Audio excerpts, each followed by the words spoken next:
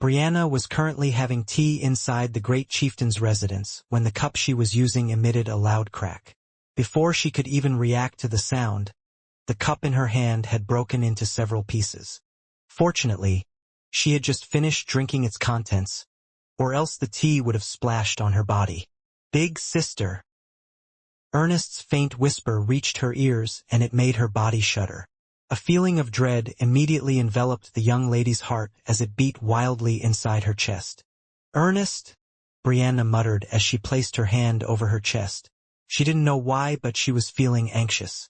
If possible, she wanted to see if the young prince was safe. However, the two had no way to communicate with each other over long distances. "Ernest, please be safe." Brianna pressed her palms together as he offered a silent prayer towards the sovereign of the Kirinter Mountains. She hoped that their god would hear her prayers and take notice of the young prince that played a very important role in her heart. William slowly opened his eyes. He was currently resting in a room that had been assigned to him in Spirehorn Haven. His goal to dispel the weakness that had plagued the Minotaur race was halfway finished. The half-elf didn't expect that it would be a slow and exhausting process. Although there was a ley line where he could harness magic power and use it to activate the blessings of his shepherd job class, the exhaustion that followed burdened him. Because of this, he was only able to do the cleansing ceremony for 3 hours every day. When those 3 hours were over, William would be like a dried-up husk, deprived of the strength to even lift a finger. The one who took care of him during this time of weakness was Ariadne. She would let him drink a rejuvenation potion and lay him on the bed so that he could rest properly. This routine continued for a week, and it was now about time for William to head to the plaza to continue the cleansing ritual. He hoped that by the time the ritual was over, he would still be able to arrive in time to help Connor defend the city of Gladiolus. "Good morning, Lord William," Ariadne said as she placed a rice porridge on a table beside the bed. "I have already prepared your bath for you, so feel free to take it easy after you finish your breakfast. We can go to the plaza 2 hours from now." William nodded. "Thank you, Ariadne." "No." Ariadne shook her head. "It is we who should be thanking you, Lord William." A smile appeared on William's lips as he walked towards the table to eat his breakfast. To this day, it had been a mystery to him why he couldn't seem to grasp or remember what Ariadne looked like, even though she spent a lot of time with him. Even the sound of her voice seemed to elude him. The only thing that he could remember was her long, dark brown hair that shimmered when light was reflected over it. In the end, William decided to just go by the flow. It was no use trying to remember something that disappeared from his memories every 5 seconds. "Lord William, all the women and children of the Minotaur race have been healed thanks to you," Ariadne said in a respectful tone. "Starting today, it will be the warrior's turn." "Understood," William replied. "How many warriors does the Minotaur race have?" "Around 3 million, Ariadne replied. William nodded and continued eating his breakfast. After spending a week inside Spirehorn Haven, the half-elf discovered an incredible secret. The labyrinth where the Minotaur race resided wasn't just an ordinary domain, but a high-ranked domain that was as big as the Zealand dynasty itself. Here, the Minotaur race thrived just like any other kingdom on the continent. They had their own culture and laws that they followed. Trade between the Minotaurs and the citizens of the Zealand dynasty was quite normal. One could even find shops and stalls in the various cities where special products of the Minotaur race were being sold. Naturally, the sellers were members of the Minotaur race as well. They were like members of the Beastkin, which was rarely seen in the southern continent. "Thank you for the food," William said as he placed his spoon down. He then glanced at the lady that was sitting not far away from the table. Although he couldn't see her face, he was sure that Ariadne was looking at him. "I'll take a bath now. You don't need to look for me later. I'll just go to the plaza by myself." "Understood. I'll see you there later, Lord William." Ariadne stood up from her seat and cleaned up the table. William made his way towards the bathroom and firmly locked the door once he was inside. After making sure that the door was secured, he immediately entered his Thousand Beast domain in order to take a bath. Even though he could take a bath in his temporary residence, he still preferred going to his own villa to bathe because, Your shoulder is stiff again, Ash said as she massaged William's shoulder, while the boy was soaking in the large bathtub inside their villa. This is the life, William muttered as Wendy massaged his arm from the side. Both girls were sharing the bath with him because this was the only time that they could spend some time together. The reason. William had still not shared the information about his domain to King Minos. It was not that he didn't trust the king of the Minotaurs, but he felt that it was still too early for them to know about some of his secrets. He was waiting until he finished with the weakness-clearing ritual before he talked to King Minos about his domain, so they could use it in order to leave their labyrinth which had been sealed from both inside and out. After their massage session, William found himself being sandwiched between the two girls, as they performed the transfer of spirit power towards the gem embedded on William's chest. Thanks to Ash's constant care, the red-headed boy's spiritual world was recovering at a rapid pace. Although he still couldn't fight for a long time, the danger of his sea of consciousness collapsing was no longer a problem. Still, Ash repeatedly told him that he shouldn't force himself to exceed his limit because it might still trigger a relapse. Will we make it in time? Wendy asked as she rested her head on William's shoulder. Her palm was pressed over the gem on William's chest that was glowing with spirit power. William kissed her forehead and assured her that it was going to be fine. The half-elf was also worried, but worrying wouldn't solve anything. The only thing he could do was to continue what he was doing and travel back to the Helon Kingdom as fast as he could. Thanks to the job class, Prince of Thunder, William was able to travel as fast as a lightning bolt, but he could only do it twice a day. Also, the Blood Eagle, Skadres, and the small wren, Ethon, were monitoring the situation as well. The Blood Eagle was sent to the Kirinter Mountain, because William needed to have a dialogue with Takum. Ethon was sent to the Helon capital to give him scheduled reports if the elves had already arrived at the capital. It would still take 3 days before Skadres arrived at the Kirinter Mountains. William had a lot of questions to ask Takum, and he would relay his words through the Blood Eagle.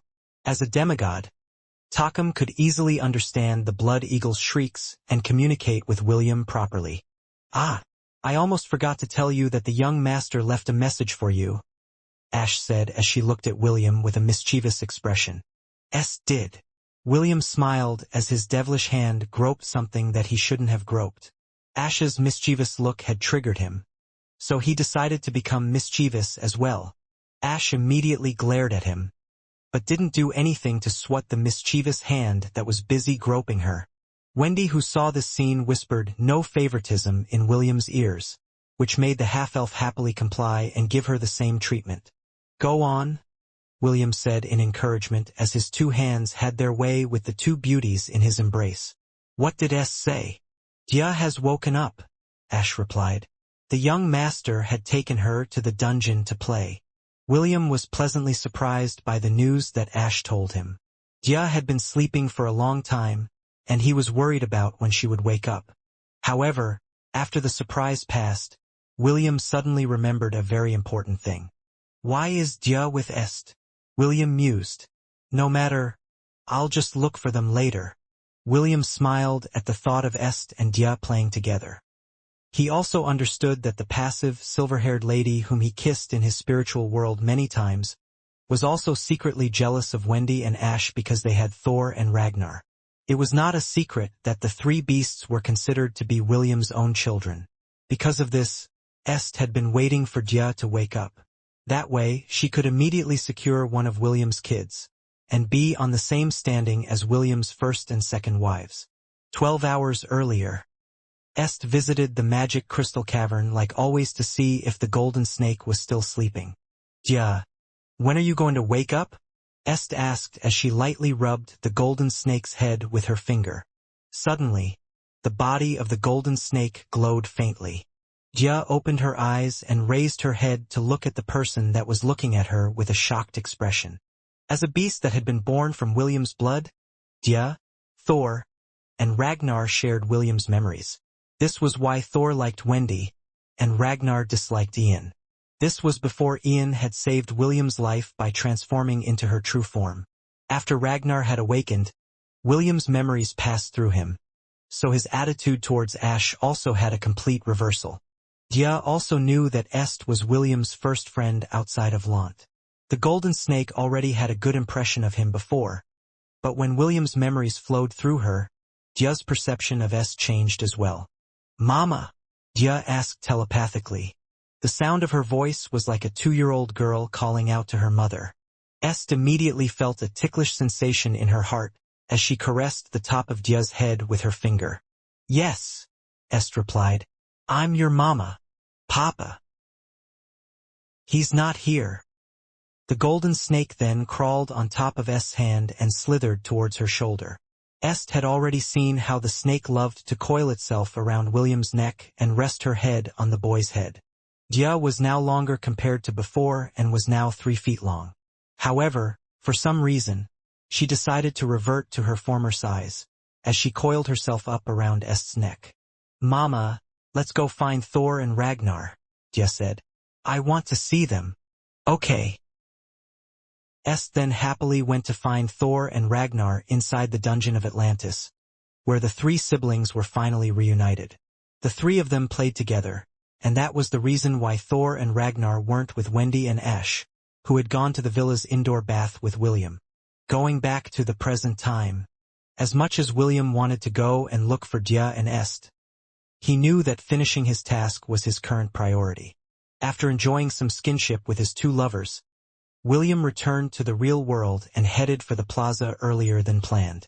The warriors of the Minotaur race saluted him when he made his appearance. William gave them all a brief nod before heading to the center of the plaza and sat cross-legged. Just like last time, he channeled the power of his shepherd job class. Particles of green light flowed out from his body, which in turn flew towards the minotaurs that surrounded him. Ariadne looked at this scene from a distance and nodded her head in appreciation. Just like her promise to King Minos, Ariadne had already given the orders to prepare for war. Those that had been cured had already mobilized to procure the materials and equipment that they would need for the battle that would commence as soon as William finished his promise to King Minos. The king of the Minotaurs was right. They had already broken their oath once. They couldn't break it again. "It always seems impossible until it's done," Ariadne said with a smile. "I'll see you later, Sir William." Ariadne gave William one last glance before turning her head to leave. She would return when William had reached his limit and bring him back to the residence to rest. According to her estimate, it would take 7 to 10 more days before all the warriors of the Minotaur race were ready for battle. Inside the Azure Fortress. "How is he?" Drowam asked as it stared at the unconscious Eneru who was lying on the bed. "He suffered a serious injury," Escalar replied. "Also, his rank has regressed." Drowam clicked its tongue as it looked down on Eneru with contempt. "He was a fool to go there all alone," Drowam said. "However, this also gave us a piece of vital information. The Hellenians have some sort of trump card that can injure us to this extent." Escalar nodded. Although he didn't like Eneru's arrogance, the fact remained that both of them were on the same side. They were waiting for Eneru to wake up in order to ask him a few questions. Knowing how he received his injuries was the first step in understanding the abilities of their opponent. "Should we continue our march when the main army gets here?" Escalar asked. This was the most pressing question at hand. It had already been a day since Eneru was brought back to the fortress and the bulk of their army was expected to arrive the next day. Drowam became silent as it pondered Escalar's question. After a few minutes, it finally came to a decision. "We will let the army rest for a day before continuing our advance towards the capital city of Gladiolus," Drowam answered. "Don't tell anyone about Eneru's regression, but you can disclose that he got injured when he went to scout out the enemy's capital. This will allow the elves to think of countermeasures for whatever those puny mortals can throw at them." Escalar wanted to say that it was a puny mortal that had saved the entire Silvermoon continent from a demon invasion. However, he didn't do that. Drowam was a prideful being, and it would not admit that it was once helped by a mortal man, who had made the world tremble at one point in history. "You look after him," Drowam said as it turned around to leave. Since there was nothing it could do for Eneru, the ancient golem decided to return to its role of guarding the fortress from surprise attacks. Escalar watched him go with a sigh. He then turned his attention back to the sleeping Qilin, who had lost its right arm. The elder dragon knew that Eneru had the ability to escape from any kind of attack because he could move very quickly. However, even someone as fast as him wasn't able to prevent himself from getting injured. Escalar frowned as he once again examined Eneru's injury. He hoped that by doing so, he could find the answers that he was looking for. Sadly, even after repeated diagnosis, he still couldn't come up with an answer. The only thing that he could do was wait. Wait for the Qilin to wake up and tell them what exactly happened when he went to the capital of the Helon Kingdom to vent out his anger and frustration. 2 days after the Elven army arrived at Azure Fortress, Elandor gave the order to advance towards the capital of the Helon Kingdom. The news of Eneru being injured didn't deter the Elven army from continuing their march. Regardless of whatever vile tactics that the humans had used to injure their guardian, the young Elven commander, the patriarchs of the clan, as well as the high-ranking officers of the elves, knew that there was no stopping the gears of war that had started to turn. Callum looked through his telescope and observed the countless elves from afar. A few days ago, William's informant had sent a message to Brendan, which had been passed over to Connor. According to the letter, the elves numbered over 5 million. That was already a 1/12 of the overall population of the elves that lived in the Silvermoon continent. Unlike the human race that numbered in the billions, elves were a race that didn't give birth easily. Aside from the teenage elves that were of the platinum rank, the required rank to become a soldier of the Elven army was that of the mithril rank. This was an army that had surpassed human standards. It was more than enough to conquer a human kingdom, defended by children, and a few thousand members of the organization. Hundreds of giant eagles, that were more than 5 meters tall, and had a wingspan of over 20 meters, soared in the sky. They were the aerial cavalry of the elves, and all of them were Class B beasts. These beasts had been summoned by their riders from the Silvermoon continent to participate in this war. They were notorious for being on par with griffins in one-on-one combat, and were known to take down wyverns as a group. On land, the elves rode on forest wolves that were 2 meters tall. They were Class C beasts and were very agile in their own right. They were sought after not because of their speed, but for their endurance. Also, they had the natural ability for tactical combat when they attacked in packs. Over 1,000 ash golems that were born from the ashes of the survivors from the Zealand dynasty advanced steadily under the command of the branch leader of Deus in the Silvermoon continent, Alessio. These 3-meter-tall ash golems would serve as the cannon fodders of their army in their battle against the Helanians. Elandor and the patriarchs of the different clans sat in armored carriages that were being pulled by dire bears. Princess Yoan's carriage was at the rear of the Elven army, protected by 6 silver-haired unicorns. When the Elven reinforcements arrived, several royal guards from the Elven palace also came to serve as the princess bodyguards. Among them were the 6 unicorns that lived in the lands that were the personal property of the Elven royal family. These silver-haired unicorns were of the centennial rank. Only members of the royal family had the privilege of being protected by these noble beasts. Of course, since Escalar and Eneru were part of the army, dozens of Qilins and dragons had also arrived from the Silver Continent to participate in this war. These powerful beasts were of the millennial rank. This was why Elandor was confident that even though one of their guardians had been injured, it would not change the outcome of the war. With such a powerful army at his disposal, Elandor believed that only the Creator Empire was their match. Callum eyed the Elven army for a few more minutes before retreating from his location. He knew that if he stayed any longer, the scouts of the elves would find him. The war hasn't started yet, and he couldn't afford to be captured at this point in time. After a brief flash of light, Callum reappeared at the plaza of the city of Gladiolus. He immediately rushed towards the palace where Connor and the other officers of Deus were waiting for him. According to his estimate, it would only take the elves a week before their armies could be seen from the top of the walls of Gladiolus. Instead of feeling anxious, the second in command of Deus had a calm expression on his face. Just like Connor, he believed that they could still win this war if things went according to their plan. Although the Elven army was strong and had the advantage in numbers, the members of Deus were no pushovers. "What a grand sight," Evexius said in admiration. "I've never seen this many elves before." The Grand Archmage of the Creator Empire was holding a crystal ball in his hand, as the army of the Creator Empire continued their march. According to his estimate, their own army would arrive at their destination 2 days earlier than the elves. Just like their agreement, the Creator Empire wouldn't participate in the war. They would only be there to spectate and watch who would emerge as the victors between the two parties. Naturally, Avexius was leaning towards the side of the elves.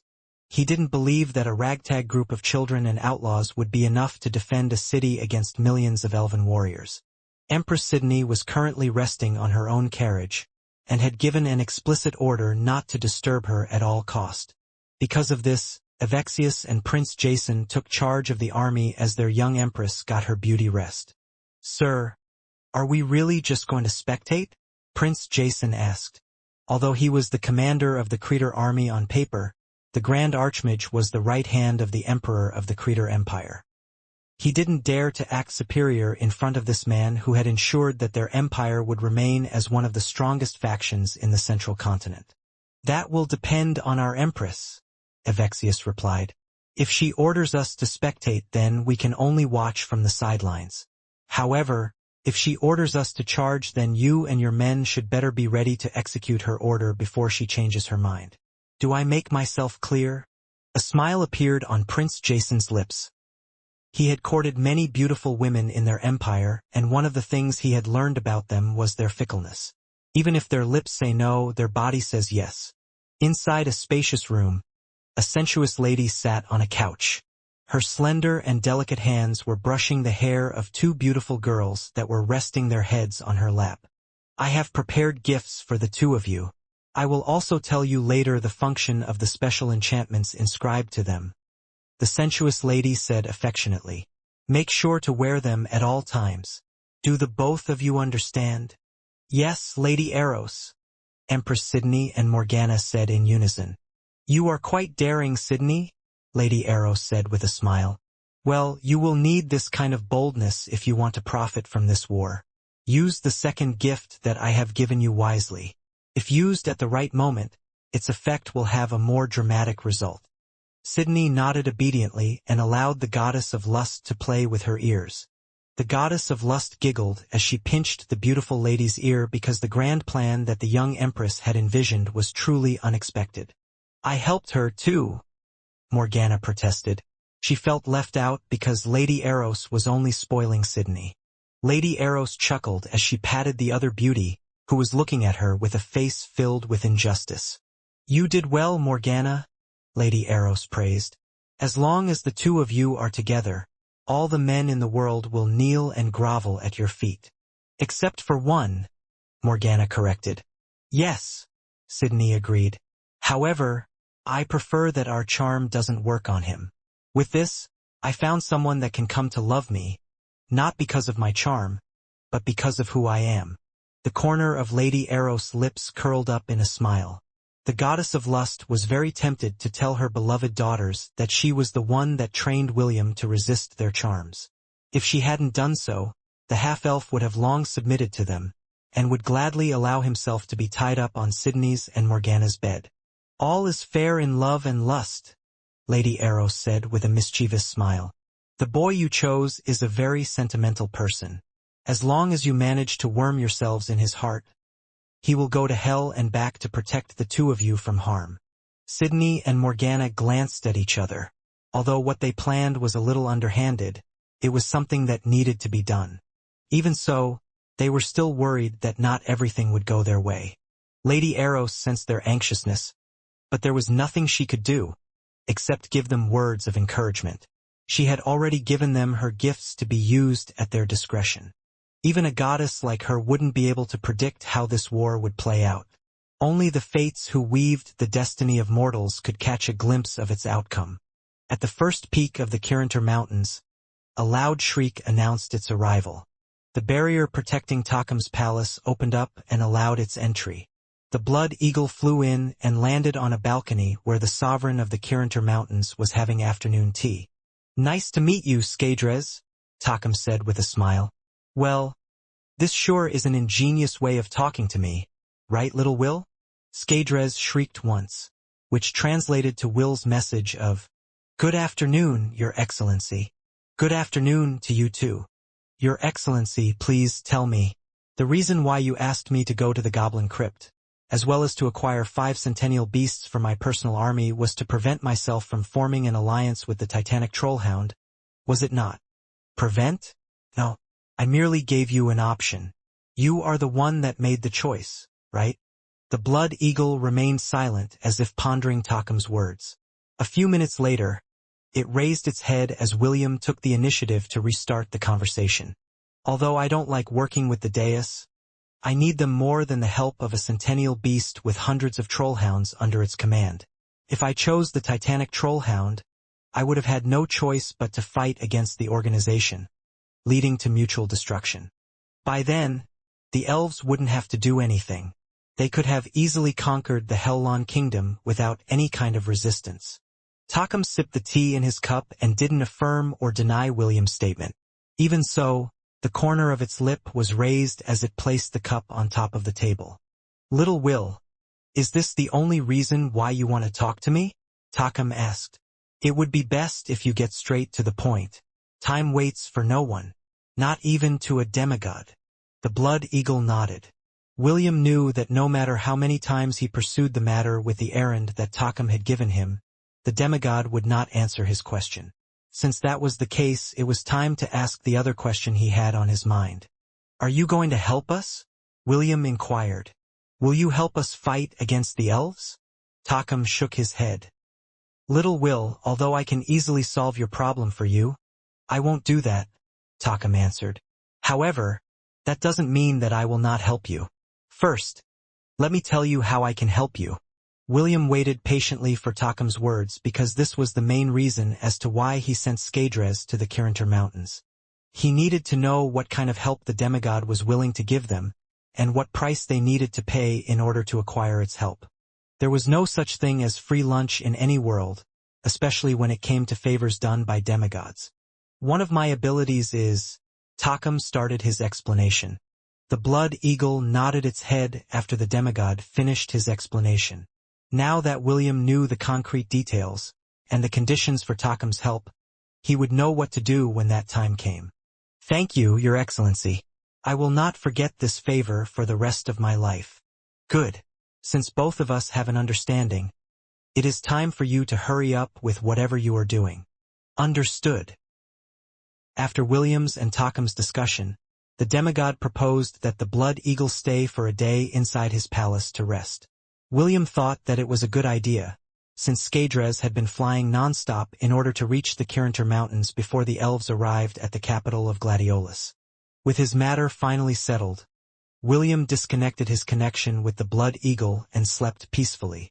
He was still tired from doing the cleansing ceremony and only put off going to sleep because Skadres was already near the Kirinter Mountains.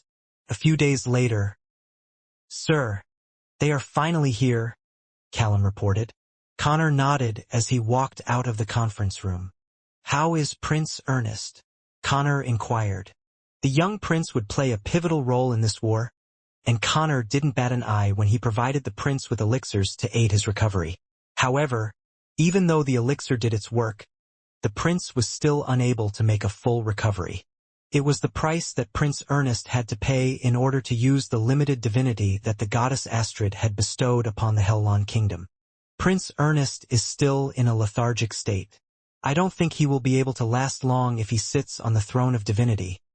Callum shook his head as he gave his report. It's fine, Connor replied. Have someone take him to the throne. Tie his waist to it if you have to so that he won't fall over. I'm sure that he will understand and even thank me for it. Yes, sir. Callum bowed before personally going to see the prince. This was an important matter and he didn't want to assign it to anyone. 10 minutes later, Connor arrived at the defensive walls of the capital city of Gladiolus. On the edge of the horizon, several black spots that looked like a swarm of bats hovered in the sky. Connor looked through the lens of his telescope and saw the flying eagles that served as the elves' flying cavalry. After checking their numbers, he moved the telescope towards the land. There, he saw the advancing army which looked like a silver tide. It was only 2 hours away from sunset, but Connor knew that the elves didn't care whether it was night or day. They could see easily in the darkness because it was one of their racial abilities.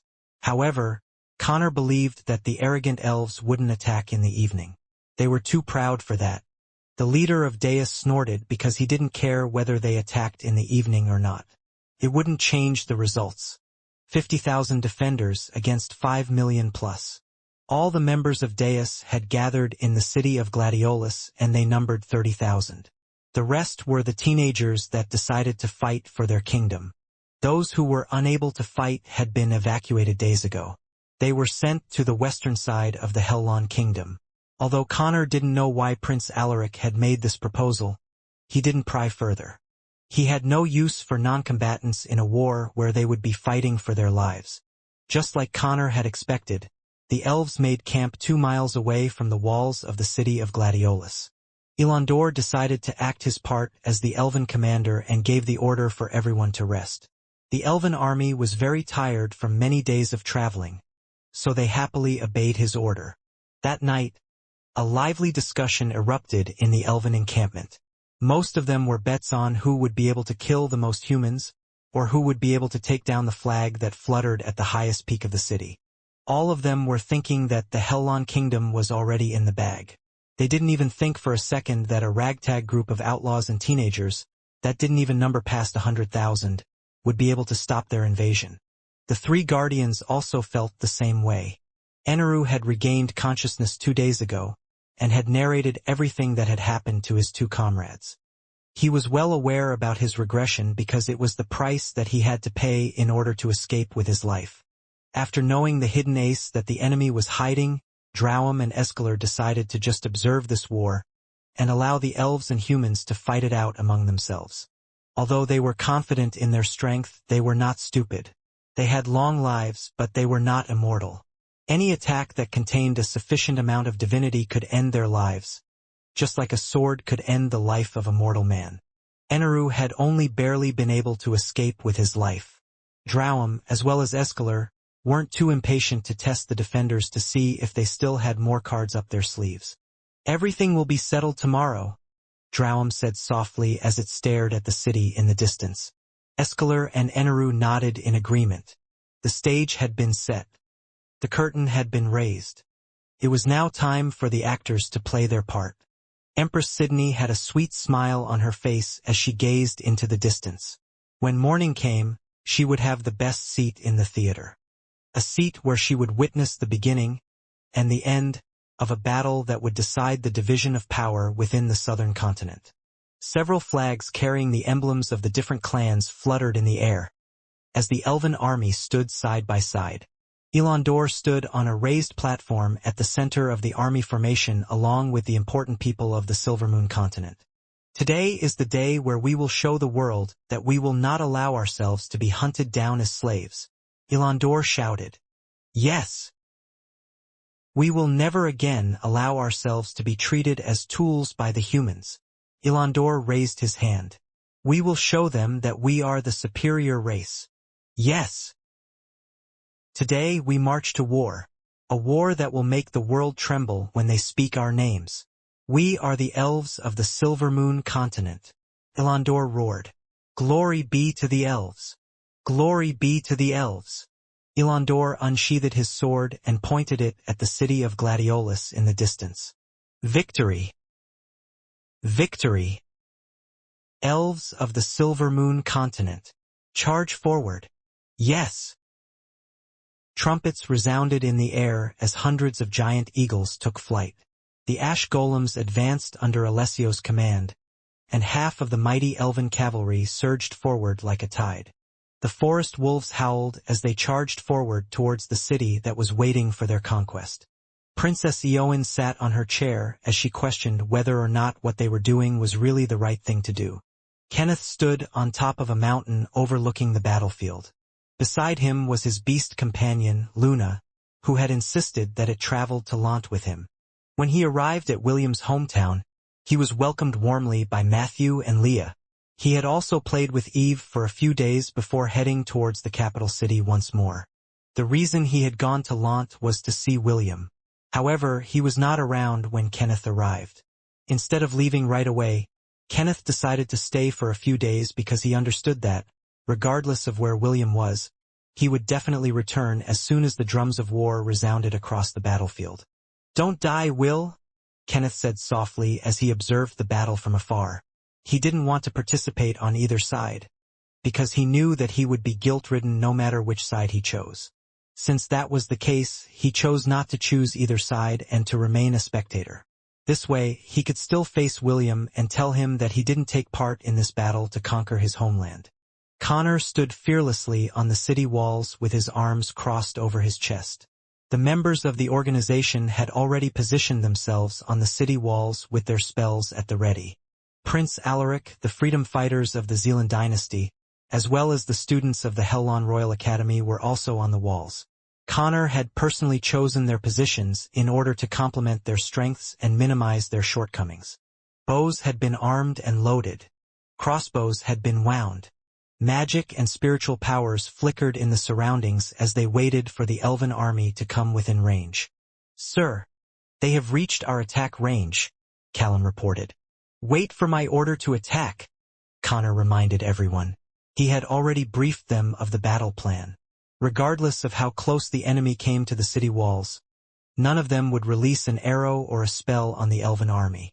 They would wait for Connor's order before they unleashed their deadly attacks on the invaders that would try to get through their defenses. The elven war machines, that were powered by magic crystals, made their way to the front line of the battlefield. This was the elves' first campaign against the humans, and they were using the city of Gladiolus as a way to test the effectiveness of their war machines. Clearly, they didn't intend to just stop their conquest in the southern continent. They were also eyeing the human kingdoms in the central continent as well. 400 meters. 300 meters. 200. 100. The elven army unleashed a barrage of spells, at the same time that their war machines propelled fireballs the size of a small carriage towards the city walls. The defenders braced themselves for impact.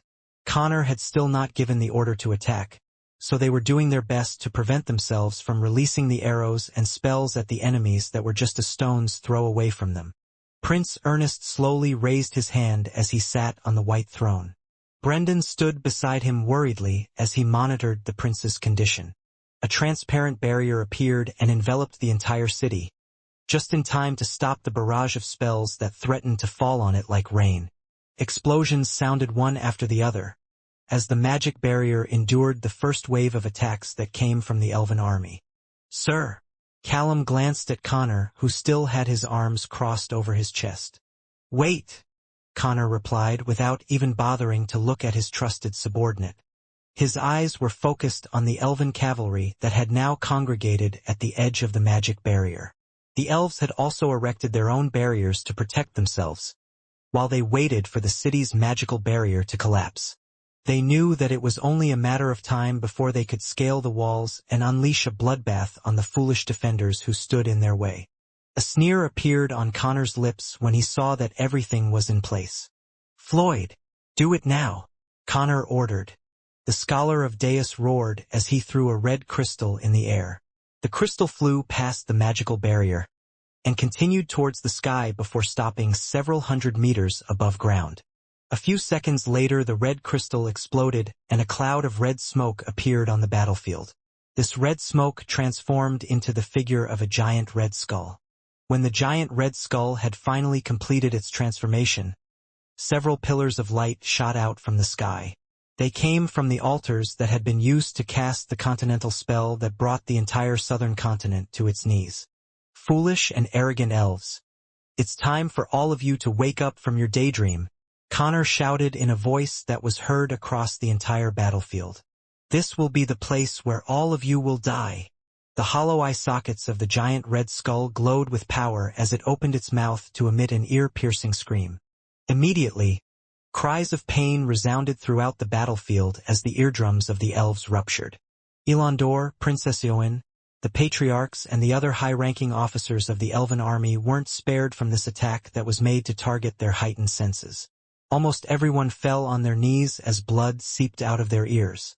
The barriers that the elves had cast to protect themselves shattered into pieces as their casters screamed in pain. "Now, attack," Connor ordered. Spells poured down on the elven invaders like rain. The first to die were the elves that were directly under the city walls. The elven captains, that led the charge, screamed in order to retreat as blood leaked out of their ears, but none were able to hear him. Not even those that were standing only a meter away from him. The elven battle clerics tried to activate their magic powers to heal their comrades. But, to their surprise, they couldn't channel the magic power properly in their bodies. They couldn't even use the simplest of spells in order to protect themselves from the ordinary arrows that pierced their bodies. "Do it now!" Connor gave another order. This time, the two archmages that stood behind him chanted. The ash golems that had been attacking the magic barrier paused in their attacks. They stood in place like frozen statues for half a minute, before they turned around and started to bash the heads of the elves nearest them. Alessio, who had sole control of the ash golems, had lost his connection with them due to the fact that the magic power inside his body had run amok. Connor was well aware of what his rival was capable of and had prepared a countermeasure beforehand. The altars that had been built around the southern continent weren't just for show. They automatically absorbed the souls of everyone that had died since the continental spell had taken effect. Many human children had died of hunger, torture, and abuse. Not only from the elves, but from their fellow survivors as well. Such was the fate of those that had no strength to fend for themselves in the absence of law and order. Now, these same pitiful souls were now being used to activate a powerful spell that Connor and Floyd had prepared to teach the arrogant elves a lesson they would never forget. The gates of Gladiolus opened and a horde of beasts charged out in a mad frenzy. All of them had dark green skin, and all of their eyes glowed red with bloodlust. They were the super soldiers that Floyd had made. Thanks to Celine's special serum, these super soldiers gained the strength of centennial beasts. Hundreds of centennial beasts started a one-sided massacre as they feasted on the blood and flesh of anyone within their reach. Naturally, Celine made sure that the organization wouldn't be able to abuse these variants that they had created. After applying her special serum, the super soldiers would only be able to live for a week, before their bodies would disintegrate into dust. Although Floyd found it a pity, he was still thrilled about the fact that he could command hundreds of centennial beasts that were nearly immortal. Just like the titanic green-scaled trollhound, these super soldiers only had one weakness: acid that could melt adamantium. None of the elves knew this, and perhaps, even if they did know, there still might have been nothing they could have done about it. The entire elven army fell into disarray as the ash golems, the super soldiers, arrows, and spells decimated their numbers at a rapid pace. "Such a devious man," Evexius said with appreciation. He then looked at Berthold, who had a grim expression on his face. Clearly the leader of Deus, who was stationed inside the Creator Empire, didn't expect this kind of counterattack from Connor. He thought that the elves could easily break the walls of the city and cut off his rival's head. This was the scene that he had envisioned. However, a scene that was completely different from the one-sided carnage that he had painted inside his mind was currently happening in front of his very eyes, and it made him feel cold. He was not the only one who thought this way. Prince Jason and the other officers of the Creator Empire felt the same. Empress Sydney eyed the battlefield with genuine interest. As a strategist, she admired Connor's resourcefulness and capabilities. "This man is very useful," Empress Sydney mused. "What do you think, big sister?" "I think you are right. It will be best if we can make him one of our subordinates." The young empress smiled sweetly as she scanned the battlefield. She was looking for a certain red-headed half-elf whom she missed dearly. She hoped that her beloved would make an appearance and show her a performance that would make her heart beat wildly inside her chest. "Activate the second phase," Connor ordered. Floyd and the two archmages began chanting as the giant red skull in the air changed colors. From red, it turned completely black, and from its hollow eye sockets, a blazing blue flame emerged. "Let's go!" Eneru shouted as he transformed into his Chelan form. Escalar transformed into a giant golden dragon and soared towards the sky along with Eneru. Droum stomped its foot on the ground and a giant earth spike shot up to the air. It then ran towards the skull with the intention of joining his comrades in destroying the giant skull that was looking down on all of them in contempt. The hundreds of giant eagles that were flying in the sky also charged towards the giant skull en masse. Their riders barely hung onto their seats, as their magic powers ran amok inside their bodies. Even so, all of them had one thing on their minds, and that was to destroy the giant black skull before it could unleash whatever diabolical spell their enemy had in store for them. Arrogant guardians. It's time for you to know your place as well, Connor sneered. Gravity befall. Eneru, Escalar, Drowum, and the flying eagles froze in place, before a powerful, invisible force slammed down on them like a mountain. Just like flies that were hit by a fly swatter, all of them crashed towards the ground, killing the elves that were unlucky enough to be under them. Prince Ernest, imprison that ancient golem, Connor ordered as he pointed at Drowum, who had crashed face first on the ground. Prince Ernest, who was seated on the white throne, looked at the projection in front of him. He gritted his teeth as he reached out to grab the image of Drowum with his right hand. Iron Maiden, Prince Ernest said with pained breaths. The sword on the statue of the goddess Astrid glowed brightly as it shot a beam of light towards the sky. This beam of light transformed into a golden chain that descended towards the ancient golem that had just risen to its feet. Immediately, the golden chain wrapped around Drowum's body and pulled the ancient golem towards the sky, where it was enclosed in a solid golden statue with a spiked-filled interior. These spikes pierced into Drowum's body, holding it in place, preventing the demigod from using its ability, and imprisoning it completely. Prince Ernest looked at the imprisoned pseudo-demigod once, before losing consciousness.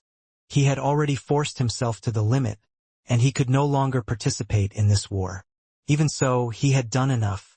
Connor had only tasked him to do one thing, and that was to capture Drowum. As long as the pseudo-demigod was out of the picture, their chances of victory increased drastically. The dragons and cheelants that had also been flying a while ago crashed on the ground as well.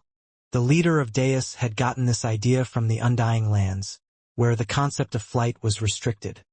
He knew that as long as the aerial cavalry of the elves was disabled, they would have no choice but to scale the city walls of Gladiolus, where they would meet the fierce resistance of the defenders who had no intention of letting them have their way. A powerful roar echoed from within the city of Gladiolus as a tautai flew past its walls. He was followed by hundreds of griffins and dozens of hippogriffs that had belonged to the Griffin Brigade and Order of the Angorian War Sovereign. Jekyll opened his mouth and immediately sucked in the elven war machines, as well as the elves manning them. As long as these war machines were secured, the elves would have to use a different method to break down the city walls. He was only able to fly for a limited period of time, so he chose to prioritize them as his targets. Stop, you damn Toatai! Eneru roared as he fired a lightning blast at his second most hated enemy. Escalar also fired a dragon breath to prevent Jekyll from finishing his goal. Jekyll had already taken 10 out of the 18 war machines whose sole purpose was to break the rune-enforced walls of Gladiolus. He managed to evade Eneru's attack, but Escalar's dragon breath grazed him. Even so, he didn't stop. The other dragons and cheelants focused their magical attacks on the Tautai, giving him several injuries all over his body. Jekyll didn't stop because he couldn't afford to stop. While the Tautai was enduring the brunt of the magical beast's onslaught, the griffins, hippogriffs, and their riders targeted the fallen giant eagles. The freedom fighters from the Zealand dynasty weren't idle either. Prince Alaric led the charge while riding on a war horse, as the prodigies of the Zealand kingdom poured out of the city gates to join the fray. Their role was to clean up as many elves as they could within the perimeter of the city walls, for as long as the elves were still unable to take full control of their bodies. The super soldiers, ash golems, and even the Deus sword saint, Alfred, swarmed upon the giant eagles and their riders, who were gravely injured like ants, killing them without mercy. This was all part of their strategy.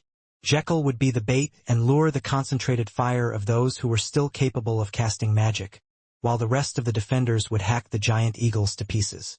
The elves had finally regained a semblance of order, despite the fact that they weren't able to hear each other or use their magic. They knocked their arrows and open-fired at the damned humans that had taken them completely by surprise. Connor eyed the battlefield and raised his hand. Floyd and the two archmages once again chanted a different verse of magic, and the black giant skull in the sky opened its mouth wide. It emitted a soundless scream that repelled the projectile attacks of the elves and sent them back into the elven army. Howls of pain reverberated in the air as the elves did their best to protect themselves from the rain of arrows. Escalar was forced to stop his attack on Jekyll, as he used his wind magic to help shield as many elves as he could from the unexpected counter that Connor had prepared for them. Jekyll used this lull in the beast's offensive to devour the remaining war machines before rising up into the air to fire his own breath of darkness. "Sound the bells," Connor commanded. This was the order for the defenders to retreat and return to the safety of the city. The tolling of bells spread across the battlefield, alerting the alliance that it was now time to return to the safety of the city walls. Alfred cut off the head of the last giant eagle before shouting the order to retreat. One by one, the defenders flew towards the safety of the city in haste. "Die!" Jekyll roared as he fired a full-powered darkness breath at the bulk of the elven army. Escalar and Eneru hurriedly unleashed their attacks to counter Jekyll's move, but they didn't have enough time to gather enough magic power to match it. Suddenly, a bright beam of light that came from the rear of the army fused with Escalar's and Eneru's attack and met Jekyll's breath attack mid-air. The unicorns that were guarding the princess had worked together to fire that beam of light to fight off Jekyll's attack that was meant to reap thousands of lives if it hit its designated target. A loud explosion took place, sending powerful shockwaves in every direction. Jekyll was pushed back, but instead of resisting, he used it to propel himself back towards the city. Although he was regretful that his attack was cancelled, he knew that there was nothing he could do about it. As the Tautai flew past the city walls, a loud cheering took place. They had won the first clash against the elves, and it was an overwhelming victory. The giant black skull stared down at the elves as it laughed a soundless laughter. It was as if it was mocking the elves for their arrogance and stupidity. The elves retreated 3 miles away from the city of Gladiolus in a disorderly manner. Escalar, Eneru, as well as the other beasts guarded the rear, just in case the humans tried to launch another surprise attack on them. They had never anticipated that they would lose so badly in the first clash between the two races. They didn't know how many casualties they suffered, but Escalar estimated that it was over 300,000. Jekyll's gaping mouth had indiscriminately swallowed countless elves, along with the war machines that were meant to bring down the walls of Gladiolus. None of the giant eagles had survived because they received the concentrated attack of the allied defenders. Empress Sydney watched this from afar as a playful smile appeared on her lips. She was truly impressed by the one-sided trashing that happened not long ago. However, she also understood that the defenders wouldn't have it easy the next time. They used the arrogance and confidence of the elves to their disadvantage, Empress Sydney praised. A truly brilliant move. Even if the city fell, this achievement will certainly be written down in history. Yes, it was very entertaining. The elves will certainly not be so full of themselves next time and take this war seriously. Also, their ancient golem is imprisoned. This will be a blow to their morale. Morgana chuckled. Clearly, she was enjoying the show that had happened in front of her. However, I have a feeling that the ancient golem will not be imprisoned for long, Empress Sydney mused. The moment he is released from his prison, it will be the elves' turn for a counterattack. True. But this is what makes it so exciting. Empress Sydney smiled. The defenders had their taste of victory, but they still hadn't won the war. It would take more than a single loss to deter the elves from their plan of conquest. Avexius eyed the giant black skull in the sky with great interest. He had heard about the continental spell that Connor had cast over the southern continent, and was very curious how he was able to accomplish this task. The Grand Archmage then gave Berthold a sidelong glance before shifting his attention to the young empress that was seated on the throne. Avexius didn't know what Empress Sydney had planned for this war. However, he was sure of one thing. The beautiful lady sitting on the golden throne would definitely make her move before the war's end. He didn't know why he felt this way, but he trusted his instinct. All he could do was act when that time came and play his role according to the beautiful empress' wishes. Once the elves had left the boundary of the giant black skull in the sky, they regained control of their magic. For the past 3 days, the clerics and spiritualists of the elves had busied themselves in healing the elves from all of their injuries, including their loss of hearing. Some of the elves whose hearing were stronger than others suffered from shock which caused their bodies to be paralyzed. They had to be carried off of the battlefield by their peers, and this took a great effort on the part of everyone in the army. Elandor, as well as those who had a say in the war, were all gathered inside the main tent so they could discuss what they should do next. It would take another 3 days before the entire army had been healed from their injuries, according to the head cleric and arcane spiritualist who were in charge of dealing with the aftermath. All of them had made several proposals, but none of them managed to get the vote of the majority. They were at an impasse on what to do, because they didn't know if the spell that rendered them helpless could be used over and over again. Everyone in the room knew that if the giant skull could once again disable their hearing, and make their magic inside their bodies run amok, then the same thing would happen again. While they were at a loss on what to do, Alessio stood up from his seat and spoke his mind. "I think I have a way to deal with this problem," Alessio said with confidence. Everyone in the room faced his direction as they waited for him to continue his explanation. "I believe that the giant skull is powered by the altars that our enemy built all over the continent," Alessio stated. "If we destroy those altars, we can prevent them from using that spell over and over again." No one in the room was able to refute his proposal because it sounded very logical. If they could cut off its power source, then the giant skull would no longer pose a threat to them. Among us, only His Excellency, Lord Eneru, and the mighty Chelan race are capable of destroying those altars in a short period of time. I believe that this will deal with the root of the problem, and we can continue our assault on the city of Gladiolus. Alessio then bowed respectfully to Eneru before returning to his seat. As the leader of Deus in the Silvermoon continent, he couldn't allow Connor to get the upper hand or he would lose face. He could already imagine Berthold's ridicule and contempt going on behind his back, and it irritated him to no end. When the altars activated, they shot out pillars of light in the sky, Eneru commented after Alessio's proposal. "Although I have a general idea on their locations, it would be impossible for me to find them all, unless you have a way to pinpoint their locations." Eneru stared at Alessio with a determined expression. Since the elf had made this proposal, he naturally had a way to find these altars that he had spoken of. "Of course, Your Excellency," Alessio replied. "I have several artifacts that will help you pinpoint their locations. You can assign them to the members of the Chelan race in order to finish the job faster." Eneru nodded. He was itching to do something, and this task suited him perfectly because he could travel at the speed of lightning. The same could be said about the members of the Chelan tribe, so this assignment was tailor-made for all of them. Now that the issue of the altar has been dealt with, the next problem remains. One of the elven captains sighed.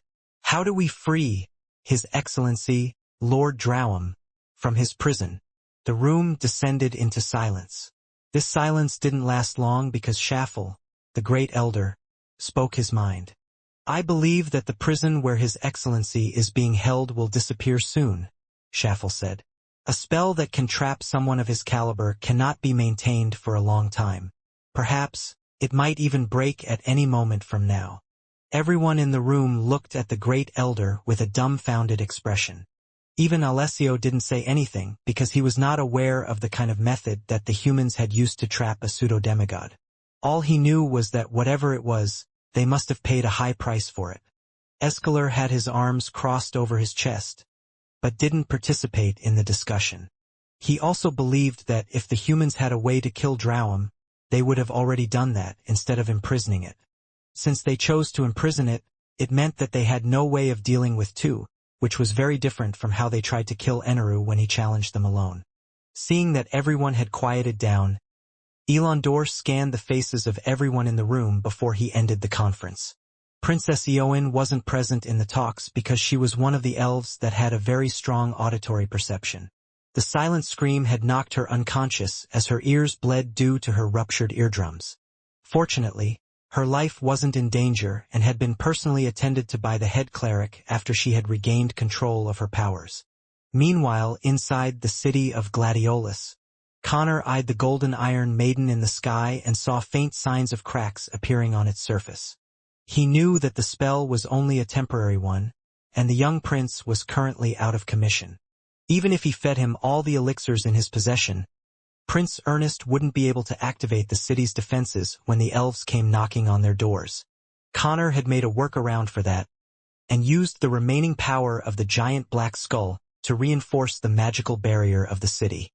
He also used the power of the altars that they had built inside the city to gather the souls of those that had died during the battle. Connor knew that Alessio would think of targeting the altars that were scattered all over the continent, but he was already one step ahead of him. Those altars no longer served any purpose, because he made sure that all the souls that they had gathered had been absorbed by their trump card. We can only use the skull one more time, Connor thought as he eyed the giant black skull hovering in the sky. We need to get a decisive win next time. The leader of Deus in the southern continent caressed the pendant that hung on his neck. Memories of the distant past flashed inside his mind. Happy memories when he was still young and innocent. Those days were the happiest days of his life. Unfortunately, they didn't last long. Many years later, that young and innocent half-elf now commanded outlaws, just like him, and was currently the commander against the elves that were responsible for taking his beloved away from him. Connor then shifted his attention to the city where the newly formed ash golems, that were born from the corpse of the elves and the giant eagles, stood in formation. Since the dead bodies of the elves and the eagles were of high quality, Connor was able to create over 100,000 ash golems. The knowledge to turn corpses into golems was an open secret among the leaders of the organization. It was one of the pieces of knowledge that had been shared with them by the supreme pontifex of Deus that lorded over them all. To this day, Connor hadn't seen the face of their supreme pontifex. In fact, he believed that none of the leaders of Deus actually knew what their lord looked like. Connor chuckled as he pushed away these thoughts at the back of his head. Now is not the time to think about his excellency. Connor sighed as he eyed the elven encampment in the distance. If possible, he would like to crush the elves all at once. Sadly, he was lacking in manpower and the resources needed to make this wish a reality. It was also at that moment when the image of a red-headed boy flashed inside his head. Connor snorted as he looked at the southeast where the Zealand dynasty was located. "Just how long do you plan to make me wait?" Connor muttered. "Where are you?" William von Ainsworth. Several new cracks appeared in the golden statue that hung in the air. It had been 5 days since the elves made a strategic retreat, and an unnerving peace settled on the land. However, that peace was about to end as the cracks on the statue widened. Connor had been resting in his room when his bed started shaking violently. It was still 2 hours away from sunrise, and yet everyone, who had not been on guard duty, all woke up from their slumber as the tremors intensified. He managed to break free sooner than expected. Connor had a grim expression on his face as he hurried towards the command station on the ramparts of the city wall. When he arrived, he was just in time to see the golden statue shatter into hundreds of pieces. Drowum descended on the ground and glared hatefully at the city in front of it. "You dare to imprison me?"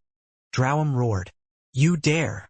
The ancient golem raised Aya's hand, and a 10-meter-wide fist made of earth materialized behind him. The ancient golem was so enraged that he decided to annihilate all the humans inside the city of Gladiolus. "Die!" Drowum punched forward and the giant fist slammed on the magic barrier. A loud breaking sound resounded in the air as the earth fist shattered into pieces. However, Drowum wasn't perturbed. This time he summoned not one, but 2 fists made of earth, and they were twice as big as the first one he created. He punched the magic barrier hatefully with the intention to break it apart.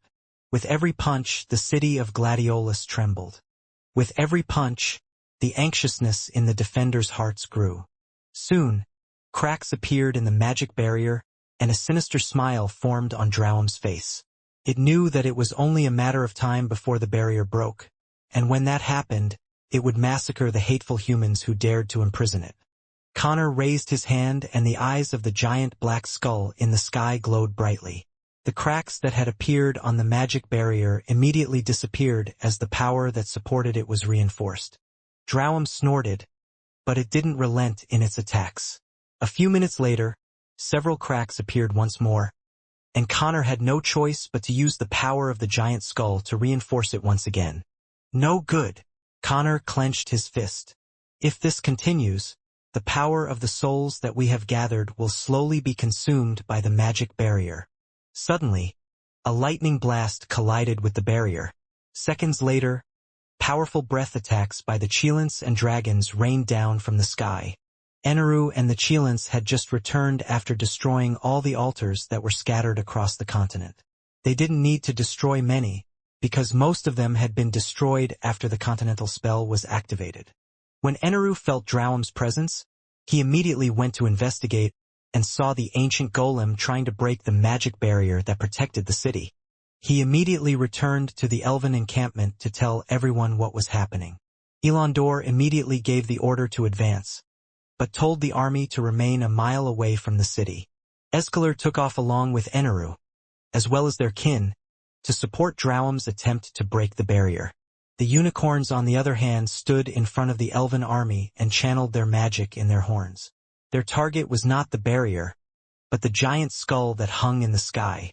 After much discussion, they came to the conclusion that the skull could be dispelled by holy power. Only the unicorns had such ability in the elven army, so Princess Eowyn asked them to help them deal with the current threat.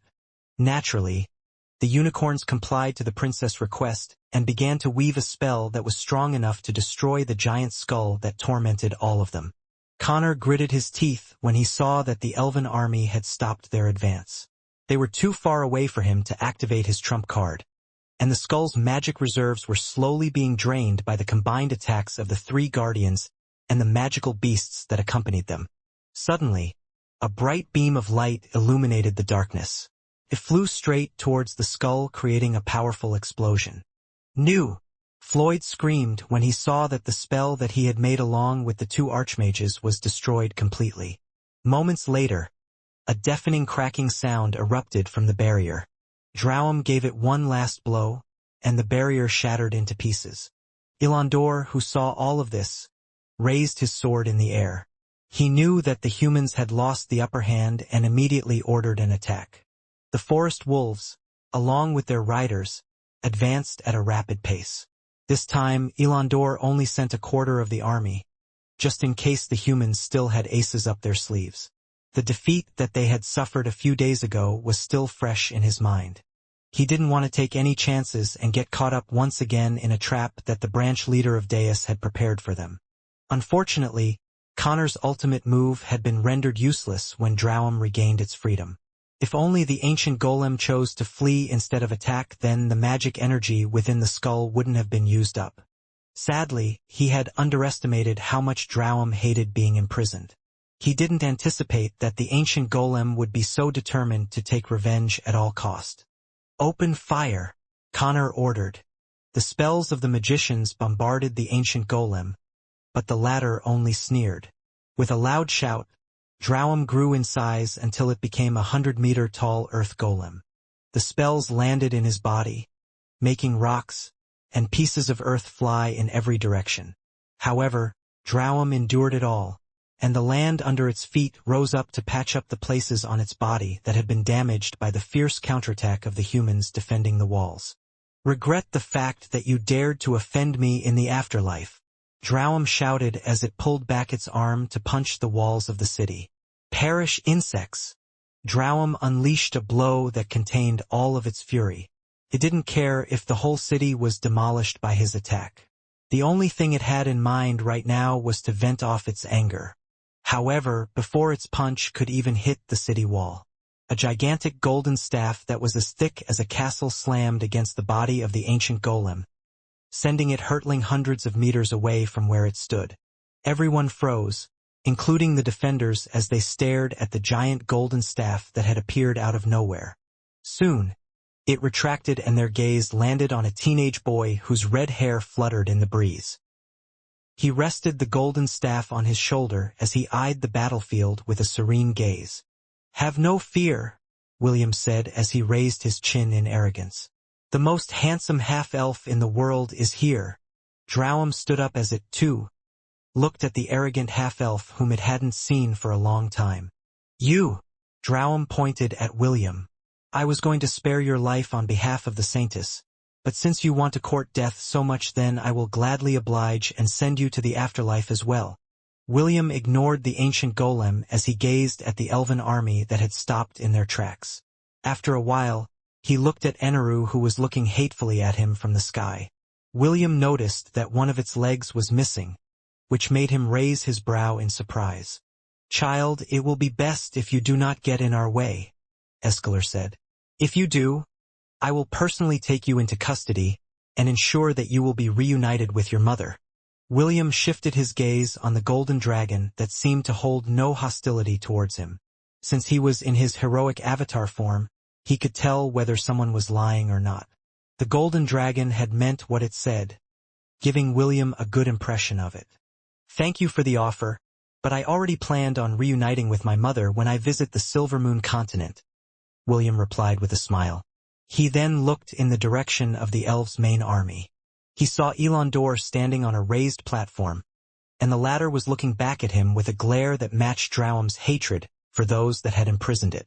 Now that I am here, I will put an end to this war once and for all, William declared. Eneru loudly snorted as it summoned a thunderstorm above the battlefield. He had long wanted to kill William ever since he had realized his true identity. An existence that carried the will of the Eternal Guardian was a sworn enemy of their race. He would only be able to breathe easy once William's head had been severed from his body. You think that you alone can stop us? Eneru asked. How delusional! William chuckled as he looked at the Chelan, who was missing his whiskers and an arm on his body. Although he would pay a hefty price for this crime, he was willing to carry that burden on his shoulders. Alone, William smirked. Remember this, traitor of the herd, and remember it well. I come as one, but I stand in the tens of thousands. I am never alone. 2 portals appeared behind William and 14 goats stepped out from it. They positioned themselves in a line in front of the boy, with Ella taking the lead. More portals appeared and the Trollhound Cavaliers, led by Fenrir, flanked William's right side.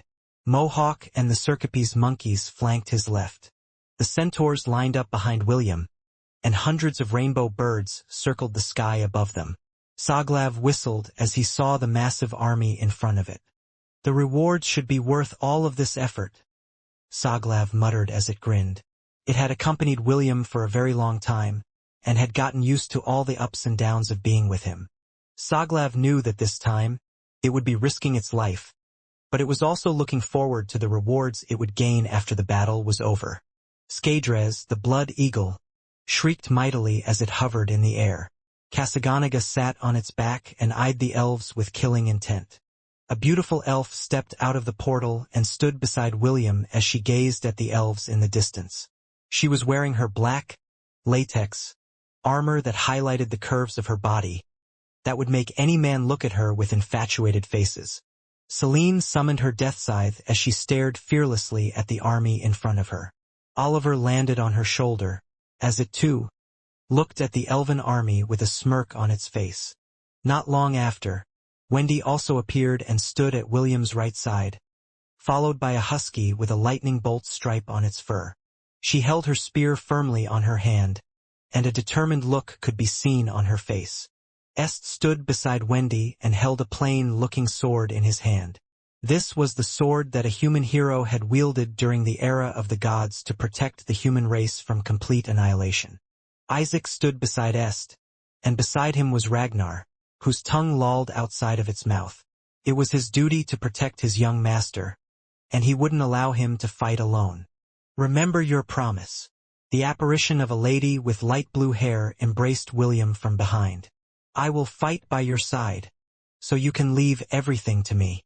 William nodded as he raised his hand to caress the side of Ash's face. The beautiful mermaid had decided to fuse with him in this battle with the elves. Although his spiritual world had recovered, she was still worried about a relapse. William didn't reject her proposal because he knew that his lover was only worried about him. Besides, having Ash with him put his mind at ease as well. While the two were showing off their public display of affection, hundreds of portals continued to appear behind them. Thousands of goblins that were mounted on scavenger goblin dogs also arrived at the scene. Spire, along with its herd, also appeared. It promised William that it would help him 3 times, and this was one of those times where it would extend its hand to aid the boy and fight by his side. The kelpies, wild bisons, and other beasts that William had tamed in the Inauthentic dynasty also made their appearances. The army grew in the thousands and more was pouring out of the portals. The faces of the elves remained unimpressed, because a few thousand new enemies wouldn't be able to change the outcome of the war. However, all of their faces stiffened when tens of thousands of portals appeared once more behind the boy. Lamassus flew in the hundreds of thousands, covering the sky with their mighty wings. Urketu, along with the Minotaur race, stepped forward and their presence made the defenders suck in their breaths in anticipation. Millions of Minotaurs stepped out of the portal, and when the forest wolves saw them, they unconsciously took a step back due to the Minotaur race's passive intimidation ability. Suddenly, Drowum's, Eneru's, and Ezeklaro's expressions became serious when they felt a powerful presence coming out from one of the portals. 2 Minotaurs that were 3 meters tall stepped out from a golden portal that appeared in the sky. Icarus and Daedalus looked down on the elven army while holding their great axes with both hands. They were the 2 great champions of the Minotaur race and fighting was their forte. A buzzing sound spread across the battlefield as a 3-meter-tall black Minotaur stepped out of the golden portal. He was none other than King Minos, the sovereign of the Minotaur race, and just like Drowum, he was a pseudo-demigod.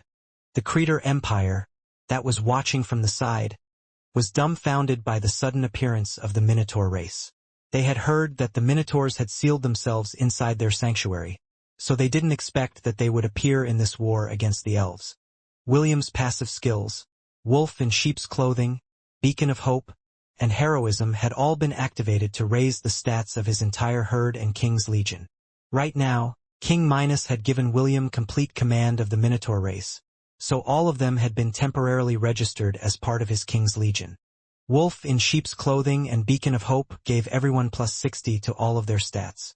However, heroism was the skill that trumped everything. This skill increased everyone's stats by 50% if they were fighting against opponents that were stronger than them. William had assigned Drowum as the strongest opponent in the battlefield, which had dramatically increased the strength of each member of his army. Ox's strength, William said, and an orange glow enveloped his forces, increasing their strength stat by an additional 20 points. Leader of the herd. Ella's body glowed faintly as her stats increased by 10. This was William's very first buff that had made Ella become his main fighting force during his younger years. Although 10 stat points didn't seem to make any difference right now, it was still an important buff that made everyone recognize Ella as the leader behind this mighty legion. Show them the power of the Angorian war sovereign, William ordered. The 14 goats bleated in unison and their bodies grew up to 10 meters tall. Their massive horns glinted with a deadly hue as they lowered their heads and prepared to charge. This was the next form of the Angorian war ibex, and it was one of the reasons the Hellon Kingdom wasn't able to conquer the Kirinter Mountains. These behemoths were all centennial-ranked monsters, and their destructive power couldn't be underestimated. William jumped onto Ella's back as he looked fearlessly at the opponents whom he had thought to be unbeatable many weeks ago. Elandor hastily made an order for the vanguard to regroup with their main army. This was no longer a battle where they could use their numbers to their advantage. The pressure that William's King's Legion presented to them made their hearts shudder. Drowum, Eneru, and Escalar, along with the other beasts, also returned to the main army as they prepared themselves to clash with the sudden reinforcements that arrived out of nowhere. Trample all those who stand before me. William pointed his staff at the elven army as he activated one of his skills that received a massive upgrade after his King's Legion crossed over the 1,000,000 mark. Set forth. Unstoppable. 1,000,000 beast charge. Unstoppable 1,000,000 beast charge. Active skill. When charging towards the enemies, all members of the herd and King's Legion gain 80% resistance against ranged attacks. When charging towards the enemies, all members of the herd and King's Legion gain 80% resistance against magical attacks. Each member of the herd and King's Legion will receive a magical barrier that can endure up to 1 million health points of damage.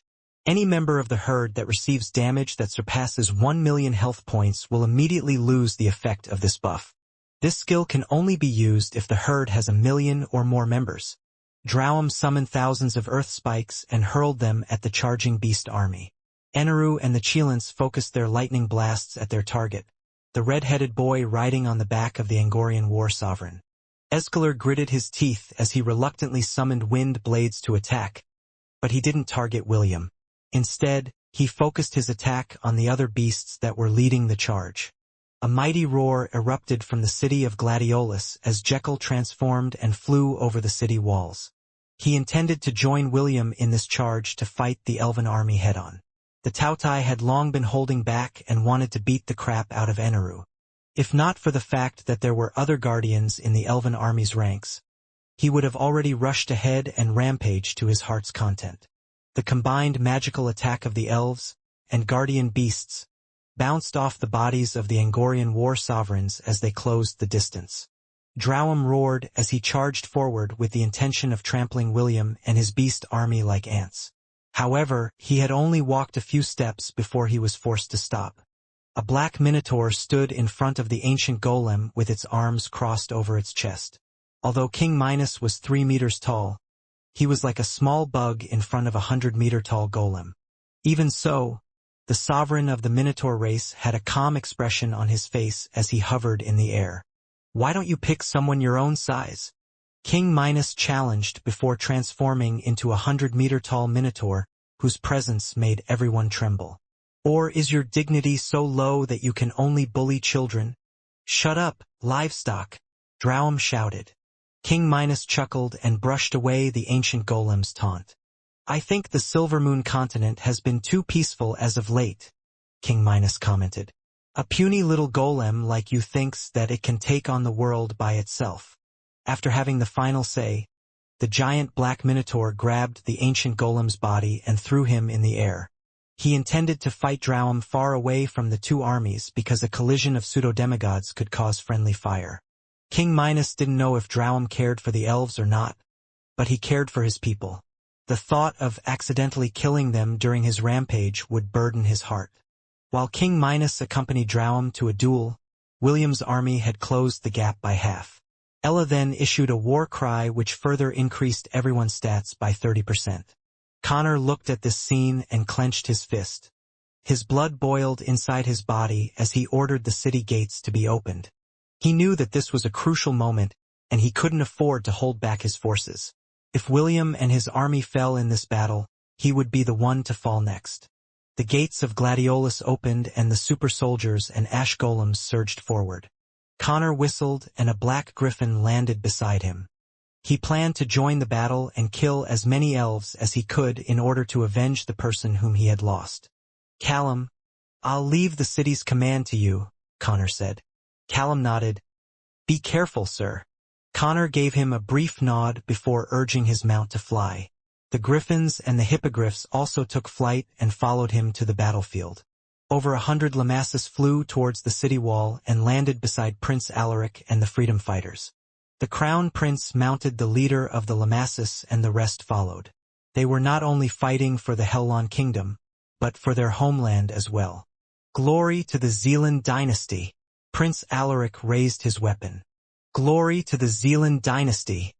Prince Alaric then pointed his sword towards the elven army as he and the members of the freedom fighters descended onto the battlefield.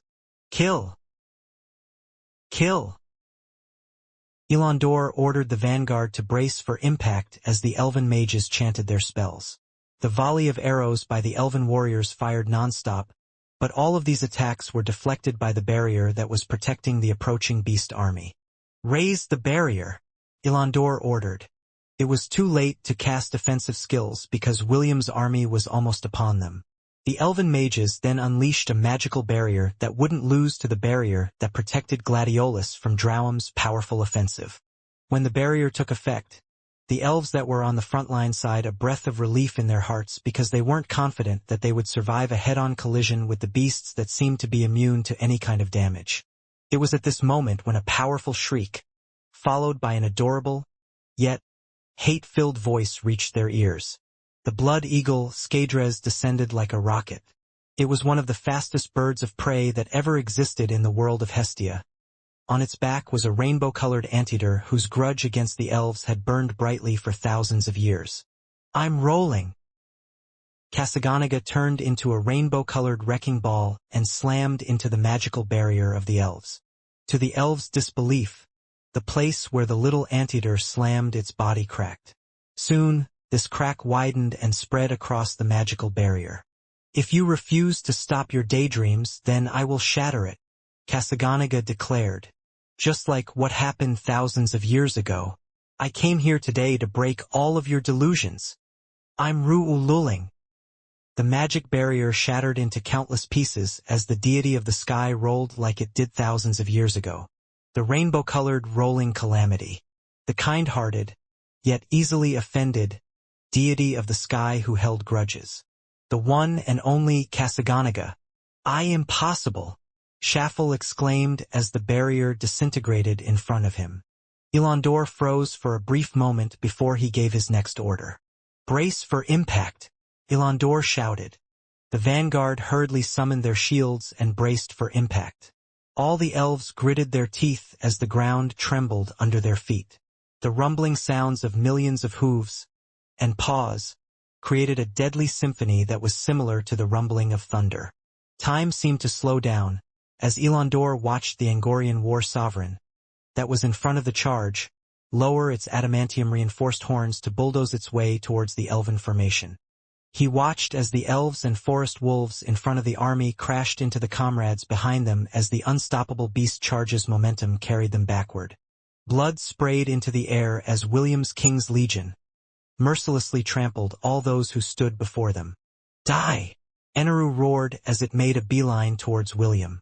Even though he was injured, his goal of killing the boy still burned inside his heart. However, things were different now, and the arrogant Chelan only realized his mistake after his body met William's gigantic staff head-on.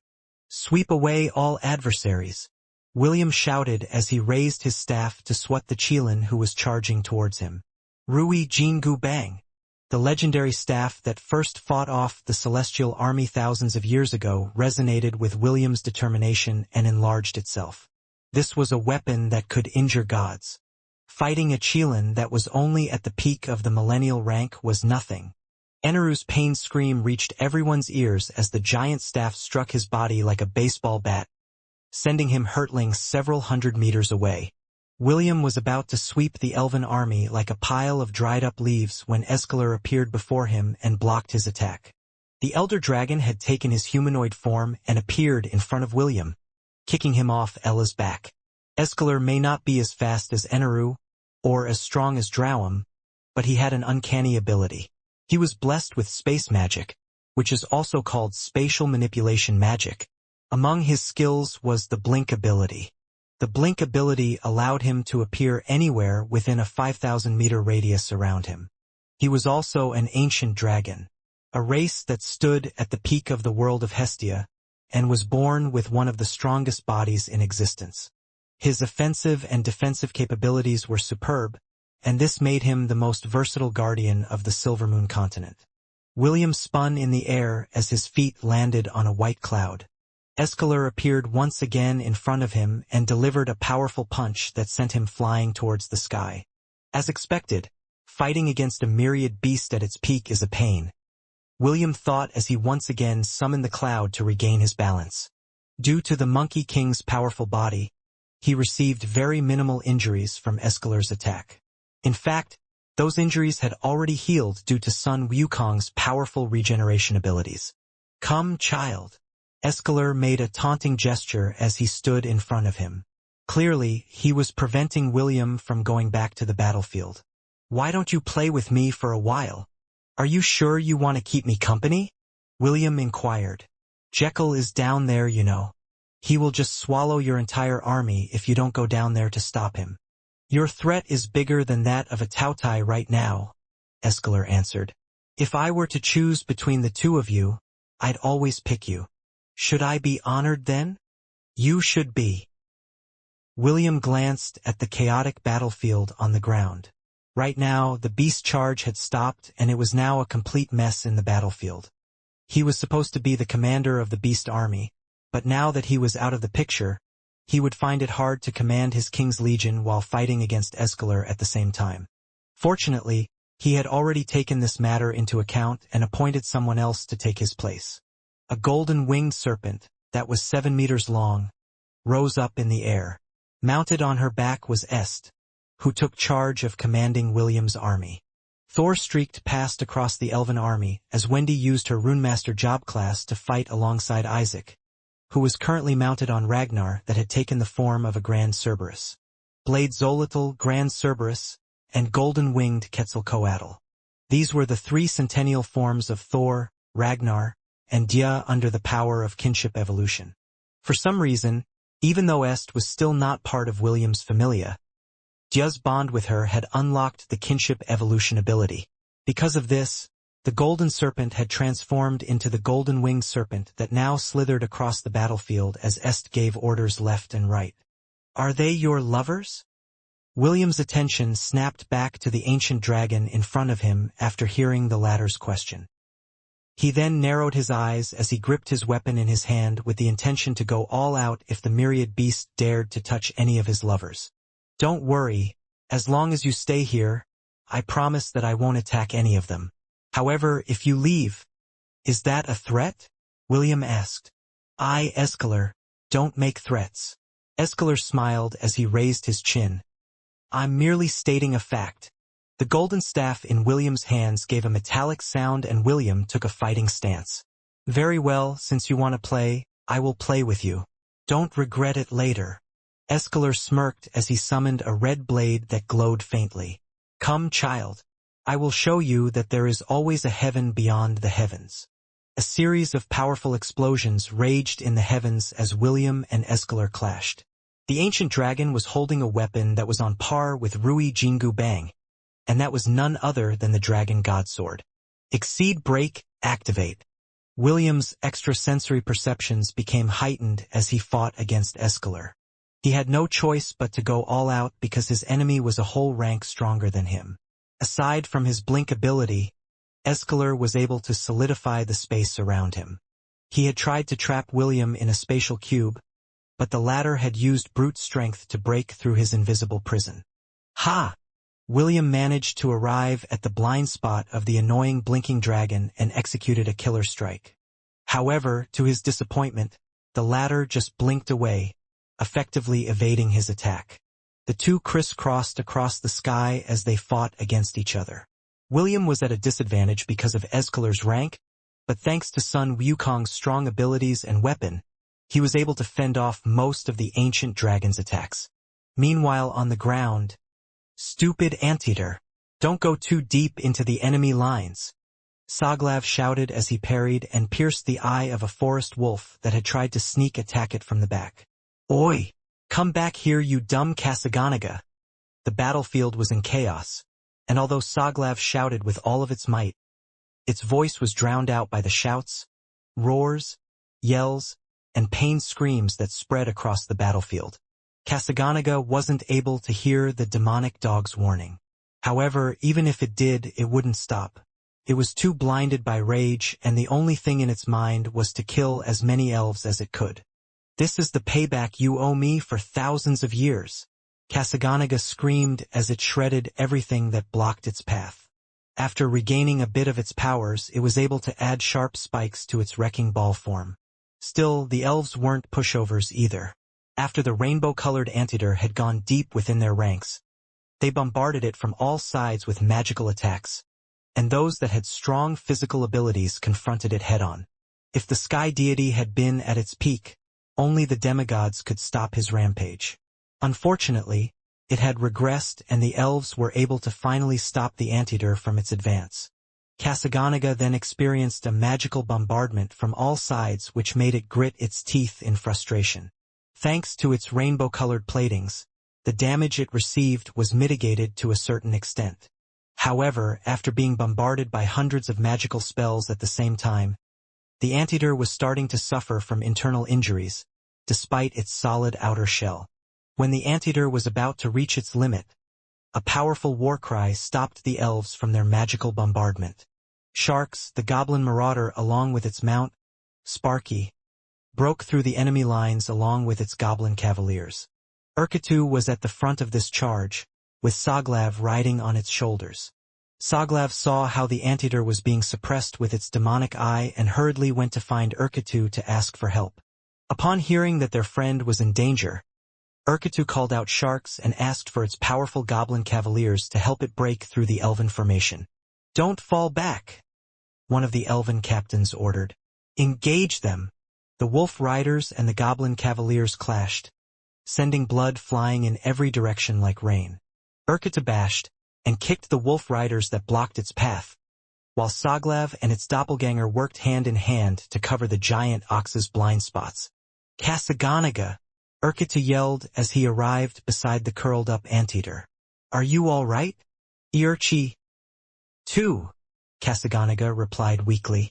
It had suffered serious injuries and was barely able to maintain its curled-up form. The moment its friends arrived, the anteater finally undid its transformation and collapsed on the ground. Soglav jumped down from Urketu's shoulder as he picked up his unconscious friend. "Let's go back." Urketu unceremoniously grabbed Soglav and placed it on its shoulder as it unleashed a deafening roar that sent a shockwave around them. "Sharks!" Soglav shouted. "Let's get out of here." The goblin marauder gave out a guttural cry and rallied its riders for a hasty retreat. "Don't let them escape," the elven captain ordered as the wolf riders closed in on the retreating beasts. Urketu knew that they would be annihilated if he didn't delay the elves' advance. Sharks had lost a quarter of its riders during this rescue mission, and more riders were dying in order to clear up their path to retreat. "Soglav, I'll leave everything to you," Urketu said. Before the demonic dog could even say anything, the giant white ox had grabbed it and threw it with all of its might, back to the side of the alliance. "Urketu!" Soglav shouted as it was helplessly thrown away by one of its friends. After ensuring his friend's safety, Urketu turned to face the elven riders alone. "Come!" Urketu roared. "Accompany me to the afterlife." The giant ox summoned his weapon. It was a giant axe that William had personally made for him after the half-elf had acquired the adamantium mine from the Inauthentic dynasty. Urketu brandished his weapon, slicing everything around him. He needed to buy time for Sharks and its goblin cavaliers to make their escape. Arrows and spells landed on the giant ox's body. His pristine white fur was now dyed in blood. But Urketu didn't care. It held back the elves for roughly 5 minutes, before its body was hit by a dragon breath by one of the dragons that had accompanied the elves in the war. Urketu survived the attack, but it was gravely injured. Its legs were already sharking, due to its injuries, but the giant ox refused to yield. "Will, take care of the rest?" Urketu said softly as one of the elven blade masters pierced his chest with his blade. The giant ox's eyes lost its luster as it collapsed on the ground. The wolf riders were about to let their mounts feast on it, but the blade master prevented them from doing so. Perhaps out of respect for its bravery, or perhaps it was due to pride. But he didn't allow anyone to disrespect the body of the millennial beast that had risked its life to save its comrades. "A valiant warrior shouldn't be treated as food," the elven blade master stated. "Go. There are plenty of beasts to kill. You can have your fill by eating them. Leave this ox alone." The wolf riders knew that there was no room for negotiation, so they charged forward to reinforce the vanguard. Blood flowed on the ground like a river as the battle continued. Humans, elves, and beasts. None were spared from death as the fervor of the battle intensified. Icarus and Daedalus were both pseudomyriad beasts. Although their bodies were littered with wounds and other injuries, they never stopped swinging their great axes as they fought for their sovereign and their race. They had joined this war to uphold the vows they had made, and to atone for the one that they had broken. Flaming bulls, minotaurs, lamassus, and other members of the minotaur race fought not like wild beasts, but warriors. Above them, the rainbow birds dove down and showered the elves with the magic missiles that came from William's lollipops. Some of them hurled the acid bombs that William had crafted to compensate for their lack of offensive attacks. The acid bombs exploded in the air, showering the elves with a powerful acid that made them cry out in pain. Those that were hit in their eyes were immediately blinded, and smoke rose up from their bodies as the acid ate away their flesh. FCK all of you.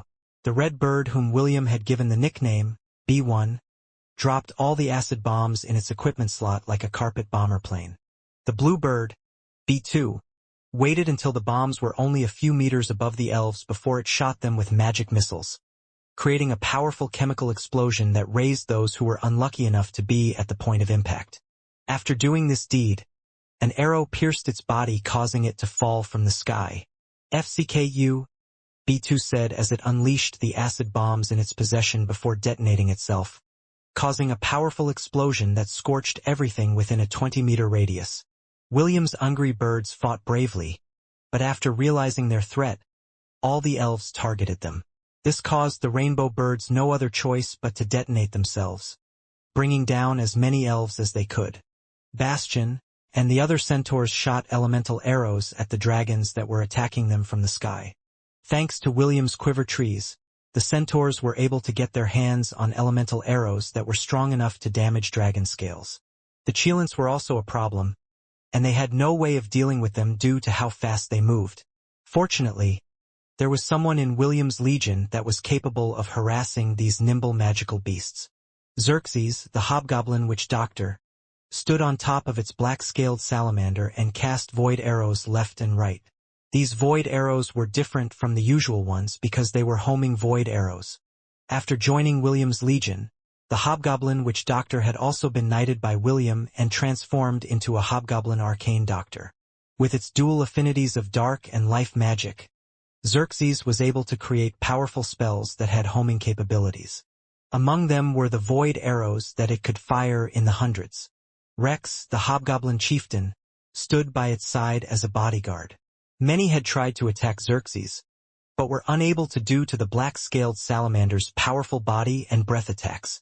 After being knighted, Xerxes and his beast companion's rank had jumped to the initial stages of the millennial rank.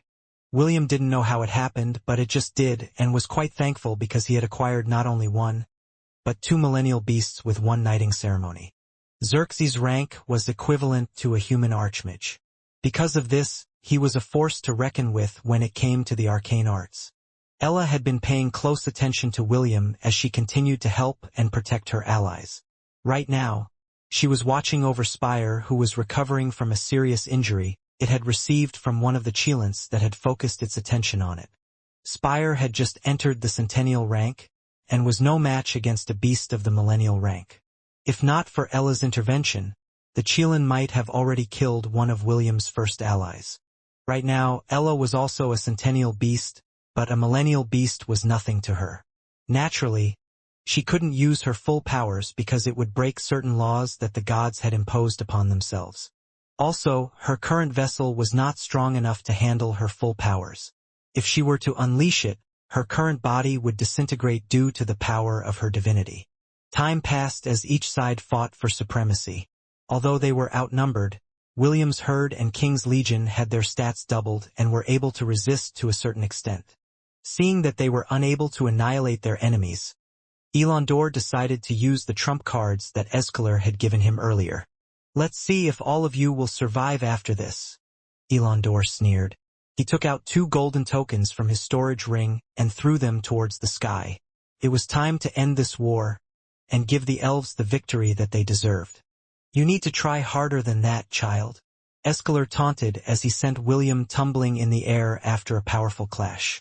"Okay, I will try harder," William replied as he wiped away the blood that spilled at the corner of his lips. The sword of the dragon god was truly very formidable, and each time he clashed with Escalar, William felt that the bones on his hand and arms were about to break. Seeing that he had no other alternative, William summoned Stormcaller. Eneru was currently fighting against Jekyll, and the Cheelan had summoned a lightning storm and was planning to use it to attack the Alliance, while Jekyll was occupied. William wouldn't allow such a thing to happen as he pointed Stormcaller's tip at the dark cloud that hung in the sky. Lightning bolts fell down on Stormcaller and it greedily absorbed it all. The half-elf had decided to go all out, and decided to no longer hide the fact that he could wield lightning. Also, he was planning to use the trump card that he had recently developed while increasing his levels in the Dungeon of Atlantis. Lightning God War Art and Quick Shot Shepherd Fusion Form. Strike with unparalleled precision. Gungnir. Stormcaller glowed as William imbued it with the power of his Lightning God War Art. However, he didn't hurl it towards the ancient dragon, because he was still not finished with his preparations. A new power was imbued in Stormcaller, and the lightning bolts that crackled on its tip intensified. Destroy everything in your path, William roared as he threw the spear forward. Railgun. Escalar was about to dodge to the side when his battle sense that had been honed for thousands of years kicked in.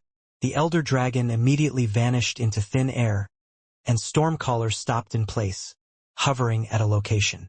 Sensing that he was facing something that had the ability to threaten his life, Escalar subconsciously entered his own domain, which saved him from experiencing one of William's most deadly combination attacks.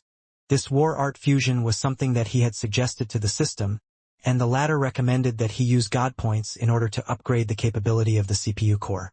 William had long wondered if his different war arts could be combined into one, so he didn't hesitate and did the system upgrade. After experimenting with it in the Dungeon of Atlantis, William had created several powerful combinations using his Lightning God War Art and his Quick Shot Shepherd War Art. Unfortunately, his opponent had sensed the danger that he was in and chose to hide for the time being. William took this opportunity to descend to the battlefield, just in time to see the two golden portals that Elandor had summoned. A 20-meter long winged serpent emerged from the golden portal and roared in the air. It was followed by a 5-meter tall deer, whose antlers shone like the colors of the rainbow. The winged serpent, Draken-Nalsrig, and the guardian deer, Xiphon, had appeared on the battlefield. The two guardians had given their tokens to Escalar and told him to only summon them if the elves were in dire need of help. Although he was reluctant to do so, he still decided to entrust the summoning tokens to Elandor since he was the commander of the elves. He made sure that the young commander understood the repercussions for summoning them without proper reason. Since the elves were currently at a disadvantage, Elandor didn't hesitate and used the two tokens of the guardian beasts to allow them to be summoned from the Silvermoon continent and make an appearance on the battlefield. Jekyll was busy fighting off against Eneru, while Icarus and Daedalus fought alongside their brethren and dealt with the magical beasts of the elven army. Draken-Nalsrig saw Dia, who was at the center of the millions of the beasts, and frowned. He could feel that the golden-winged serpent was still young and had only finished her first growth phase. Nalsrig roared towards Dia, commanding her to submit to his will. However, to his surprise, the latter roared back in rejection. Dia was born from William's blood and the power of the dungeon cores. She was not a winged serpent that would just follow anyone's orders. William was her one and only master, aside from him, and her chosen partner, Est. Dia would not submit to anyone. Foolish child, Nalsrig bellowed. Allow me to educate you. However, before Nalsrig could even do what he wanted, he felt something dangerous coming from the sky and immediately coated his body with a screen of draconic energy. A powerful explosion took place in the sky as William unleashed his grand bazooka at the winged serpent who dared to attack Dia. Xiphon, the guardian deer of the elves, raised its head and looked at William in shock. It clearly felt the power of a familiar divinity inside William's body. It then gazed around and confirmed the hunch that formed inside of his head. The Minotaur race, Xiphon thought. There's no doubt about it. This child is... William arrived beside Dia and patted her head.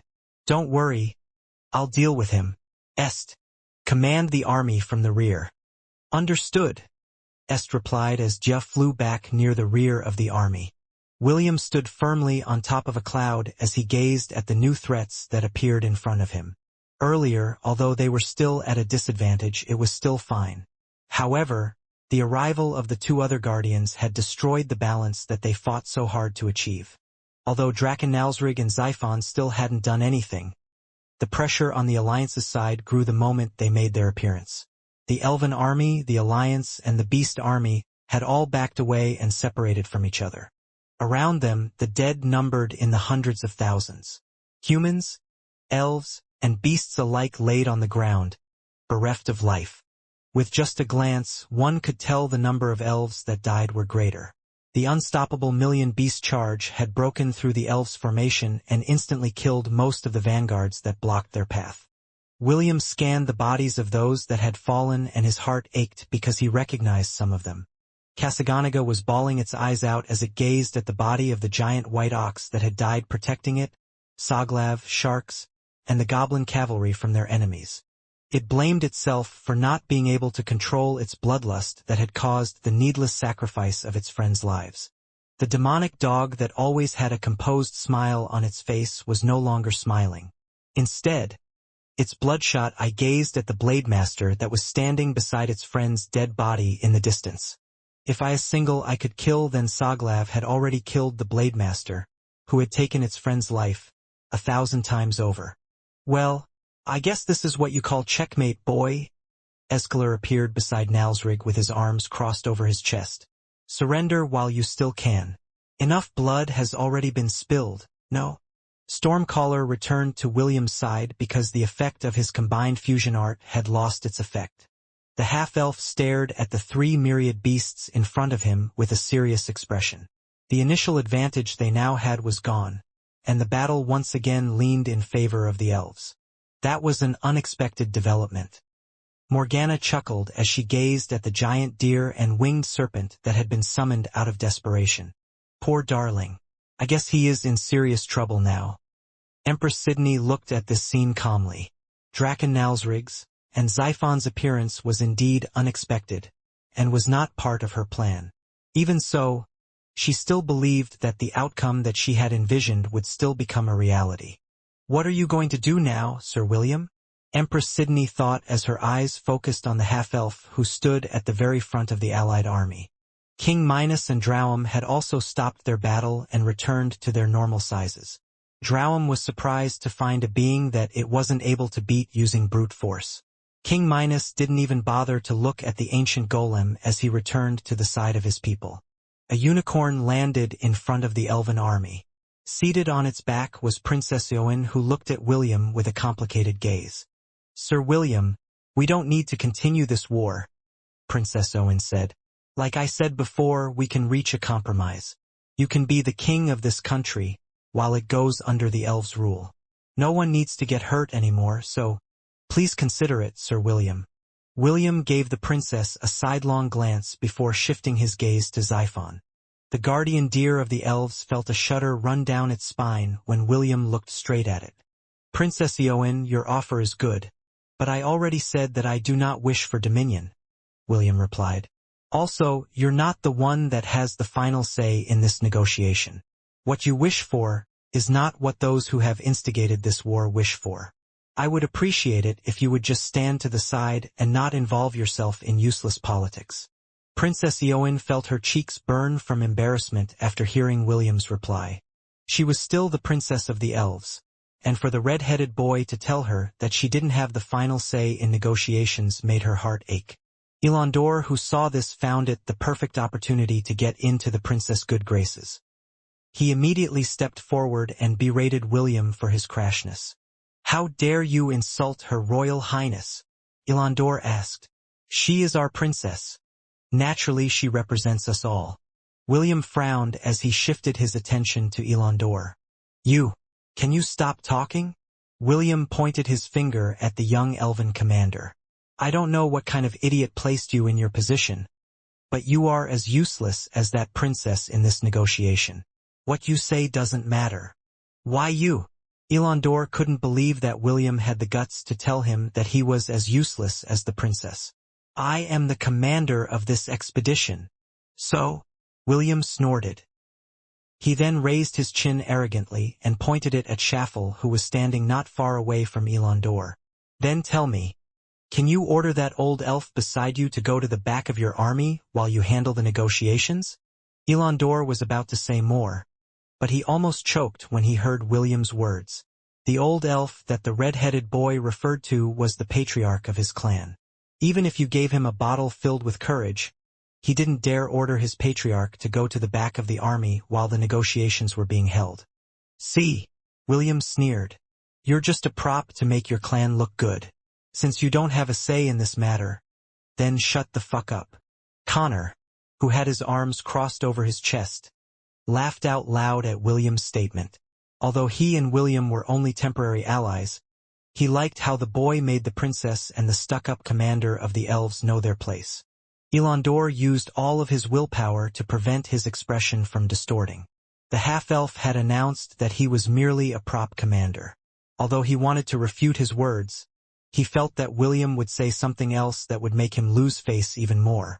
Instead of saying anything, Elandor raised his hand and the elves parted to make way. Urkatu's body, that was stained with blood, was carried by magic and placed beside Elandor. The young commander sneered at William as he stabbed his sword into the head of the beast that sacrificed its life to protect his comrades. William's eyes widened because of Elandor's action. Kasaganaga shouted and Saglav growled. The residents of the Thousand Beasts domain glared at Elandor hatefully. But the elf didn't bat an eye and continued what he was doing. After a while, a core that was as big as a bowling ball had been dug out from Urkatu's head. It was purple-colored and contained vast amounts of energy that people used to increase their ranks in the world of Hestia. Shaffle smirked from the side because he approved of his grandson's counterattack. William's face that had contorted with anger was the perfect proof that Elandor had succeeded in making him angry. "This beast core is good," Elandor said with a smile. "I'm sure that my rank will increase after I have absorbed all of its energy." Icarus and Daedalus gripped their weapons and were about to take a step forward, but King Minos grabbed both of their arms and shook his head. "Do not do anything," King Minos said. "Someone else will do it for you." Elandor patted the beast core in his hand and gave William a smug smile. Killing intent overflowed from William's body, but the elven commander wasn't scared. There were 5 guardians of the Silvermoon continent around him, so there was no reason for him to be scared. Eneru smirked because he hated William with every fiber of his being. Anything that would make the half-elf mad was welcomed in his book. "You just had to do that, didn't you?" William said through gritted teeth. "Yes? What's wrong?" Elandor chuckled. "Isn't it the victor's duty to enjoy the spoils of war? Everyone, tonight we will be having beef jerky. There are so many freshly slaughtered cows here. I'm sure that we will all have our fill." The elves cheered in unison to back up their commander's words. They then eyed the tens of thousands of flaming bulls and lamasis that had died. The beast cores inside them were still in place, and the elves would process them later after their important parts had been dismantled and stored properly. William's face returned to its normal expression as he looked at Elandor, as if he was looking at a person that was about to die. There were things that he could brush off and things that he couldn't. He had almost lost control when he saw how Elandor desecrated Urkatu's body, and was now even thinking of eating the members of the Minotaur race that had fought hard and died fighting for him. "Unforgivable," William muttered as he plucked out a few strands of his hair and blew on it. Immediately those strands became 7 clones who somersaulted in the air and landed on white clouds. William pulled a few more strands of hair, then more and more. He blew on them all, and now 30 clones floated in the air above William. With a loud shout, these clones released their aura, which made Drowum frown. All of the clones had the rank of a saint. This rank wasn't a match to any of the guardians beside it, but somehow he felt that something was wrong. "Drowum and Eneru, do you remember the first time we met?" William asked as he gripped the staff in his hand firmly. "Do you remember the parting gift I gave both of you last time?" Drowum's and Eneru's expressions immediately turned serious. How could they possibly forget that scene when William had left a 2-mile-wide scorched earth when he made his escape with Jekyll? Quick shot war art. 4th form. All the clones aimed their staff at the elven army in front of them. Drowum roared and stomped its feet on the ground. Several walls of earth stood in front of the elven army. "Quick, cast your barriers now," Eneru ordered. William pointed his own staff at the earth dome that had risen up to protect the elves from his overflowing emotions. Emotions that could no longer be held back, for his heart screamed in anger. The tip of the golden metallic staff in William's and his clone's hands glowed brightly. They were about to unleash William's answer to the Elandor's provocation. Grand Bazooka! A series of loud explosions erupted as Drowham's Earth Dome blew up. William didn't let his clones fire all at once. 6 clones fired 1 grand bazooka every second, which resulted in a non-stop barrage of one of William's deadliest attacks. William had already messaged King Minos to take everyone to safety before he fired his first shot. Just like William and Escalar, King Minos had his own domain.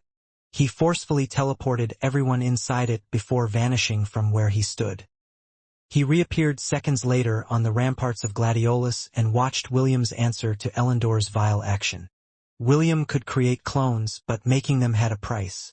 It would lessen the duration of his heroic avatar drastically. Right now, he only had half a minute before his transformation was undone. But he didn't care. He would use it all up and give the elves a taste of their own medicine. Empress Sydney, Prince Jason, and Avexius stared at this scene with varied emotions. They were the 3 leaders of the Creator army, and right now they were witnessing something that they had never seen before. King Minos waved his hand and William disappeared from where he stood and made the boy reappear beside him. Thick smoke covered the sky as William's clones disappeared one by one. When the smoke cleared up, a blazing sea of fire and magma appeared on the battlefield. Drowham's Earth Dome had shattered, but the combined effort of the 4 other guardians had kept the elves safe, or at least, kept them from dying. Drowham, Nalsrig, Escalar, and Xiphon then worked together to deal with the magma that had formed around the elven army. William looked at the body of the giant white ox, and raised his hand. Legion recall. Urkuta's body turned into a beam of light and shot toward William. Suddenly, more beams of light that numbered in the hundreds of thousands shot out from the elven formation and flew towards him. Although it was only temporary, all the beasts that had joined him in this battle were now members of his king's legion. Even though they were dead, William was able to recall their bodies and send them back to his 1,000-beast domain. King Minos looked down at the half-elf beside him with gratitude. No decent sovereign wanted to leave their brave and honorable warriors to be treated as freshly slaughtered meat in the market, and be cooked at a later time to fill one's hunger. When the last beam of light pierced William's chest, the elves had also finished stabilizing their surroundings. "Did you run out of steam?" Eneru sneered. "Is that all you've got?" William looked at him indifferently as his gaze landed on the elves. "Yes, that's all I got," William replied. "Did you like it? Relax, there's more where that came from. Let's see if you will always be there to protect these elves from my wrath." Princess Owen, who had just experienced a bombardment that could have easily wiped out the entire elven army if their guardians weren't there, shivered at William's words. If the half-elf wasn't lying, then they would really be in big trouble if they were to step out of their guardian's protection. A week. William could only use Sun Wukong's power an hour every week. However, in that 1 hour, if he wished for it, he could deal catastrophic damage if he threw his morals to the wind. Scheffel frowned when he heard William's words. His ears were still ringing from the explosions that had continued non-stop for half a minute. At first, he looked down on the boy because he didn't think much of him. He even wanted to capture William and use him as a hostage to blackmail the half-elf's family in the Silvermoon continent. Now that he had seen what he was capable of, he changed his mind and wanted to nip him in the bud to prevent him from growing up and becoming a threat, just like his father. "Do you think that we will allow you to leave?" Drowham asked. William snorted. "Do you think you can catch me? Come. I'd like to see you try." He had already made adequate preparations. If Drowham really did make a move to capture him, he would immediately open his domain and hide inside. If the ancient golem, or anyone else, was foolish enough to follow him inside his domain, then they would be in for a nasty surprise. After that episode with Cernunnos, William had prepared a trap for those who attempted to enter his domain without his permission. The half-elf then stared at Elandor and marked him. He would be the one to personally kill the bastard elf who dared to commit that vile act to his friend. "Talking is futile," Eneru stated. "Go. Let's finish what we started." The elves looked at their guardian, then back at Elandor, who was their appointed commander. Elandor took a deep breath as he stored Urkutu's beast core inside his storage ring. He then raised his sword and ordered the elves to attack. At least that was what was supposed to happen. for being stood in front of the elven army and blocked their path of advance. "What are you doing?"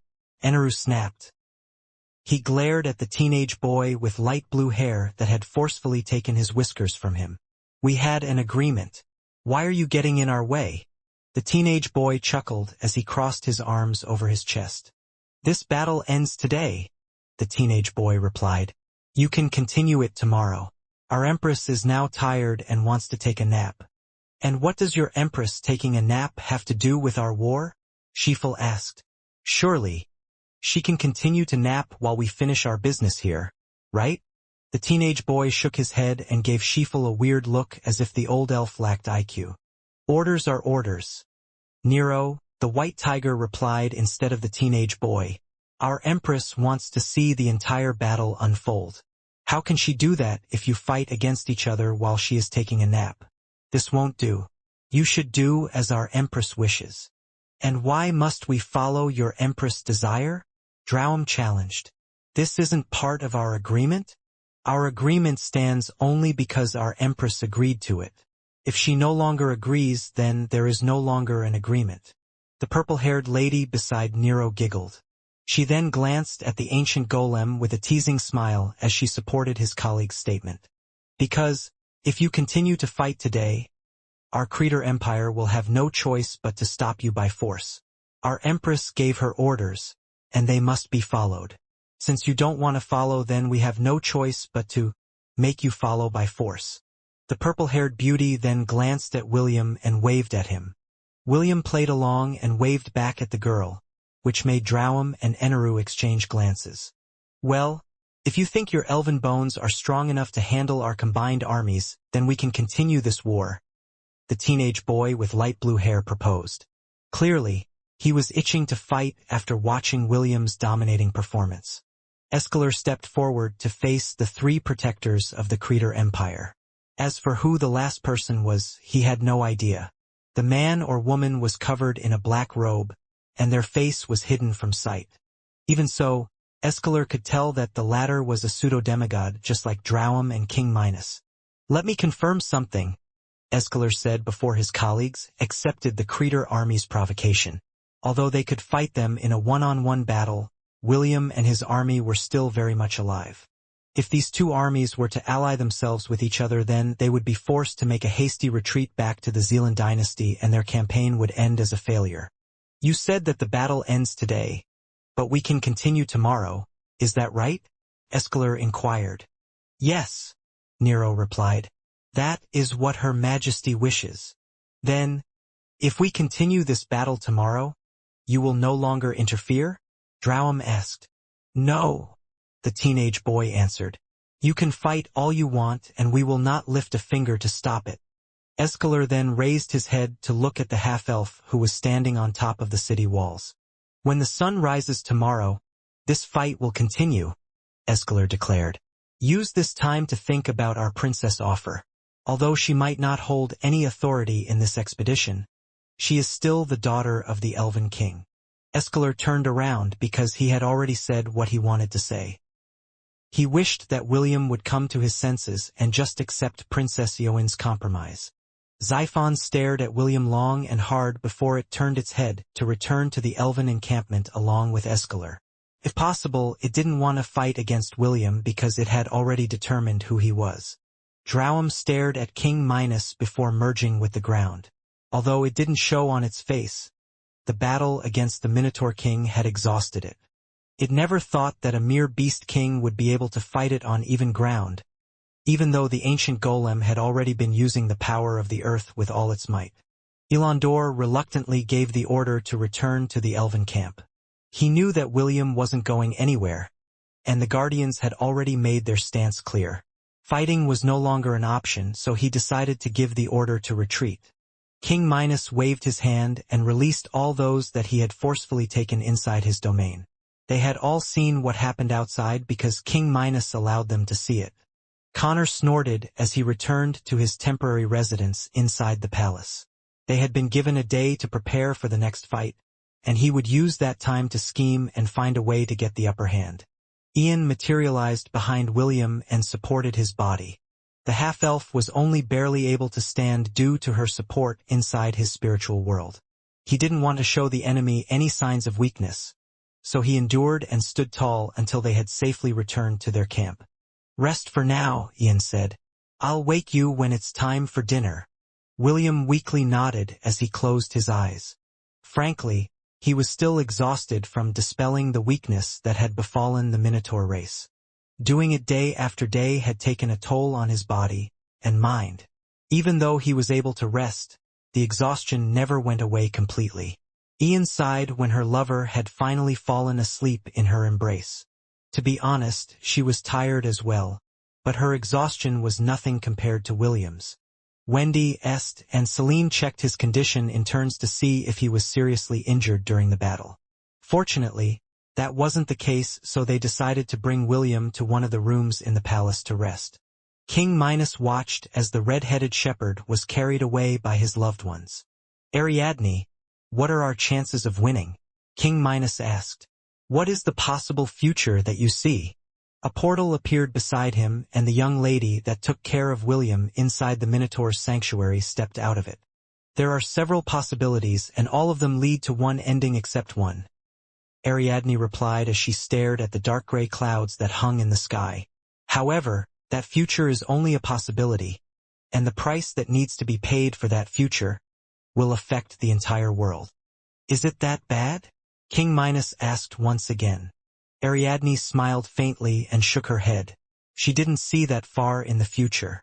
More like she couldn't see that far in the future. The only thing she knew was that before morning came, a decision had to be made.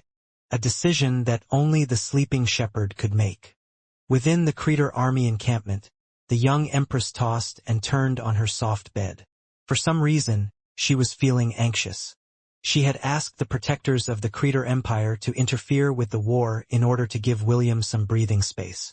This would allow the half-elf to feel indebted to her, and would become the foundation with the follow-up she was preparing when morning came. Although the elves had acquired 2 more powerful guardians by their side, she was confident that the plan she had in mind would still be doable. However, a sudden feeling of anxiousness crept over her heart, and she didn't know where it was coming from. "Can't sleep?" Morgana hugged her other half, who seemed to be feeling restless. Both of them shared the same body, so it was only natural that she could sense Sydney's current mood. "I'm feeling restless," Sydney replied. "I feel like something unexpected is going to happen tomorrow." Morgana nodded her head. Things had really taken a different turn from how this war was supposed to turn out. The first variable was William acquiring the help of the Minotaur race. The second one was the arrival of the 2 guardians of the Silvermoon continent. Everything that happens once can never happen twice, but everything that happens twice will surely happen a third time. "Big sister, you're not helping." Morgana chuckled and lightly pinched Sydney's ear inside their shared mindscape. "Worrying about things outside of your control is a waste of time. Just focus on the things that you can control. Regardless of what happens, we will know when morning comes. For now, rest. You will be able to think clearly once you are properly rested. Big sister, take over for me." "Okay." Morgana took over Sydney's body, while the latter weaved a cocoon inside their shared mindscape. This was the only way to forcefully get herself to sleep at night without worrying about the outside world. Since her other half was manning the helm, she could rest easily without any worries. Morgana hummed a lullaby as she lay on the soft bed. It was not only Sydney who was feeling anxious. She was only able to hide it better since she was the young Empress pillar of support. "Darling, don't do anything stupid," Morgana said softly, as she closed her eyes to rest. Inside the royal palace of the Hellon Kingdom, William, Connor, King Minos, Prince Alaric, and a few others gathered inside the conference room. A few minutes ago, the discussion had been heated, but now everyone was silent. Although the walls of the city were strong, it wouldn't take long for the elves to break them. Connor had come clean and admitted that the only spell that they could use at the moment was the restriction of flight. This included flight magic. So, they didn't have to worry about the magical beasts, or the elves, using their wind magic to soar past the walls and engage them in combat. Even so, that didn't change the fact that they could just bombard the walls with strong magical attacks from afar. King Minos may be able to keep Drowum occupied, but there were 4 more guardians to worry about. William had also used up his heroic avatar, and had to wait for a week before he could use it again. "Looks like a battle inside the city is imminent," Jekyll said as he leaned back in his seat. "Still, I don't understand. Why are the walls protecting the 2nd level of the city more sturdy than the city gates?" "It is because the 3rd king of the Hellon Kingdom was paranoid and was afraid of a coup d'état," Connor smirked. "In case the masses were swayed by his younger brother, he decided to reinforce the secondary walls that separated the noble district from the commoners. This way, he would be able to hold back any kind of rebellion and still come out on top. Well, I guess the genes of betrayal are part of the royal bloodline." Connor had dealt with both princes of the Hellon Kingdom, so he knew what he was talking about. Lionel and Rufus were perfect examples of brothers who wanted to topple each other in order to gain the throne of the kingdom. William listened to the discussion half-heartedly because he was thinking of something else. The bodies of Urketu and the members of his legion were now inside his 1,000-beast domain.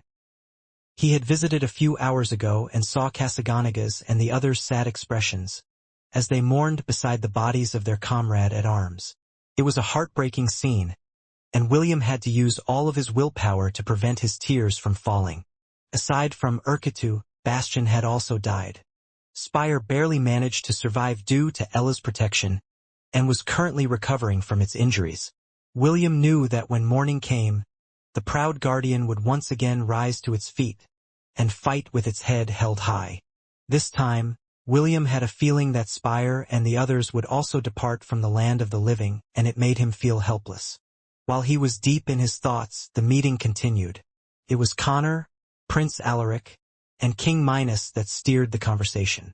However, the leader of Deus needed everyone's cooperation, so William was not spared from his inquiry. "William, you already know our current state," Connor said.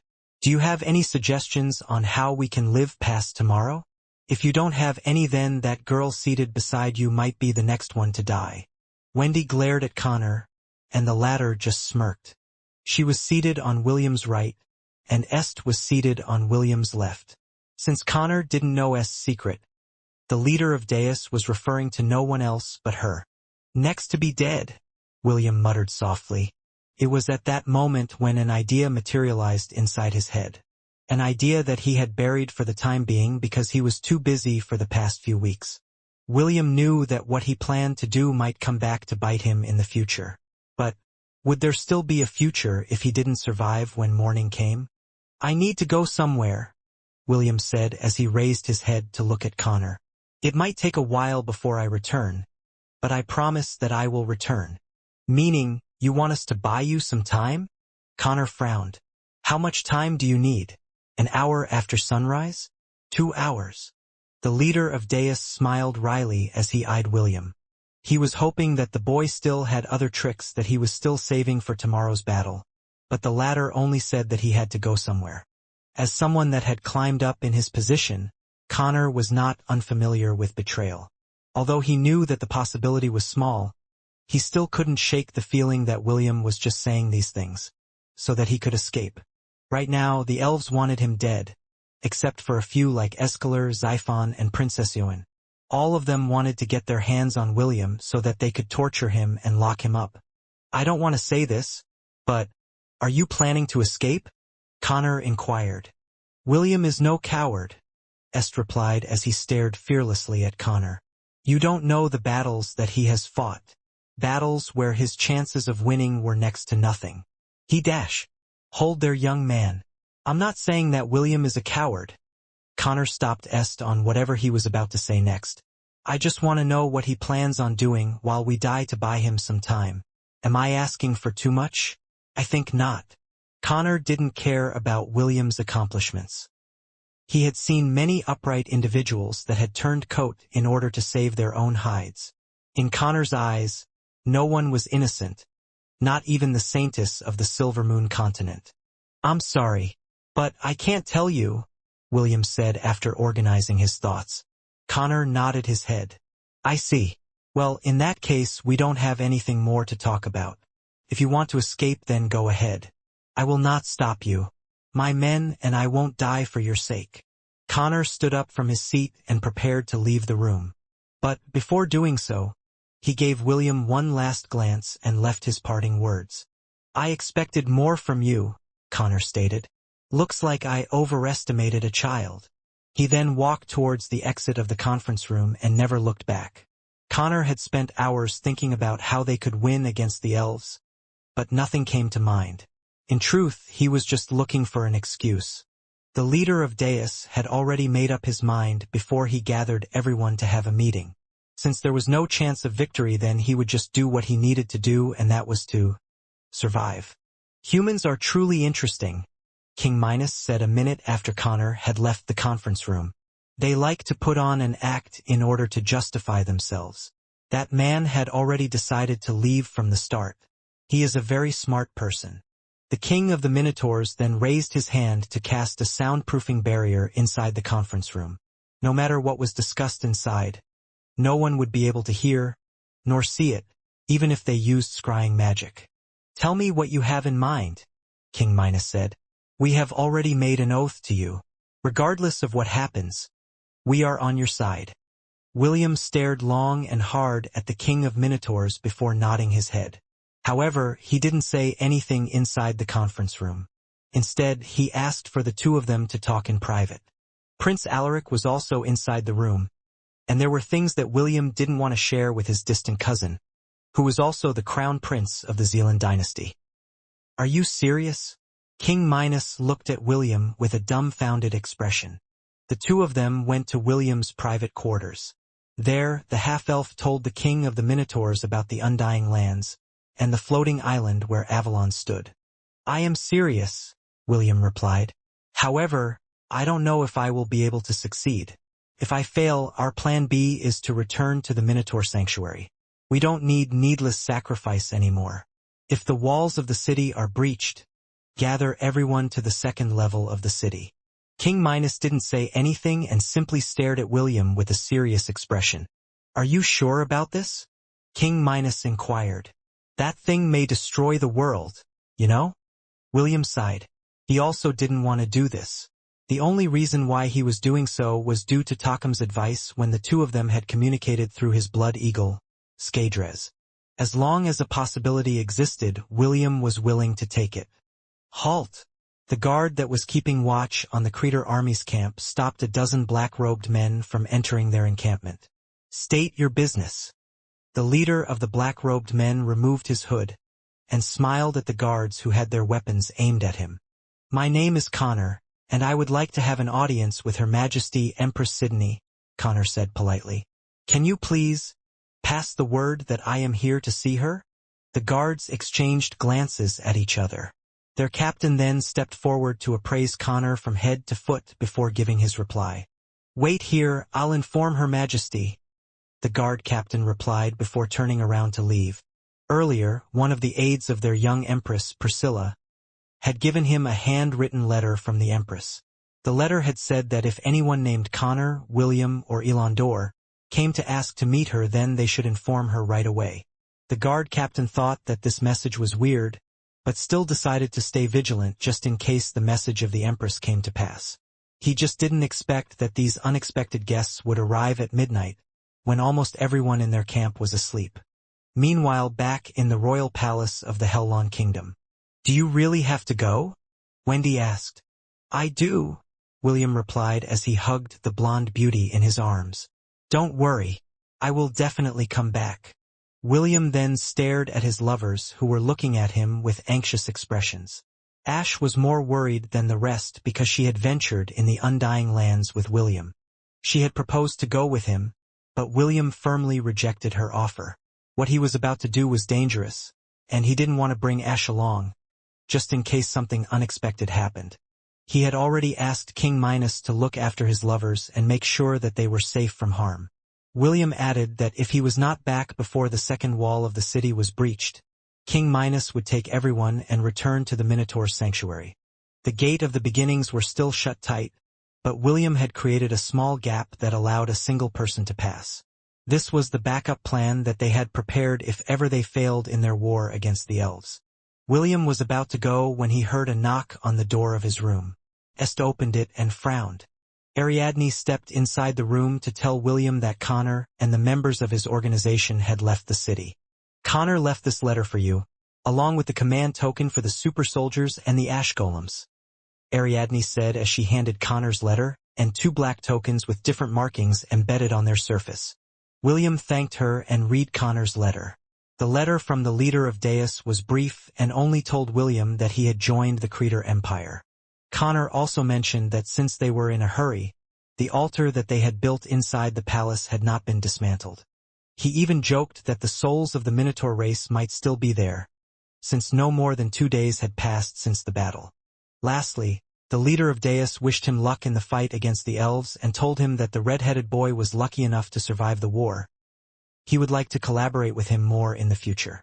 What a vile person, Wendy said after reading Connor's letter. I knew I should have planted a lightning rune inside his room. William chuckled as he patted the head of the raging Wendy, who had thrown the letter in the fireplace. Actually, I think this is a good idea, William said. You all should leave this place as well. Return with King Minos to their sanctuary. After I'm done here, I will follow all of you there as well. I won't go, Wendy replied in a heartbeat. I already told you that I will fight by your side. I will only go if you leave with me. William smiled as he looked at Ash, his lover who had given him half of her heart and ensured the fast recovery of his spiritual world. Thanks to her, he was now able to fight for an extended period of time without worrying about a spiritual collapse. I will also stay, Ash declared. I feel the same way as Wendy. We will only leave if you leave with us. William nodded. He had shared many intimate moments with her and knew that the mermaid had a surprisingly feisty side on her. Same goes for me as well, Est commented from the side. On behalf of the Hellon Kingdom, thank you, Will. I am honored to have you in my life. Oi, don't say such ominous things. Didn't your mother ever tell you not to raise a flag? Raise a flag? What flag? William scratched his head as he looked at the handsome boy who was tough on the outside, but a soft on the inside. He had known this secret after he had spent some time in training the passive, silver-haired beauty in his spiritual world. There were even times during their training when William felt that he was corrupting a pure and innocent girl. Still, he had already accepted Est as his third lover, and she was very precious to him. Ariadne watched all of this from the side with a smile. She was someone whose face was meant to be forgotten, so she felt jealous of how intimate William was with his lover and friends. So he chose this path, Ariadne thought. She had seen a glimpse of this future, but she didn't know how it ended. Even so, according to what she saw in that future, William will go to that place, and she would be waiting for him there. Are you sure about this, partner? Oh, I'm your partner now. Of course, Saglav said. I'm still waiting for more juicy rewards in the future. You still haven't paid me for my participation in this war. I expect that I will be rewarded handsomely for my efforts. William eyed the demonic dog with an understanding gaze.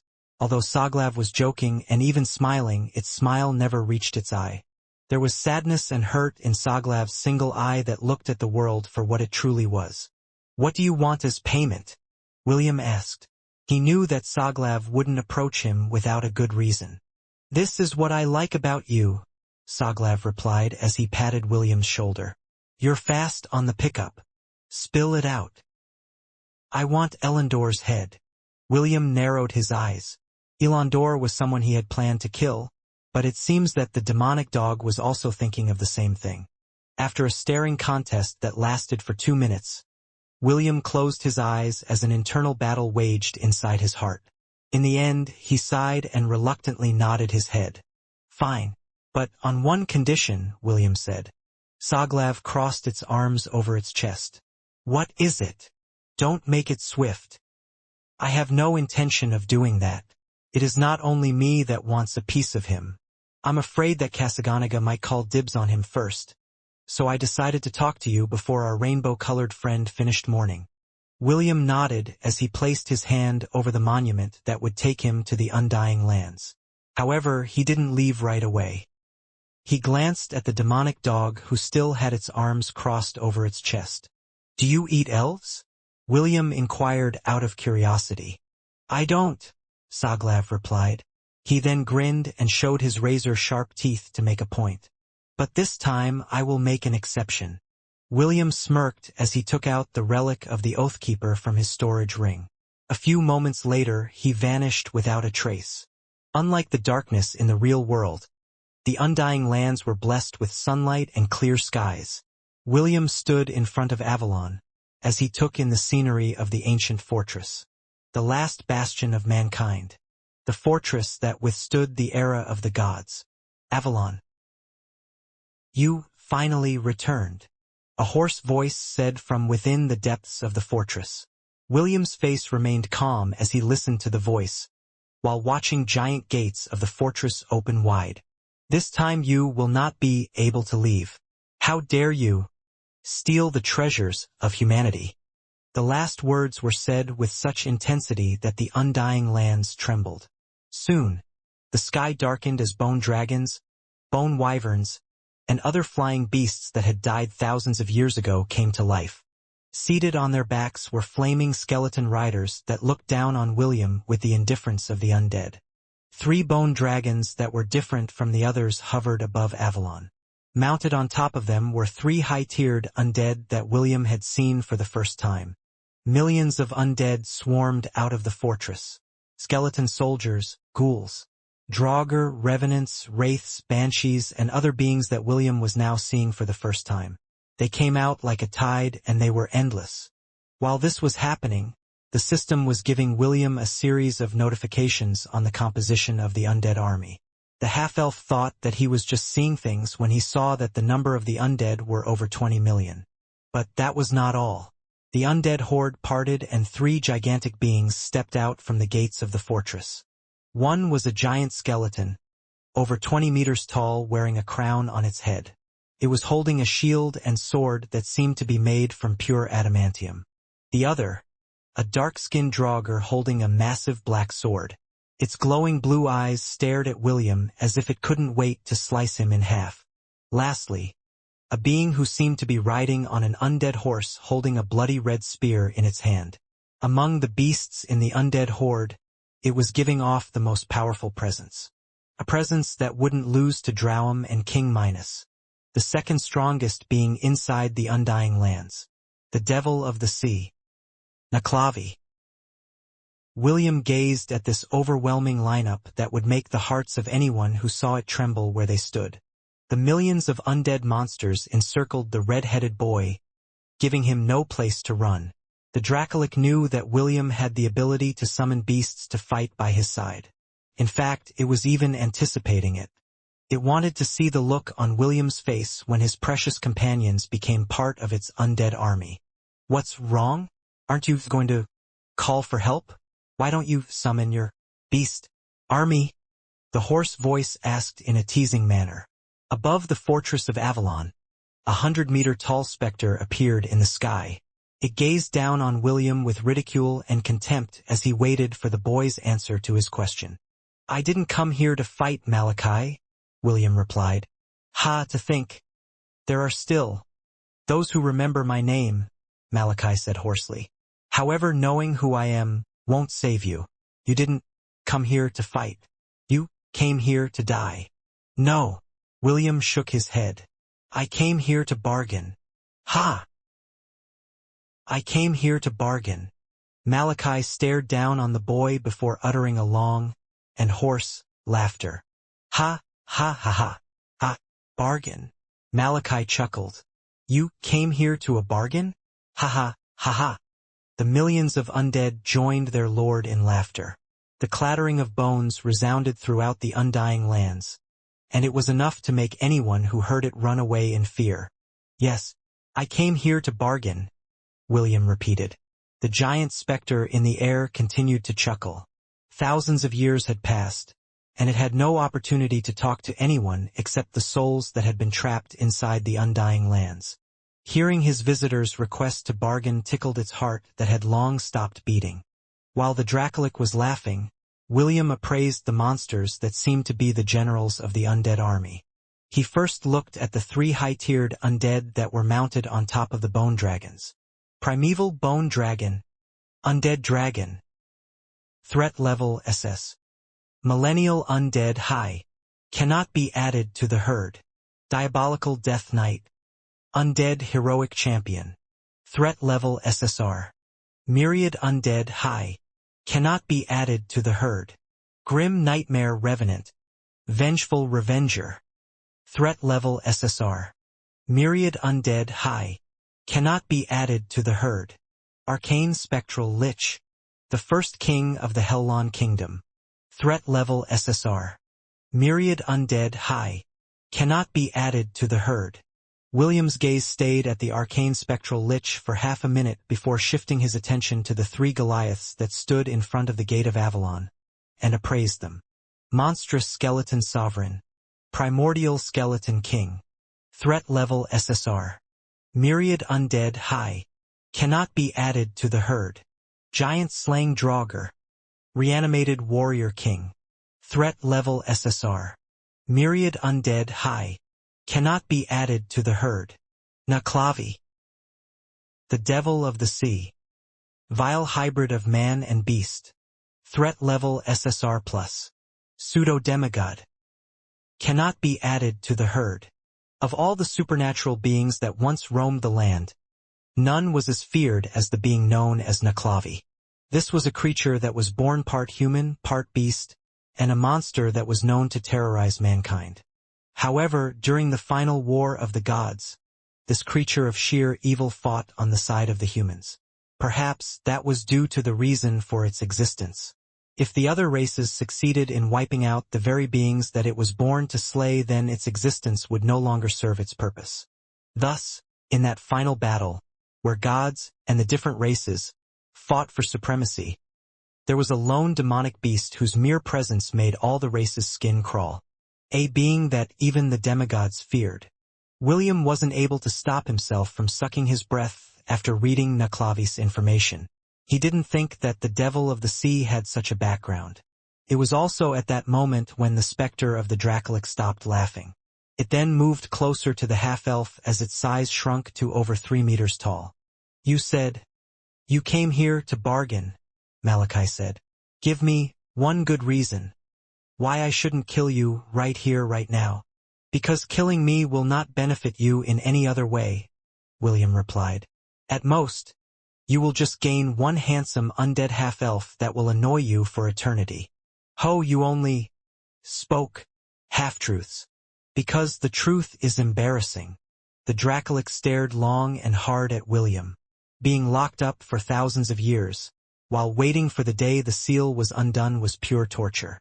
Although it estimated that it would take no longer than 3 to 4 years before the seal disappeared completely, it still made the waiting unbearable. If the seal could be undone sooner, then wouldn't that make its life easier? Unfortunately, it couldn't be done. Even if he forced William to break the seal, it would be impossible, for no mortal could break it. Only a god could release it from its binding. "You came here to bargain." Malachi took a step forward until its spectral face was mere inches away from William's face. "Bargain? What exactly?" "I came here to borrow your scepter for a day," William replied. Malachi's expression froze before it raised its head and laughed once more. "Borrow my scepter?" Malachi asked. "You really came here to die, didn't you?" William looked at the Dracolic with an unwavering gaze. Takam had said that there was a very small possibility that Malachi would agree to his request. If he failed to convince the Dracolic, he would immediately become part of its undead legion. Of course, William didn't come to the Undying Lands to die. He had already prepared a plan B that ensured his escape if the negotiations failed. He would then go back with King Minos to the Minotaur Sanctuary and do guerrilla warfare with the elves once his heroic avatar had reset its cooldown. "What do you want in return?" William asked. Right now, this was the only option he could think of to finish this war, once and for all. The Dracolic extended its spectral hand and reached out to grab William's heart. The red-headed boy didn't resist, because his heart had been linked with the jewel embedded in his chest. Right now, that jewel had been hidden. Even if the Dracolic were to crush his heart, he wouldn't die from it. William would use that brief moment of time when the Dracolic had relaxed its guard to escape. The spectral hand firmly held William's heart, and it felt very cold and uncomfortable. Malachi's glowing eyes stared straight into the half-elf's own eyes and looked at their depths. Malachi wanted to see William's despair, fear, and helplessness. Unfortunately, he didn't see any of them in William's eyes. Instead, what he saw was an unyielding determination that stared right back at him. "Do you know what my scepter can do?" "Yes." "Do you know the price for using it?" "No." Malachi released William's heart, and the half-elf sucked in a cold breath. Traces of the specter's touch lingered inside his body, and it sent shivers down his spine. "My scepter can only be used by the dead," Malachi said. "If you want to use it, you need to die first." "I don't intend to die. I have lovers waiting for me." "Ha, ha, ha, ha. Very funny." The specter raised its hand, and a scepter made of bones appeared in front of it. It was a meter long, made with dragon bones, that seemed to emit a faint bloody light. Malachi presented the scepter in front of William and sneered. It didn't lie when it said that only the dead could wield it. Malachi's scepter would literally suck up the wielder's entire life force, forcibly changing their body into the undead.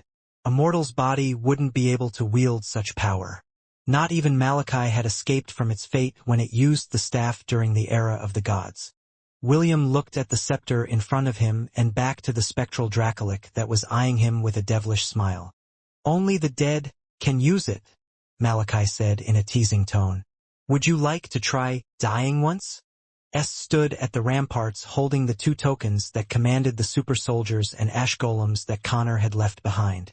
Although his decision to side with the Creator Empire at the last moment made the Alliance curse his name, Est had to admit that he was someone that could come and go as he pleased. At least he still had a bit of conscience, Est thought as he looked at the hundreds of super soldiers and thousands of ash golems that were gathered near the main gate of the city. Their purpose was to engage the elves once they got past through their defenses, and be used as cannon fodders as they escaped to the second level of the city. What Estate didn't know was that Connor did it this way, so that he wouldn't burn the bridge between Deus and Selene. Naturally, the leader of Deus also didn't want to burn his bridges with William, just in case the latter miraculously managed to make a comeback against the elves. Est watched the elven army stir in the distance.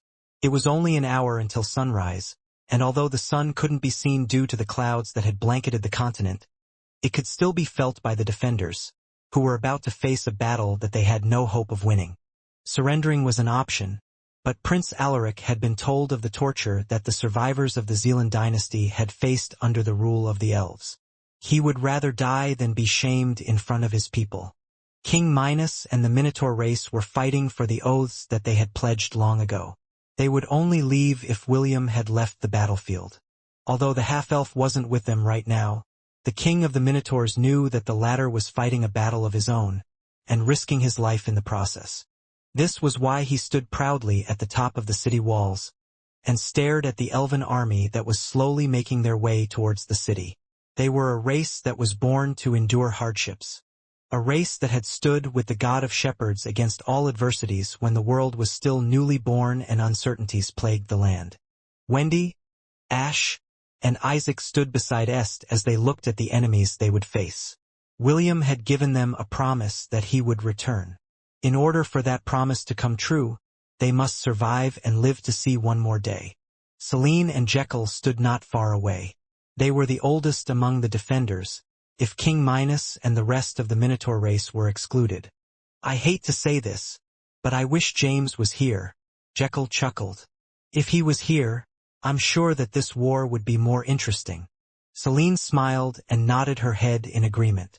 If the old Coup of Lant was here, the elves might be running away for their lives right now. "Mistress, should I remove my limiter?" Oliver asked through telepathy. "That way I can at least block one of those guardians for a period of time." "No," Celine replied. "We can always return to Lant if things turn out for the worst. I doubt the elves would have the guts to annoy a demigod." Celine didn't want Oliver to remove his limiter, because that would make her loyal retainer shorten his lifespan. Oliver had accompanied her all the way from the Silver Moon continent. She couldn't find it in herself to let the parrot monkey sacrifice himself when they could escape and hide under the protection of Vlad. "Understood." Oliver nodded his head. The parrot monkey glanced at the elves with an indifferent gaze. The only elves he cared about could be counted on one hand. He had no guilt in killing them as long as they dared to hurt the mistress he served. "It's almost time," King Minos said. "Everyone, brace yourselves." King Minos threw a crystal towards the sky where it exploded. It was one of the parting gifts that Connor had left them, aside from the tokens that controlled the super soldiers and ash golems. It was the crystal that contained a spell that restricted everyone from using flight, including any form of magic that allowed flight. A powerful pressure descended on the battlefield as the spell activated. Connor, who was watching all of this from the Creator Empire's encampment, smiled. He didn't regret his decision because he was someone that valued his life more than others.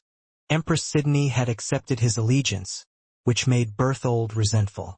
However, Evexia supported her decision and was quite happy with having a capable subordinate serving under their empress. The elves had come to know about Connor's desertion, and it made them sneer internally. It was the sign that the alliance had an internal feud among their members, which proved that they were fearful of their inevitable demise. Now that the troublesome man was gone, Elandor felt more confident in dealing with the remnants of the alliance. Drowam appeared at the very front of the elven vanguard and summoned a giant boulder, which it held with both hands. Since their war machines had been devoured by Jekyll, it decided to break the walls of the city itself. It didn't want to get too close because it knew that King Minos wouldn't allow it to do as it pleased. Since that was the case, it would join the elven archmages in a magical bombardment until the walls of Gladiolus had turned to rubble. "Break!" Drowam shouted as he hurled the giant boulder towards the city wall. King Minos was about to make his move when he noticed a black mist head towards the giant boulder. The mist then turned into a black-robed man, who fearlessly extended a hand to grab hold of the giant boulder, which had been thrown by the second strongest guardian of the Silver Moon continent. "He sure took his sweet time," Jekyll commented. Celine nodded. She recognized the man who was wearing the black robe. Many thought of him as James Shadow, but very few knew what he was really capable of.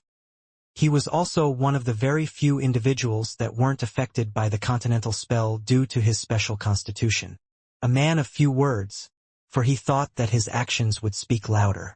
The moment that blood-stained hand touched the boulder, that was 100 times the man's size, it immediately disintegrated into dust. Drowam watched the man as he landed on the ground without even making a sound. The ancient golem recognized who he was, for this was not the first time that it had met him. "Ezio, I should have known that you were still alive," Drowam said. The guardians also looked at Ezio, for they knew who the man was. Ezio had been there during the war against the demons and helped the elves resist their invasion. He had been one of Maxwell's companions during that war many years ago. Hundreds of steel threads extended from Ezio's body and collided with the spells that had been cast by the archmages. Naturally, he couldn't possibly block all the spells of the elves, so he focused on the high-tiered ones, nullifying their effects. "I hate ontimiges." One of the elven archmages gritted their teeth in frustration. "Don't worry, he can't possibly block all of our attacks." Another archmage commented from the side. "Let him do as he pleases. He is only delaying the inevitable." Just like the archmage had said, the walls of the city were slowly breaking due to the extreme bombardment that the elves had initiated. Hundreds of thousands of spells that acted as catapults battered the city walls like hail. Suddenly, giant fireballs fell towards the elven formation, but were blocked by the guardians standing by their side. "These are..." Escalar frowned. "That damned Toatai," Eneru growled. "He is using our war machines against us." "Fire!" Jekyll ordered, and the freedom fighters fired another volley of fireballs that were meant to destroy city walls towards the elven army. Jekyll had devoured the war machines, but he didn't destroy them. He just stored them in a separate dimension inside his stomach, and was planning to use them against the elves to give them a taste of their own medicine. Dozens of fireballs the size of 2 or 3 carriages rained down on the elven army. Although the guardians blocked all of them, they found it an annoyance. The Alliance had no archmages among their ranks, so the war machines served as their main source of offense. The city of Gladiolus also had magic cannons that could be used as defensive weapons. However, Prince Ernest was currently in a coma and unable to activate them at the moment. This forced the defenders to use whatever means that they had at their disposal, but it had borne no fruit so far. The spells descended unimpeded. With each strike, parts of the walls collapsed. Est's and everyone's faces became grim because they knew that it was only a matter of time before the walls gave in completely. When that moment came, they would have no choice but to abandon their posts and ambush the invaders inside the city that had once been lively before the continental spell hit. Finally, after half an hour of bombardment, Escalar, Eneru, Nalsrig, and Xiphon joined the fray and cast high-level spells that made things difficult for Ezio. They could have swarmed in using their overwhelming numbers to overpower the defenders, but after the Creator Empire's interference, the high-level officers of the Elven army decided that they should conserve their manpower just in case the young Empress changed her mind and attacked them from behind. Soon, one of Drowham's giant boulders landed squarely against one end of the city walls, destroying it completely. The elves didn't rush in immediately, but continued their bombardment. King Minos was greatly disappointed by the elves' cautiousness because it prevented him and the Minotaurs from fighting them in close combat. He thought that the elves would swarm the destroyed wall and use it as an entrance, but they seemed to really want to create as many gaps in their defenses as possible, which made the King of Minotaurs helpless. "Ha! What a bunch of cheap shots!" the teenager with light blue hair commented as he crossed his arms over his chest.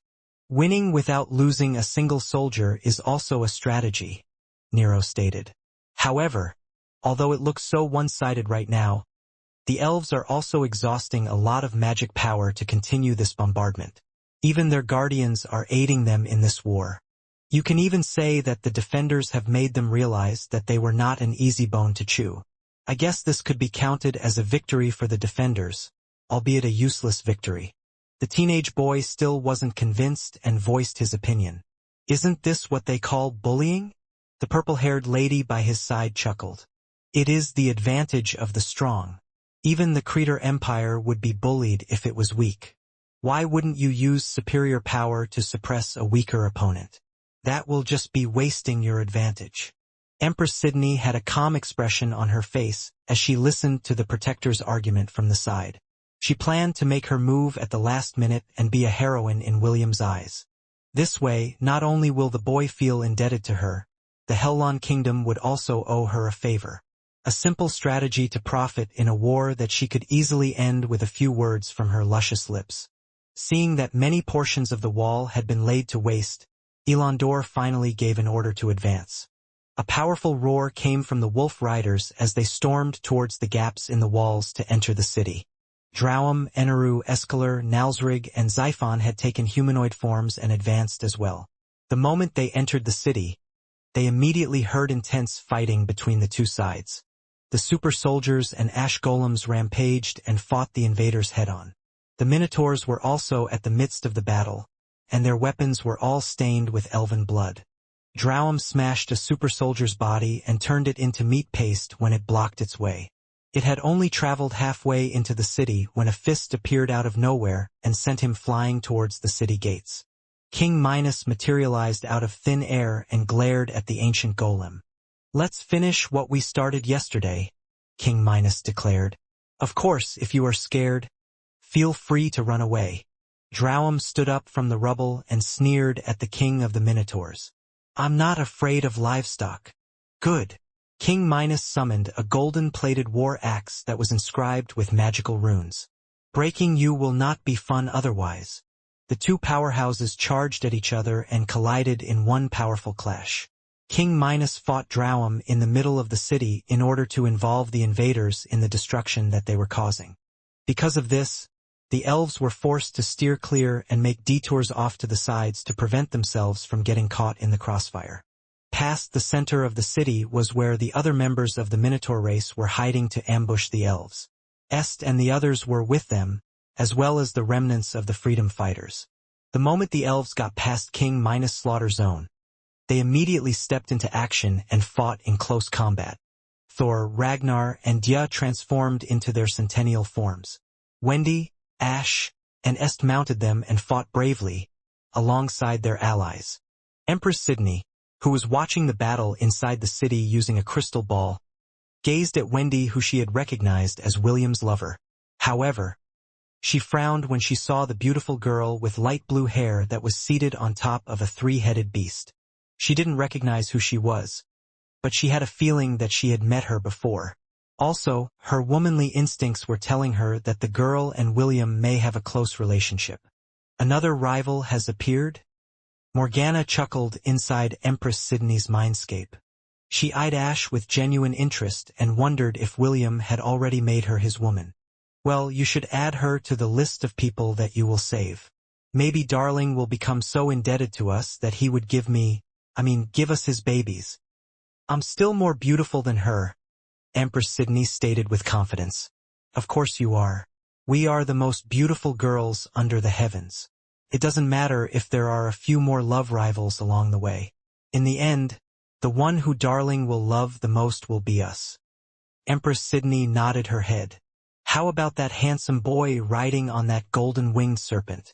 If I'm not mistaken, he is also Sir William's best friend. Right, we should add him to the list as well.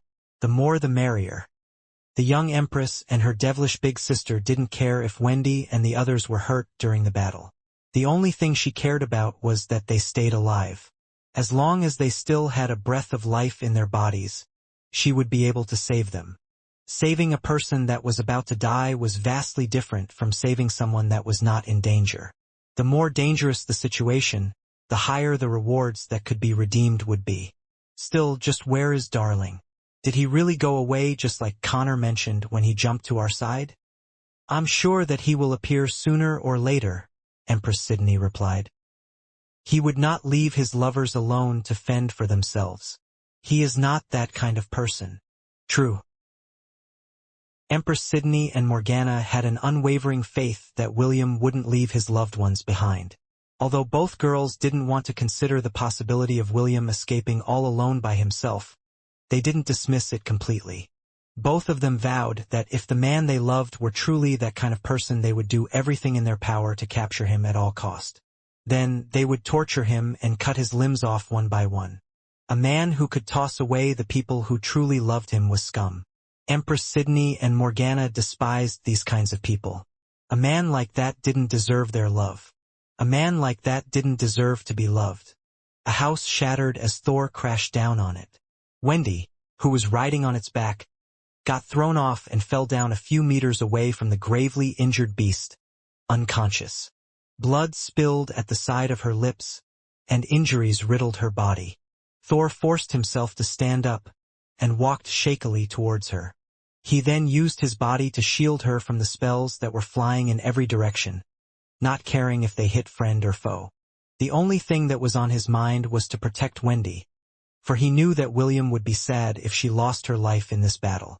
Ash was the first to fall after she had shielded Est from the attack of Draken Nalsrig.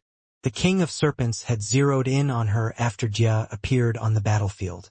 The mermaid had unleashed her full powers, but against the might of a myriad beast at its peak, she was like a puppy challenging a full-grown tiger to a biting contest.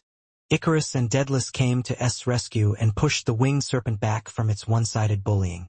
Although neither of them were myriad beasts at the moment, their ranks were half a step away from it. Eneru had once again fought against Jekyll, while Escalar and Xiphon watched from the side.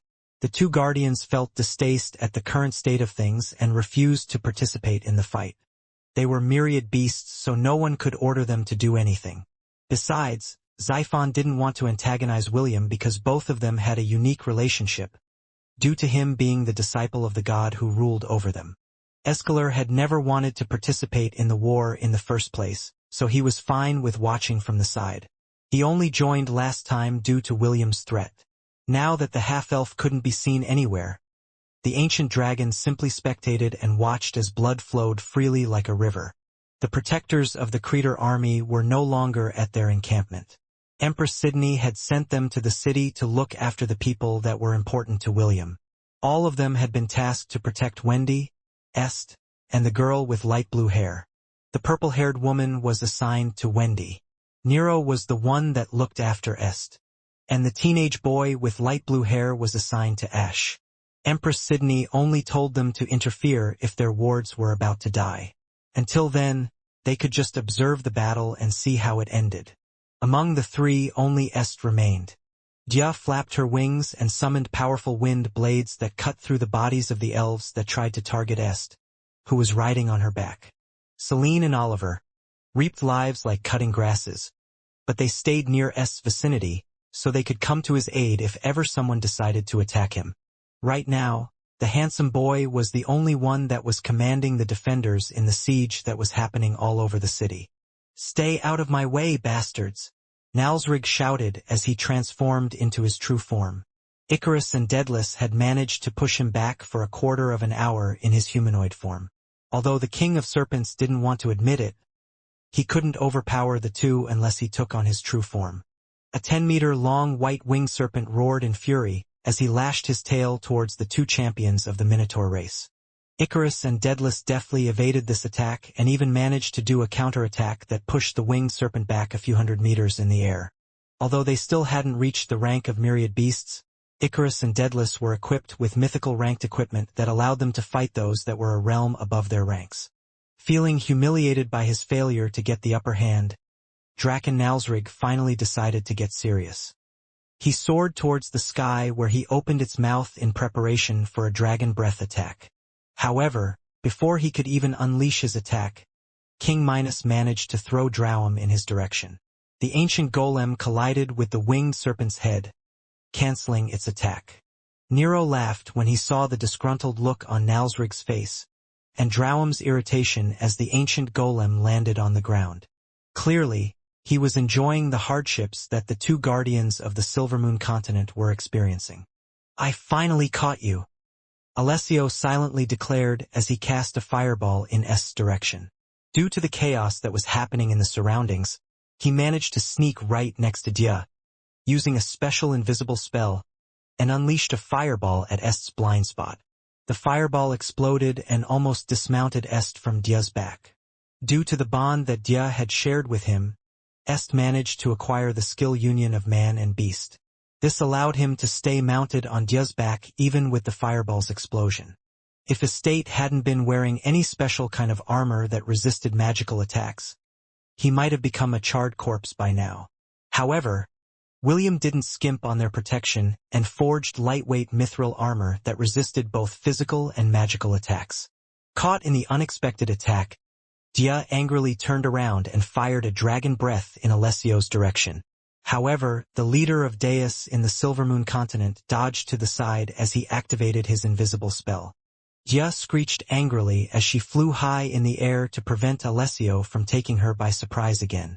"Don't worry, I'm fine," S said through gritted teeth as a burning sensation spread across his back. Although his armor had mitigated the damage, it still left him with serious injuries. He hastily drank the elixir in his possession, and the pain on his back immediately disappeared. However, at the same time, Nalsrig successfully broke through Icarus and Daedalus' defense and charged towards Dia, whom he had labeled as a traitor to the winged serpent's race. Dia tried to outfly Nalsrig, but it was to no avail. In the end, the older winged serpent lashed out its tail and sent Dia crashing near the royal palace of the Hellon Academy. Est was almost crushed by Dia's body, if not for the fact that the golden-winged serpent managed to flip her body to the side at the last minute. "It's over," Drowum declared. "Surrender, and I will spare your life, livestock." King Minos glanced at his people and the humans that were still fighting with everything they've got. All of them were riddled with injuries, but the fire in their eyes still burned with determination. Seeing that they would fight till they breathed their last, the king of Minotaurs once again faced the ancient golem and gave a powerful war cry. Surrender was not an option. They would fight to the death, down to the last man. Inside the palace, William walked slowly and used the wall to support his body.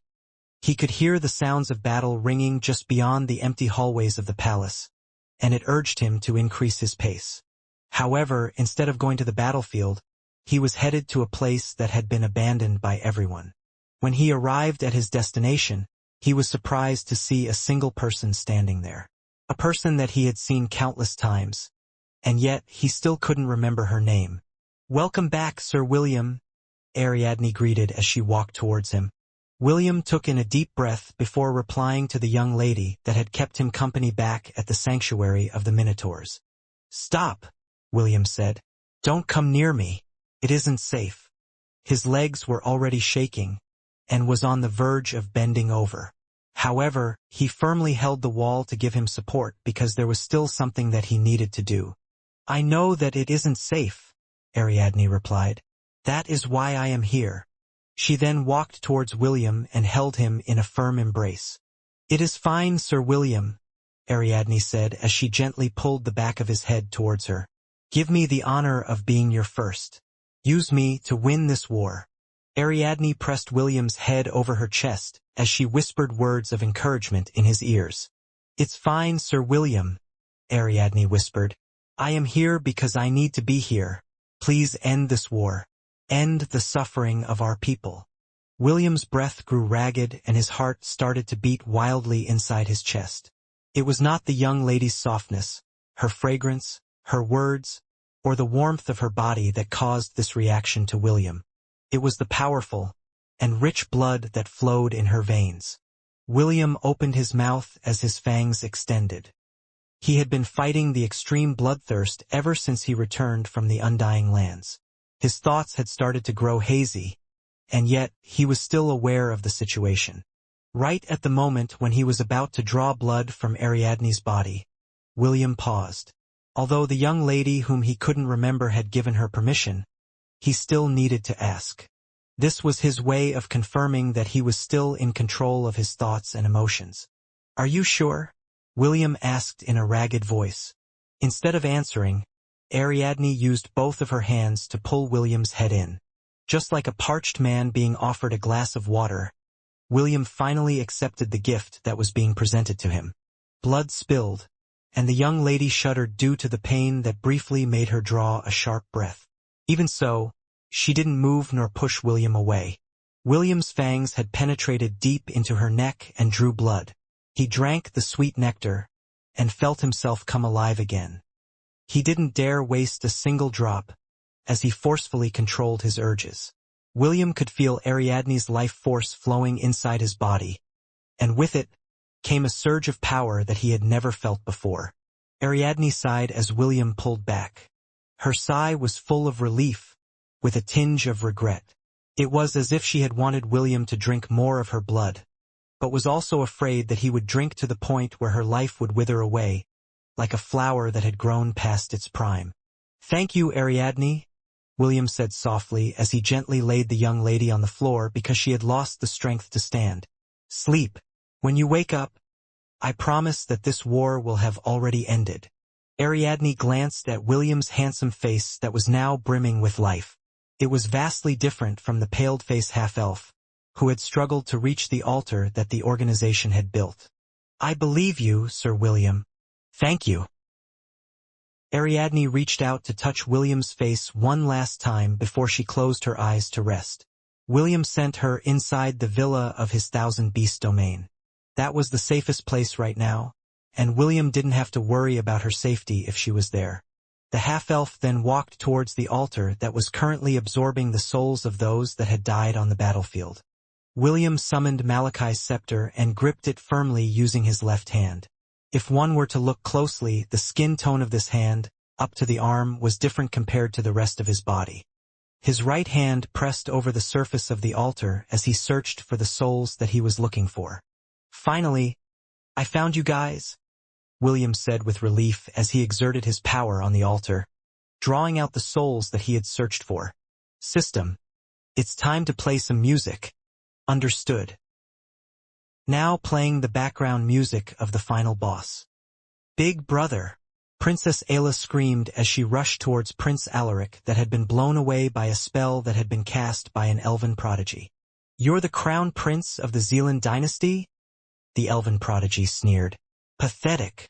Don't be like that," another elven prodigy commented from the side. "He is still the crown prince. If we capture him, we will get merits from the commander. Also, that girl beside him is not half bad. I call dibs on her. You get the crown prince. Haven't you had your fill of human girls yet? You have almost bedded over 100 of them. How can those women compare to a princess? Don't worry, after I'm done with her, you can play with her next." "Sounds good. I'll take you up on that offer." Princess Ayla ignored the two elves and focused her attention on her big brother. She used her life magic to cure his injuries, and ensured that his life would no longer be in danger. The elven prodigy who called dibs on Princess Ayla whistled when he saw her use life magic. It was a rare magic even among the elves. Someone who was born with this magic would be sent to the forest where their spiritualists resided, to be trained as a healer. The other elven prodigy sighed when he saw this. If he had a choice between Crown Prince Alaric and Princess Ayla, he would definitely choose the latter. For him, a crown prince's life was nothing compared to a talented life mage. While this was going on, King Minos and Drowum's battle had reached its climax. The ancient golem played a dirty trick and attacked one of the minotaurs that had accidentally wandered in the path of their battle. King Minos naturally did his best to protect his people, and that is where the ancient golem dealt him a crushing blow that gravely injured him. The king of the minotaurs gritted his teeth as he smashed the earth spear that had embedded itself on his chest.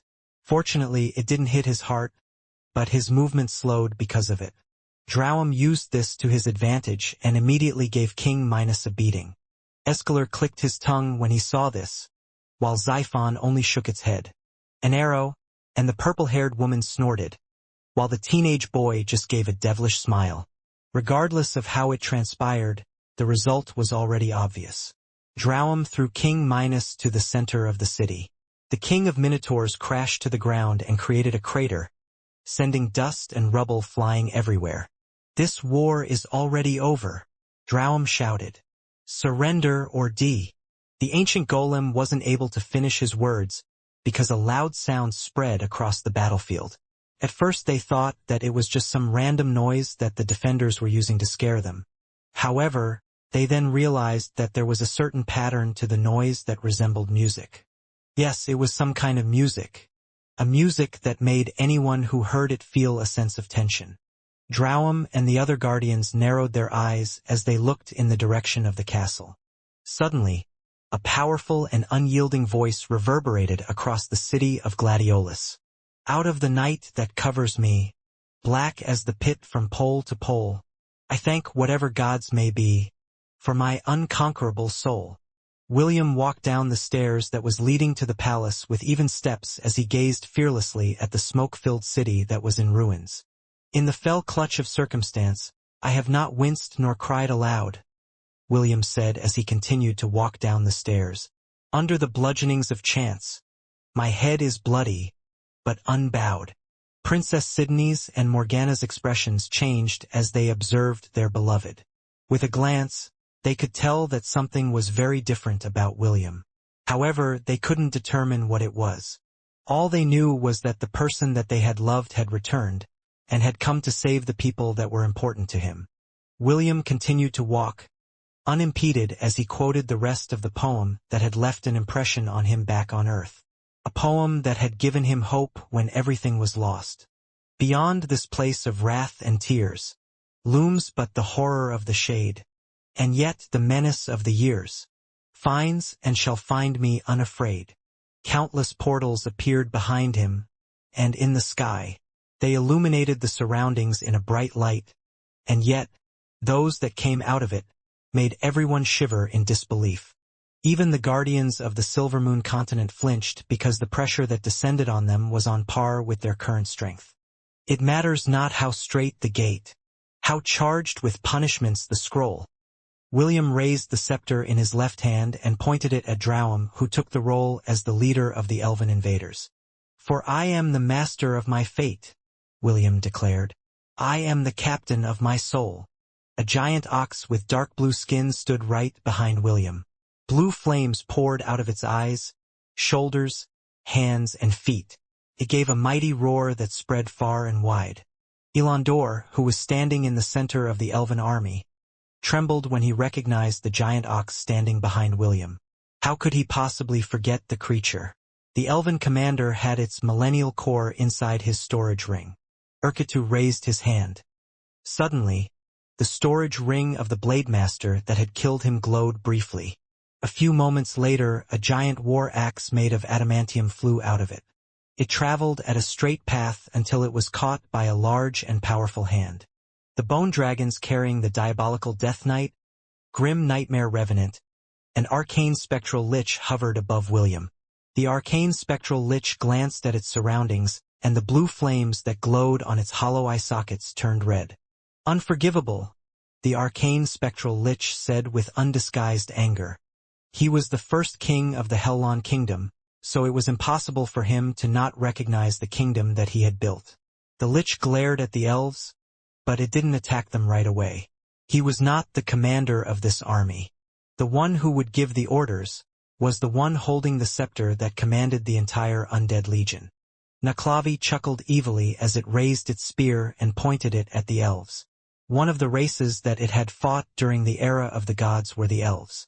They were among the races that had ganged up against the humans thousands of years ago. Seeing his old enemies, the devil of the sea that had been trapped in the Undying Lands was now feeling giddy. Just like the arcane spectral lich, it was holding itself back for the massacre that was about to occur. William raised his right hand, and four colorful lights flew towards his body.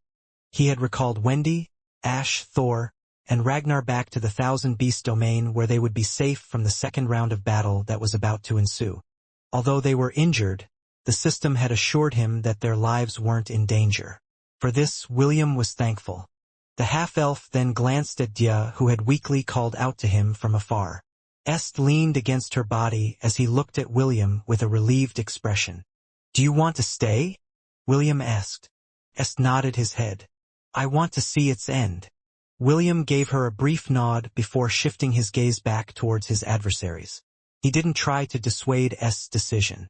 Since his lover wanted to see how this war would end, he would let her witness it all, while sitting in the front row seats. William scanned the faces of the elves before stopping on the ancient golem. William had to admit that Drowum had given him a lot of headaches in the past. That was how strong the guardian of the elves was. Then, two more guardians appeared which had completely flipped the scales of the battle in the elves' favor. The red-headed boy chuckled. The once scary existence that had forced him into a corner was now like a bug in his eyes. A bug that he had long wanted to crush beneath his foot. "You said a while ago for everyone to surrender or die, right?" William sneered at Drowum. "Don't worry, I won't ask you to surrender." William channeled his will into Malachi's scepter before a devilish smile appeared on his face. "Tell me, you bastard elves," William said in a teasing tone. "Would you like to try dying once?" The three Goliaths, monstrous skeleton sovereign, giant-slaying Draugr, and Naklavi, towered beside William. They simply stood there like three tall mountains, but that was more than enough to make the expressions of the elves turn pale. The portals above William's head, and in front of him, were still active as hundreds of thousands undead soldiers marched forward. Like the system had told him before, they numbered over 20 million. A number that had exceeded the army of the elves and to a certain extent the army of the Creator Empire as well. "I call upon the heroes whose names have been forgotten," William said softly as the undead warriors all raised their weapons in recognition of his words. In an era where hope was scarce, and many were saddened, when all hopes were lost, and victory was out of sight, that was the time when humanity showed its true might. Hundreds of thousands of lights shot out from William's chest as they landed on the battlefield. All the members of the Minotaur tribe that had died in the battle, and those that he had recalled inside his Thousand Beast domain, once again appeared on the battlefield. Similar to Urketu, all of them had dark blue skin. Their eyes and parts of their body, flared with eerie bluish flames, as they stared at their adversaries that had taken their lives. Surprisingly, it was not only the minotaurs that appeared. Elves and humans were there as well. They had turned into undead revenants, and shared the same features as the minotaur race. The elves shivered as they recognized some of their fallen comrades had once again risen up from where they had fallen. Only this time they were fighting on the side of humans. William's words rang loudly in the surroundings as he raised the dead from their slumber in order to fight for his side. "Come, brave warriors of old," William ordered. "Monsters abound, and war behold. Show them the might of those that were forgotten. Make them see the error of the path they have trodden." William waved his scepter once and all the undead took a fighting stance. "Kill," William ordered. "Send these foul elves and their guardians to the afterlife. Show them the wrath of the righteous." Naklavi roared and charged forward. The giant skeleton and Draugr ran behind it and the ground trembled in their wake. The arcane spectral lich urged his dragon and it stood between Draken Nalsrig and Diameter. The lich gave Est a sidelong glance before facing the guardian beast in front of him. "Is it fun to bully children?" the first king of the Hellon kingdom asked. "You don't need to answer. I'll chop your body apart and use it as an ingredient for my experiments." Although he had turned into a lich after touching Malachi's staff, and had been inside the Undying Lands since then, he still held strong feelings toward the kingdom that he had founded. Draken Nalsrig felt an unprecedented danger come from the arcane spectral lich whose hatred for him was evident. However, he also understood that they were at war and it was only natural that the lich didn't like him. "I don't mind killing you twice, lich," Nalsrig replied. "I'll grind your bones and use it as fertilizer." The lich chuckled as it raised its magic staff. Talk was cheap, it was now time to take action. Several dark rays shot out its staff like laser beams. The king of the winged serpents cast a magical barrier to protect himself from the attack, but to his surprise, the dark rays passed through his barrier and caught him completely off guard. A pained cry erupted from Nalsrig's lips as the lich's undead magic tore off his draconic scales and dissolved his flesh. This was the first time that he had experienced something like this, and he immediately retreated to a safe distance in order to heal his injuries. "Just like an earthworm that has been sprinkled with a bit of salt," the lich teased. "Does it hurt? Don't worry. There's more where that came from." The undead dragon flapped its wings and gave chase. The arcane spectral lich had already confirmed Est's identity, and because of this, he wouldn't allow anyone to hurt him. Drauam's body crashed heavily towards the elven formation, severely injuring the elves that were unlucky enough to be on the same spot where he landed. Naklavi's horse neighed in contempt as it charged towards the pseudo-demigod, whom it wanted to crush under its heels. Kasaganaga, who had been fighting alongside Saglav, gazed at the devil of the sea with genuine surprise. "It really is Naklavi," Kasaganaga gasped as the giant abomination rampaged within the disorderly elven army.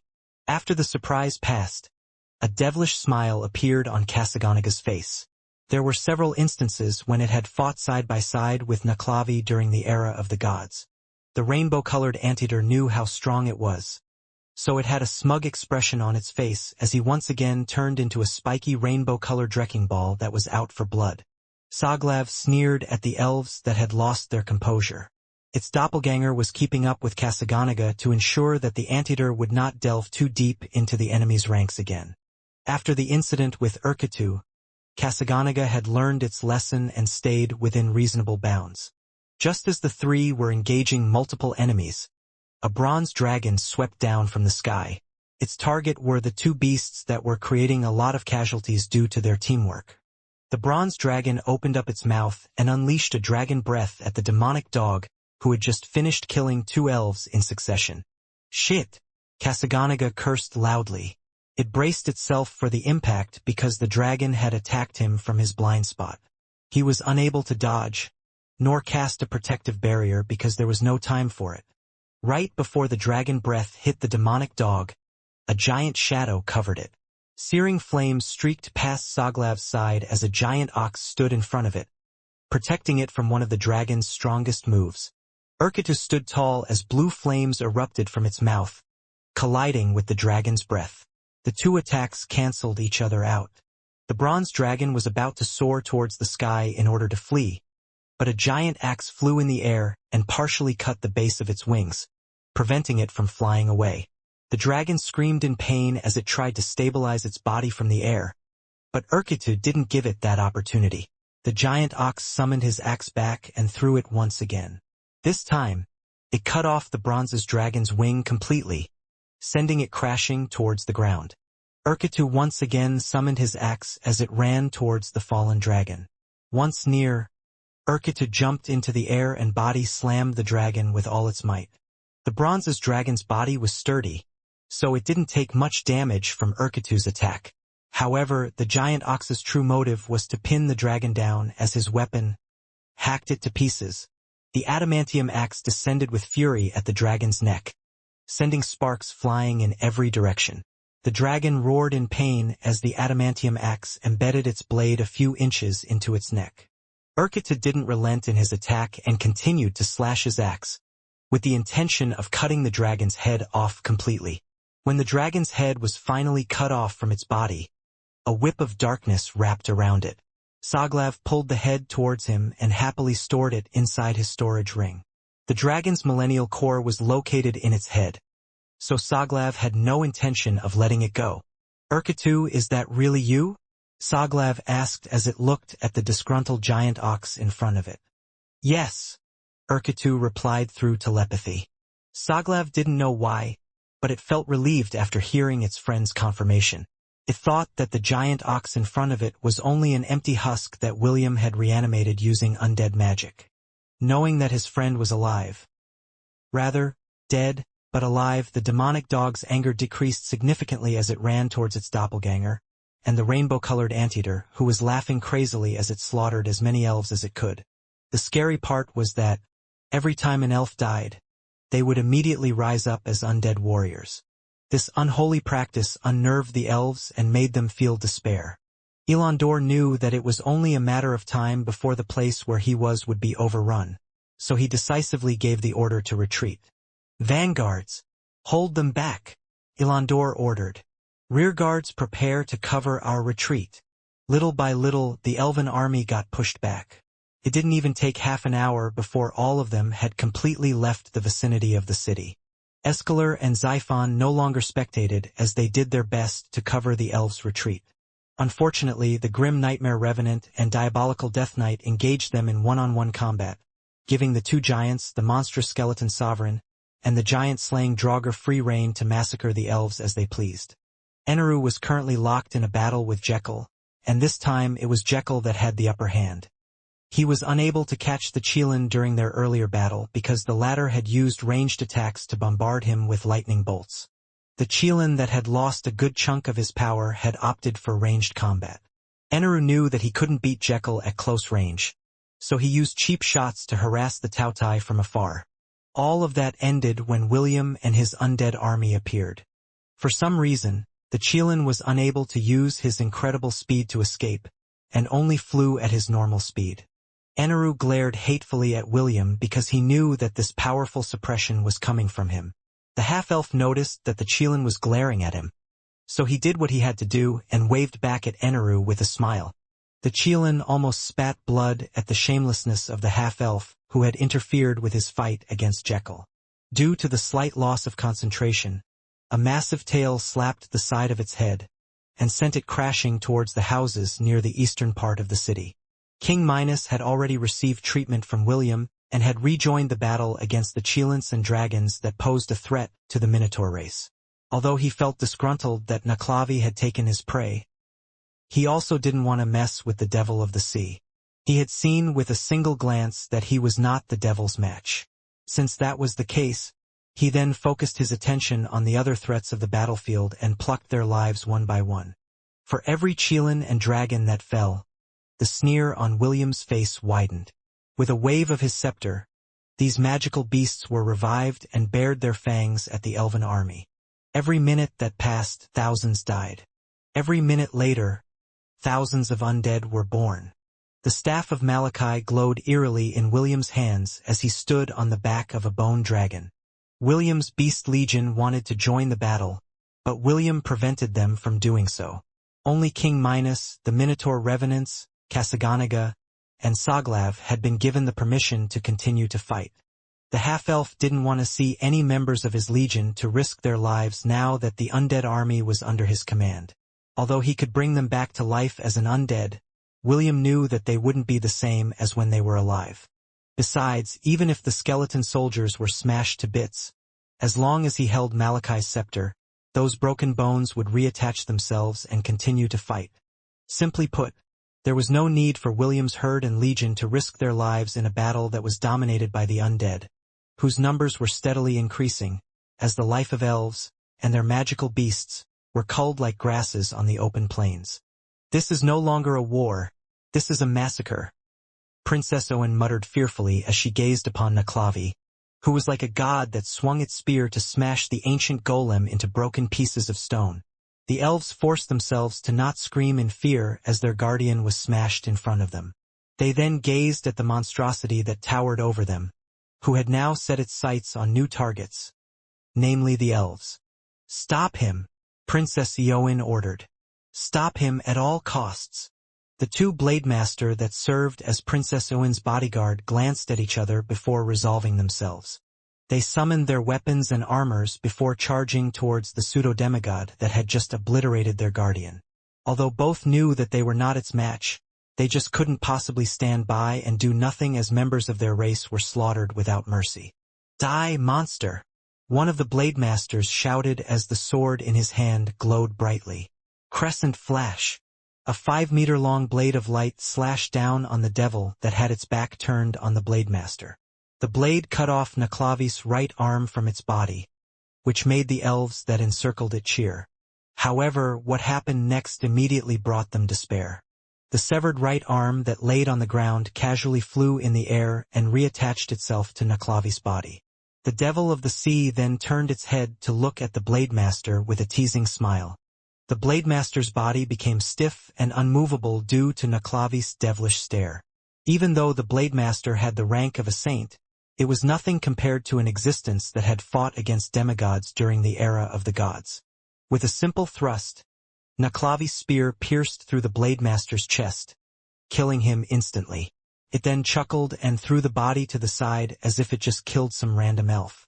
The devil's laughter had gripped the hearts of the elves and made them feel despair. Some of them were even starting to think that this was all a dream, a terrible nightmare that they should wake up from, or else they would die in their sleep. Drowum, who had once again reformed itself, smashed its body towards the monster whose evil knew no bounds. The ancient golem called forth the power of the earth to entrap Naklavi in an earth prison. The land answered Drowum's call and rose up to wrap itself on the monster's body. Soon, the devil had been firmly trapped in a rock prison, forming a small mountain at the center of the battlefield. Elandor and the patriarchs had just breathed a sigh of relief when a powerful explosion erupted in front of them. The stone mountain blew up like a volcano and sent rocks and dirt flying in every direction. A moment later, Drowum was sent flying by a powerful blow that erupted from the tip of Naklavi's spear. Drowum didn't know that it had stepped on a landmine when it decided to imprison the monster in a dome of soil and rocks. Naklavi hated being imprisoned. Since the demigods were unable to contain him, they decided to just ask the gods for help to deal with him. The god of the earth rose up to bind Naklavi with the earth, but just like what happened to Drowum's attempt, it ended in failure. Only the gods of the sea managed to effectively entrap Naklavi in the depths of the ocean. However, even that entrapment only lasted for a few months. When Naklavi broke out of its watery prison, it became more enraged, and this time, it rampaged until the giant race was almost wiped out from the face of the world. The gods then knew that the monster didn't like to be bound, and every attempt only made it stronger and madder with rage. This was how Naklavi got the title Devil of the Sea, because the moment it rose up from the ocean, it had completely become a devil that no one in the world of Hestia dared to fight. Naklavi's eyes turned bloody red as it charged towards Drowum that had failed to stop it. With a thrust of its spear, the ancient golem was once again destroyed. After destroying its target, it swept around him, slicing the bodies of the elves within 30 meters around it in two. "By the goddess!" one of the patriarchs gasped as the devil glared in their direction. Elandor and Scheffel also felt the devil's stare, and it filled their hearts with dread. Right at that moment, a winged serpent riddled with bloody holes on its wings and body fell down from the sky. Before the elves could even react to this new development, a golden dragon and a giant deer came crashing down from the sky as well. One of the wings of the golden dragon was torn off, and the giant deer had lost one of its antlers, leaving a bloody gash on its head. Everything descended into silence as the elves looked down on their fallen guardians with pale expressions. Suddenly, a soft sob was heard. One of the teenage elves had finally lost her composure and cried. This was the spark that started everything. The elven soldiers who were at the front line of the war turned their backs on their enemies and started to run away in panic. The women screamed in despair as mass hysteria spread across the elven ranks. "Stop running!" Elandor shouted. "Deserters will be killed on sight." His voice was loud, but none of those in front cared for his orders. In the face of existences that had even defeated their guardians, what role did a mere cannon fodder have to play? In a desperate attempt to restore order among their ranks, Elandor knocked an arrow on his bow and shot one of the deserters that ran away from its post. His arrow flew straight and true and embedded itself in the elf's head, killing him instantly. However, that was a mistake. A very big mistake.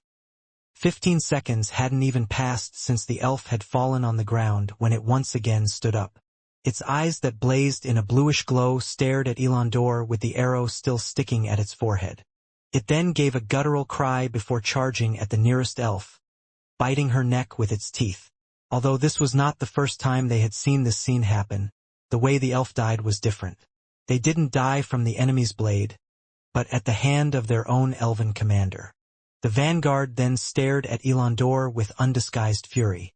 They had already lost their reasoning due to the madness that was happening around them, but seeing their own kind killed by their commander, and then turning into an undead made them feel that they were just disposable pawns that could be tossed away at any time. While their minds were in a confused state, a soft voice that offered an olive branch reached their ears. "Those who don't want to die, I will give you a chance to live." A half-elf whose red hair swayed in the breeze said with compassion. "Anyone who can bring Elandor to me alive will be spared. Not only him, but the patriarchs of the elven race as well. I promise on my handsome face that those who heed my order will not die today. This is a first-come, first-served basis.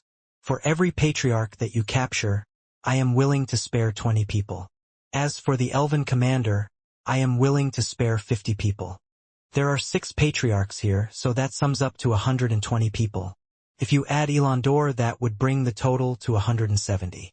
According to my rough estimate, there are still over 2 million elves remaining. Among those 2 million, I will only spare 170. William chuckled like an innocent teenage boy that had just received a kiss from a beautiful girl. However, instead of spreading happiness, it spread despair to the entire elven race who was on the verge of a mental breakdown. "Stop! We surrender!" Scheffel shouted. "You won this war. We accept our defeat." William stopped laughing and stared at Scheffel, who was standing at a raised platform. "So, what if I won?" William asked back in a teasing tone. "What of it? There is no need for us to continue this bloodshed," Scheffel said in a respectful and polite manner. He also bowed his head in apology. "We are willing to heavily compensate you for our transgressions." If anyone from the Elven Council could see the domineering elder of the Gilwen clan, they would probably rub their eyes in disbelief. Scheffel had never bowed his head, and acted in a respectful manner except when he was in the presence of the king. Even the head of the Elven Council, and Arwen's father, the Odin, didn't receive any polite words nor acts of respect from the proud elder of the Gilwen clan. It just proved how dire their situation was. William looked indifferently at the bowing old elf as he raised his head arrogantly. "I believe that I mentioned earlier that I will not ask any of you to surrender." The half-elf paused as he let his words linger in the air for a few moments before continuing his speech. "Meaning, I have no intention of accepting any form of negotiations or surrender. William said coldly. What I want to see is for all of you to die. You can't do that. A familiar voice reached William's ears. The half-elf turned his head to the side to look at the elven princess whose tears were falling down the side of her face. This is not something the son of the saintess would do, Princess Yoan shouted. This is not something that the son of our hero would do. William chuckled for a brief moment before shaking his head. Princess, do you think attacking the kingdom of the hero that saved your race is something that the elves should do? Do you think it is something that those who owe our family a favor would do? I think not. The half-elf stared down at the entire elven race with disdain from on top of his bone dragon. You are the invaders and oppressors. You conquered our lands due to your greed and arrogance. Did you even stop to think that those whom you conquered would one day rise up and point their weapons at you? Did you not even think of the possibility that they would rebel and conquer you back? Did you ever think that a repeat of the demon race's invasion would not ever happen again? William shook his head. If you think that way, then all of you are fools. Now enough talk. Those who want to live, you know what to do. Those who don't want to live, you can just stand to the side and wait for your death. The undead legion encircled the elven army, leaving no room to escape. On William's order, the countless skeletons and undead soldiers stepped forward, in order to herd the elves and make them compress against each other. Only a few will live. Are you one of those select few? William's devilish words spread across the elven army as their willpower wavered. One by one they stared at Elandor, as well as the elven patriarchs who were standing at the raised platform at the center of the army. No one wanted to die. If there was a way to live, then why not take it? As the elves were thinking these things, a golden portal appeared above the center of the elven army. Enough! A powerful voice forced the undead legion to stop their advance. A giant bird clad in flames flew out of the portal and hovered above the elven army. Know your limits, half-elf. If you do not cease your arrogance, I will be more than happy to teach you a lesson. The proud and majestic voice gave hope to the elves as they looked up at the blazing bird that hovered above their heads. The demigod phoenix, Sepharon, that served as the protector of the elves in the Silvermoon continent, had forced its appearance using the teleportation gate of the elves. It felt the aura of the guardians weakening and knew that they were in danger. Because of this, it hurriedly crossed the distance in order to save them from certain demise. The elves regained their confidence and cheered for the arrival of their demigod. A few moments ago they were already feeling despair. Now that the head of the guardians had arrived, they had once again regained their courage that had been nearly snuffed out like the flame of a candle. William gazed at the majestic phoenix that burned brightly in the sky. It was like a beacon of hope amidst the darkness that would shine for eternity. Big words from a flashy chicken that dares to barge into someone else's house, and even have the audacity to tell the owner what to do, an amused voice said. Haven't you heard of the saying, the guest does as the host pleases? High up in the Kirinter Mountains, Takam sat on his throne. The side of his face rested on the palm of his left hand. The sovereign that ruled the northern tribes then raised its right hand and a beam of blue light shot out from it, traveling at great speeds. I am not pleased by your attitude, Takam said. It's time for you to know your place. As soon as his speech was finished, the beam of light had arrived at the battlefield. The phoenix opened its wings wide and created a fiery magical shield that protected its entire body. The moment that beam collided with the shield, no explosion happened or any of the sort. Instead, the beam spread across the magical shield, enclosing the demigod of the Silvermoon continent in an icy prison. Soon, magical chains descended from the sky and bound the Sepharon. Several cracks immediately appeared on the ice that were currently holding the demigod in place. At a glance, one could tell that the ice prison wouldn't hold for long. However, what was even more surprising was that they saw an individual standing on top of it with a smile. William took out a pocket cube from his storage ring and dropped it on the ice prison. The cube immediately expanded and covered the entirety of the cage. It then slowly shrank, as sparks emitted from all over the cube's body. System. I'm on it. Sacrificing 100,000 god points to bind the demigod for a few seconds. The sparks appearing on the pocket cube disappeared as it shrank to the size of a carriage. William stood on top of the cube, with a serious expression on his face. This was a critical time, and even the air around him seemed to be at a standstill. This was a decisive moment, and William waited with bated breath for the result of his gamble. Drowum, which had just reformed itself, shouted at William and fired a massive earth spike at the cube that had imprisoned Sepharon. He didn't know why, but he had a bad feeling about the weird cube that had imprisoned the demigod that protected the Silvermoon continent. William jumped off from the cube to evade Drowum's attack. The moment the earth spike hit the cube, a loud cracking sound was heard.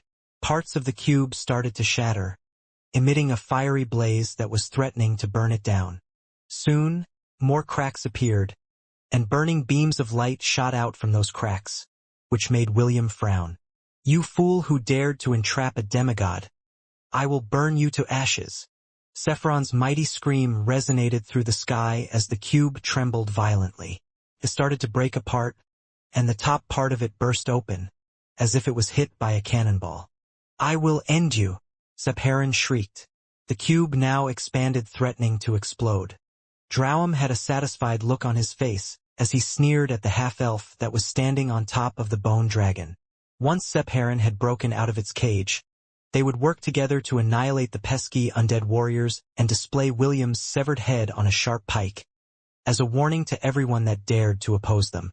However, before the demigod was about to break free, the cube disappeared from the sky, taking the demigod along with it. A series of notifications appeared on William's status page, which made the half-elf laugh out loud. His laughter was like the sound of fingernails scratching a blackboard, which irritated Drowum's and the elves' ears. "What have you done?" Escalar, who had somewhat recovered, asked out loud. "Where is Sepharon?" William stopped laughing. However, a very domineering smile spread across his face, as if he had won the lottery 1,000 times over. Ding! Demigod Sepharon had been successfully sent to the auction house of the gods.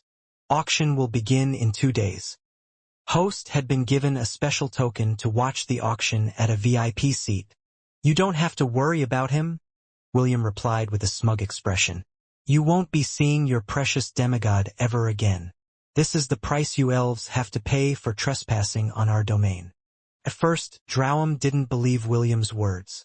Sepharon and the Guardians had a strong connection to each other.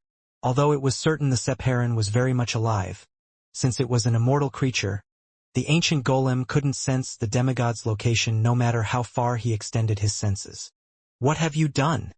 Drowum demanded. "Where is he?"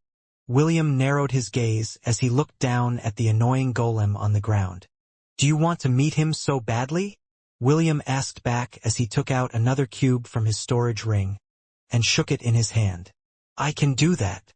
Drowum unconsciously took a step back when it heard William's threat. It still didn't know where Sepharon was, but it was sure that the demigod was no longer in the southern nor in the Silvermoon continent. Sepharon simply vanished, as if it was thrown into a domain that it couldn't escape from. Now where was I? William casually played with the cube in his hand as he looked down on the elves. "Ah yes. Only 170 of you are going to live. You better act quickly. My patience is limited." As if agreeing to William's words, the 3 monstrous beasts, and the 3 sovereigns riding on top of the bone dragons advanced towards the elves. Naklavi chuckled as it thrust his spear forward, killing a dozen elves without warning. The arcane spectral lich also fired a cone of cold energy that froze several elves in place. It then snapped its fingers, causing the frozen elves to shatter into hundreds of pieces. "As you can see, I don't have all day," William commented from the side. "Well, I suppose I can let my legion kill to their heart's content until only a handful of you are left. I guess I'll spare 20 people at most." Hearing William's words, the skeleton soldiers rushed towards the elven army like a swarm of locusts. Their intention? Complete annihilation of the elven army. "Don't you have any compassion?" Xiphon the deer tried to stand up as it gazed pleadingly at William. "The elves have already surrendered. This war is over." William snorted as he stared at the guardian deer of the elves that reminded him of Spire. "It's not over until I say it is over," William answered crisply. "I can still turn a blind eye to your actions since you didn't play any active role in this war. However, if you get in my way, I swear upon my name that I will exterminate your entire clan when I go to the Silver Moon continent. Do not test my patience." Xiphon lowered its head dejectedly because it could tell that William didn't want to negotiate. The officers of the Creator Empire clicked their tongue because they thought that it was a waste to kill the elven women who were known for their beauty. If they could have them, they would definitely profit from this expedition to the southern lands. Prince Jason was of the same mind. However, after seeing what William did to the demigod of the elves, he was forced to keep his idea to himself. Even the protectors of the Creator Empire felt threatened by what William had done to the one and only demigod of the Silver Moon continent. They didn't dare to gamble with their lives to see if William could do it a second time. Empress Sydney had a serious expression on her face as he observed the half-elf from afar. This had gone beyond her calculations and flipped the plans that she had prepared on their head. Morgana, however, was different. After William had made his appearance, Sydney's other half became silent. She just looked at William with a sad expression. Her eyes could see things that Empress Sydney couldn't see. After seeing William's current state, she knew that the boy had paid a high price in order to obtain the power he had now. A price that saddened her.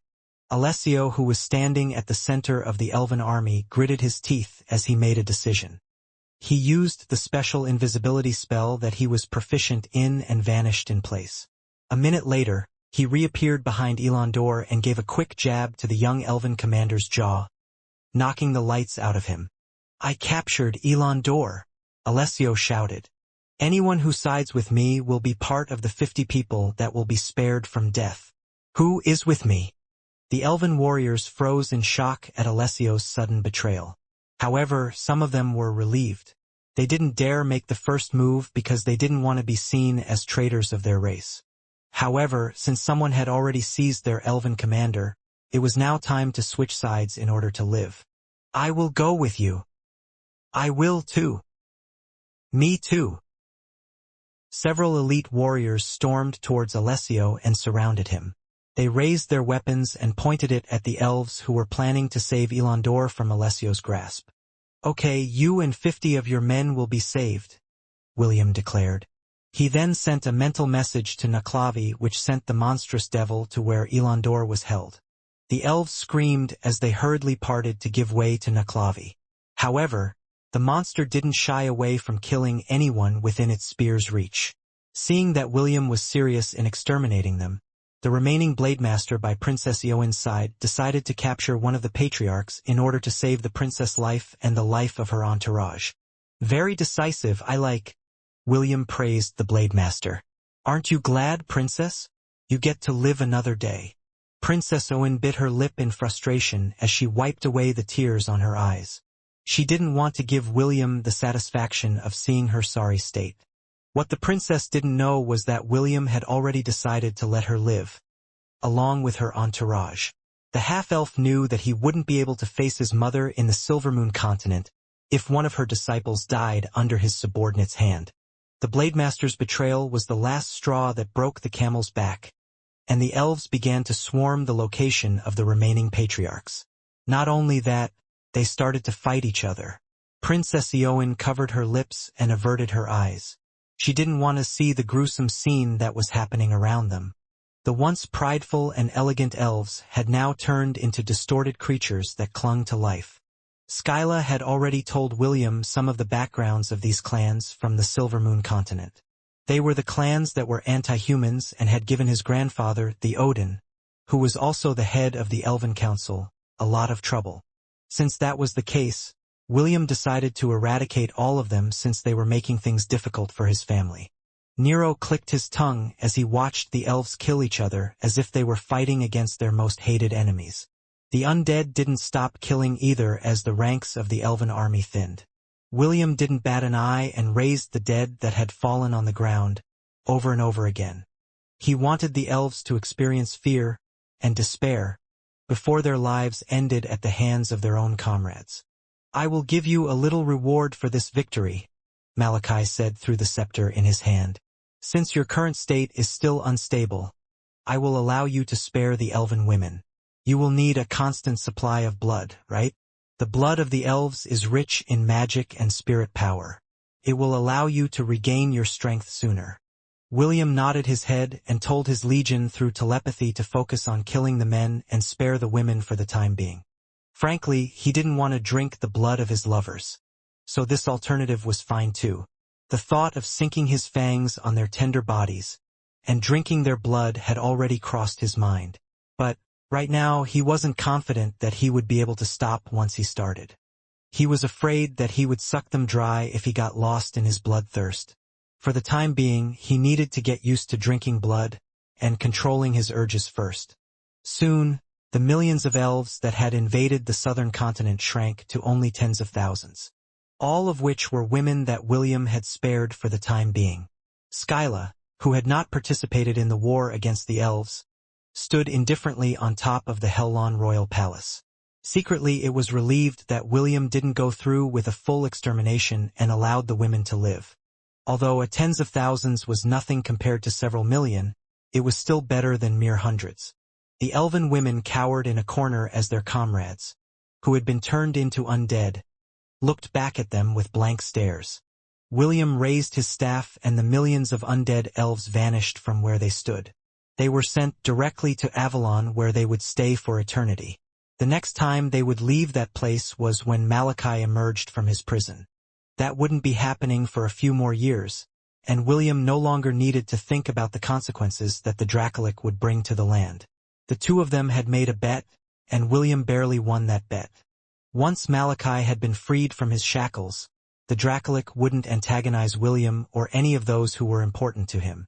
And for that price, William had almost lost his humanity and his life.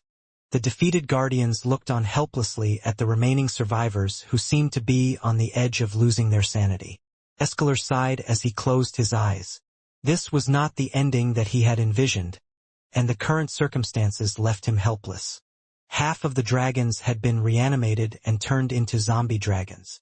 The remaining half now cowered behind Escalar in the hope that their sovereign would protect them. The Cheilants had all been wiped out and turned into undead Cheilants. Eneru could only grit his teeth in frustration when he saw his clan members' current forms. Right now, he was being pinned down by Jekyll. The Tautai had long wanted to end Eneru's life, but he couldn't. Killing a Cheelan would bring extreme bad luck to his killer, so the Tautai couldn't kill him even if he wanted to. As for William, the curse of the Cheilants couldn't affect him. This was why he didn't bat an eye when he ordered his undead army to wipe them all out, except for Eneru. The undead warriors dragged Elandor and the patriarchs to William's location. They were currently captives and were forced to kneel in front of the half-elf whom they referred to as a filthy half-breed. Naturally, William wanted to personally deal with them. However, before he could even say anything, a loud slap resounded in the air. Elandor's body flew to the side as Soglav hatefully gave him a slap on the face. "How dare you desecrate Urkatu's body?" Soglav growled in anger. "How dare you do that to my friend?" The demonic dog stepped on Elandor's leg, crushing the bones completely. The young elven commander cried out in pain, but his suffering was far from over. "My turn." Kasaganaga stepped forward and turned into a spiky wrecking ball. "I'm roll." "Oi!" Soglav hurriedly grabbed the spikes of the rainbow-colored anteater before Kasaganaga could start rolling. "Idiot! If you roll now, wouldn't he turn into meat paste? How can we torture him if you kill him quickly? We have to avenge Urkatu's death." Kasaganaga undid his transformation because he realized that the demonic dog was right. The anteater hatefully stepped forward before it slapped Elandor's other cheek with its little paw. "You scum! You're lucky that I was reminded not to kill you right away," Kasaganaga shouted as he angrily stepped on Elandor's forehead. "I will make sure you die slowly after killing Urkatu." Elandor wanted to scream that he wasn't the one that killed Urkatu, but Soglav had already used a spell on his body to prevent him from speaking. It then suffered Kasaganaga's one-sided cursing and slapping. William had promised Soglav that he would give Elandor to him, Although he had hated the elf for what he did to Urkatu's corpse, the giant ox was now very much alive, rather dead but still alive in a way. Since he couldn't touch Elandor, William then focused his attention on the patriarchs of the elven clans. They were the ringleaders of the elven invasion, so William didn't plan to go easy on them. He would make sure that none of the elves would dare attempt to invade the human lands a second time. "Do you know your sin?" William asked the patriarchs who had been forced to kneel before him. "Yes." The patriarch of the Reese clan replied in a defeated voice. "It was a mistake coming here to the southern lands." The other patriarchs except Shaffle bowed in apology in an effort to pacify William's anger. "Fools! It's too late to ask for forgiveness," Shaffle snorted. "Do you think he will spare your lives just because you apologized? All of you are already this old, and yet you still cling desperately to life? Pathetic!" "Shut up!" the patriarch of the Sala clan shouted. "You are the mastermind of this expedition. You bribed us to join you in this endeavor. The fault lies in you." "That's right." The patriarch of the Nasir clan supported his friend's claim. "This is all your fault. If you didn't threaten us back then, we wouldn't have joined you." The other patriarchs also spoke up and blamed Shaffle. They even teamed up and painted the ex-patriarch of the Gilwen clan as the supreme traitor of the elven race. William watched this farce with amusement. Seeing all the heads of the different clans blame Shaffle made the old man's face turn red in anger. "I see, so this is all your fault." William nodded as he stared at Shaffle. "If not for you, then all of this wouldn't have happened." "That's right. It is his fault." The patriarch of the Aron clan immediately supported William's claim. "Lord William, please, allow me to atone for my mistake by killing this traitorous elf with my own hands." "No, Lord William. Please, allow me to kill him." "No, I will kill him." The patriarchs raised their voice and fought for the chance to prove to William that they were innocent by killing Shaffle. William just nodded in understanding as he listened to their pleas. "Very well, I will give you all a chance to atone," William said with a smile. "The Saint's son is wise and merciful, truly the son of a hero. The Nasir clan will forever remember this favor. Once you visit your mother on the Silver Moon continent, we will give you the grandest of Welkowarg." A blade pierced through the patriarch of the Nasir's clan's chest, which prevented him from finishing his words. The old man looked at the blade that pierced his chest in disbelief before falling headfirst to the ground. Dead. Shaffle spat on the dead elf's body before laughing out loud. He knew that William had no intention of sparing any of them, so asking for forgiveness never crossed his mind. He was indeed the mastermind behind this invasion, and had already accepted his fate. His only regret was that the guardians of the Silver Moon continent didn't get the opportunity to kill the filthy half-breed before everything was too late. The Draugr pulled his blade out of the body of the elven patriarch and smiled. Although the smile was creepy, it gave its intended effect on the other patriarchs and made them shout out in fear. "Why did you kill him?" William inquired in a troubled tone. "Didn't you have your fill of killing a while ago?" The Draugr gave a dry chuckle and scratched its head. It was acting as if it was an innocent child that had made a mistake. "All right, no killing for now, okay?" William coaxed the undead warrior and made it back away. The half-elf then looked down on the dead patriarch with a troubled expression. "Oh dear, what should I do with you?" William rubbed his chin as he pondered. "Well, for the time being, why don't you stand up first?" William snapped his fingers and the lifeless corpse propped itself up to stand once again. It even did a comical pose as if waiting for William to praise it. "You vile creature!" The patriarch of the Sala clan cursed out loud. "Using death magic is a transgression to all living things. Also, where did you take our demigod? Are you not afraid of the wrath of the heavens? Are you not afraid of the gods?" William smiled when he heard the patriarch's condemnation. "Wrath of the heavens? You elves should have thought of that first before you came here to wage war on us. As for the gods, why should I be afraid of them?" "Ah, thank you for reminding me about the gods. I don't really get along with the sun god, so I'll make sure to take a piss on his altars, statues, and temples when I visit the central continent. William didn't know if it was only his imagination, but for a brief moment, he thought he heard Lily's loud laughter, after he said that he would piss on the statues of the sun god in the central continent. Why you, heretic? You even slander the gods. You and your bloodline will be cursed for Eater-ek. The undead patriarch, who was doing a comical pose a moment ago, used its dagger to stab the neck of the patriarch of the Sala clan. The old man spat a mouthful of blood as he stared fearfully at William. I don't want to turn into an undia. You talk too much. William cut off the patriarch from finishing his words. The undead patriarch that had stabbed the elf's neck took that as a hint to continue his act. It then stabbed the elf's chest and ended his life once and for all. A few seconds later, a second undead stood up, and just like the first undead patriarch, it did a comical pose by raising both of its hands in the air, as if praising the sun. Forgive me, but I'm not an expert in torture, William said with a teasing smile. He then turned to the arcane spectral lich and gave it a brief bow. Your Majesty, how about you handle the rest? The lich nodded its head and created black chains in the air. Those chains tied up the bodies of the patriarchs, including Shaffle. Suddenly, several silver chains materialized in the air and pierced through the patriarchs' chests where their hearts were located.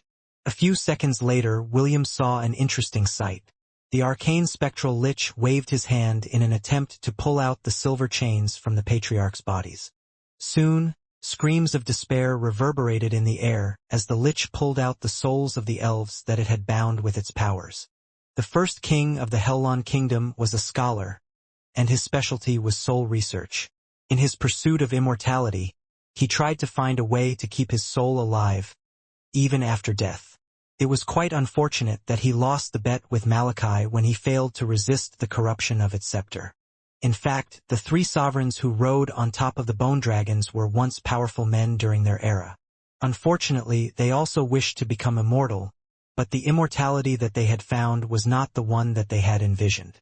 Sadly, it was now too late for regrets. All of them had achieved their goals, but they had become Malachi's subordinates in the process. Only William was able to resist the corruption of the scepter after paying a high price for it. The arcane spectral lich then opened a black bottle, and the souls of all the patriarchs were sucked inside it. Having lost their souls, their bodies collapsed on the ground. It was still alive, but since there was no soul inside it, they were as good as dead. It was the arcane spectral lich who had asked William earlier if the half-elf could hand over the remaining patriarchs to him. Seeing that both of their goals were the same, William agreed to the lich's request. After getting what he wanted, the lich gave William a bow before returning to its bone dragon. William then turned his head to the side only to see Soglav gnawing on an arm. Naturally, the arm belonged to Elandor, who was currently being kicked repeatedly by Kasaganaga without mercy. Soglav noticed his stare and gave him a satisfied smile. You want some? I'll pass, William replied before shifting his attention to Alessio, and the men that had captured the patriarchs of the clan. All of them felt their hearts tremble when William's gaze landed on them. They had seen how the half-elf had treated the patriarchs of their clans, and were worried that they would suffer the same fate. Relax. I will keep my word and not kill any of you, William said with indifference. Alessio and the other elves internally breathed a sigh of relief. Since William had already said that he wouldn't kill them, then it must be true, right? All of you go over there, William ordered as he pointed in a direction, over 100 meters away from the elven women. I don't want to see your faces. Alessio and the elves hurriedly obeyed their command as they cursed William in their heart. If they could only speak out loud, all of them would also be saying that they didn't want to see his face either. Arslan, who was part of the elven princess entourage, clenched his fist as he eyed Alessio and the elves from a distance. The corner of the young man's lips curled up into a smile as he channeled his magic to the ground. Moments later, a loud explosion took place and Alessio, as well as the elves near him, howled in pain. The leader of Deus that was stationed in the Silvermoon continent had his lower half blasted to pieces. The other elves that were near the area of explosion had their legs destroyed as well. Panic immediately ensued among the remaining survivors as they ran towards the place where the elven women had huddled themselves. Why, you lied, Alessio said hatefully as he glared at William. His lower half had been completely obliterated. Unless a powerful restoration spell was cast on him, he would die in less than 5 minutes. What are you talking about? I didn't lie, William replied with a frown. You should probably ask him instead of me. William raised his chin and pointed it in the direction where Princess Ioan and her entourage was stationed. Arslan and William exchanged a glance, and the prodigy of the Zealand dynasty placed his arms over his chest and gave William a respectful bow. Princess Ioan and her wards noticed this exchange and connected the dots together. Arslan was well known for his undetectable earth bombs that could instantly kill any elves of the platinum rank. However, it was not only one, but 3 earth bombs that exploded at the same time. It was more than enough to end the life of anyone, but the latter decided not to kill Alessio instantly. He wanted the hateful elf to suffer first before his life ended. Arslan had sneakily planted the bombs in a location, and asked William to lead Alessio to that place in order to have his revenge. The half-elf had rejected Arslan's condition to kill the elven princess, so the latter compromised and asked for Alessio's life. The elf was the one responsible for the creation of the ash golems, and for Arslan that was an unforgivable act. Due to their need to increase their fighting force, Alessio had ordered the elves to torture the survivors of the Zealand dynasty, while Princess Ioan was not in the capital. Some of the children were not strong enough to endure the torture and died right away. These dead children were then thrown into a pit where Alessio conducted a vile ceremony and transformed them into ash golems. Frankly, Arslan only wanted to kill Princess Ioan because it would be a great blow to the elven army. He knew that the princess was innocent, so when William rejected his offer, he shifted his attention to his original target, which was Alessio. The half-elf readily agreed to his request, and tweaked the slave collar that was on his neck. Arslan would be able to use his powers, and send William some crucial information about the movements of the elves, while spying on the elven princess. Why you? Princess Ioan looked at Arslan in disbelief. Why? Arslan looked at the elven princess with pity. You're far too naive. You must have grown up a sheltered lady. A flower in a greenhouse that had no idea about the horrors of the outside world. Arslan removed the collar on his neck and threw it on the ground. The blade master that guarded the princess stood in front of her and raised his sword in Arslan's direction. Don't you dare harm the princess, the blade master growled. He wouldn't be able to face the elven king if something happened to Princess Ioan. His comrade had already died under Naklavi's strike, and he was the only one that remained to protect the daughter of his king. Arslan ignored the blade master's words. He just eyed Princess Ioan as he continued his words. You asked me why, so I'll give you an answer, Arslan said as he raised his hand and pointed it at Alessio, who was miraculously still alive and howling in pain. Because this is the will of the victors of this war. Arslan once again snapped his finger, and the ground underneath Alessio's head swelled up. Princess Ioan closed her eyes and averted her gaze, just in time to hear a loud explosion take place. She didn't need to see the result of the explosion, because there was no need to see anything. This was how the leader of Deus in the Silvermoon continent had met his end, but Arslan was not finished, at least not yet. Arslan once again glanced in the princess' direction before saying a few more words that the latter would remember her the rest of her life. The darkest places in hell are reserved for those who maintain their silence at times of crisis, Arslan said before walking away towards Prince Alaric and the members of the freedom fighters. Nothing in all the world is more dangerous than sincere ignorance and conscientious stupidity. Remember that, Your Highness. It is not too late for you, and the elven royal family, to learn from your mistakes. Princess Ioan felt her cheeks burn in shame and guilt due to Arslan's words. She had silently turned a blind eye to the things that were happening in the Zealand dynasty, thinking that it was the elves' way of venting out their frustration due to sufferings that they had experienced in the hands of humans. She thought that after venting it out for a while, the elves would change their views and treat the humans more kindly. However, she was wrong. And now, the elven race had paid the price for the consequences of their actions. Do you regret it? Avexius asked Connor, who was standing behind him. The leader of Deus, who was assigned to the southern continent, didn't give an answer. He merely stood there and looked at William with a calm expression on his face. Avexius didn't pry any longer, because it would be uncouth. Since Connor had already made his decision, he had to accept the results of his actions. Whatever Connor thought of the current situation, none of that mattered anymore. Right now, he was part of the Creator Empire, and Avexius had no intention of letting a capable man like him escape from their grasp. William gazed at the Creator army that had been watching their battle in the distance. Their flags fluttered in the wind, creating an imposing sight. However, right now, they were no longer feeling as composed as they were when the battle had started. Empress Sydney met William's gaze with a smile. She then gave a silent command to the flying golden ant, where her throne was enshrined, to move. Opening its wings, it flew towards the sky, carrying the young empress with it. The protectors of the Creator Empire, as well as the person wearing a robe, followed behind her. Avexius and Prince Jason remained because they understood what Empress Sydney wanted to do. The Creator Empire had no desire to expand their conquest of the southern continent. Doing so would only cause trouble for them. Empress Sydney had known this beforehand, so she didn't give out an order to attack the Zealand dynasty or the Hellon kingdom. Also, after meeting William, her perspective had also changed. She also no longer cared for dominion. Her pursuit now lied elsewhere. When she reached the halfway point between the Creator army and William's undead legion, she ordered the flying ant to land. William mounted his bone dragon and headed to where the young empress was. Urkitu, the diabolical death knight, grim nightmare revenant, and the arcane spectral lich accompanied the half-elf as well.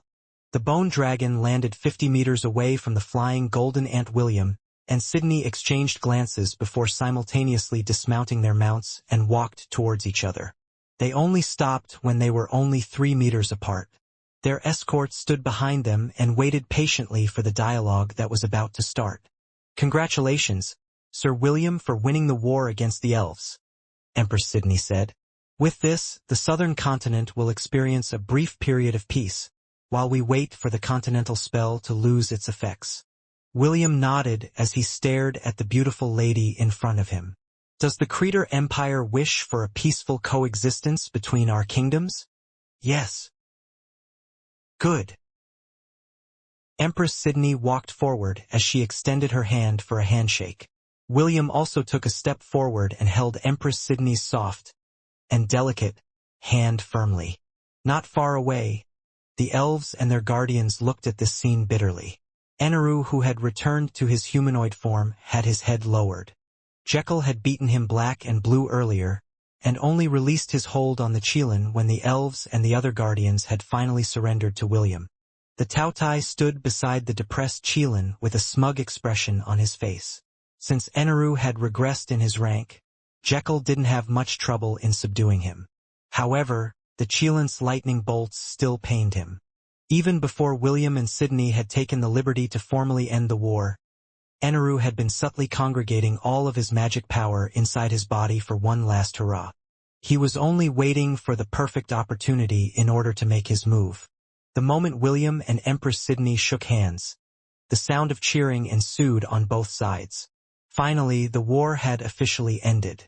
The tension that everyone had been holding in was finally released, and their body slackened a bit. Even Jekyll lowered his guard and allowed a smile to appear on his face. Then it happened. Without signs or warnings, Eneru acted. "Die!" Eneru roared as his hand stabbed forward like a knife. His aim was to stab William's chest and pierce through his heart. Everything happened so fast that no one was able to react. Eneru could travel as fast as a lightning bolt, so doing a surprise attack was easy for him. He crossed the distance between William and him in the blink of an eye, and delivered his final blow with all the power he could muster. His hand met some resistance because the one he hit was wearing armor. This resistance lasted only for a brief moment before the Qilin's hand stabbed through flesh and pierced the heart. "Why you?" Eneru exclaimed as he hurriedly pulled out his hand, but it was already too late. Blood flowed from the wound in Empress Sydney's chest, because she had used her body to block Eneru's attack. William hurriedly reached out to catch her body, while the protectors of the Creator Empire angrily lunged at Eneru, who was about to escape. Black chains materialized out of thin air and wrapped around Eneru's body, preventing him from turning into a lightning bolt and fleeing. Nero's fist collided with the Chelan's cheeks, sending blood and teeth flying. The Chelan was immediately pinned down and pummeled with punches and kicks from the angry protectors of the Creator Empire. While this was going on, Empress Sydney weakly reached out to hold the side of William's face. It's a shame," Empress Sydney said as blood seeped out of the corner of her lips. "I still wanted to have your babies." After saying those words, the young Empress breathed her last breath and died with her eyes looking up at William. Those beautiful hazel eyes had completely lost their luster, and looked at the half-elf lifelessly. Evexius and Prince Jason, who were standing at the Creator Empire, cried out and rushed towards their Empress side. Prince Jason couldn't believe what had just transpired. Everything felt surreal, that he thought that he was just seeing an illusion. One moment, the beautiful lady whom he was so strongly attracted to was shaking William's hand. The next, she was dying. This sudden transition was hard for him to accept. He couldn't accept it. After all, he had already planned to propose to Empress Sydney once they had returned to the Inauthentic dynasty. He would take her back to the Creator Empire where the two of them would be wed. For him to see his bride candidate die right in front of him was unacceptable. "Kill!" Prince Jason ordered. "Kill the elves!" The army behind him roared in anger and charged along with their prince. The ants that were under Empress Sydney's control entered a berserk state as they made their way towards the elven women, who screamed in fear at the approaching army, who was hell-bent to exterminate them all. "Stop!" Drowum shouted as it stomped his foot on the ground. Thousands of earth spikes pointing forward emerged from the ground. It didn't plan to harm the Creator army, but only to deter them. Although the elves had already surrendered, that didn't mean that the Guardians would just stand by and allow the remaining survivors to be massacred. They, too, were surprised by Eneru's selfish action that had brought them unwarranted hate from the Creator Empire. Drowum gritted its teeth in anger. Right now, it wished that it could drag Eneru to its side. That way, it could personally tear the Chelan's body apart and show the Creator army that they had nothing to do with his individual action. The Guardians mobilized their strength in order to create a defensive perimeter to prevent the enraged army's advance. While all this was happening around him, William stared at the lifeless body in his arms. Empress Sydney's body was still warm, but he knew that this warmth would soon disappear and be replaced by coldness. It would be very easy for him to turn her into an undead, but he couldn't do that. The moment he used undead magic to bring her back to life, the young Empress would spend eternity in an undying body, and her soul would be put under a curse of servitude as well. William couldn't do that. He couldn't possibly do that. Empress Sydney's last words made William finally realize how serious she was in becoming his lover. She said that if there came a time when the Hellon Kingdom were to really face the threat of total annihilation, we would join the war and prevent that from happening. A voice filled with pity and regret said beside William, "I had a hunch when I first saw you in the Inauthentic dynasty, but now, I am sure of it." Evexius sighed. "Our Empress favors you, and even went as far as to drag our entire army into this war. It's quite regrettable that her feelings were one-sided." William gently closed Empress Sydney's eyes before removing the torque that was wrapped around his arm. This was given to him by Cernunnos when he visited the Centaur tribe back at the whimsical forest. The half-elf had worn it like an arm bracelet all this time. It had accompanied him since the beginning of war, and Cernunnos had watched everything that William had experienced since he left the domain of the Lord of the Forest. "Your Excellency, please, bestow your mercy upon this lady," William said as he placed the golden torque on Empress Sydney's chest. "Look favorably upon her, this one time." A few seconds later, Cernunnos' voice reached William's ears. "Are you sure?" Cernunnos asked. "This bracelet is supposed to save your life once. Do you really want to give this opportunity to another?" "Yes," William replied. "Please, save her." The golden torque glowed as Cernunnos granted William's request. "Fine. You humans are truly fascinating creatures. It was entertaining to watch your struggles. May you not regret this decision in the future, little Will. The Lord of the Wilds wanted to say something, but after careful consideration he decided to just let the matter rest. This was a matter between humans, and he decided that humans should be the ones to resolve it as well. Cernunnos was the protector of the balance of nature. He didn't want to dabble its hands in the affairs of mankind. The wound on Empress Sydney's chest healed at a rapid pace. Soon, her expression became ruddy as a gentle warmth washed over her body. Suddenly, the lady in the red-headed boy's arm drew in a sharp breath.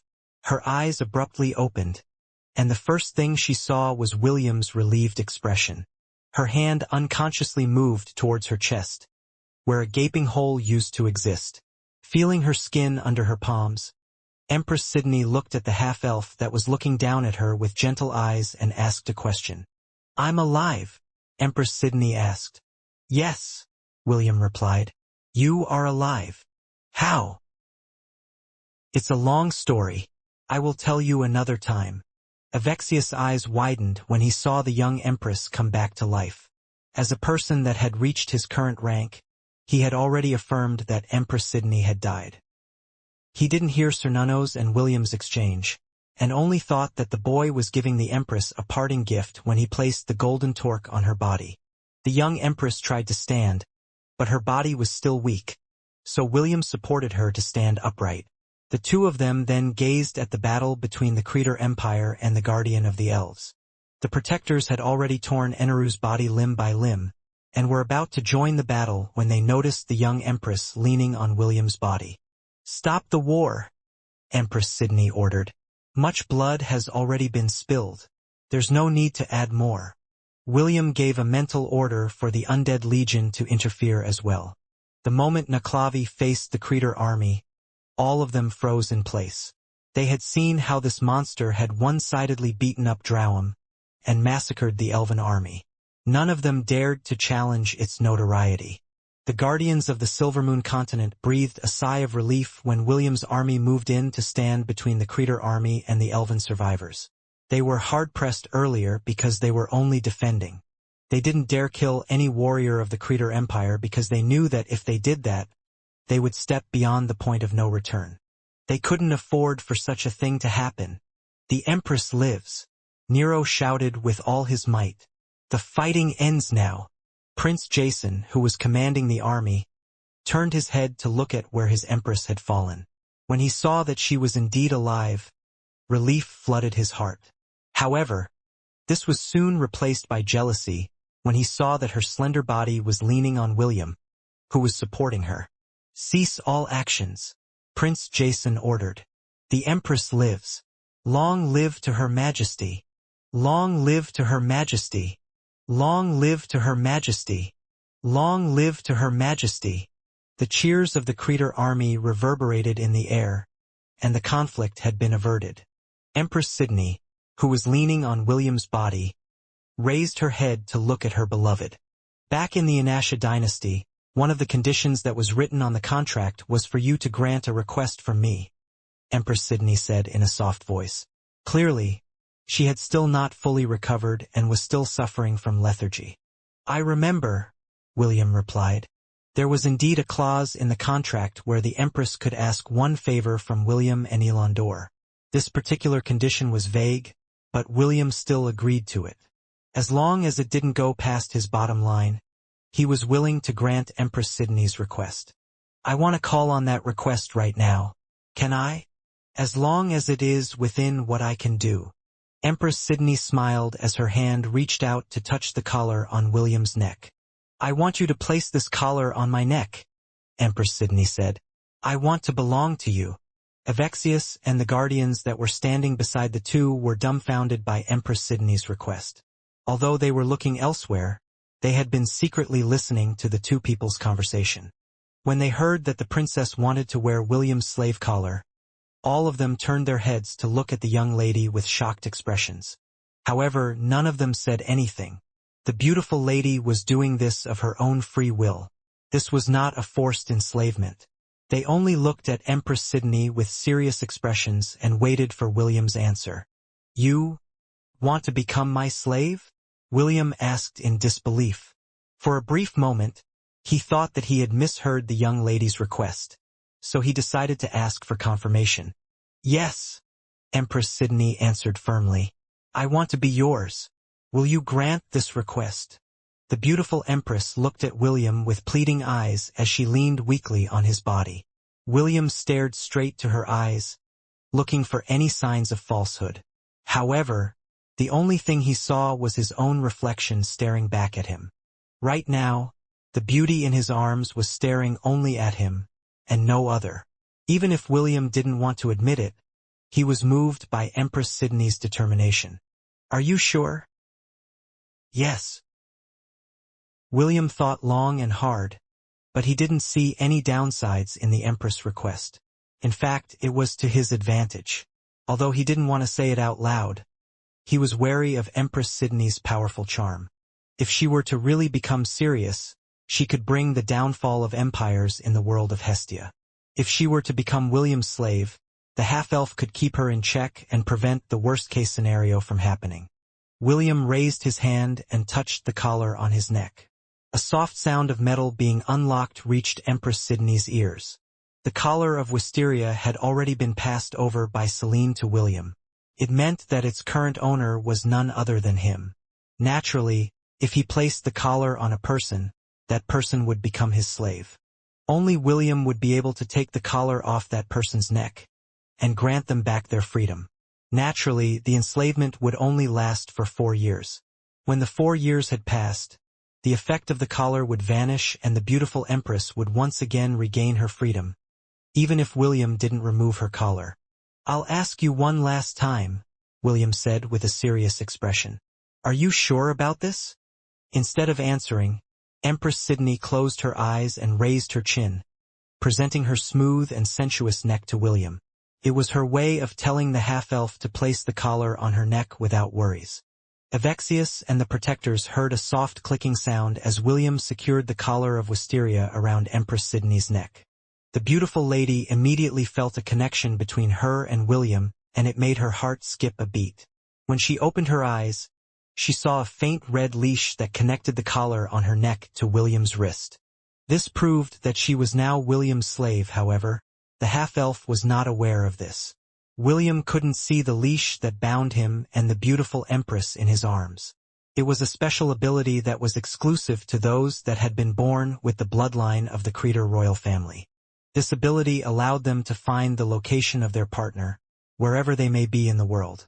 Even if William were to hide under a lady's skirt, Empress Sidney would be able to find him without fail. It was a secret that was only known to the Creator royal family, who was one of the major factions in the central continent. Avexius sighed when he saw the collar on the young lady's neck. He then shifted his attention to William. The Grand Archmage of the Creator Empire had seen how the boy performed in the battle against the elves. Frankly, he had to admit that a young man like William was truly hard to find. I guess this is fine as well, Avexius mused. I'm sure that Emperor Leonidas will also agree. The protectors exchanged a glance at each other before smiling inwardly. This was an unexpected turn of events, but overall the Creator Empire profited a lot from this war. They also looked at William with expectations and wondered how the boy would react after finding out that he had just made a decision that he couldn't take back, even if he cried a river. Prince Jason, who had just returned from the army to check Empress Sidney's condition, immediately became pale when he saw the collar on her neck. Why you? What have you done? Prince Jason charged forward with the intention of breaking the collar on his bride candidate's neck. How could he possibly accept such an outcome? For the girl he was planning to marry to be enslaved to someone besides him had made him extremely jealous and angry. Nero immediately blocked the young prince's path. The protector had his arms crossed over his chest. It was obvious that he didn't have any intention of allowing Prince Jason to vent out his anger on the two people who had done this of their own free will. Give it up, Prince Jason, Nero said firmly. The Empress had already made her decision. This is not something that you can interfere with. How could this be? Clearly, he used something to befuddle her. Prince Jason protested. How can she possibly ask someone to enslave her? This is impossible. Impossible? the person wearing a black robe said with amusement. I personally inspected her state of mind. She wasn't under the influence of anything. This was done out of her own free will and choice. Even if you cannot accept it, you have no choice but to accept it. Prince Jason gritted his teeth in anger. The protectors had already made their stance, and even if he threw a tantrum, it would not do anything. It would only make him look like a child that had lost his favorite toy, which would make the others look down on him. This is not over, Prince Jason swore. His Majesty will still have the final say in this matter. The robed man nodded. This is indeed the case. If you have a complaint, you will have to wait until we return to the Creator Empire to voice them out. Prince Jason snorted and hatefully stormed off. He couldn't bear to see the girl of his dreams being embraced by another man. It was something he couldn't accept, and he would do everything in his power to gain his father's approval when they returned to the Creator Empire. Avexius watched the prince go and sighed internally. He had already known about Prince Jason's strong attraction to the Empress, but he thought that it was only due to the power of her charm. He then shifted his attention back to William as he rubbed his chin in contemplation. This half-elf seemed immune to it. Avexius mused. Perhaps this is also why the Empress favors him. While the Grand Archmage of the Creator Empire was deep in his thoughts, an internal struggle had been happening inside Sydney's mindscape. Switch with me. I want to hug Darling as well. You can do it later. Let me stay like this for a little while longer. This is unfair. How can you hog Darling all to yourself? I want some of the action, too. Why are you so persistent? It's already a done deal.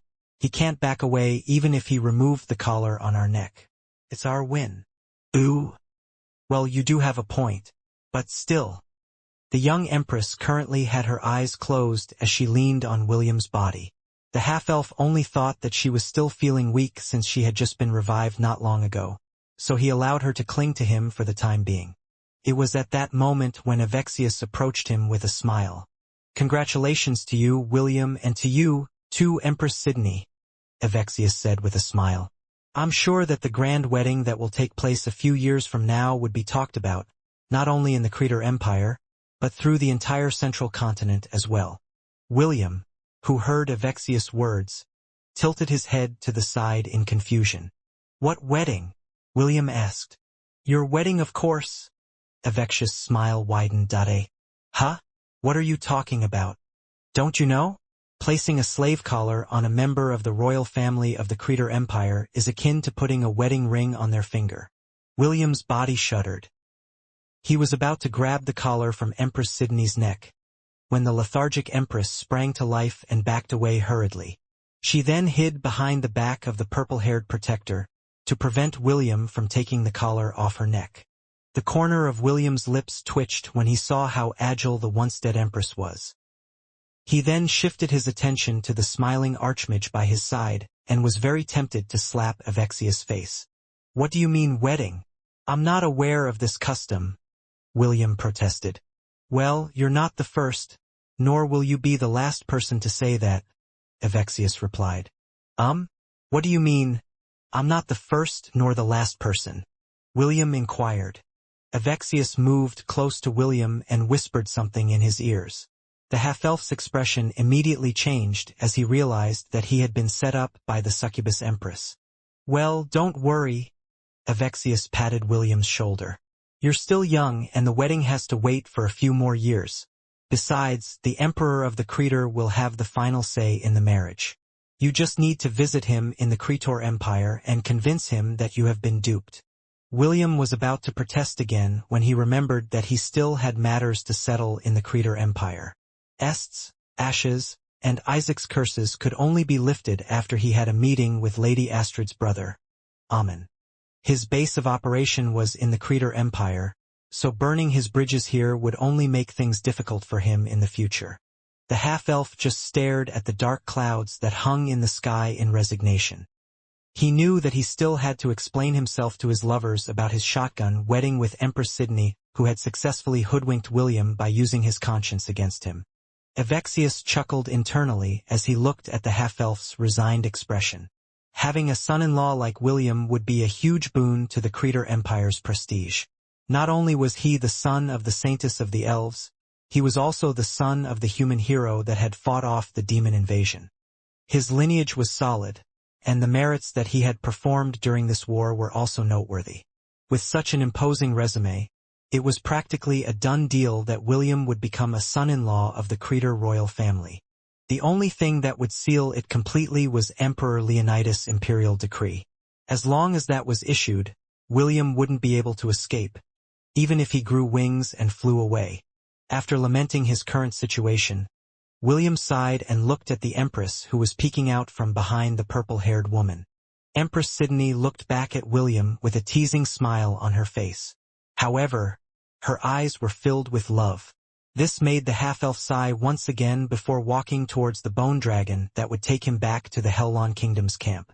The undead that had escorted William in this endeavor glanced at the young Empress before following their vampire prince back to the city of Gladiolus. Although they had been dead for thousands of years, they still appreciated the young Empress' boldness in ensnaring the only person that managed to win against Malachi's bet. Although there were a lot of twists and turns, the war had finally come to an end. A few years in the future, the battles between the elves and the Hellon Kingdom would be compiled and sent out to the various factions, kingdoms, empires, and academies across the entire world of Hestia. Although many things would be omitted like Malachi's scepter and the Undying Lands, the story would remain true to how the events had transpired. William, along with his lovers, and Empress Sidney had taken the center stage in this tale. Many commoners, nobles, and members of the royal families wouldn't be able to keep themselves from praising it and calling it a masterpiece. It was a classic that would still be talked about thousands of years in the future. A tale that would serve as the first among several sagas of the legendary shepherd who had made his mark in the pages of history in a world of swords and magic. "This is mine," Kasaganaga declared as he held Urkitu's beast core in a vice grip. "You already got that dragon's head. This is mine." Soglav chuckled as he moved closer to the anteater who was looking at him with a determined expression. "What are you talking about? I caught that dragon's head fair and square," Soglav said in a calm manner. "Also, I was the one that secured the storage ring from Elondor. Not only did you have that dragon's head and its beast core, you also ate that bastard elf as well. You've already profited. So this is mine." The anteater was adamant on keeping Urkitu's beast core for himself. He planned to eat it in order to raise his ranks and reach the peak of the millennial rank as soon as possible. "How about we talk about this? Let's negotiate like civil beasts." Scram! The corner of Urkitu's lips twitched as he watched his two friends started to wrestle in order to gain possession of his beast core. The leader of William's revenants was very tempted to slap the two annoying creatures and say, "Am I a joke to the two of you?" A few minutes later, Kasaganaga happily gnawed on Urkitu's beast core. Soglav laid on the ground unconscious, because the demigod resorted to violence and rolled all over the demonic dog until his eye rolled up in its socket. This was the scene that William saw when he arrived to check on Urkitu's condition. Kasaganaga waved at him as crisp sounds came out of its mouth. It was eating Urkitu's beast core as if it was eating a bag of potato chips. "Urkitu, are you sure you don't want to cross over?" William asked. "I will be performing the ceremony of purification in an hour. You can still change your mind." Urkitu shook his head. "No, I will continue to serve until you have crossed to the afterlife. This is what I and the rest of the other revenants decided during our meeting." "Understood. However, if you ever change your mind, just tell me." "Okay. Okay." William gave Kasaganaga a sidelong glance before heading outside of the city. The rainbow-colored anteater had a blissful expression on its face as it continued to eat Urkitu's beast core. The half-elf found this sight comedic, but since Urkitu had no qualms with it, he didn't say anything as well.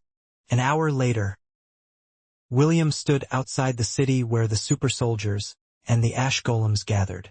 The millions of skeleton soldiers that had been in the Undying Lands for thousands of years were also there. Even though they were only bones right now, the blue blaze within their hollow eye sockets burned with anticipation. William looked at this impressive army and sighed. The Undead Legion had protected the last bastion of humanity for thousands of years. It was now time for them to rest. Malachi had also given his silent approval of William's actions. Although no words were shared between the two of them, the Dracolic kept mum on what William was about to do. Instead of humans, the undead elves now resided inside Avalon. They were the replacement army that would serve as the fortress protectors for many years to come. On behalf of humanity, please accept my sincerest gratitude for your bravery. Without you, we would not be enjoying the things that we now have today. William bowed respectfully. May all of you pass safely through the cycle of reincarnation and be blessed with new lives that are worthy of your sacrifices. The skeletons raised their weapons in salute to William's words. The 3 Goliaths and the 3 sovereigns who were now mounted on undead Cheilants looked at their comrades. They had refused to cross over to the afterlife and wished to remain in the world of Hestia. William respected their decision and was even glad that they planned to stay. As long as they were around, the guardians of the Silvermoon continent wouldn't dare to renege on their promise of surrender. Then the half-elf looked at the ash golems and the super soldiers that stood beside the undead legion. I also wish for all of you to find happiness in your new lives, William said softly. Rest assured, this land is now at peace. Your sacrifices will not be forgotten. I will see to it that none of you will be forgotten. The ash golems and the super soldiers made subtle movements. It was their way of thanking William for giving them a chance to cross over. William raised his right hand, and it was soon covered with a white blaze. The flames of purification burned brightly as its blaze rose over 100 meters into the air. If fate permits it, let us meet again, William declared. Goodbye, everyone. William waved his hand and the white flames fell over the undead legion, ash golems, and the super soldiers. The flames spread quite fast, enveloping all of them as if they were dried leaves. The elves, the Creator army, the Minotaur race, and the survivors of the Hellon kingdom witnessed this amazing scene with solemn expressions. Soon, a joyous laughter rang out from the flames. As if a spark was ignited, more laughter followed until it became the sound of cheering. Thousands, tens of thousands, hundreds of thousands, millions. Millions of souls rose up and circled around the skies of the capital. Some approached William and thanked him. Others wished him well, and some told him that they would return the favor if ever they crossed paths again in the future. It was a joyous scene, and yet, William wasn't able to stop his tears from falling. He had locked the emotions inside his heart after witnessing the darkness of humanity. The darkness inside his heart hadn't disappeared. It was still there, and yet, after hearing the champions of humanity, who stood against the armies of the gods, thank him for letting them find true rest, he wasn't able to stop the tears from falling like rain. They were heroes in an era that had been long forgotten, and now they would embark on a new journey, somewhere out there. Not even the dark clouds that hung over the southern continent could block their path. The surroundings had already turned dark, but the millions of souls shone like countless stars in the sky. William waved his hand to see them all off, and they waved back at him before ascending towards the heavens. Beautiful, Wendy said softly. Celine, Ash, Est, and Isaac, who were standing beside her, nodded their heads in agreement. It was indeed a beautiful sight, a sight that they would never forget for the rest of their lives. A few hours after William finished his purification ceremony, Empress Sydney looked at her reflection in the mirror and giggled. Her hand caressed the slave collar on her neck that marked her as someone who belonged to William. According to the customs of the Creator Empire, members of the royal family that had been given a slave collar, out of their own free will, would become the lifelong partners of the one that placed the collars on their necks. Although this may sound like a weird tradition, it was actually a rule that was passed down by the first emperor of the empire when it was first founded. It was more like a game. Every member of the royal family in the world of Hestia was protected from the effects of a slave collar. Meaning, even if they were forced to wear collars on their necks, they could disobey the orders of their so-called masters. This also held true for the members of the Creator royal family. However, Amun's condition before he became their protector god was that this game must be added to their tradition. Naturally, he also imposed a requirement for it. The slave collar must be worn on their own free will. If anyone dared to place a slave collar on the royal bloodline of the Creator Empire, they would be cursed by Amun himself and their souls would be dragged down to hell to suffer eternal torture when they died. As long as this rule was honored, one of the gods from hell, who wouldn't lose to Cernunnos when it came to mood swings, would remain the Creator Empire's protector deity. Since then, members of the royal family had followed this rule. Even the reigning emperor of the Creator Empire proudly wore a slave collar on his neck. This proved how inviolable this custom was. Although there were a lot of mishaps, we still did it in the end, Morgana, Empress Sydney said as she looked at her reflection in the mirror. Yes. The reflection on the mirror smirked.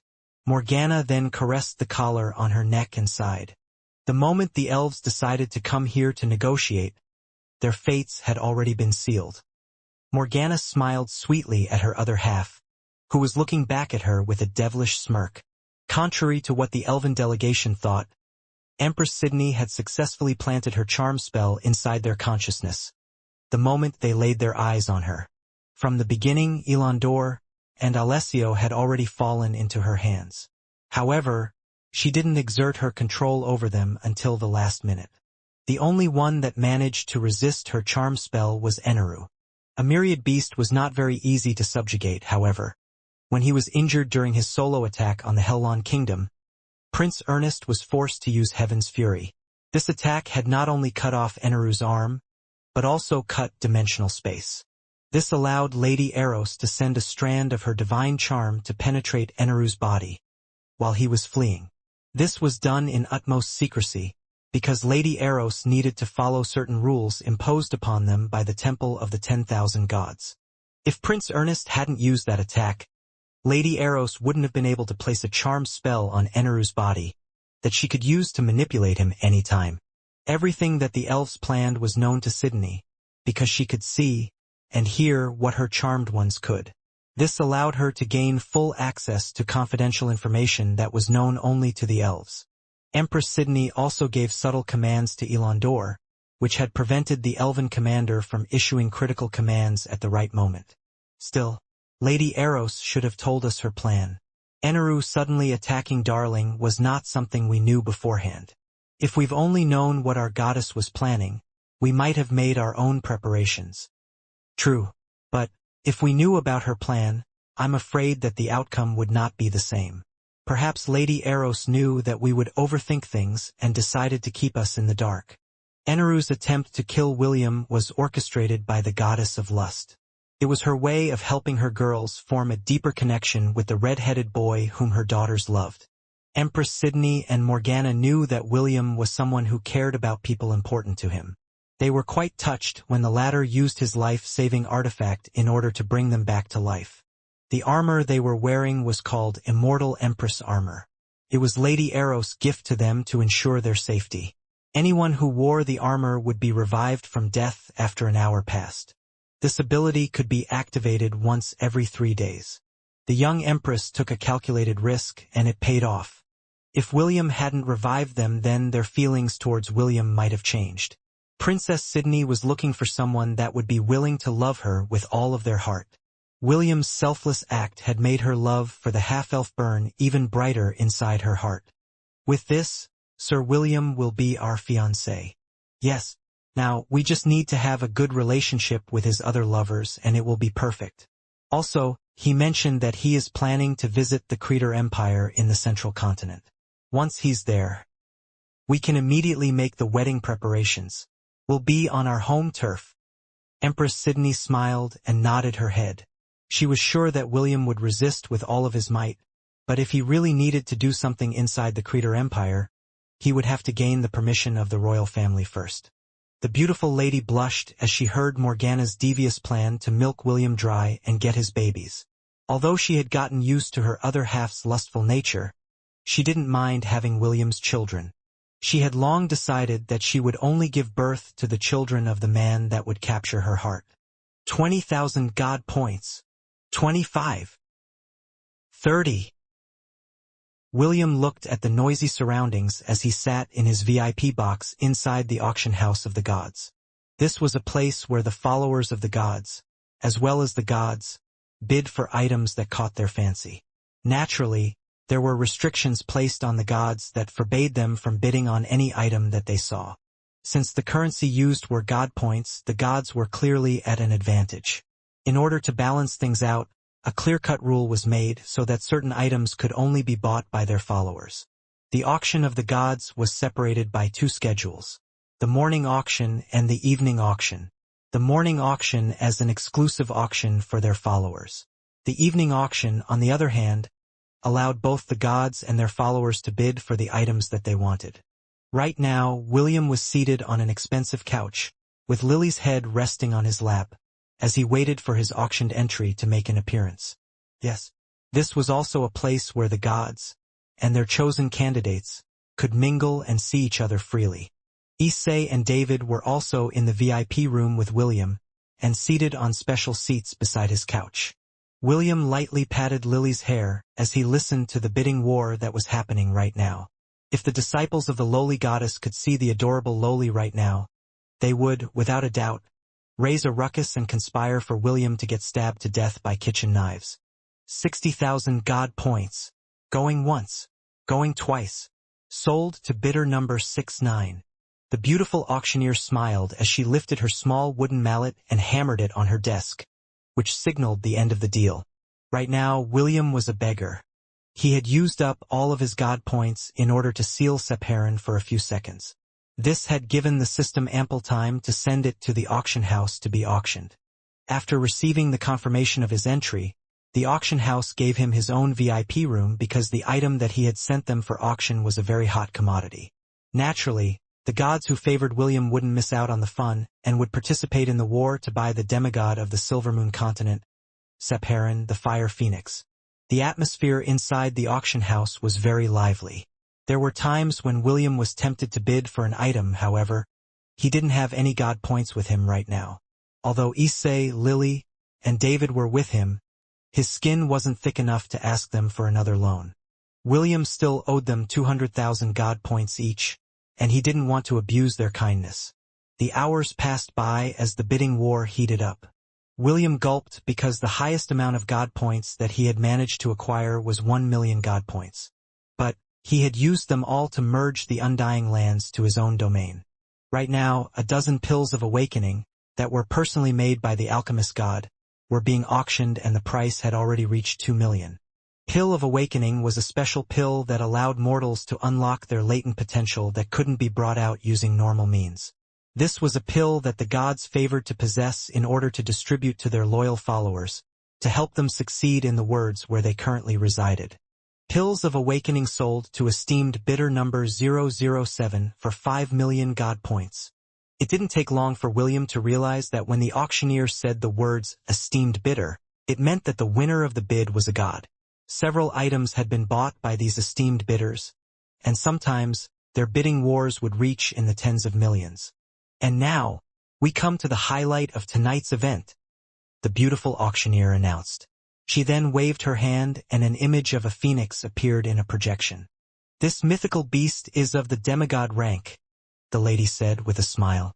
Bidding starts at 5 million god points with a minimum increment of 1 million.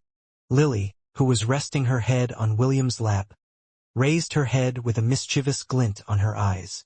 She had come to the auction because she wanted to buy the phoenix, Separan, in order to teach it a lesson that it would never forget. As soon as the host announced that the bidding was now open, Lily immediately raised her hand and made her bid known. 6 million god points. Lily shouted. 7 million. 8 million. 9 million. William wasn't able to stop himself from grinning ear to ear because he had never expected that a demigod could be sold for a high price. I should have also captured Drowum, William thought. The half-elf had no love for the ancient golem. However, for the sake of the Silver Moon continent, he didn't follow through with his plan. Now that Separan was out of the picture, and Eneru had been turned into a dark Qilin using his powers, the guardians of the Silver Moon continent had lost a big chunk of their powers. If not for the fact that his mother and father were still in the Elven continent, William wouldn't have shown the Guardians any mercy and captured all of them. Also, Skyla had told him that the demons were still eyeing the Silver Moon continent. The elves still needed the remaining Guardians to safeguard their lands. Right now, only the Ent King, Merender, was left to safeguard the Silver Moon continent, while they were away. Fortunately for the elves, the demons didn't know that Separan had been captured and that the other Guardians were trapped in the southern continent. Of course, they knew about the movement of the elves, but no one knew that the portal that the elves had made was a one-way portal. It meant that although elven reinforcements could come to the southern continent, they couldn't go back even if they wanted to. 10 million. Lily bid valiantly in order to deter the other gods from fighting against her. However, her adorable voice was silenced when a crisp and clear voice spread across the auction house. 30 million. Lily and the other gods turned their heads to the direction of the voice. Their eyes landed on an unassuming VIP room that floated in the distance. The blinds of the room blocked anyone from identifying who the bidder was. There were gods who liked to keep their identity anonymous when they came to the auction house. This allowed them to freely bid without being singled out by the other gods who wanted the same item. 30 million, the auctioneer repeated with a smile. Anyone else? A few sighs of frustration echoed inside the auction house, and Lily's sigh was one of them. We got a big spender. Lily bit her nails as she looked at the VIP room in the distance. I have a feeling that even if I bid higher, that person will still outbid me. William, who was seated beside the lowly goddess, patted her head. It's fine. You don't need to bid higher. The current price has already exceeded my expectations. This is already enough. Lily nodded her head as she leaned back on the couch and allowed William to spoil her. Going once. Going twice. Sold. The resounding clap of the gavel signaled the end of the auction. William glanced at the VIP room that had made a bid of 30 million for Separan, and bowed his head in gratitude. The auction house took a cut of 5% for every item that they had auctioned, leaving William with 28,500,000 god points. Big brother, you are now rich, Lily said with a smile as she hugged William. Issei and David also nodded their heads in agreement. They admired William for having the guts to send a demigod to the auction house of the gods. Ever since William succeeded in his first attempt to send Elendor's beast companion, the silver dragon Dioldrios, to the auction house, the half-elf had considered using it as a means to deal with his opponents. The only downside was that William also lost the pocket cubes that he had used to capture them. Right now, he only had 4 remaining pocket cubes with him. Out of those 4, one was already in use and held Xerxes, the hobgoblin arcane doctor. He had already asked Sancus, the god of contracts, if he could get replacements, but the latter denied his request. The god of contract told William that he had already given him the maximum amount that was allowed by the rules that bound them. Adding more would put him in a difficult spot and he didn't want to risk it. William felt that it was a shame because he wouldn't be able to use this tactic repeatedly. Although it was regrettable, William didn't regret auctioning Separan to the auction house of the gods. The elves had grown very arrogant as of late, and it was good to bring them down a peg. Without the protection of their demigod, and the loss of one of their guardians, they would need to think thrice before planning to wage war on anyone again. William knew that the elves would no longer act as wantonly as they had in the past. A demigod's deterrent was the real deal. Without it, the elves would have no choice but to strengthen their defenses in fear of another invasion from the demon race. Lily, is it possible for me to have a transaction with a god? William inquired. I plan to use my god points to free some people. Free some people? Lily tilted her head in confusion. A smile appeared on David's face because he had a hunch on what William was planning to do. Because of this, he placed his hand on the half-elf's shoulder as he confirmed his guess.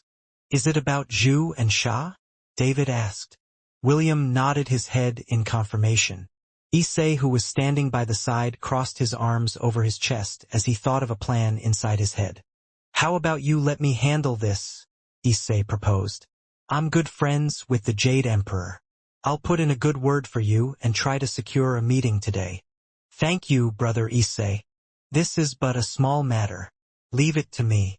William thought of the two demons that had helped him during his fight against the celestial army.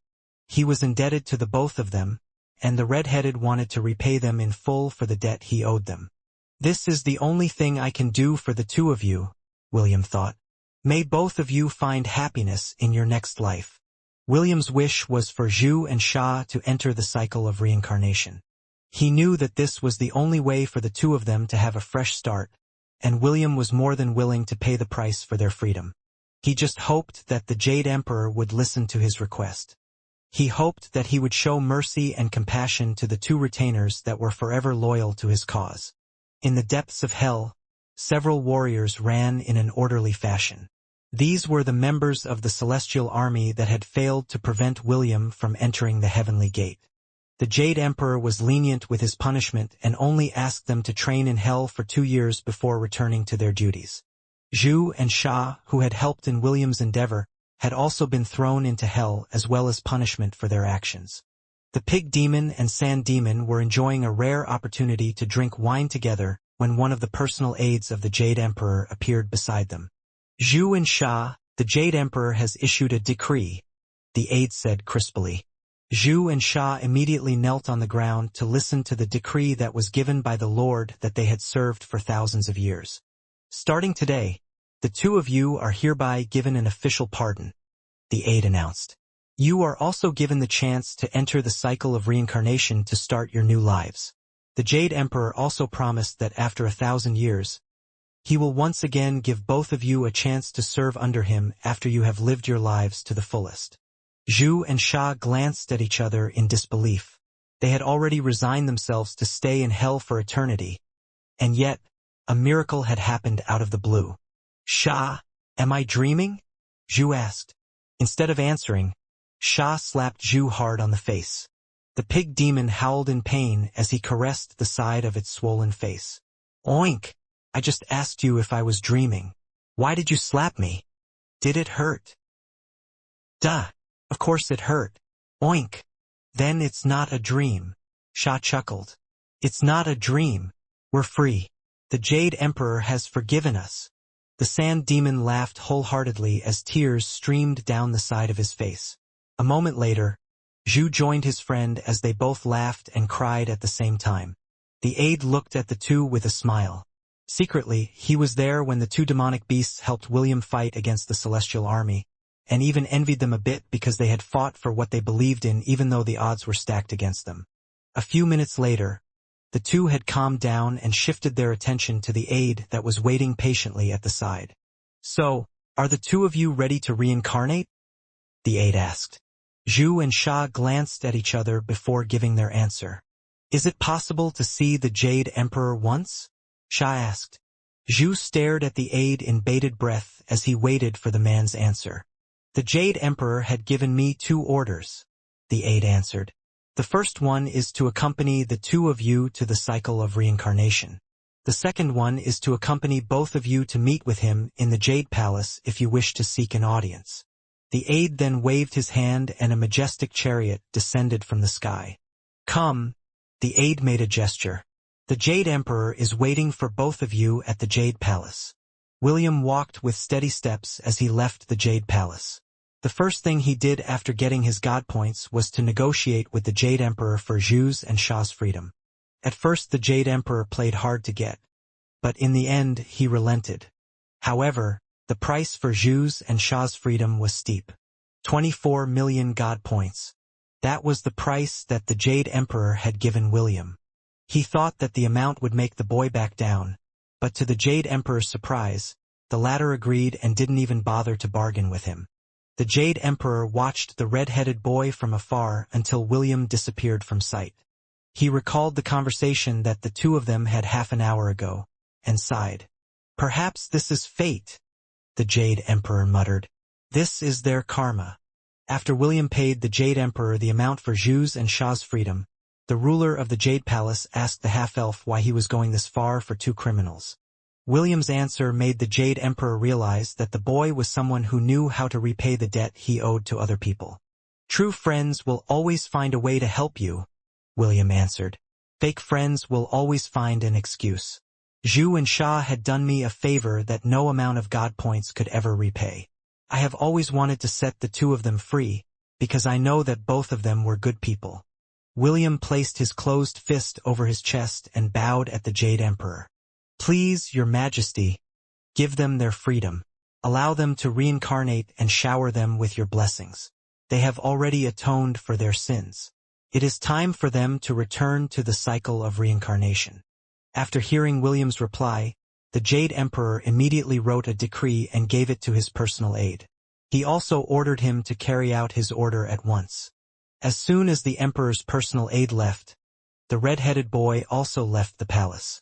There were still things that he needed to do in Hestia, and the aftermath of the war was still being dealt with.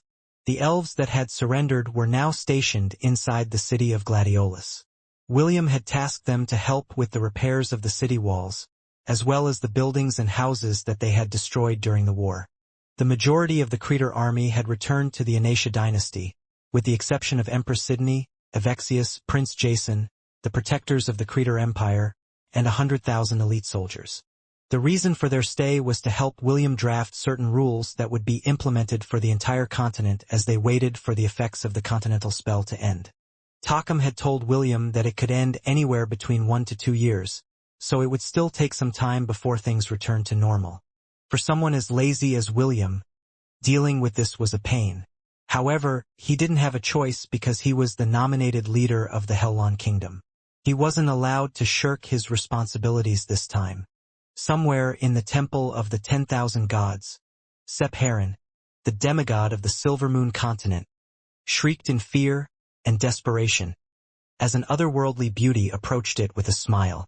"Worry not, I will not hurt you," the celestial beauty said in a teasing tone. "How can I possibly hurt you? You still have a role to play." The lady reached out her hand to touch the struggling phoenix in the special cage that had sealed its fate. The moment the slender and delicate hand touched the phoenix's body, something incredible happened. The blazing red flames that covered its entire body had a sudden change. Beginning on the spot where the lady had touched it, black flames started to surge forth. Soon, this black flame spread across its body as Sephiron shrieked and struggled with all its might. "Struggling is also good." The lady chuckled. "I enjoy watching the last struggle of living things. Seeing the last embers of their life being dyed in black is a truly fascinating thing to see." Sephiron emitted one last desperate cry before the black flames enveloped its entire body. 2 minutes later, the black phoenix spread its wings wide and eyed the lady before it. It had been reborn, and its power had also increased after its transformation. It then bowed obediently to its new master and uttered a cry of servitude. "Do not worry," the lady stated while patting its head. "The time is not yet ripe. However, rest assured, you will be able to return to your world and spread your wings far and wide." Yes, the time was not yet ripe. The goddess stared in the distance, and the corner of her lips curled up into a smirk. She watched as a certain half-elf left the god domain to return to his world. The primordial goddess focused her attention on the temple and locked her sights on the goddess of lust. She stared at Lady Eros for a few seconds before shifting her attention to the goddess of female knights, Astrid. "Foolish girl," the primordial goddess said softly. "Play with fire and you will get burned. But this is also good. You and your brother should make things difficult for him." The primordial goddess unconsciously licked her lips in anticipation. Just like a dish that was slowly being cooked and mixed with spices, she looked forward to the feast that she would partake in, when everything fell in place. When the past no longer illuminates the future, the spirit walks in darkness. The primordial goddess giggled. "Pendragon, I don't need you to light up my world. All I ask is for you to just sit with me in the darkness." More than 2 years had passed since the battle against the elves in the southern continent. William thought that they had to wait 2 full years before the spell wore off, but it only took 15 months before the continental spell lost its power. On that day, many tears were shed, not only in the Hellon Kingdom, but in the 3 other kingdoms as well. For those that had turned into a statue, only a second had passed. To those that had survived, it was more than a year of suffering. Many children had died during that time. Their parents became heartbroken after finding out what happened, and wailed towards the heavens. If not for the guardians of the Silvermoon continent, the tens of thousands of elves that had survived the war might have lost their lives due to the anger of the citizens of the Zealand dynasty. Fortunately, the Minotaur race had intervened and allowed the elves to return to their ships and sail back to the Silvermoon continent. They didn't intervene because they wanted to protect the elves. They intervened because Drowum was on the verge of starting a massacre. The ancient golem was still a pseudo-demigod, and was more than capable to conduct a genocide. A month after the spell was lifted, monuments to honor the dead were installed in the Inauthentic and Zealand dynasties. The kingdom of Frisia had also done the same. Empress Sidney had effectively dealt with the royal family and nobles of the Inauthentic dynasty by using her charm. After that, she stepped down from her position as empress, and delegated the throne to her little brother, Prince Karl, and made him the new emperor of the Inauthentic dynasty. Naturally, the transition wasn't smooth, because there were still people who opposed the new emperor. But who was Empress Sidney? She was the companion of the guardian beast of the Inauthentic dynasty. Not only that, the protectors of the Creator Empire ensured that there would be no further problems. They secretly disposed of those who dared to instigate a rebellion behind the scenes to reinforce Emperor Karl's rule. After losing the ringleaders, the opposition finally submitted and peace once again reigned in the kingdom. Meanwhile, somewhere in Midgard, sounds of kissing could be heard on a small island in the middle of the lake. A beautiful lady with light blue hair and a handsome teenager with silver hair were currently in the middle of their love-making. Their clothes had long been abandoned at their sides, and a voice tinged with pleasure would escape the lips of the Lady of the Lake every now and then. "I love you, Ash," William said as he held his lover in a tight embrace. "I love you." Ash's body shuddered because at the same time the silver-haired young man had declared his love for her. The two of them became one. William's strong and lithe body pinned her down, but instead of rejecting him, she accepted him fully. The half-elf didn't rush things, and made sure to satisfy his lover by attacking her weak spots. This wasn't the first time that they had made love inside a dream, but every time they did, both of them enjoyed it to the fullest. William brought her to the peak countless times until Ash begged him to stop. "What kind of body do you have? You're so peerless," Ash said as she panted for breath. William chuckled as he planted a kiss on her cheek. "Don't worry, I am also peerless in the real world. Would you like to try me?" The mermaid snorted and rested her head on William's chest. They were still 2 months away from William's birthday, when he would finally come of age. Ash didn't want to admit it, but she was looking forward to having a union with William in the real world as well. "I feel a little guilty." Ash gently rubbed the gem embedded on William's chest. "I feel like I'm cheating." "Don't be," William replied as he held her tighter. "I'm sure that Wendy and Est will understand." William understood why Ash was feeling guilty. Wendy and Est had stayed behind in the southern continent because there were important things that they had to do. Also, their parents felt that going to the central continent was still too soon for them. Because of this, only Ash accompanied William to the Creator Empire. They traveled alongside the Creator warships thanks to the invitation of Princess Sidney. The sensuous beauty knew that William needed to go to the Creator Empire, so she decided to use this to her advantage and invited him to travel with her to see her grandfather. On paper, he was Princess Sidney's fiancé. The plan that the scheming beauty had made was foolproof, and William couldn't take the collar off her neck even if he wanted to. Why? It is because the princess threatened that if the half-elf took her collar off, the royal family of the Creator Empire would think badly of him. She also added that the possibility of William being banned from entering their territory was guaranteed if that were to happen. Princess Sidney's other half, Morgana, also did her best to close the gap in William's heart. The half-elf had not resisted their advances, because he knew how serious Princess Sidney and Morgana were. In the end, even Wendy, Ash, and Est relented. They accepted Princess Sidney as one of William's lovers, which made the latter and her other half, Morgana, very happy. William also came clean and told Princess Sidney that he would have 9 wives in the future. To his surprise, The princess only smiled and kissed him passionately. The scene where the princess and him had a heart-to-heart talk flashed inside his mind. "I don't care how many wives you have," Princess Sydney had said as she looked at William's eyes. "The only thing that matters to me is your love. Do you promise to learn to love me?" He had answered yes back then, and promised that he would learn to love her back. William had no plan to go back on his promise and spent a lot of time with Princess Sydney in the Creator Empire. The only problem was Morgana. Sydney's lustful half had made a vow that on the day that William had come of age, she would eat him up, even if his other lovers were present.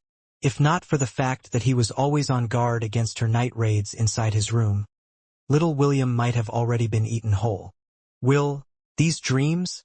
Are they real?" Ash asked. "Did they really happen?" William pondered the answer to this question seriously before giving his reply. "I'm not sure. They are too much of a coincidence. I believe that this isn't just an ordinary dream." "Ash, do you believe in past lives?" As someone that had kept his memories after entering the cycle of reincarnation, William understood that past lives existed.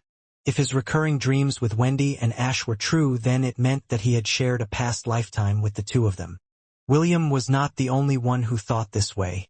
Wendy and Ash shared the same thought, and both girls were secretly happy about this possibility. Wendy even joked that they were still destined to become lovers even in their next lifetimes, and William shouldn't cheat on them, or else he would face divine retribution. "We should probably go back soon," Ash said softly. "Classes are about to start in a few hours." "Okay," William replied as he naughtily groped Ash's chests, who was currently possessing the body of the Lady of the Lake. Ash looked at him with a reddened face, but didn't pry off the naughty hands that were having their way with her body. "You still haven't had enough? Let's go for one more round." "Fine." William and Ash opened their eyes at the same time. They were currently inside the villa that William had built on the beach area, that was supposed to be the boss room on the 10th floor. They always slept inside the dungeon because in this place, Ash would be able to return to her true form without any time limit. This allowed the two of them to spend intimate moments together, within the appropriate boundaries. The two of them showered and dressed together before leaving the dungeon. William's herd and legion were still busy clearing the floors of the dungeon. Right now, they were currently at the 50th floor, and their advance had been slow as of late. The 50th floor only allowed 6 individuals to challenge it at a time, which greatly limited their exploration. Even so, William wasn't in a hurry. He knew that challenging Atlantis was no easy feat. He was not delusional enough to think that he could capture the dungeon anytime soon. What he was waiting for was the person that his father had chosen to contact him as soon as he arrived at the central continent. This would allow William to capture any other dungeon, aside from Atlantis. Just as the name suggested, the Dungeon Conqueror Prestige job class could conquer any dungeon. William was already looking forward to adding another legion in his ranks. The Minotaur race had already returned to their duty as the guardians of the Zealand dynasty.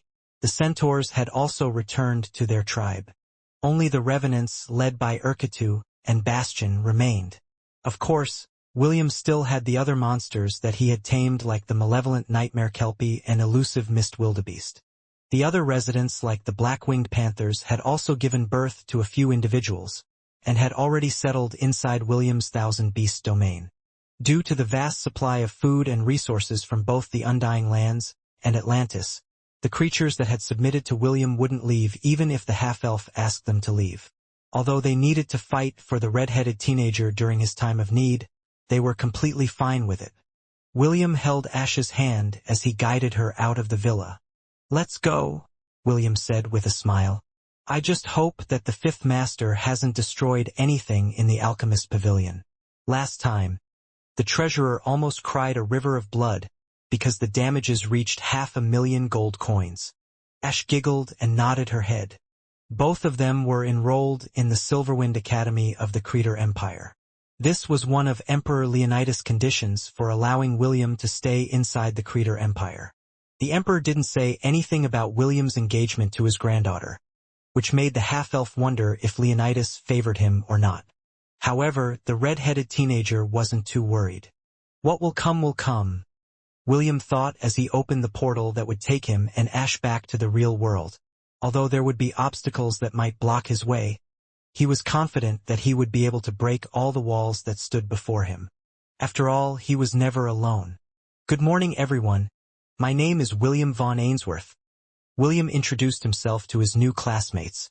I hope to get along with everyone till this year is over. The girls in the class looked at William with curious gazes, while the guys looked at him as if he was their rival in love. Greetings. My name is Ian Moxie, Ian said with a smile.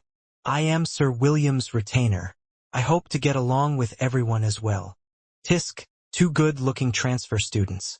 How are we supposed to get ourselves some beautiful girls if they are around? I know, right? They should have gone to the other classes, but why were they placed in Class A? Are they that good? HMP. I know the names of all the nobles in our empire, and I don't remember any noble household with the surname Ainsworth. He must be an upstart. Maybe he used some connections to get in? That's possible. Just look at his face. Maybe he is one of the female professor's pets.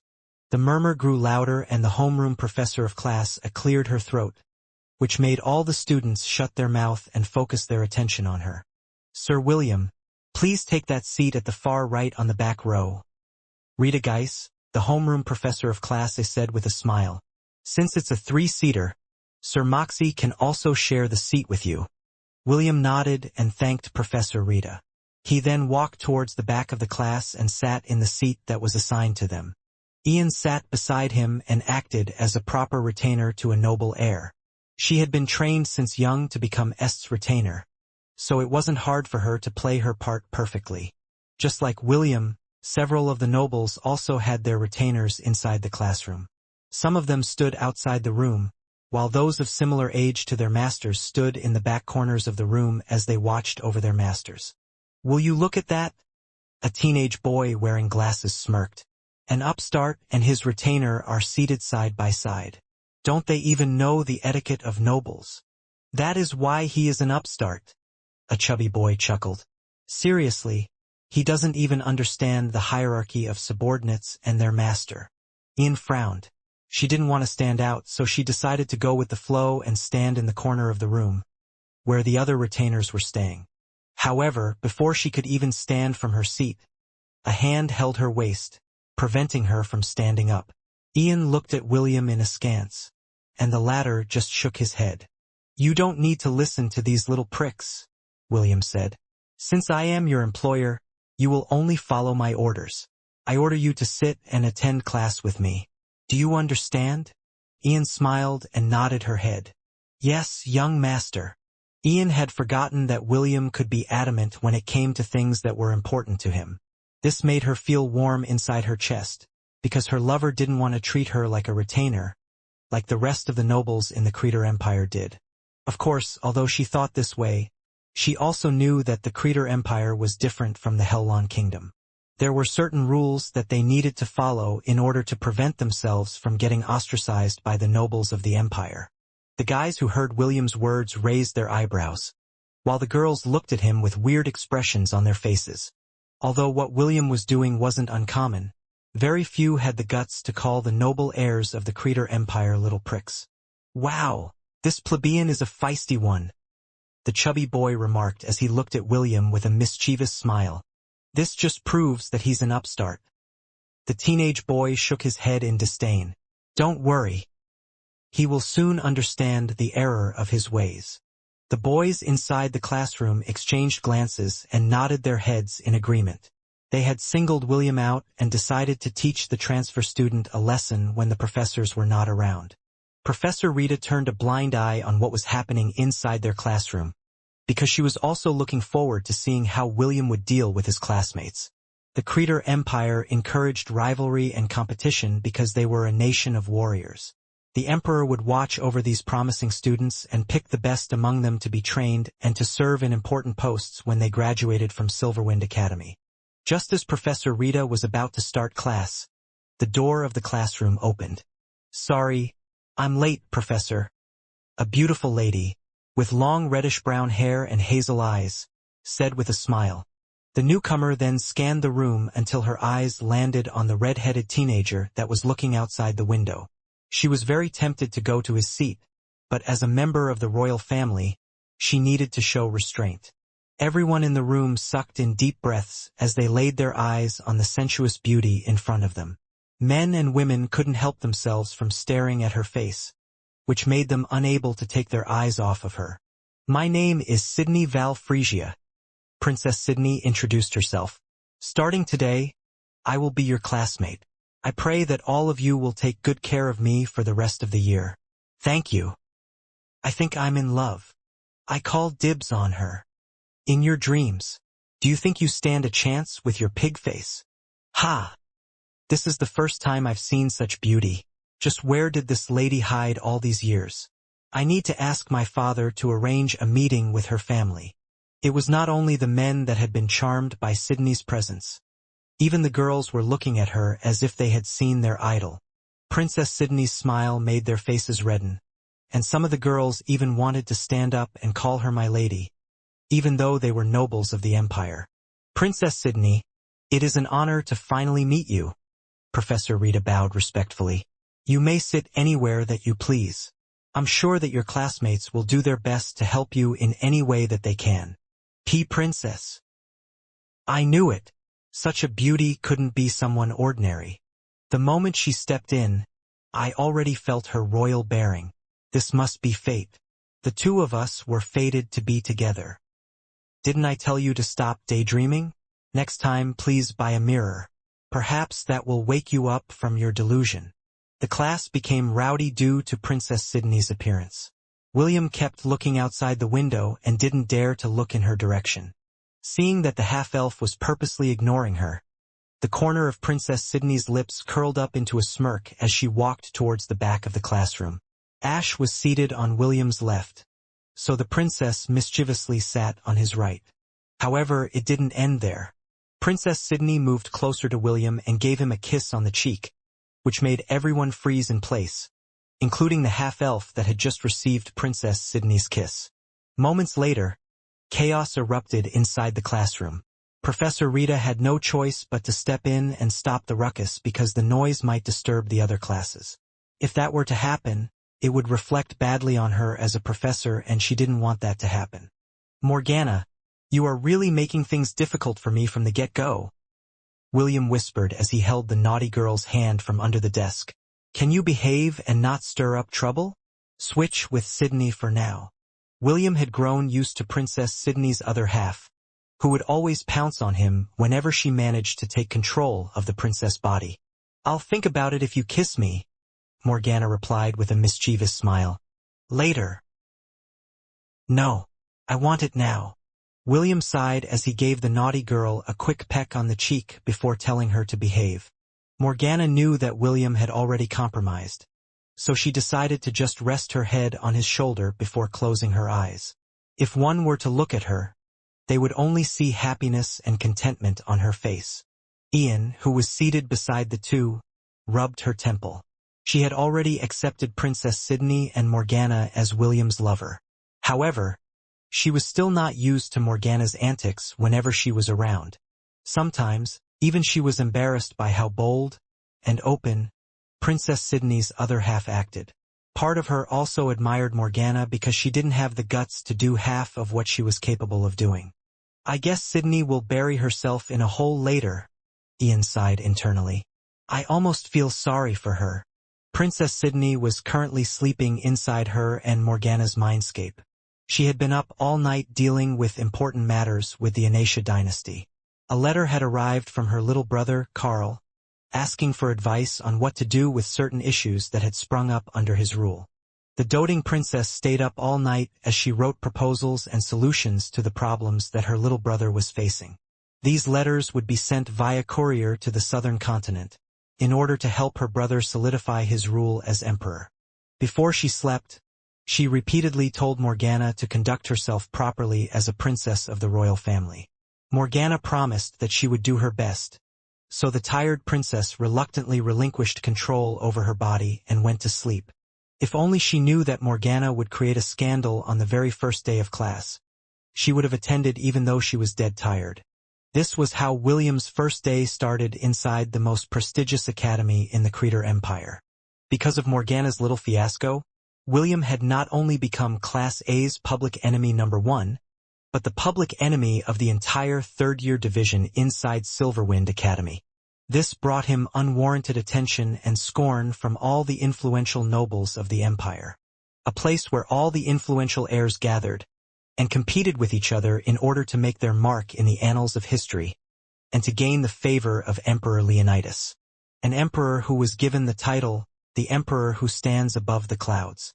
"I want to bury myself in a hole," Princess Sydney muttered as she buried her head into William's chest. Ian sighed as she patted the depressed princess' shoulder. She felt sorry for the princess because her other half, Morgana, could sometimes do embarrassing things without thinking of the consequences. The three of them were currently inside a private room in the Academy's dining area that was reserved for the members of the royal family of the Creator Empire. The morning classes had just ended, and Princess Sydney had woken up from her slumber. When she asked William if Morgana behaved while she was sleeping, the half-elf lightly coughed before telling the princess what her naughty other half did. After hearing William's narrative, the princess' expression immediately became stiff. Princess Sydney then stood up and walked away without a word.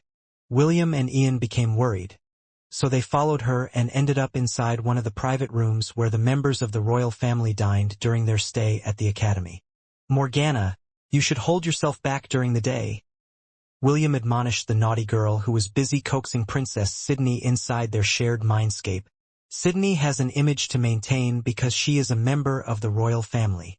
"Okay," Morgana replied as she temporarily took over Princess Sydney's body. "I won't do it again. I will only attack you when we are alone." Ian, who was listening from the side, shook her head helplessly. "I guess this is also fine. Sooner or later, the Emperor will announce Sydney's engagement to you. I mean, that collar on her neck is very striking, no?" William glanced at the collar of wisteria that had accompanied him during his childhood. It was currently placed on Princess Sydney's neck because the latter had succeeded in convincing him to place the collar on her. The half-elf knew that even if he went back in time, the result would still be the same. The princess was one of the 7 deadly sins. If she wasn't kept in check, there's a high possibility that Princess Sydney could bring ruin to the world. In order to prevent that from happening, William agreed to her request to become her master. This way, William could stop her when she got carried away with using her charm on other people. William didn't want to admit it, but he had a feeling that if he had rejected her request that day, he would regret it for the rest of his life. Because of this, he had also opened up his heart to the princess, and her other half, Morgana. Their relationship had advanced steadily during the months that they worked together in order to prevent chaos from erupting in the southern continent.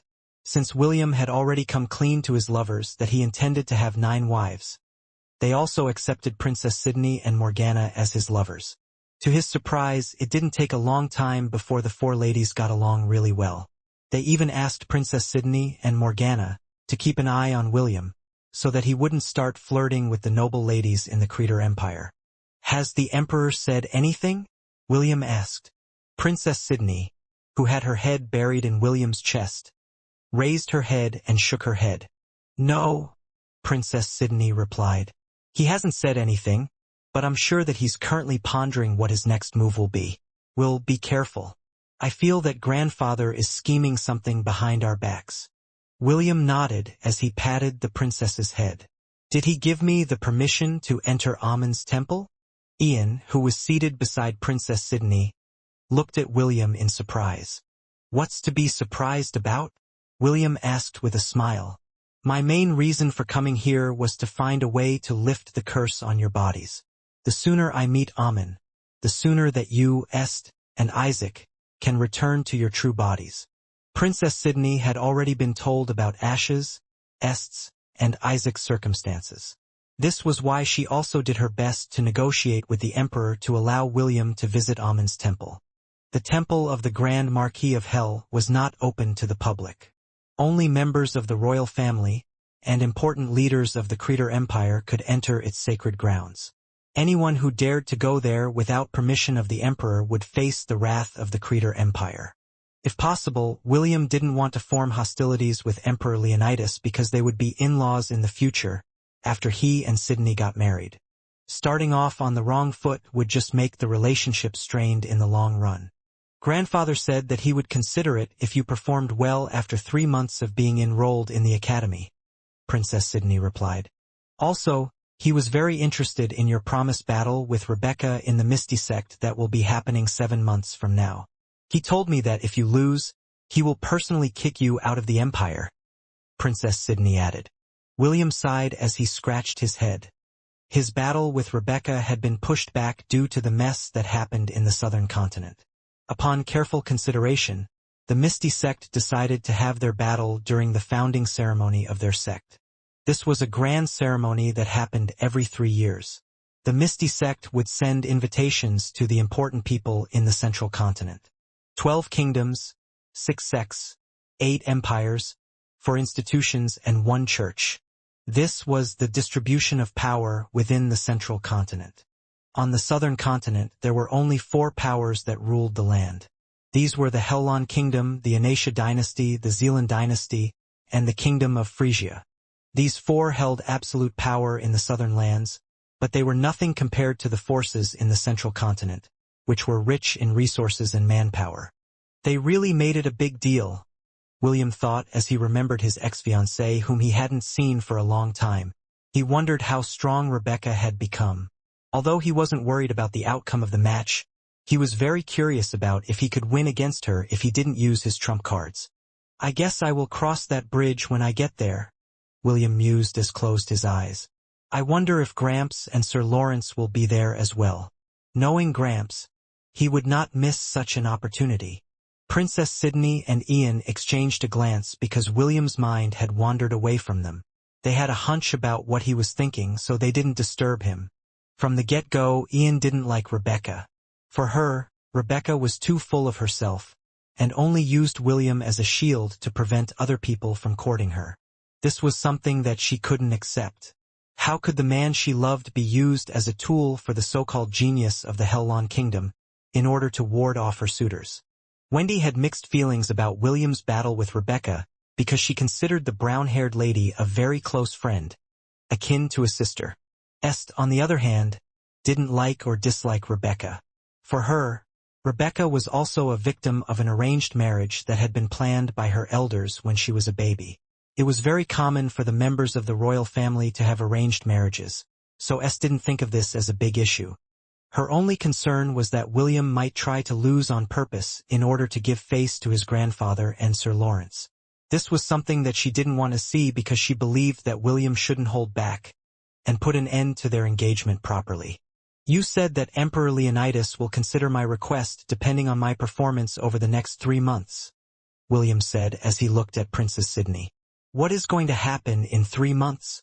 A tournament for all the students of Silverwind Academy, Princess Sydney replied. The winner will be personally awarded by the Emperor. According to tradition, the winner of the tournament may ask the Emperor to grant one wish. As long as this wish was within his capacity, the Emperor would grant it without fail. William had noticed the slight anxiousness in Princess Sydney's expression as she explained the grand prize of the competition.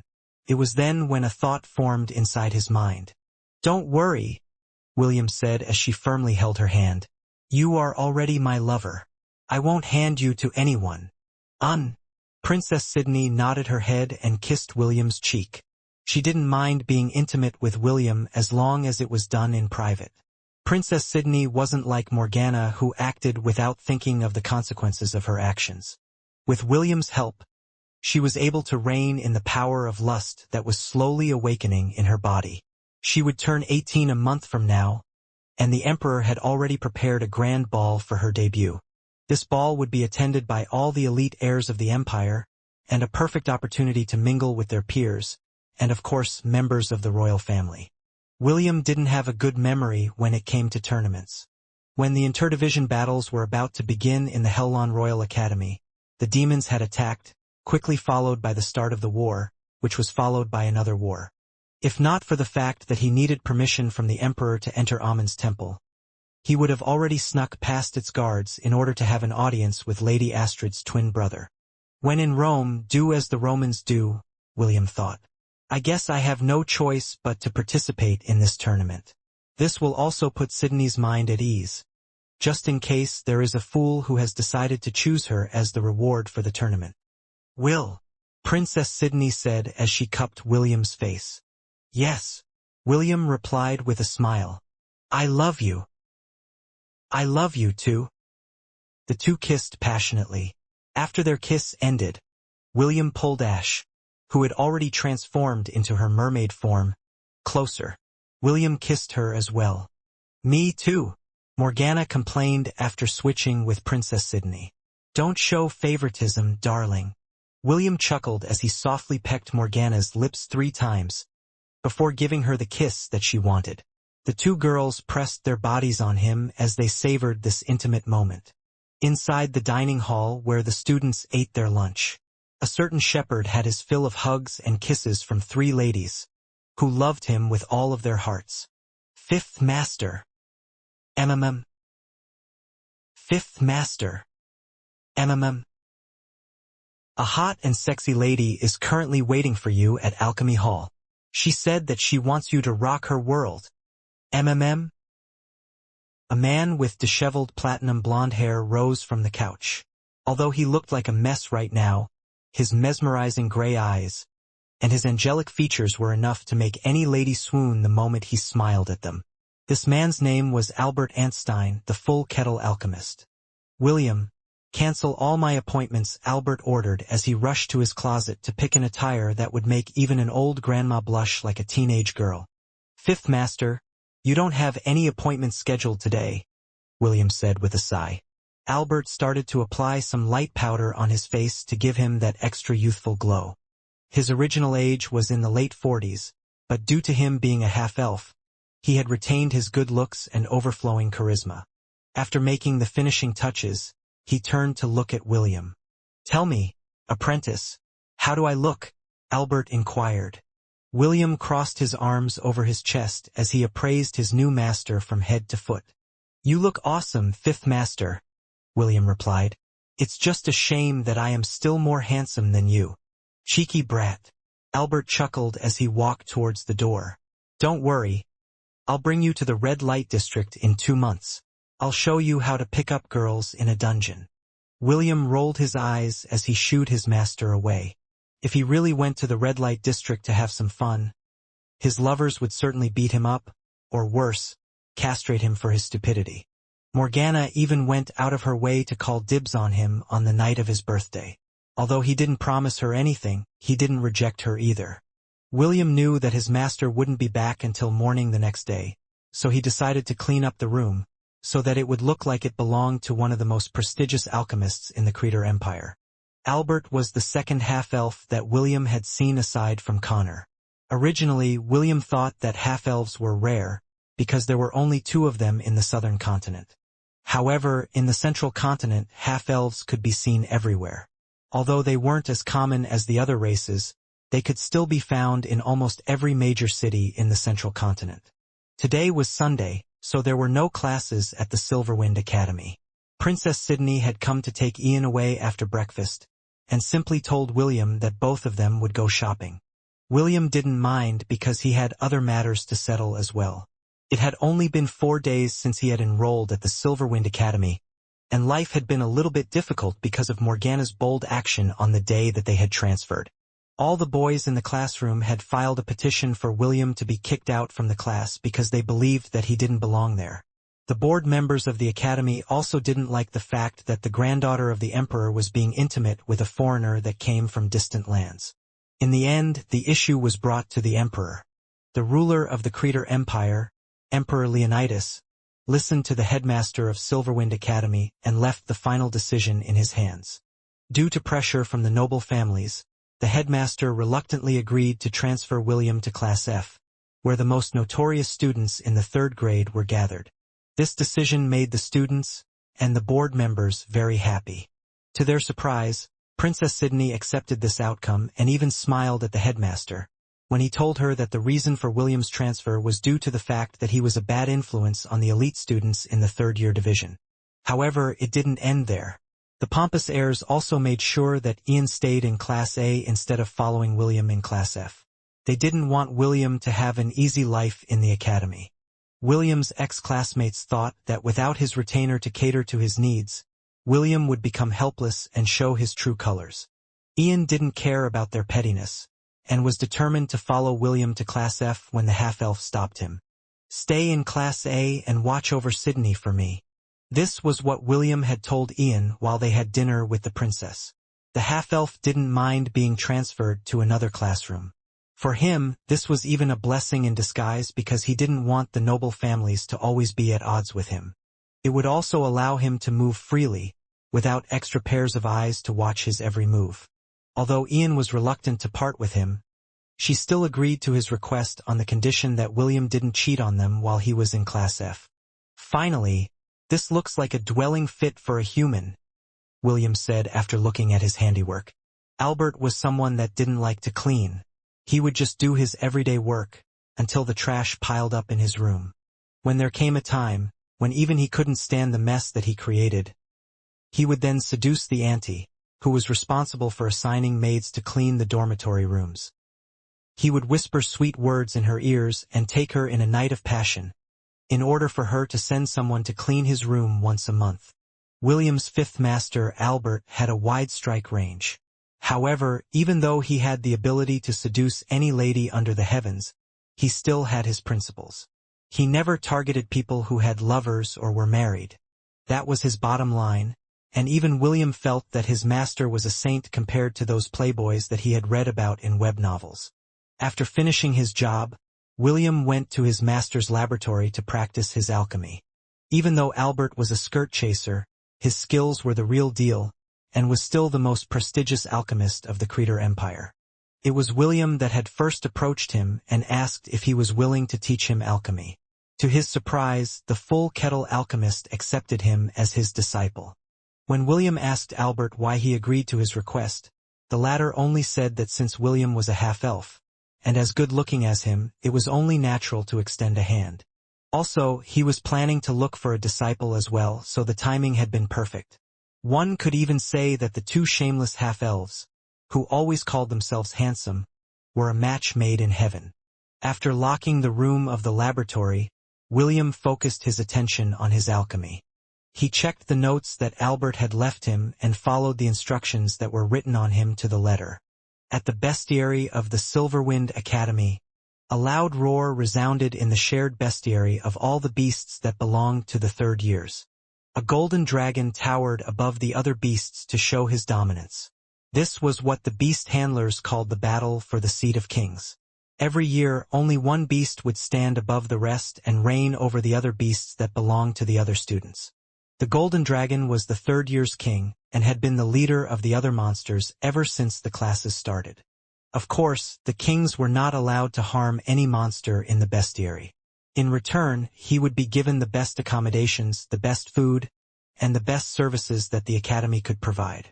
Garganta, the golden dragon, had enjoyed all of these comforts and his reign was unchallenged. Until today. In front of him stood a rainbow-colored anteater who was eyeing him with genuine curiosity. Garganta roared as it stood on its hind legs to show his dominance to the newcomer. The beast handlers watched this scene with amusement. Deep inside they pitied the anteater because of its ignorance. For them, the anteater was like a newly born calf who was unafraid of the tiger that intended to eat it whole. Garganta slightly opened its mouth and golden flames flickered inside his mouth. It was clearly telling the anteater to scram before it was eaten for lunch. The anteater didn't budge and the golden dragon had finally reached the limits of its patience. It uttered a deafening roar. It was its way of issuing a challenge to the beast that dared to covet his throne. Finally, the anteater opened its mouth to reply to the dragon's challenge. "Motherfucker, let's take this outside." Kasaganaga raised its head arrogantly before it walked outside the bestiary. It had accepted the challenge of the golden dragon, and the latter followed behind the small anteater that it could easily crush like a pancake. Battles between beasts were allowed because only the strong could become the sovereign of the bestiary. As long as there were beast handlers present, these battles would be declared as official. Since every beast was an important asset, special considerations were placed in the battling arena. Similar to the Grand Colosseum in the Helon Kingdom, the fighters would turn into particles of light if they died in battle. As soon as the two beasts faced each other, various roars, shrieks, and cheers erupted in the surroundings. The beasts and the handlers had been bored as of late, so seeing a stupid rainbow-colored anteater die under the claws of a golden dragon was still entertainment for them. Roar! Roar! I haven't eaten your kind before, but you look delicious. You better surrender now, while I'm still being merciful. Motherfucker! Stop talking and start fighting! Kasaganaga shouted with an adorable voice. Kasaganaga spent most of its time with the angry birds, so it was very easy for it to pick up their habits. Its two companions, B1 and B2, taught the innocent anteater how to curse at its enemy, and the latter quickly ingrained this knowledge in its vocabulary arsenal. When William first heard Kasaganaga curse, the corner of the half-elf's lips twitched before hurling Stormcaller at the two dumb birds who had influenced the deity of the sky to hurl vulgarities when it fought. Roar! Ignorant plebeian! It seems that you still don't understand your place. Very well, I will end your pitiful life. Die!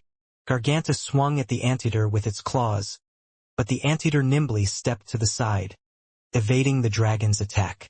The dragon sneered because it thought that it was just a fluke and used its other claw to rip the anteater into shreds. However, Kasaganaga moved effortlessly to the side to evade Garganta's attack. The handlers and the beasts continued to cheer because they thought that the golden dragon was merely playing with its prey. After evading his two attacks, Garganta finally realized that he was not fighting an ordinary anteater. It flapped its wings to fly as it opened its mouth to unleash a breath attack. The golden dragon decided to end the anteater with its most powerful move because its opponent was making it uneasy. Garganta is going for an overkill. One of the beast handlers shook his head because he could already foresee the ending of the duel. Well, this is to be expected for the king of the 3rd division, the other beast handler commented. Very few beasts can survive a dragon's breath head-on. Garganta was a millennial dragon at its middle stages. To make a comparison, it was weaker than Elendor's silver dragon that he had fought during their duel at the Gate of Beginnings. Even so, a millennial dragon was still a force to reckon with, and only powerful beasts and warriors could face it in a battle of life and death.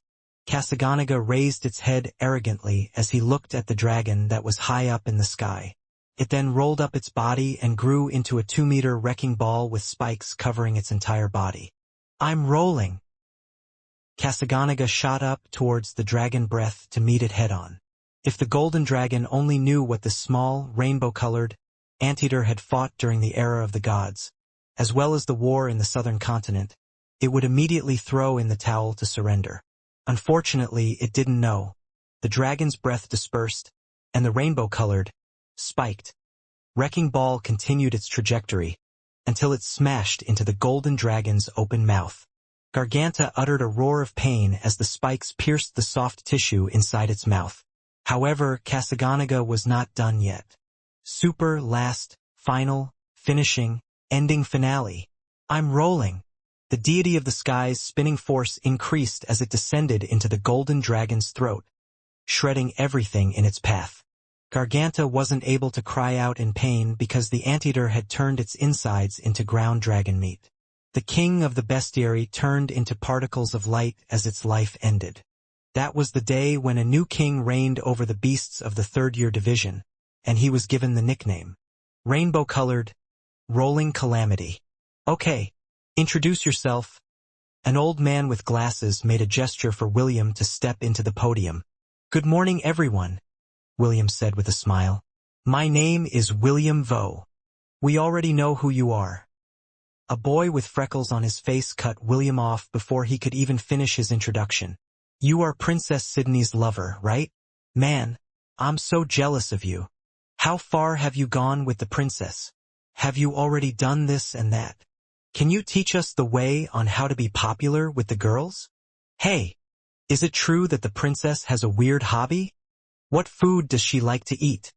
William was immediately bombarded from all sides. The teacher who had asked him to introduce himself to his classmates was already dozing off in his chair. Clearly, the professor had no intention of teaching and planned on sleeping from the start. The corner of William's lips twitched as the questions rained on him non-stop. He had already expected that he would be thrown to the worst class, but from the looks of the facilities inside the room, it was not as bad as he thought it would be. To his surprise, Class A and Class F didn't have any differences when it came to the quality of the room. It seemed that the Silverwind Academy was an academy that didn't look down on its students. They just divide them based on their performance, which made William's impression of the academy rise by a good margin. A mischievous idea came to the half-elf's mind as he raised his hand to silence his classmates who seemed hell-bent to know some juicy gossip. "I have heard all of your questions, and I'll answer them to the best of my abilities," William said with a smile that wouldn't lose to his grandpa, James, when the old coot was about to scam people. "First you asked what my relationship is with Princess Sydney? The answer to this is that she is my lover." A low murmur erupted in the classroom as the third-year students talked to each other. William smiled as he continued with his plan to stir some trouble for the nobles that had sent him to the worst class among the third-year division. "You ask me what the princess' favorite food is? The answer to this is simple." William flipped his hair and raised his chin arrogantly. "What she likes to eat the most is me. Just make sure not to tell anyone. Okay?" William winked at his classmates as if they were trustworthy people that could keep a secret. The boys turned green with envy, while the girls blushed in embarrassment because they somewhat understood what William was hinting at. As for the secret on how to be popular with the ladies, the answer to this is very simple as well. The boys perked up their ears as they focused their attention on William. If he could tell them how to have a beautiful girlfriend, they would worship him to the high heavens. The girls, on the other hand, were also very curious on what William was going to say next.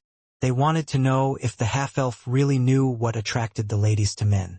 "The secret on how to be popular is not really a secret," William said as he placed both of his hands to his hips. His chin was raised in arrogance like a young master looking down on his servants. "What you need is confidence. Girls like confident men. Even if you are not born as handsome as me, if you know how to carry yourself, the girls will be attracted to you." The teenage boys glanced at the ladies in their class and saw them nodding to William's words. This made them realize that what the half-elf was saying is true. The atmosphere inside the room became more lively as William interacted with his new classmates. He learned their names one by one, and even joked with the ladies in the class that they shouldn't fall in love with him because he already had 4 lovers.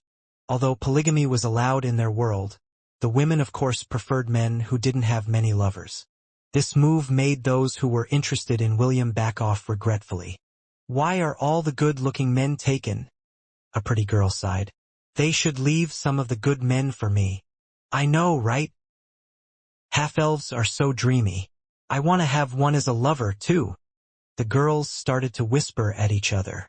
Soon, giggles resounded inside the room, and the boys looked at the pretty ladies with disguised infatuation.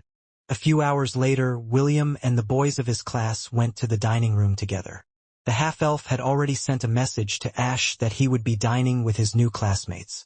The latter replied right away, and said that she would just have lunch with Princess Sydney. While William and his new classmates were talking, a group of teenage boys approached their table. The moment William's crew saw who was leading the group, they all stood up and bowed their heads in greeting. "Good afternoon, Your Highness." "Be at ease," Prince Jason replied. "We are all students here, so there's no need for formality." The 5th prince of the Creator Empire smiled as he made a gesture for the boys to return to their chairs. He then shifted his attention to William. A tinge of killing intent flashed in his eyes for a brief moment before it disappeared without a trace.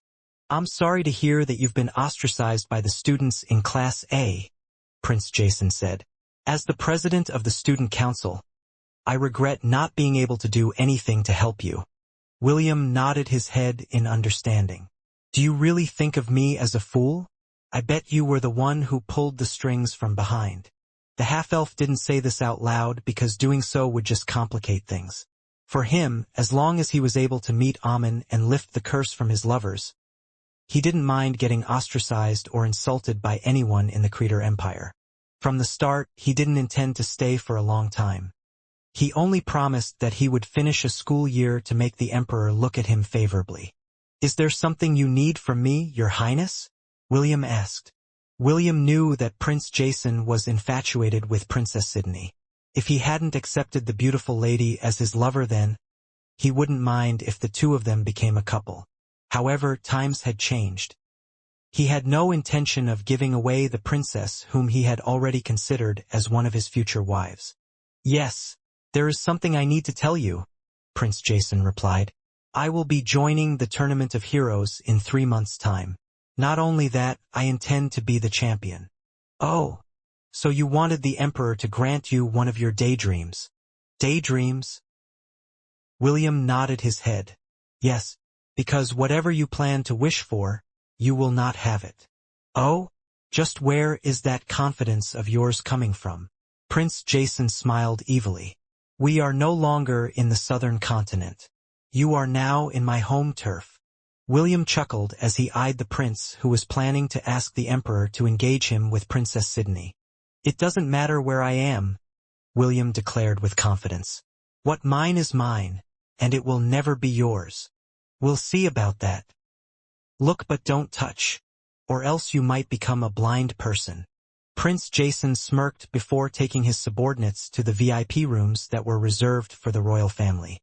William watched him go with a neutral expression on his face. The moment he made Princess Sydney his lover, he knew that there would be plenty of opposition. Unlike Wendy, Ash, and Est, Princess Sydney was the princess of the Kingdom of Frisia and the granddaughter of the Emperor of the Creator Empire.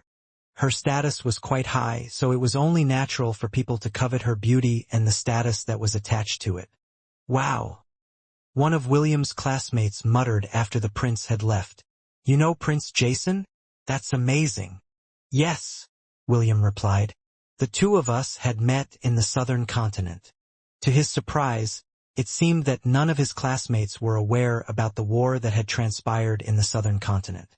The major powers in the central continent had put a tight lid on the news about the Creator Empires and the elves' conquest of the southern lands.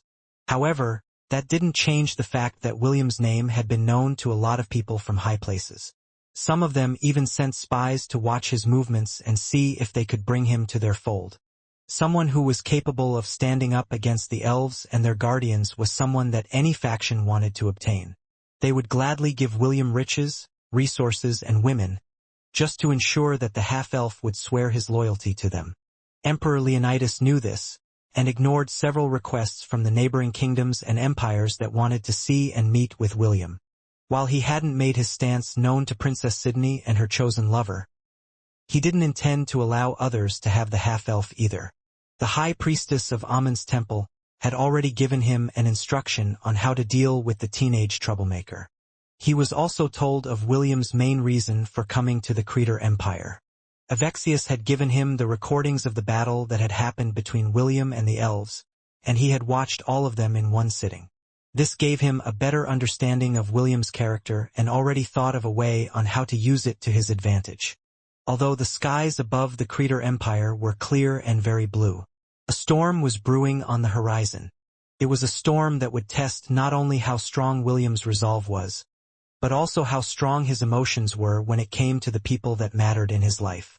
After classes, William decided to roam the academy grounds. The Silverwind Academy was so big that it was a common occurrence for new students to get lost. Ian and Princess Sydney had been spending a lot of time together and had been going out to shop very often. At least, that was the excuse that they always gave when William asked what they were up to.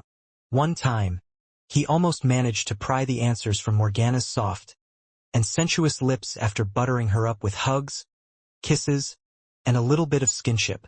However, before the naughty girl could spill the beans, Princess Sydney managed to take over and the conversation ended there. In the end, William had given up and decided to let his lovers do whatever they were planning behind his back. From the little information he got from Morgana, both girls were doing it for his sake. The Silverwind Academy was located in a mountainous region, not far from the capital city of the Creator Empire. If one wished, they could easily visit the capital if they were to use the teleportation gates within the academy grounds. At the base of the mountain was the city of Silverand. It was the second largest city in the empire. Due to the fact that this was where the prestigious academy was located, many merchants had set up their stalls in this place because this was a good place to conduct trade and form connections with the noble families. William stared down at the city from on top of the mountain. He had only been there once since he arrived at the academy and had never gone back again. While he was pondering whether he should take the teleport gate to go to the city, he saw something in the corner of his eye. A girl, wearing a black dress, who seemed to be around the age of 10, walked towards the garbage dump of the academy. The garbage dump was a mile away from the academy, and the only people that went there were the staff that were assigned for waste disposal.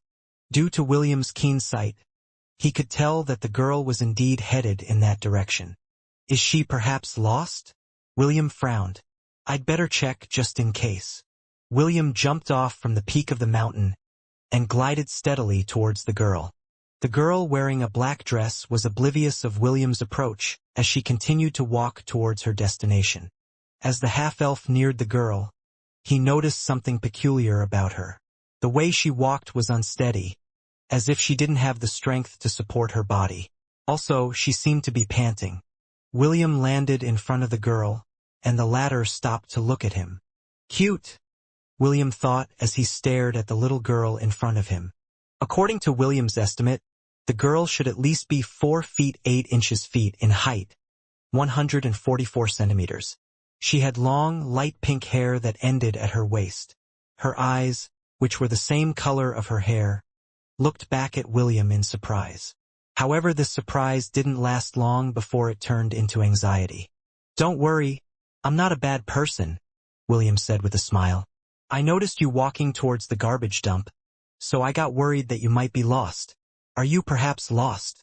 Don't worry, I'm not a bad person, William said with a smile. I noticed you walking towards the garbage dump, so I got worried that you might be lost. Are you perhaps lost?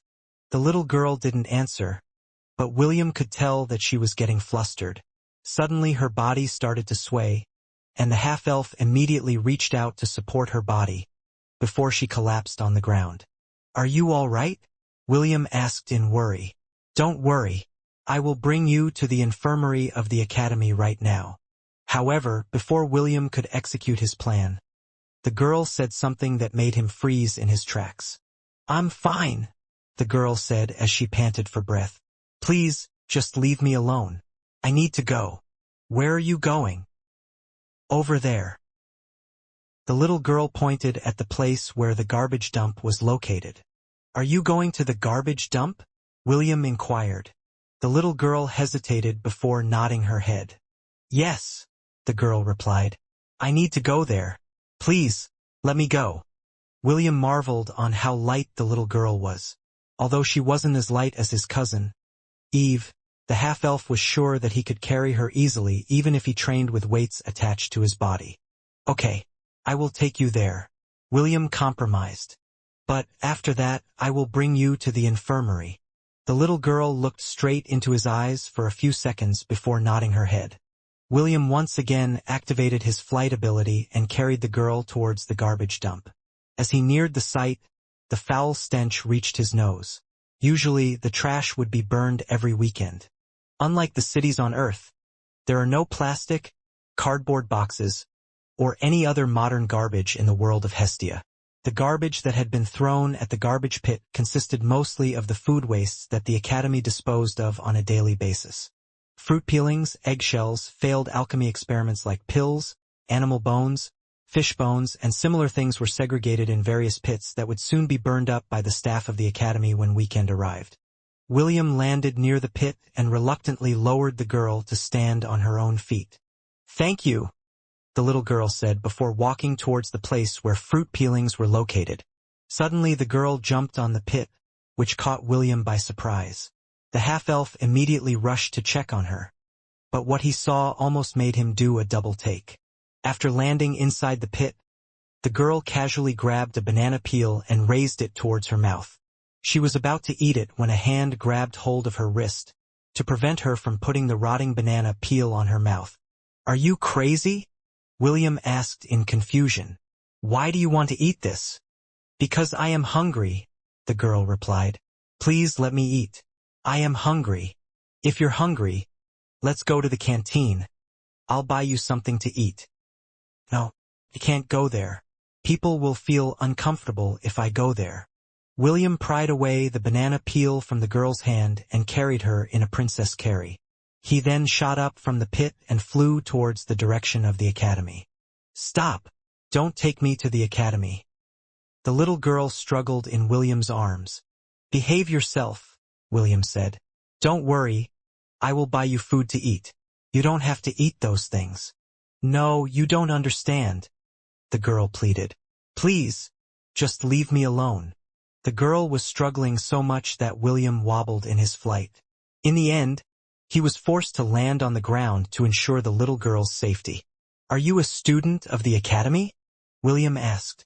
Although the possibility was small, the possibility still existed. Aside from being a student, the little girl could also be a daughter of one of the professors, or the staff that was working on the academy. The pink-haired girl hesitated once again before nodding her head. Yes, I am a student.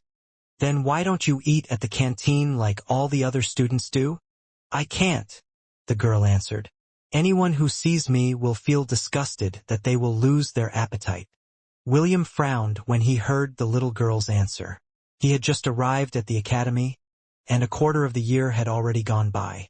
It meant that he was not aware of certain things that had transpired during that period of time, including the reason why this little girl would go to the garbage dump just to have something to eat. While William was pondering, he heard a rumbling sound, and the little girl who stood in front of him placed both of her hands over her stomach. The rumbling sound grew stronger, and the girl seemed about to faint any second due to hunger. For now, eat this, William said as he created a chocolate lollipop. This lollipop can last for 3 days. Just make sure that you don't chew on it. William unwrapped the lollipop and presented it to the little girl who was looking at it in a daze. Here, hold it. William placed the lollipop on the girl's hand, and the latter held it firmly, like it was her last lifeline. The little girl looked at the lollipop for a few seconds before putting it inside her mouth. Immediately her expression changed as the sweetness of the chocolate spread across her taste buds. Is it good? William asked. The little girl didn't answer. Instead, she bit on the lollipop and started chewing. William sighed as he produced another lollipop for the little girl. He explicitly told the girl to not chew it, but the latter was too hungry to understand his words. To his surprise, not only did the girl eat the lollipop, she also ate the lollipop stick like a pretzel. William was about to reach out and pry her mouth open to retrieve the lollipop stick when the system's voice reached his ears. Host, don't worry. According to my analysis, she will just be fine. Please use your appraisal skill and look at her information. William was doubtful at first, but he still did what the system had told him.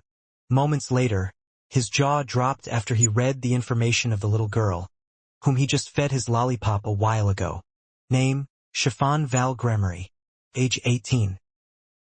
Race, Neretza, half-dwarf, half-demon. Title, Glutton from Hell.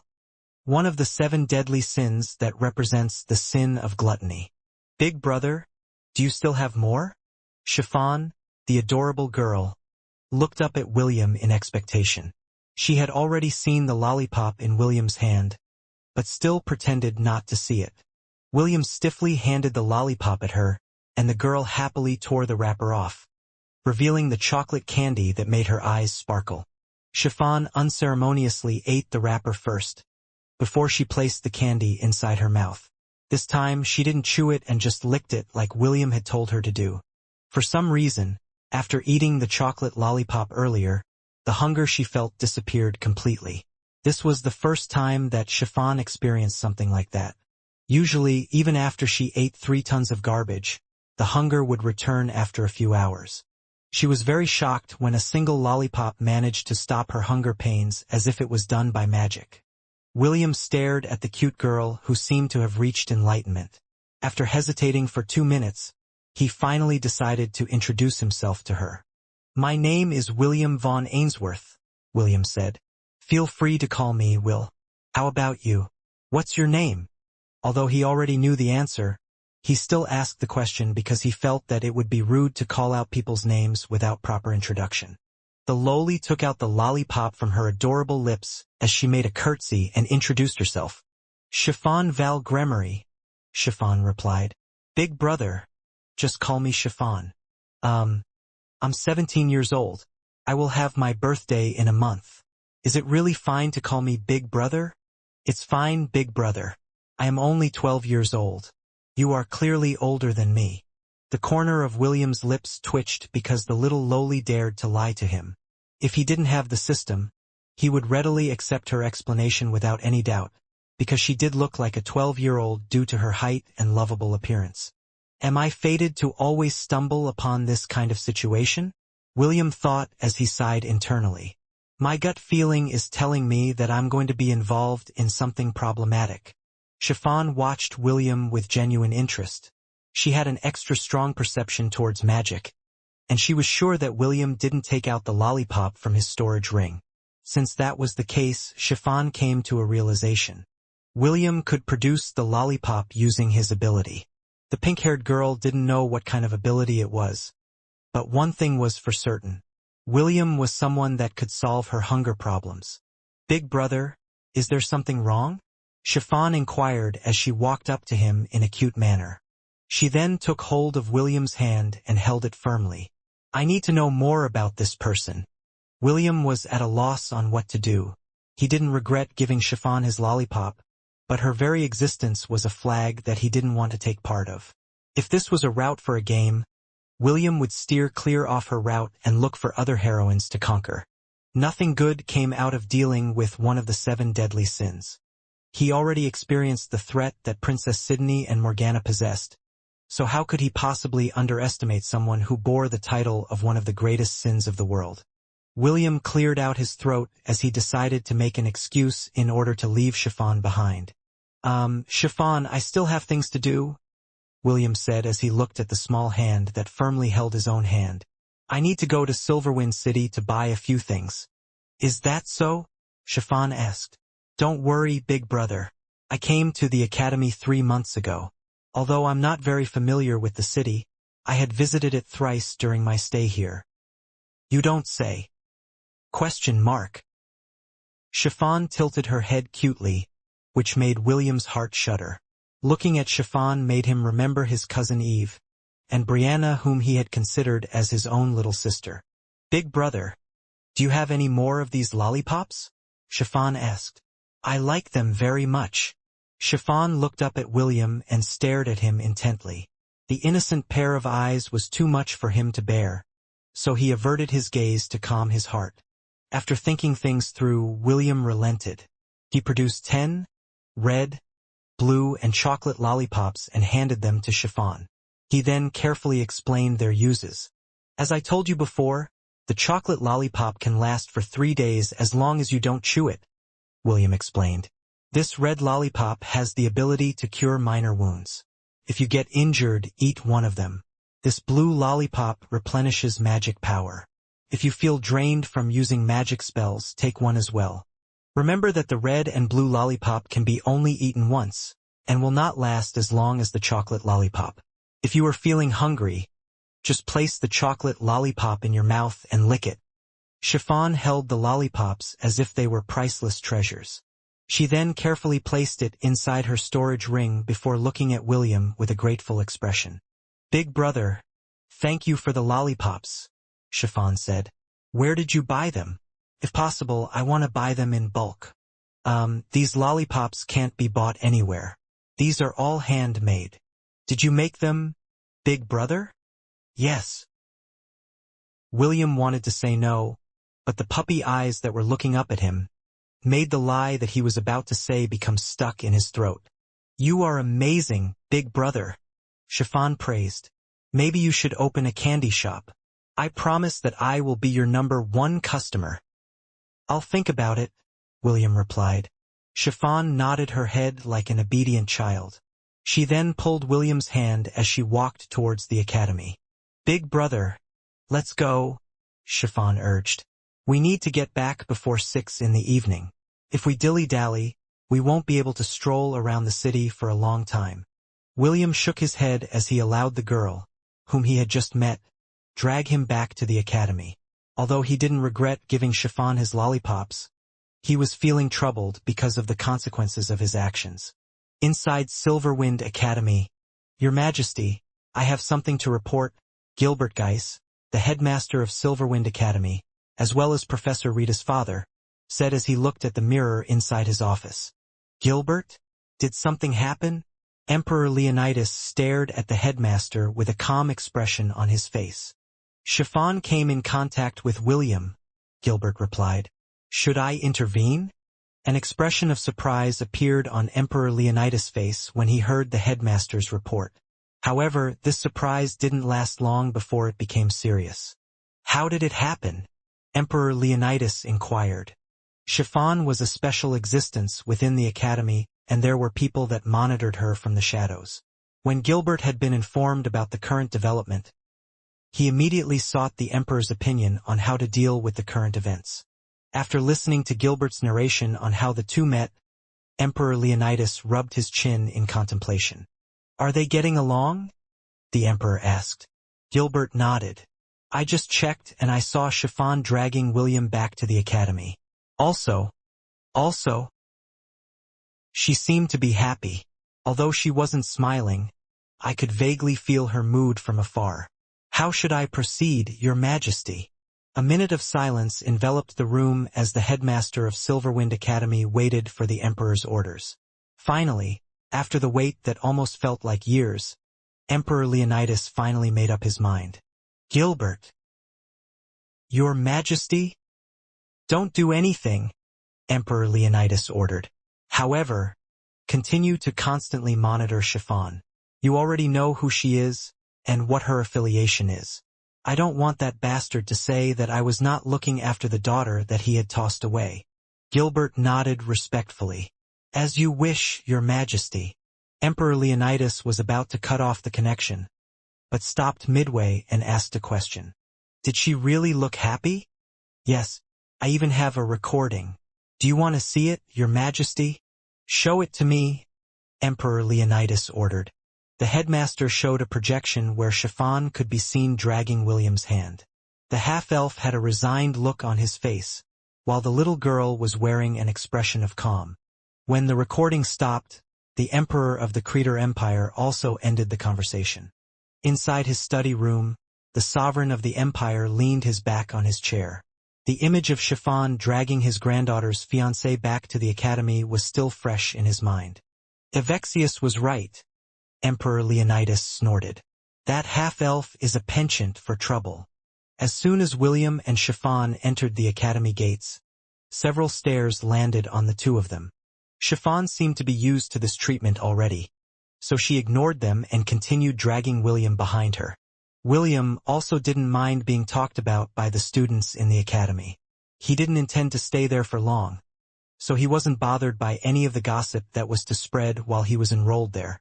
However, even though he didn't care about what others said, that didn't mean that his sensitive hearing wasn't able to pick up what the students were saying as they walked past them. Did you see that? It's that disgusting trash eater. I bet 1,000 gold coins that she went to the garbage dump again. Isn't that Princess Sydney's lover? What is he doing with that freak? You know what they say, birds of the same feather flock together. Ha ha ha. Does he also eat trash? Who knows? Maybe they shared some fish bones or eggshells between them. Gross. William still had a calm expression on his face, but he was feeling irritated by the insults that were being said behind Chiffon's back. Now that he knew the sin that she carried, he could somewhat understand why she would visit the garbage dump to look for something to eat. Did she perhaps get banned from the canteen because she ate a lot? This was the thought that passed through William's mind as he allowed himself to be dragged by the little girl, who seemed to have increased her pace after entering the academy. Chiffon, where are we going? William asked. The little girl abruptly stopped and turned her head to look at William. Big brother, where are you currently staying? Chiffon asked back. The third-year male dormitory? Okay. Chiffon once again dragged William. This time, she headed towards the Aberdeen dormitory where the third-year boys stayed. After entering the boys' dormitory, Chiffon paced the halls unhurriedly. She was looking around like a country bumpkin and taking in the sights that she was seeing for the first time. Chiffon was a well-known celebrity inside the academy, but not of a good kind. She was given the nickname Trash Eater because she was often seen at the garbage dump picking up trash to eat during lunch and dinner. At first, the boys tried to approach Chiffon because she was very cute. However, after finding out her daily routine, all of them backed away in disgust. None of the girls wanted to have any connection with Chiffon either, because, for them, she was the embodiment of filth. They didn't even want to be in the same room with her, so Chiffon stopped coming to classes and only wandered around the academy grounds, while the classes were ongoing because it was empty. She was surprised when William talked to her because she thought that no one in the academy would dare to get near her. Right now, Chiffon treated William as her first friend in the academy, so she wanted to know more about him. "Aren't you a little too bold?" William asked after closing the door of his room. "You came here to the boys' dormitory and even came inside my room. Aren't you afraid that I might do something to you?" "Do something? Like what, big brother?" Chiffon asked back as she sat on the only couch in the room. William rubbed his temple as he sat on top of his bed. He didn't know if Chiffon was really ignorant or she was only messing around with him. If one were to look at the Chiffon, they would come to the conclusion that she was only an 11 or 12-year-old human child. However, since William had the system, the pink-haired girl wouldn't be able to hide her age even if she kept mum for the rest of her life. The other thing that bothered Williams was Chiffon's race. Naretsa. Half-dwarf, half-demon. Naretsa was a general term used for hybrid races that had a demonic origin. Although there were other specific names for such unions, this term was the most commonly used in the world of Hestia.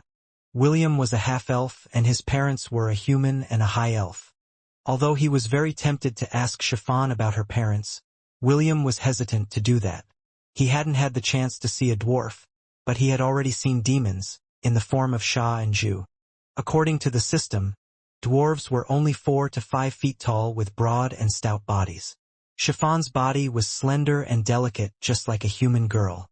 This made William believe that her body's constitution was taken from her demon parent, while her height was taken from her dwarf parent. "So this is what you call a legal lowly," William mused as he looked at the girl who was busy licking his lollipop. Chiffon felt William's stare and thought that the latter wanted her to come close. The pink-haired girl stood up from the couch and walked towards William's bed. Out of curiosity, she pressed the mattress of the bed to see how soft it was.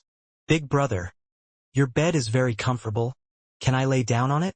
Chiffon asked. Aren't all beds in every dormitory the same?" William replied with a question of his own.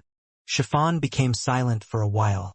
It seemed that she was hesitating whether to answer William's question or not. "Big brother, I don't sleep in the girls' dormitory," Chiffon answered after a few minutes passed. William raised an eyebrow as he pressed the little girl for answers. After a short interrogation, the half-elf finally got the answers to his question, and he didn't like them one bit. According to Chiffon, the academy didn't assign her any room and only delegated the stables as her resting area. William was appalled when he found out that the little girl was left to fend off for herself, without anyone to take care of her. He didn't say anything earlier, but he had noticed that Chiffon's uniform was quite dirty, even before she went to the garbage dump. Now that he knew that the girl was being mistreated by the academy, William found himself clenching his fist in irritation. One of William's weaknesses were little children. They reminded him of the little brothers and sisters that he had cared for in the orphanage. This was why he was overprotective of Eve and Brianna and ensured that the two of them were safe from harm. Although Chiffon was 18 years old, her appearance was that of a child. Even if he didn't want to admit it, he felt sorry for her and wanted to do something for her sake. It was at that moment when William heard the soft breathing of a sleeper. Chiffon had fallen asleep on his bed, with a peaceful expression on her face. "You are too defenseless," William thought as he shook his head. He then took off her shoes and helped her have a more comfortable sleeping position. Suddenly, the door of the room opened and two people entered without knocking on the door. "Will, what are you doing?" Ash asked in a tone filled with disbelief. "Will, how could you?"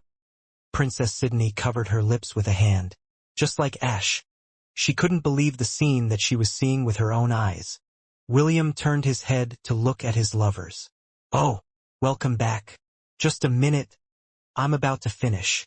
The half-elf was currently holding onto Chiffon's sleeping body, in an angle that could cause plenty of misunderstandings. Ash closed the door and locked it in place. Princess Sydney narrowed her eyes and approached the bed with the intention of educating William about laying his hands on minors. When she was only a few meters away from the bed, Chiffon sleepily reached out to William and held on to his arm. "Big brother, it was good," Chiffon said sleepily. "I want more." After saying those misleading words, the pink-haired lowly once again returned to her slumber. Ash and Princess Sydney looked at the girl's dirty and crumpled uniform before looking back at William, who was right on top of the sleeping girl. "Will, we need to talk," Ash said with a smile that didn't reach her eyes. Princess Sydney was also smiling, but her eyes had already turned golden. Clearly, the two had misinterpreted the girl's words and William's current position. The half-elf looked at the sleeping girl under him before shifting his attention to his two lovers, who were looking at him with murder in their eyes.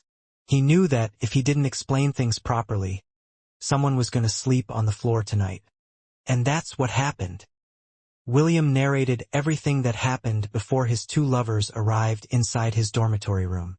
The two girls listened with serious expressions at first, but this expression then turned into pity after finding out Chiffon's current circumstances. "Will, you picked up a troublesome person," Princess Sydney said after hearing William's story. She then glanced at Chiffon with a complicated expression before shifting her attention back to William. "I'm sure you have no idea on what kind of person she is," Princess Sydney stated. "I know," William replied. "She is just like you, Sydney." Princess Sydney's body stiffened because of William's answer. She didn't expect that William would use the term, "she is just like you," and it made her wonder how he knew about Chiffon's special characteristic. After becoming his lover, the princess shared her secret with William about her being one of the 7 deadly sins. At first, Princess Sydney thought that William would treat her differently after finding out about her secret. However, the half-elf only smiled and even teased her that she had to wait for a few more years before she could have his babies. "How did you know?" Princess Sydney asked. She was very curious on how William found out that Chiffon also carried one of the deadly sins of the world. "Half-elf's intuition," William replied. "As if." Princess Sydney wrinkled her nose. It was quite obvious that William had no intention of sharing this information, so she decided not to pry. Ian, who was seated on William's right side, frowned. She didn't understand what the two were talking about. "Is she also a princess?" Ian inquired. This was the only connection she could think of when William said that Chiffon was just like Princess Sydney. William and Princess Sydney exchanged a glance and grinned. Although they felt a bit guilty about not telling the other girls about Sydney's and Morgana's secret, both believed that this was for the best. If possible, Princess Sydney didn't want anyone else to know, aside from William, that she was the embodiment of lust. This way, she could protect herself from those who would try to use her powers to do something nefarious. "No," William replied. "I'm saying that she's just as adorable as Sydney." "Huh." Ian glanced at Princess Sydney, then at Chiffon, then back again to the princess. "I don't understand." "It's fine. It's not important." William smirked. "Just think of her as a mini version of Mr. Jekyll." "Ah, is she also a Tautai?" Ian looked at Chiffon with wonder. "You mean she could swallow a lot of things at once?" "Something like that," Princess Sydney replied in William's place, because she was afraid that the half-elf would make things more complicated. "She is someone that can eat a lot." The princess poked the sleeping girl's cheeks. She had a complicated feeling upon meeting one of the people that also bore a sin that was as strong as hers. When she remembered William's story about Chiffon's attempt to eat a banana peel in the garbage dump, her feeling of wanting to take care of the little glutton budded inside her heart. Ian nodded in understanding. She had seen how domineering Jekyll was during the war. Right now, she had labeled Chiffon as a young Tautai that still couldn't control her powers. Ah, I almost forgot. Princess Sydney stopped poking the sleeping girl before staring at William with a serious expression. How is your bloodthirst coming along these days? I think you should take a drink now while you're still feeling better. I'll look after Chiffon for the time being. Ash, I'll leave him in your care. Understood.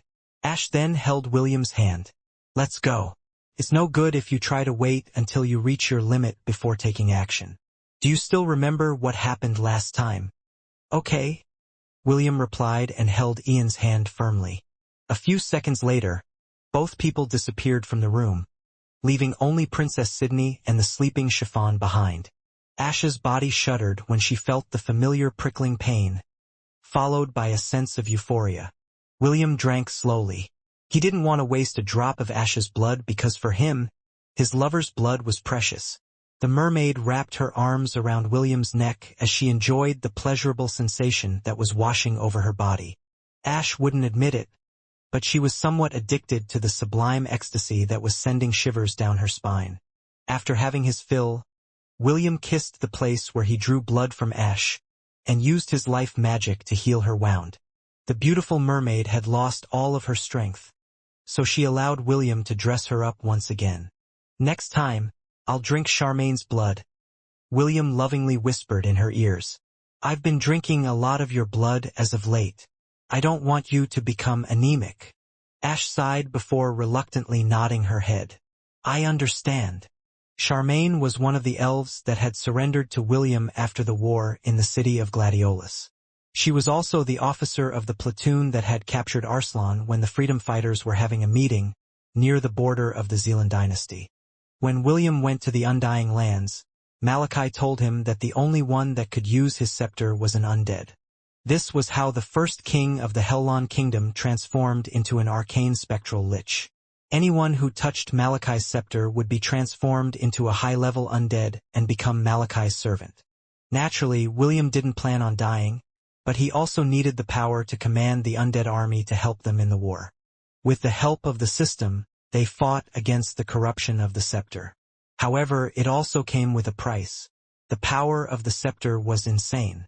It was a mythical artifact, which forced William to pay 200 years of his life, and permanently turn his left hand, all the way up to his arm, into that of a vampire's.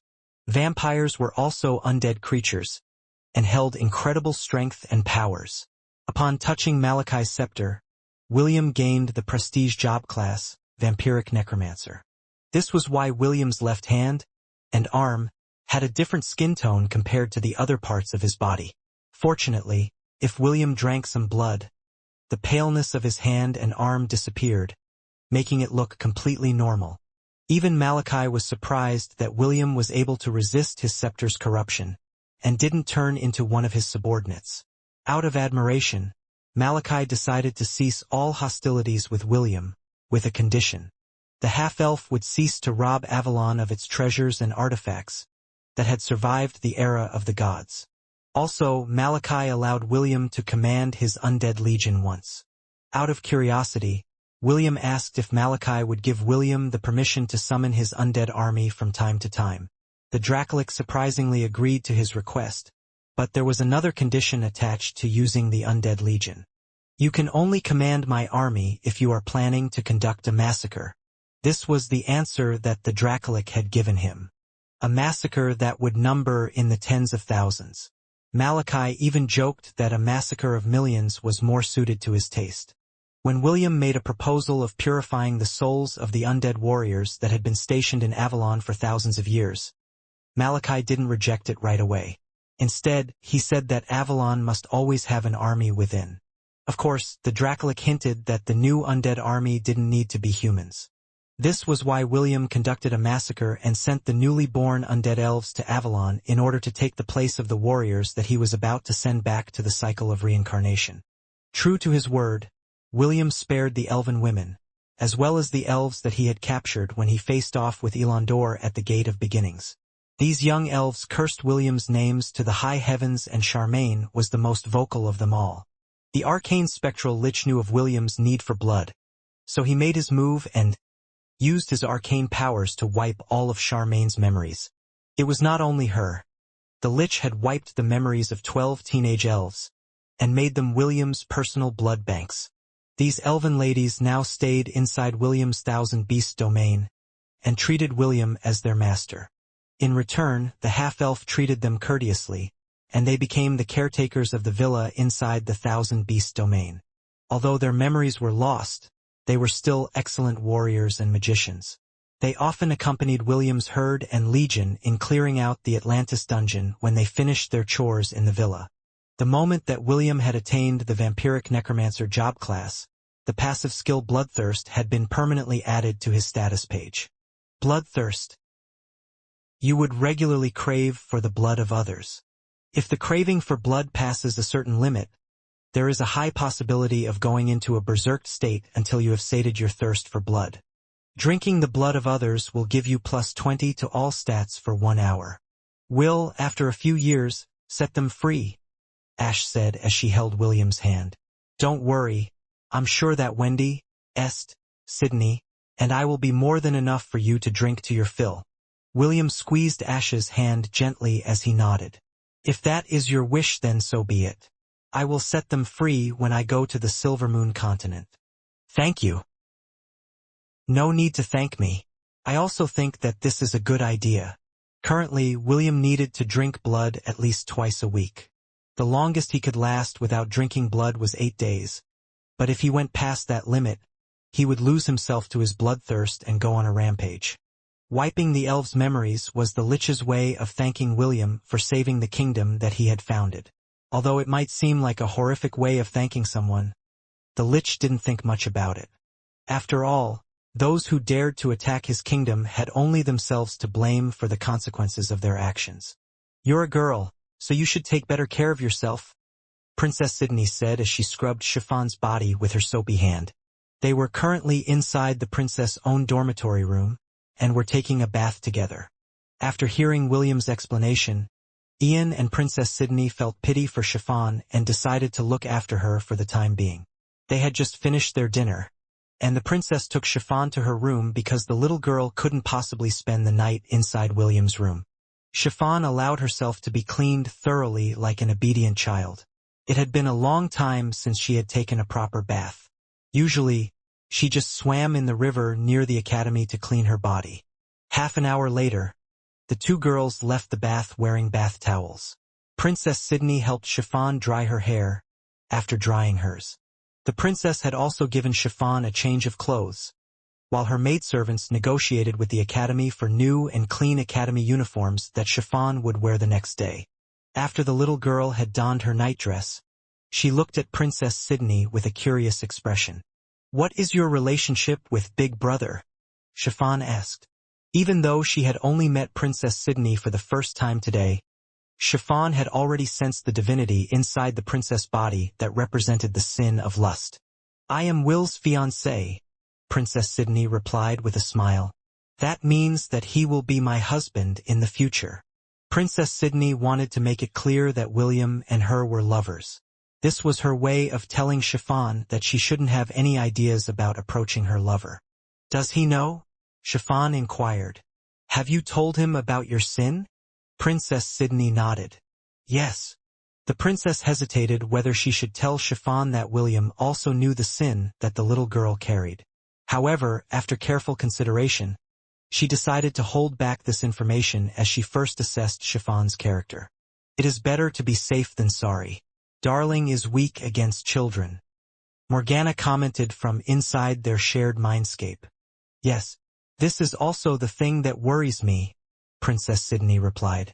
I just hope that she won't take advantage of Will's kindness. HMP, let's see her try. I'll spank her bum to oblivion. Princess Sydney covered her lips and giggled. We'll just observe for now. I don't want you to do anything reckless. Do you understand? Fine. Chiffon observed the beautiful girl in front of her. The little girl's eyes then wandered down on Princess Sydney's chest. After taking a good look at the princess assets, the adorable Loli glanced at her own chest and sighed internally.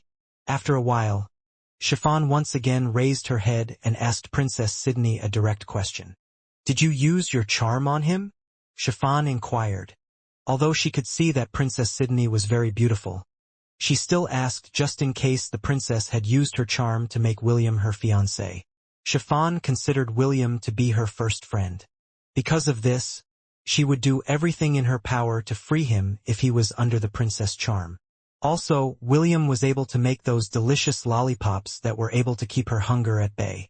If possible, Chiffon wanted William to give her an unlimited supply of candy every day. "I did use my power on him," Princess Sydney answered. "However, Will is resistant to my charms." The corner of Chiffon's lips raised by a millimeter after hearing that William wasn't affected by the power of Princess Sydney's charm. This made her impression of the boy, whom she referred to as Big Brother, have a bigger presence inside her mind. "Listen, I don't mind if you become his friend, but don't abuse his kindness," Princess Sydney stated. "Don't get any ideas. Do you understand?" Chiffon's expression remained calm as she kept her silence. Whatever she was thinking at that moment, the beautiful princess, and her other half, had no idea whatsoever. "Where did you come from?" Princess Sydney asked. "You're not from the Creator Empire, right?" Chiffon shook her head. "I was born in the Demon Continent. However, my father cast me aside and asked his subordinate to bring me here." Princess Sydney frowned. She didn't know that the Emperor of the Creator Empire and the reigning Demon King had a complicated relationship. "Maybe I should do a little investigation about this matter," Princess Sydney thought as she stared at the little girl, who was currently licking one of William's lollipops. She didn't know why, but her intuition was telling her that Chiffon would bring a lot of problems if she were to continue interacting with William. "My granddaughter has taken Chiffon to her room?" Emperor Leonidas looked at one of his trusted subordinates that was currently serving as Princess Sydney's maidservant. Her duty was to give regular reports to the emperor if something unusual happened to, or around, the princess. "Yes, your majesty." The pretty lady bowed her head. "They have just finished taking a bath, and seem to be having a chat with each other. It is quite unfortunate that I can't spy on their conversation because the princess will get mad if she senses my presence." Emperor Leonidas rubbed his chin as he listened to the rest of his subordinates' report. "Continue to monitor them, but don't get too close. It doesn't matter if you don't hear their conversation." "Yes, your majesty." "Are you feeling better?" Ash asked. "Much better," William said as he held her in an embrace. The two had gone to the beach villa on the 10th floor of the Dungeon of Atlantis, right after they finished having dinner with Princess Sydney and Chiffon. For some reason, William refrained from eating food right after he drank someone's blood. The reason for this was due to the fact that everything he ate tasted like burnt food that resembled charcoal. This abnormality in William's taste would usually fade away a day after he had quenched his bloodthirst. Contrary to what William expected, Chiffon ate with restraint just like a proper noble lady. The sheer contrast between the starved girl, who was about to eat a banana peel in the garbage dump, and the prim and proper lady, who was using a knife and fork to eat her steak, made William breathe a sigh of relief in his heart. "That girl, Chiffon. What do you intend to do with her?" Ash asked while softly caressing the jewel that was embedded in William's chest. "I'll ask Sydney to take care of her for the time being," William replied. "If it's her, I'm sure that everything will be fine." "Will it truly be fine?" "Of course. Sydney is the Emperor's granddaughter. I doubt that anyone would make trouble for her." Ash closed her eyes as she continued to caress the jewel in William's chest. She had seen the stares of the students when they saw Chiffon walking alongside Princess Sydney, on their way to the dining hall. Surprise, envy, and disgust painted their faces. Ash was well aware that those three emotions could lead to problems for the princess, who was currently visiting her grandfather's empire. Although there might be no problems in the short term, no one could predict what would happen in the long term. William had been with Ash for a long time, so he could understand her thought process. Understood. William planted a kiss on his lover's forehead. "During the day, I'll take care of Chiffon. Since both of us are outcasts, it will be best if the two of us stick together. Keep your ears perked up for any rumors that will spread in regards to Sydney." I'll handle the rest. By the way, have you heard of any good dungeons nearby? Ash's body stiffened when her lover mentioned the word dungeon. She didn't need to be a genius to understand what the shameless shepherd was thinking right now. Are we going with Plan B? Ash asked as she raised her head to look into William's eyes. William lightly poked her nose as a mischievous smile appeared on his face. What Plan B? Your lover is an upright and outstanding individual. I will never do anything shameless. Ash rolled her eyes because she was very tempted to smack the smug expression on William's face. Aside from the half-elf's grandfather, James, she had not seen anyone more shameless than him. Back in the southern continent, William had stolen resources in the Inauthentic dynasty, right under the Creator army's nose. She was sure that if William felt like it, he would also do the same thing to the Creator Empire if they made him angry. William woke up early because he planned to look for his master to seek his advice. As an alchemist, Albert was capable of creating food pills that allowed people to stave off hunger for 3 days at a time. He was planning to get the pill recipe from the Full Kettle Alchemist and try to use it as an ingredient to strengthen the effects of his chocolate lollipop, which he would give to Chiffon. Although the effects of his lollipop could last for 3 days when consumed, that only worked for normal people. Chiffon was not part of that category, and William wanted to help her. The sight of her picking up trash to eat was something he couldn't erase from his mind. 5 minutes later, William barged inside his fifth master's residence and saw the renowned alchemist snoring on his couch. Clearly, he had once again drunk at the tavern, and probably snagged a beauty while he was at it. William didn't know why his new master was living a playboy lifestyle. However, since this was Albert's private life, he decided to mind his own business. After waking up the disgruntled alchemist, William had gotten the recipe that he needed. Just what are you planning to do with those food pills? Albert yawned. Are you planning to go on a journey? Yes, William replied. I plan to visit the dungeon in Silverwind City tomorrow. Is that so? Well, just make sure you don't accidentally kick the bucket. Don't worry, master. I'm too young and too handsome to die so early. That's the spirit. Albert patted William's shoulder. My offer still stands. We can celebrate your birthday in the red light district. The tab is on me. I'll pass. TSK. What a killjoy. Albert laid on the couch and smirked in William's direction. Tell me, are you planning to feed those food pills to Chiffon? William glanced at his no-good master and wondered how the latter knew that he had met with Chiffon. Stupid boy. I have eyes and ears everywhere. Albert raised his head in arrogance. So, am I right, or am I right? You are right, master. MMM. Albert rubbed his chin as he eyed William with a smile. One food pill can satisfy her hunger for an hour. As you can see, the prices of the ingredients of the food pill is not cost-effective when it comes to her. If you plan to become her food supplier, you better rob a merchant or a bandit hideout. That is the only way that you can keep that little lass from going to the garbage dump every day. Did you also try to help her, master? Well, someone asked me for a favor. Unfortunately, I was only able to help her for 3 weeks before I gave up. Albert scratched his head. I'm an alchemist. Making pills without getting any profit is a loss for me. William nodded. Thank you, master. Will. Yes. Do you prefer those types of girls? The cute and adorable ones? William rolled his eyes at the smiling bastard before leaving the room. Knowing Albert's personality, he was sure that his fifth master would tease the hell out of him. So he decided to make a strategic retreat and save himself from embarrassing himself. As William was walking towards his classroom, he saw Chiffon walking in the direction of the boys' dormitories. The red-headed teenager smirked and sneaked up behind the adorable little girl with the plan to surprise her. Unfortunately, when he was only 10 meters away from her, Chiffon turned around and looked at the tree behind her. Big brother? Why are you hiding behind that tree? Chiffon asked. William was surprised because he was sure that he had properly snuck up behind her using the skills that he had honed over the years. Big brother. Chiffon called out once again, forcing William to show himself. A single glance was enough to tell William that Chiffon had just finished taking a bath. Her hair still looked a bit wet, but her current expression was way better compared to the one she had yesterday. William had to admit that Chiffon's cuteness was as destructive as his cousin's. Eve. He also noticed that she was wearing a brand new uniform, which enhanced her appeal.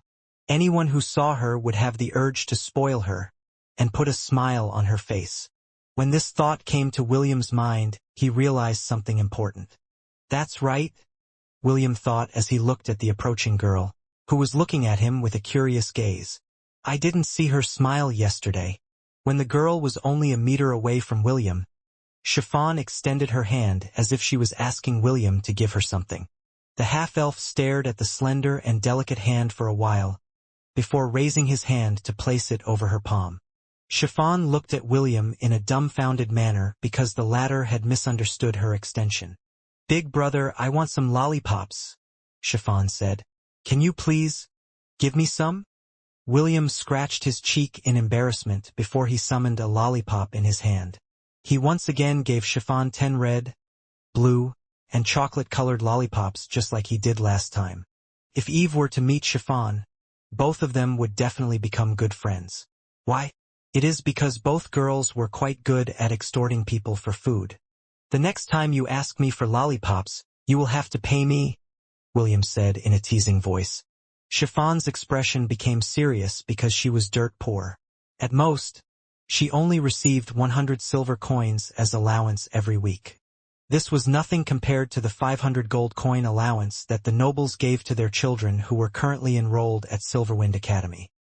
How much will the lollipop cost? Chiffon asked teary-eyed. William felt conflicted when he saw the sad expression on Chiffon's face. He only said it as a joke, but the little girl had taken it seriously. A smile, William replied. You will give me a smile every time I give you a bunch of lollipops.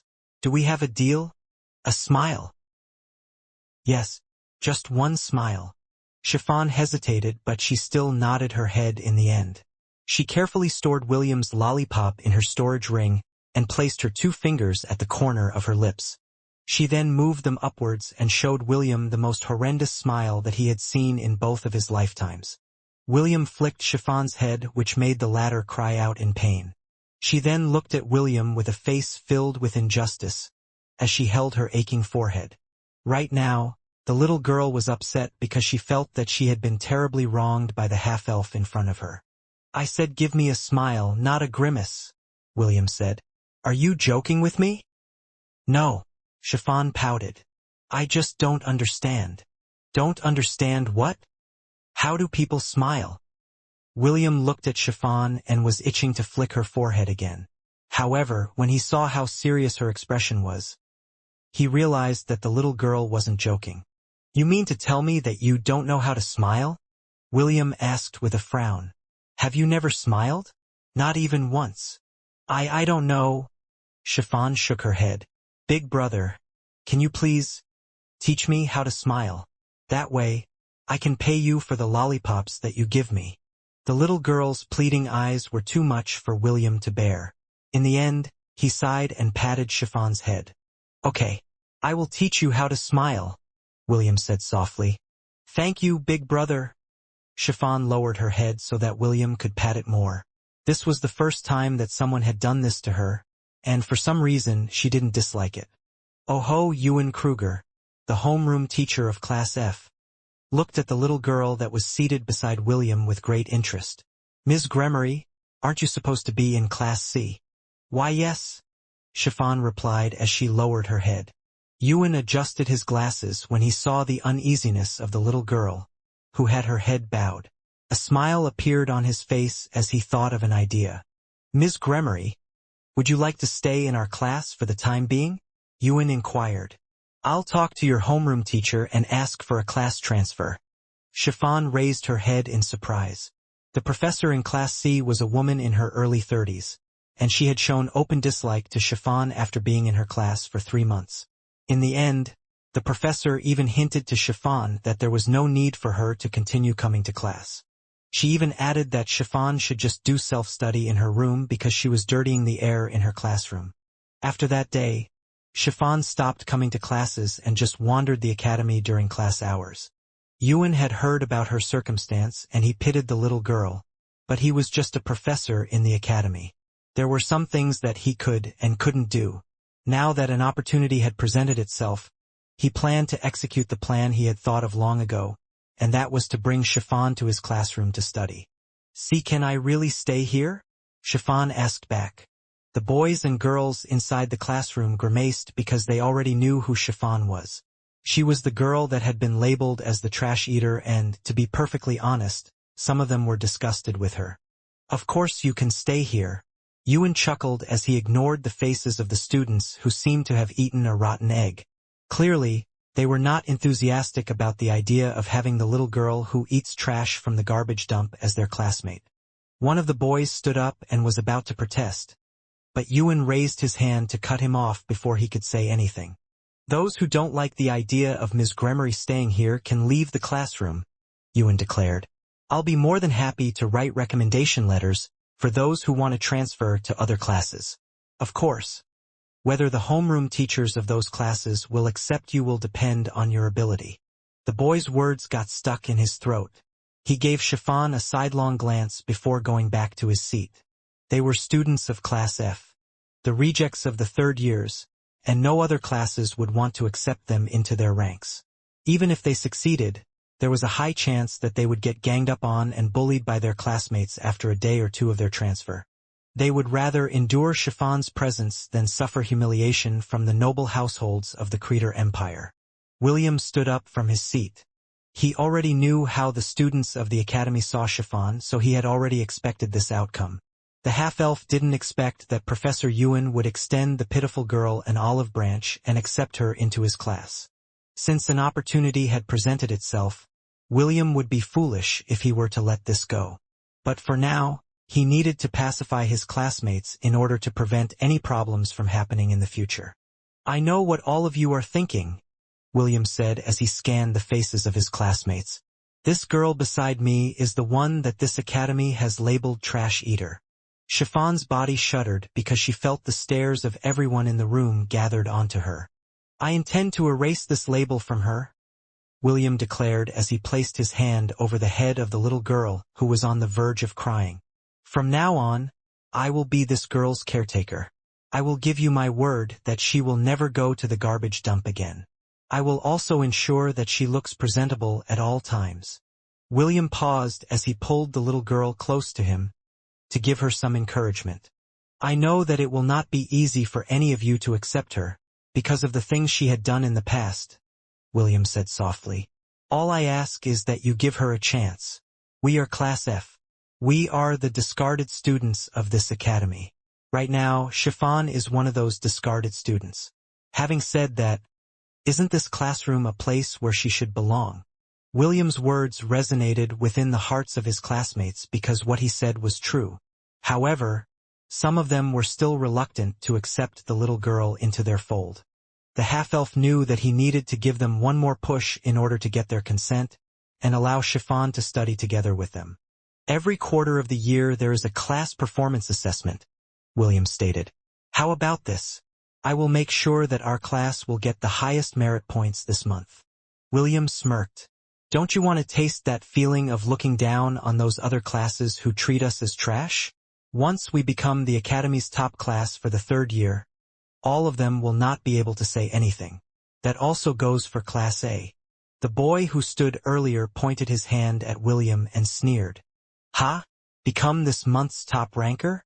I thought you were going to say something good, but you're just spouting nonsense," the boy said in disdain. "If you can really make us the top rankers, then I will call you boss. However, if you fail to keep your words, how about you become my servant for a month? Don't worry, I will treat you fairly." William nodded. "Okay, if our class fails to snatch the top spot this month, I'll be your servant for a month. Professor Ewan, and the rest of you will be the witness of this bet. Don't regret your words, Ainsworth. I'm doing this because I don't want to regret anything. Just wait and see." William sat down and held Chiffon's hand under the desk. "Don't worry. Leave everything to me." Chiffon looked at the hand holding her own and nodded her head. William's hands were big, encompassing her own. It was also rough due to calluses, but it was warm. The little girl felt that she didn't mind if William were to hold her hand like this more often. In fact, she preferred it if he would always hold her hand. That way, she would feel that she was not alone in the world. Oh my, what a bold declaration! Professor Ewan clapped his hand. Getting the top spot in the quarterly class assessment is no easy feat. I will definitely get a raise if that were to happen. Mr. Ainsworth, please do your best. My salary increase depends on you. William gave the professor a soldier's salute, and the latter did the same. The girls giggled because the comedic exchange dispersed the tension in the air. The boys also breathed a sigh of relief because the confrontation ended. Chiffon, I already promised everyone that I will be your caretaker, William said. Please promise everyone that for the duration of this school year, you will no longer go to the garbage dump. Don't worry. I will ensure that you don't go hungry while I am around. Chiffon raised her head to look straight at William's eyes. She was looking for any signs of deceit in William's words, but found none. The little girl nodded her head and stood up from her seat. I, Chiffon Valgremery, hereby swear that I will no longer go to the garbage dump for the rest of the school year. Chiffon swore in front of everyone in the room. I will do my best, so please, allow me to stay here.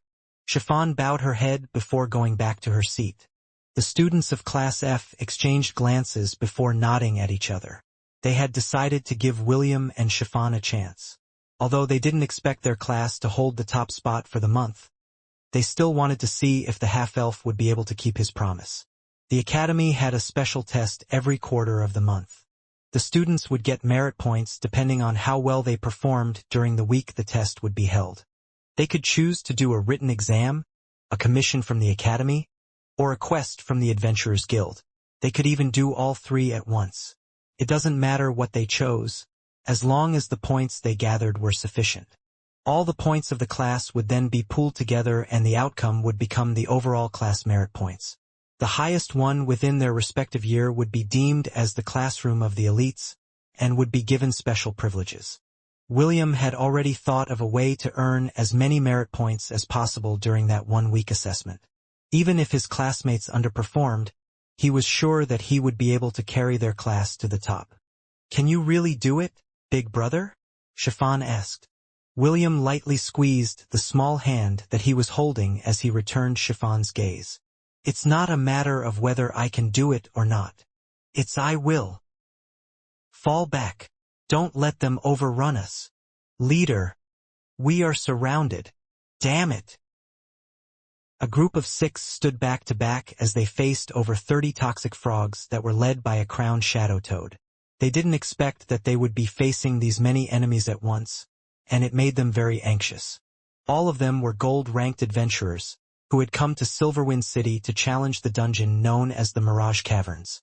This was a dungeon which had 50 floors and was considered a Class A dungeon. Because of this dungeon, Emperor Leonidas had decided to build a dungeon city around it. Thus, Silverwind City was born. A few years later, when the city prospered, he decided to build an academy on Slash in the mountain overlooking the city, with the intention of nurturing the elite children of his empire. It was the perfect training ground to train the students of the academy in life and death battles, while they were still young. This was also why most of the children in the empire aspire to enroll inside the prestigious academy, even though the requirements were very high. Naturally, certain restrictions were placed in order to prevent senseless casualties from piling up. No students below the platinum rank were allowed to go past the 30th floor, but there were still idiots that thought that they were strong enough to challenge the dungeon monsters beyond these floors. After breezing through the lower floors, the adventurers thought that they could aim higher, so they decided to go to the 30th floor, which was the dwelling place of frog and toad-type monsters.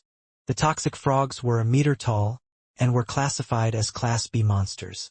The crowned shadow toad was a Class A monster that specialized in short-range combat using its flexible and powerful tongue. At most, gold-ranked adventurers could only fight against Class C monsters. To give a brief example on how strong Class C monsters were, they were as strong as the Angorian war ibex. As for the crowned shadow toad, it was as strong as Soglav when William met him for the first time.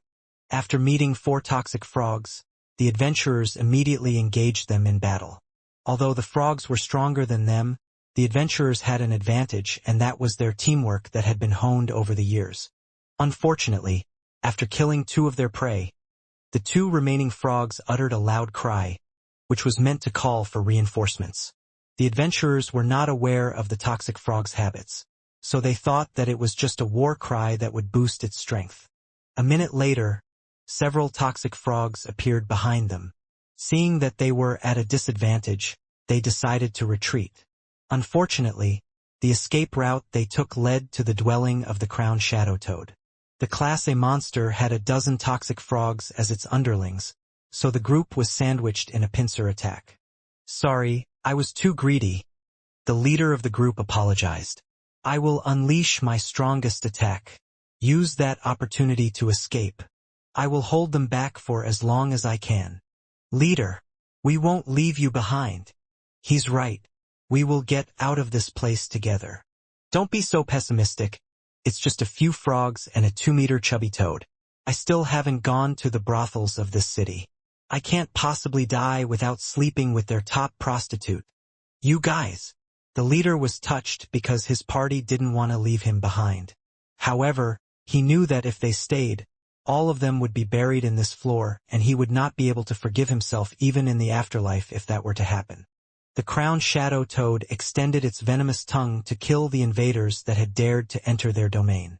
Many people had died in this manner because they had underestimated the strength of the monsters inside the Mirage Caverns. "Brace yourselves."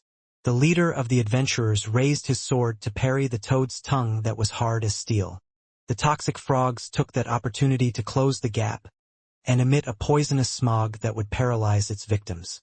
The adventurers tried to hold their breaths, but it was impossible in the current situation they were in because they were being attacked at all sides. "Gwa!"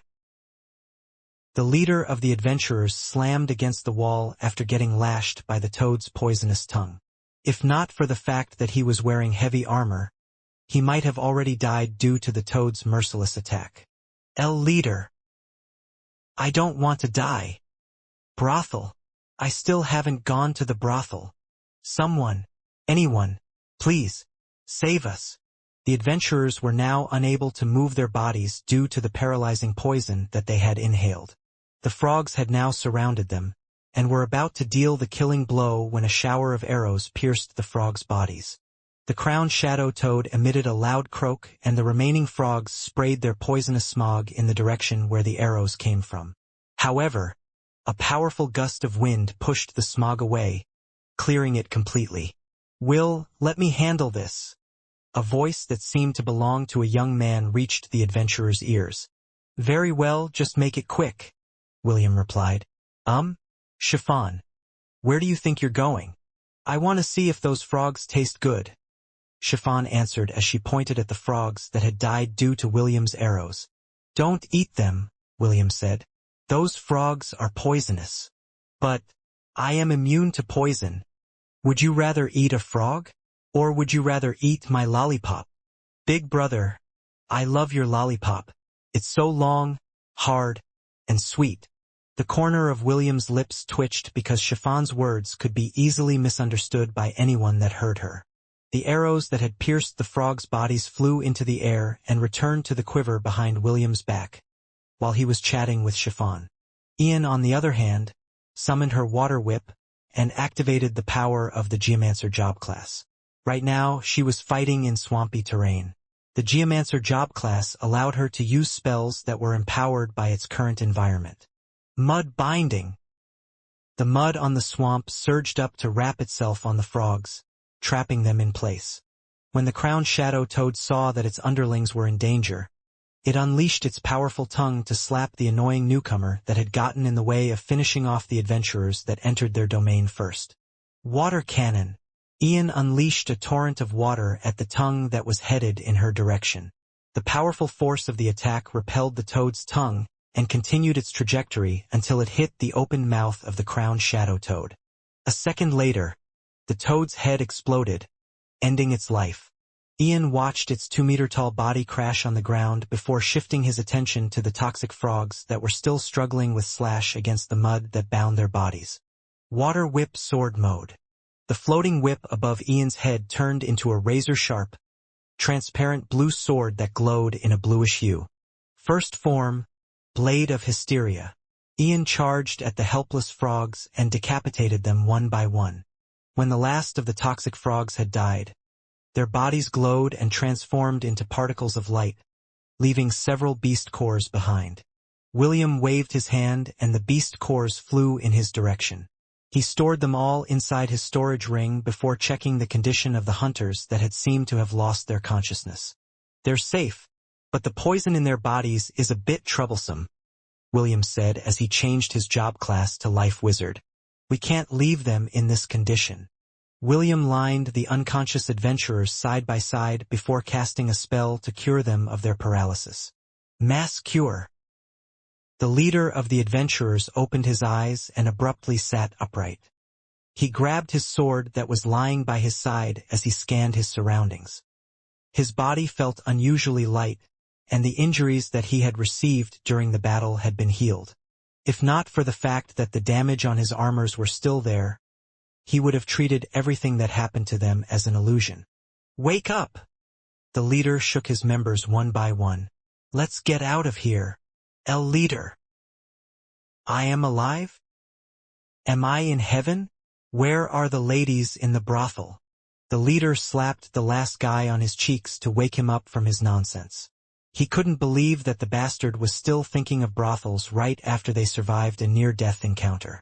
After making sure that his members were really fine, he placed his fist over his chest and shouted, I don't know who saved us, but know that the Crimson Storm will always be in your debt, the leader yelled.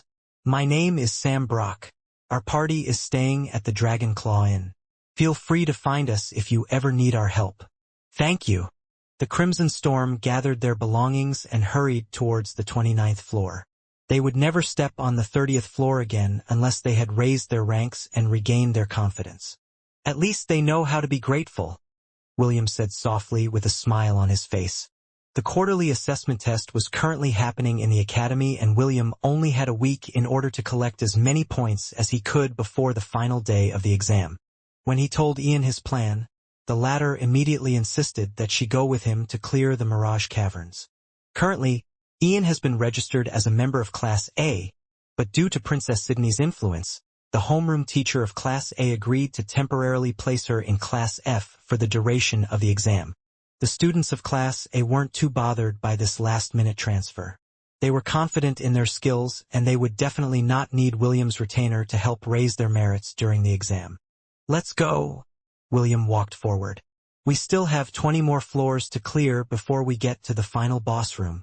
Ian and Chiffon nodded their heads and followed William's lead. This was the first dungeon that William had explored since he and Ian had arrived at the Creator Empire. He was looking forward to the types of the monsters that were found on the higher floors. Monsters that would soon become part of his strength, once the restriction on his Dungeon Conqueror job class had been lifted. The Mirage Cavern was the home of amphibian-type monsters. Frogs, toads, salamanders, and Sicilian were the local monsters of this dungeon. The Mirage Cavern had 50 floors with different types of environments. So far, the students of the academy had only managed to reach the 40th floor of this dungeon, but it took them a month to get that far. William only had a week to clear the dungeon, but he was not too worried that he wouldn't make it in time. Just like William, some of the students also decided to choose the Mirage Cavern to earn merit points for their test.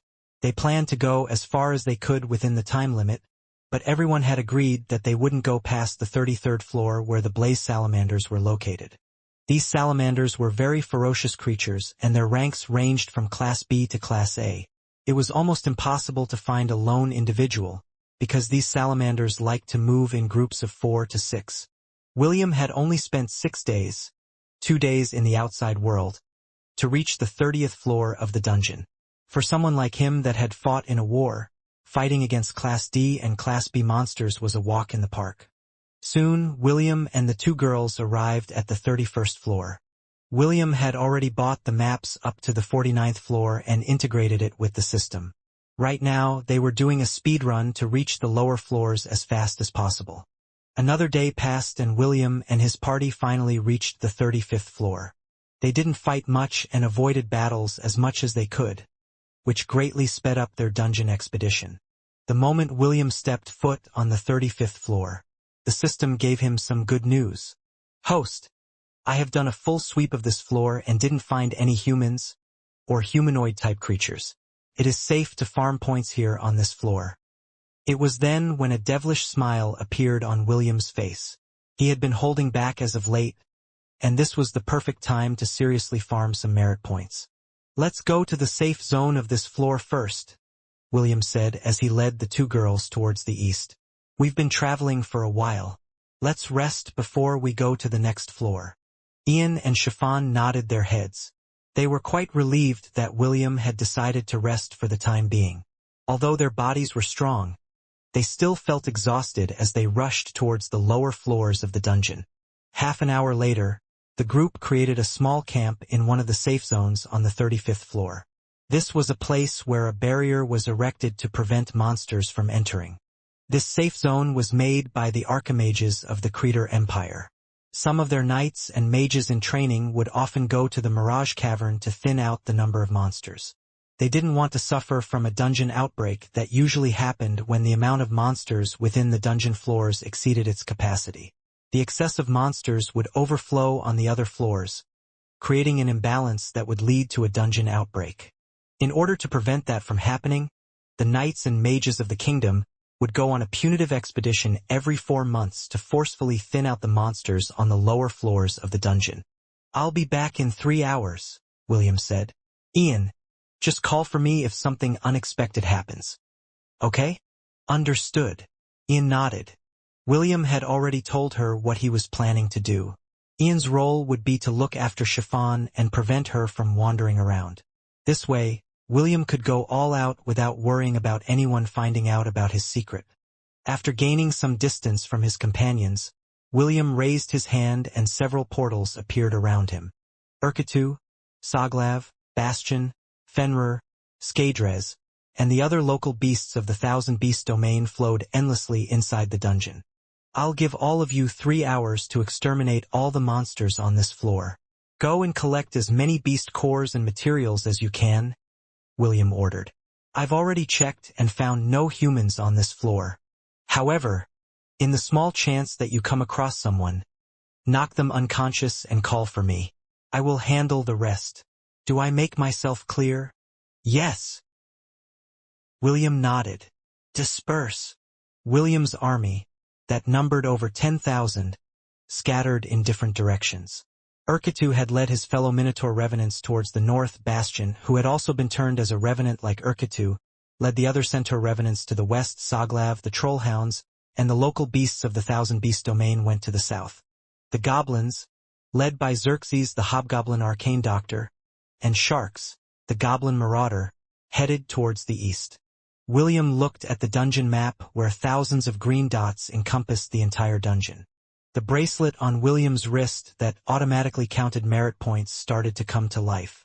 Merit points gained inside the dungeon were calculated based on the quantity and quality of monsters that the owner of the bracelet had killed. Monsters killed by beast companions also add to the merit points of their masters. Some beast masters could summon several beasts at once. The Creator Empire also had these types of students, so they made sure to modify the bracelets to include the beasts that a beastmaster could summon. Earlier, William had summoned Soglav to kill a beast in the 32nd floor. The points on his bracelet increased when the demonic dog had killed a rock Caecilian that was sneaking up behind them. This was why William was sure that all the members of Herd and Legion were automatically classified as beasts under his command. If the headmaster and the artifact masters of Silverwind Academy, who had created the bracelets, were to know about this loophole, they would probably pull out their hair in frustration. Most beastmasters could summon up to a dozen beasts. However, they had never heard of anyone being able to summon over 10,000 monsters, aside from the dungeon conqueror who had sacrificed himself to become one with the world tree. Although everyone assumed that the dungeon conqueror was dead, they still didn't know if his profession had been passed on to someone else. Naturally, the Creator army and the elves had their suspicions after William had brought a beast army to fight in the war. However, they still thought that the beasts only participated in the war due to King Minos' influence. It was not impossible to gather thousands of beasts if they had been threatened by someone more powerful than them. This was why, although they were suspicious of the half-elf, they still doubted the possibility that he had inherited his father's profession. 3 hours later, William returned to the safe zone with a smug expression on his face. The merit points on his bracelet had surpassed 100,000. Although the number was high, he knew that this was far from enough to beat the accumulated points from other classes. Even so, William wasn't worried. They were only on the 35th floor. There were still 15 more floors they could farm points on. The half-elf was looking forward to seeing the looks on Professor Ewan's and his classmates' faces. Once they saw the amount of merit points he had acquired on his dungeon expedition. There was 1 day left before the assessment test ended, and everyone was scrambling for points. Aside from the class rankings, there were also the individual rankings. Anyone who stood at the top of the rankings would also gain several benefits and even have a chance to get a medal from the Emperor of the Creator Empire. This was something that every student strived for. As long as they were able to get the Emperor's recognition, it was not impossible to acquire a good position in the Empire after they graduated from the Silverwind Academy. Prince Jason, I'm sure that you will once again snatch the top spot for the 5th years. A brown-haired young man said in a flattering voice. That is only natural, another young man commented. After all, Prince Jason is one of the top 3 prodigies of our empire. He already got this in the bag. Prince Jason and his party was currently at the 26th floor of the Mirage Caverns. Among the students of the academy, they were one of the few that had made it this far in a short period of time. Took them 5 days to reach their current floor. However, before they challenged the dungeon, Prince Jason first took the written exams for the different subjects of the academy. This took a day of his time, so he didn't know that William had gone to the dungeon ahead of him. Prince Jason was quite satisfied with his progress, because he believed that no one could explore the dungeon as fast as his team. He had personally handpicked his members and only took the best students in his class based on their individual specialties. 300,558 merit points. That was the amount of accumulated merit points that Prince Jason had collected over the past few days. The record of the Academy for the individual rankings was over 500,000 points. This was the record that the first prince of the Creator Empire had set when he was still studying in Silverwind Academy. Since then, no one had been able to beat his record. Prince Jason wanted to make a name for himself in history, so he was doing his best to collect as many points as he could before the time limit. If we continue this pace, we will be able to clear the 30th floor by tomorrow, Prince Jason said. After fighting the boss monster, all of us will return to the academy and submit our bracelets. Your Highness, should we also have a victory celebration when we return? It will take the academy 2 days to process the merit points of the entire academy. That sounds like a good idea. Your Highness, I think it is fine if we celebrate, right? Prince Jason nodded his head. Very well. Let's head to the tavern tomorrow and have fun. This is my reward for all of your hard work. The prince's party members cheered as they did their best to flatter Prince Jason. Forming a connection with him was a very rare opportunity, so they were doing their best to leave a good impression. Prince Jason carried himself with grace, while thinking of the half-elf who was nowhere to be seen. He still couldn't accept that the half-elf had managed to make Princess Sydney his fiancée by using the slave collar that he always carried around.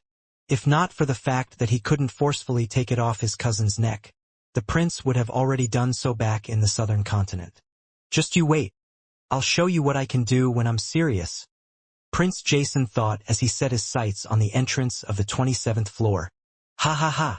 This is what happens when I become serious.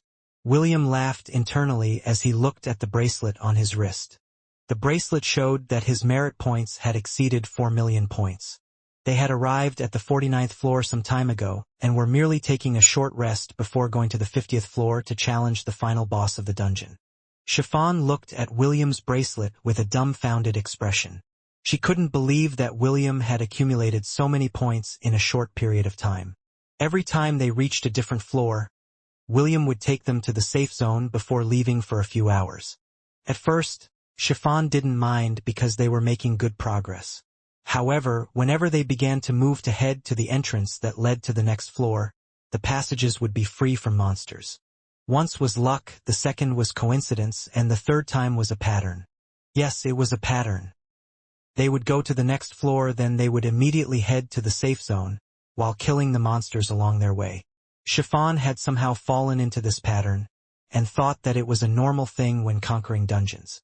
However, when he saw the merit points on William's bracelet, that was when she started to get suspicious. "Did you tinker with the bracelet?" Chiffon asked. "Big brother, this is not good. If the Academy finds out that you are cheating, you will be severely punished. Don't worry your pretty little head over this." William patted Chiffon's head. "I'm not breaking any rules. This bracelet is working fine." But how?" Chiffon inquired. "How have you done it?" "Chiffon, remember this?" William replied with a serious expression. "Your big brother is an awesome individual. As long as you stick to me, all you need to do is smile and wave." "A smile and wave?" "Yes, smile and wave. I forgot that your smile is horrendous. Okay, forget the smiling part. Just wave." Chiffon pouted and turned her head to ignore William. She had tried her best to practice how to smile, while resting in the safe zone, and William saw it by accident.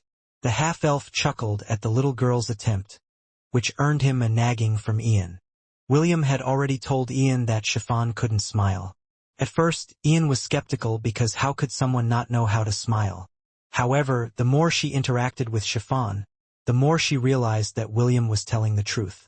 This was why she took it upon herself to teach Chiffon how to smile whenever William left them to hunt the monsters on the floor they were on. "Will, stop teasing her." Ian glared at her lover, while patting Chiffon's head. William raised both of his hands in surrender as he checked the time on his status page. There was still a day left, but William wanted to beat the dungeon as soon as possible. "Let's go," William said. "It's time to clear the last floor and meet the boss of this dungeon." Although he still couldn't add the Mirage Cavern into the list of his conquered dungeons, he could leave a waypoint on the dungeon core room.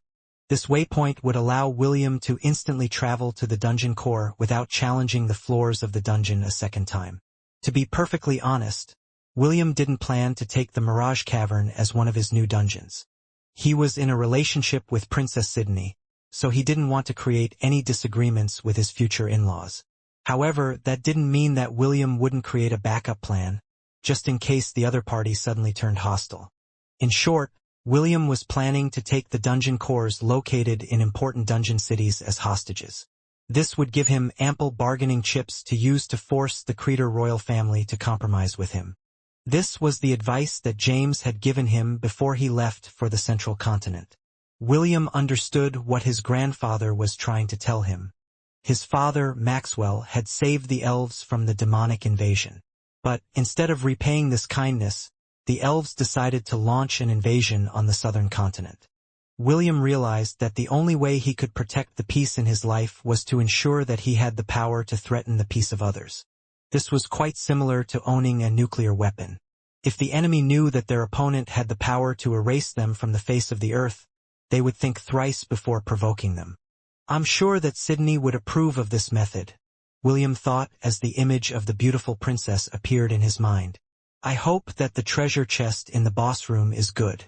If it is, I will give it as a gift to Sydney and Morgana on their birthday." William chuckled internally because Morgana had taken the liberty to remind him that they were expecting a gift from him. The naughty girl also added that if William wanted to make her happy, he would allow her to tie him to the bed. Honestly, William was also helping Princess Sydney control the power of lust that was slowly awakening in her body.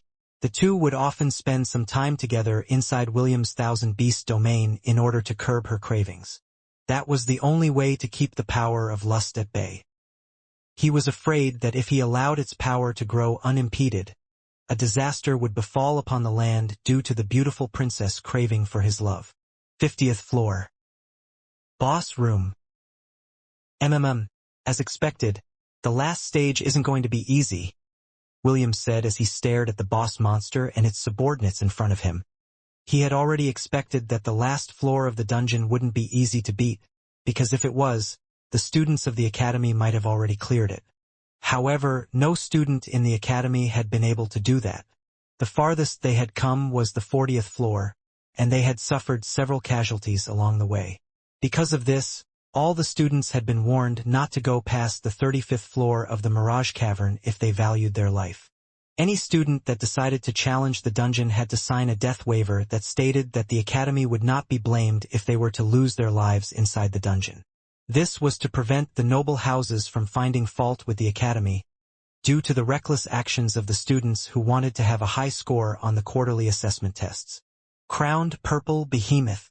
Boss Monster. Toxic Toad Behemoth. Threat Level, SS. High. Millennial Beast. Cannot be added to the herd. Berserked Lava Toad. Last Floor Guardian. Threat Level, S. High. Centennial Beast. Cannot be added to the herd. Fiery Lava Toad. Last Floor Guardian. Threat Level, S. High. Centennial Beast. Cannot be added to the herd. Wave Rider Toad. Last Floor Guardian. Threat Level, S. High. Centennial Beast. Cannot be added to the herd. Defiant Tempest Toad. Last Floor Guardian. Threat Level, S. High. Centennial Beast. Cannot be added to the herd. Vicious Stone Toad. Last Floor Guardian. Threat Level, S. High. Centennial Beast. Cannot be added to the herd. A 10-meter-tall purple toad wearing a crown on its head looked down on the 3 people that dared to enter its domain. It was the last boss of the Mirage Cavern, and it was highly toxic. Only those that had a strong resistance to poison would be able to survive its deadly attacks. However, even if one could escape the attacks of the boss monster, they still had to deal with the 4 guardian toads by its side. These guardians were 3 meters tall, and all of them controlled one of the 4 elements. This deadly combination was enough to exterminate anyone below the adamantium rank. Ian gripped her weapon tightly as she prepared herself to fight. She knew that this battle would be difficult, but she was not afraid. Ragnar, let's go. A magic circle appeared in front of her, and Ragnar was summoned inside the boss room. Ian had made a pact with Ragnar long ago. That was why she was able to summon him, just like how William summoned his herd and legion. Rough. Ragnar stood in front of Ian and looked at his enemies with arrogance. Ian waved her hand as she activated the special ability that allowed Ragnar to take on a stronger form. Kinship Evolution. Ragnar's body grew and transformed into a 5-meter-tall Grand Cerberus. Ian jumped on her partner's back because they were already used to fighting together. Wow! Chiffon looked at the towering 3-headed dog in front of her with sparkling eyes. So cool. This was the first that she had seen Ragnar, and it reminded her of the powerful beasts in the demon continent. However, her admiration didn't last long because she knew that now was not the time for it. Chiffon took a fighting pose, and her hands were covered by a black, spiked gauntlet, which served as her main weapon. Surprisingly, the little girl was a close combat fighter, and she was quite proficient in it. However, William wasn't sure if he should allow Chiffon to fight against monsters that were stronger than her. Chiffon, stay at the back, William ordered. There's no need for you to participate in this battle. Big brother, don't worry, Chiffon replied as she gathered magic power to strengthen her body. I'm confident that I can handle that stone toad over there. Are you sure? Yes, please, trust me. William nodded his head, but he wouldn't take Chiffon's words at face value. He had already decided to call for reinforcements to help him deal with the final obstacle that blocked his way. Urketu, Soglav, Kasaganaga, Fenrir, B1 and B2, come forth, William shouted. The giant revenant ox stepped out of the portal and focused its attention on the crowned purple behemoth. Since it was already a revenant, it was not affected by any type of poison. Soglav and Kasaganaga faced the fiery lava toad, while Ian and Ragnar faced the wave rider toad.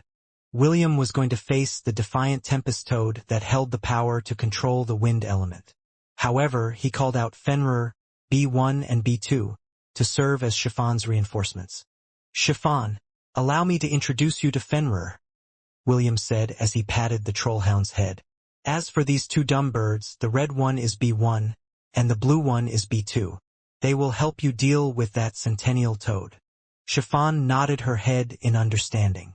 Although she wanted to ask William some questions, she decided to ask them after the battle was over. "Let's go." William took a step forward and charged at the defiant Tempest Toad. That was how the final battle in the 50th floor of the Mirage Cavern started. Meanwhile, back at Silverwind Academy, William still hasn't returned. Stanley, the boy that had made a bet with William, crossed his arms over his chest. "Did he perhaps chickened out of our bet? Who knows?" A boy named Scott, who was Stanley's good friend, replied. "He doesn't strike me as someone that will declare something and run away from it." Stefan, who was also Stanley's and Scott's friend, nodded his head in agreement. He was a man with few words, and only talked when it was necessary. Due to the fact that these three boys' names started with S, they were given the nickname the Triple S. Stanley rubbed his chin in contemplation. "Well, I don't really mind if he doesn't manage to bring our class to the top spot. Back then, I was just carried away by my emotions." "So, you mean that you're fine with having a trash eater as our classmate?" Scott asked. He was about to say more when he felt a hand hold onto his shoulder. "We should stop calling her that," Stanley replied. "I feel bad when someone in our class calls her that nickname." Yes, sorry," Scott apologized. "It's just a habit. I will do my best not to call her that nickname again." Besides, William said that he would prevent her from going to the garbage dump again. As long as he does that, there will be no reason to continue calling her trash eater. "Am I right, Stanley?" Stanley nodded his head. "We should stop calling her by that nickname." Their classmates that were listening to their conversation also nodded their heads in agreement. All of them were students of Class F. Although everyone looked down upon them, that didn't mean that they had to vent their frustrations on Chiffon and make her feel bad. Professor Ewan walked inside the classroom to check if all the students in his class had finished with their respective tests. After doing a head count, he found out that William, Chiffon, and Ian still hadn't returned. The assessment test would end at 3 in the afternoon the next day, and if they were still not back by then, they would be punished for not returning their test bracelets that recorded the points that they had gathered during the duration of the one-week assessment test. "I hope that the three of them are fine," Professor Ewan thought as he adjusted the glasses on his face. He had already been teaching in the academy for 7 years, and had been the homeroom professor of Class F from the beginning. The professor had seen how his students had struggled in their grade, and some of them had lost motivation to climb up the social ladder. However, he still didn't give up and continued to teach the worst class every school year. The reason? It was because of a belief. He believed that anyone had the potential to succeed in life. It didn't matter how low their status was, or how lacking they were compared to geniuses in the empire. What Professor Ewan wanted to instill in them was a belief. A belief that no matter how high the hurdle that they must face in the future, they should find the courage to face it head-on. That way, they would regain the confidence that they had lost, and a world of infinite possibilities would once again open its doors to each and every one of them. "William, I'm counting on you," Professor Ewan prayed inside his heart.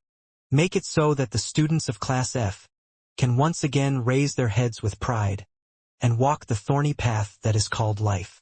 The last day of the assessment test, Princess Sydney had just finished lunch and was about to return to her room when she heard a commotion in the dining hall.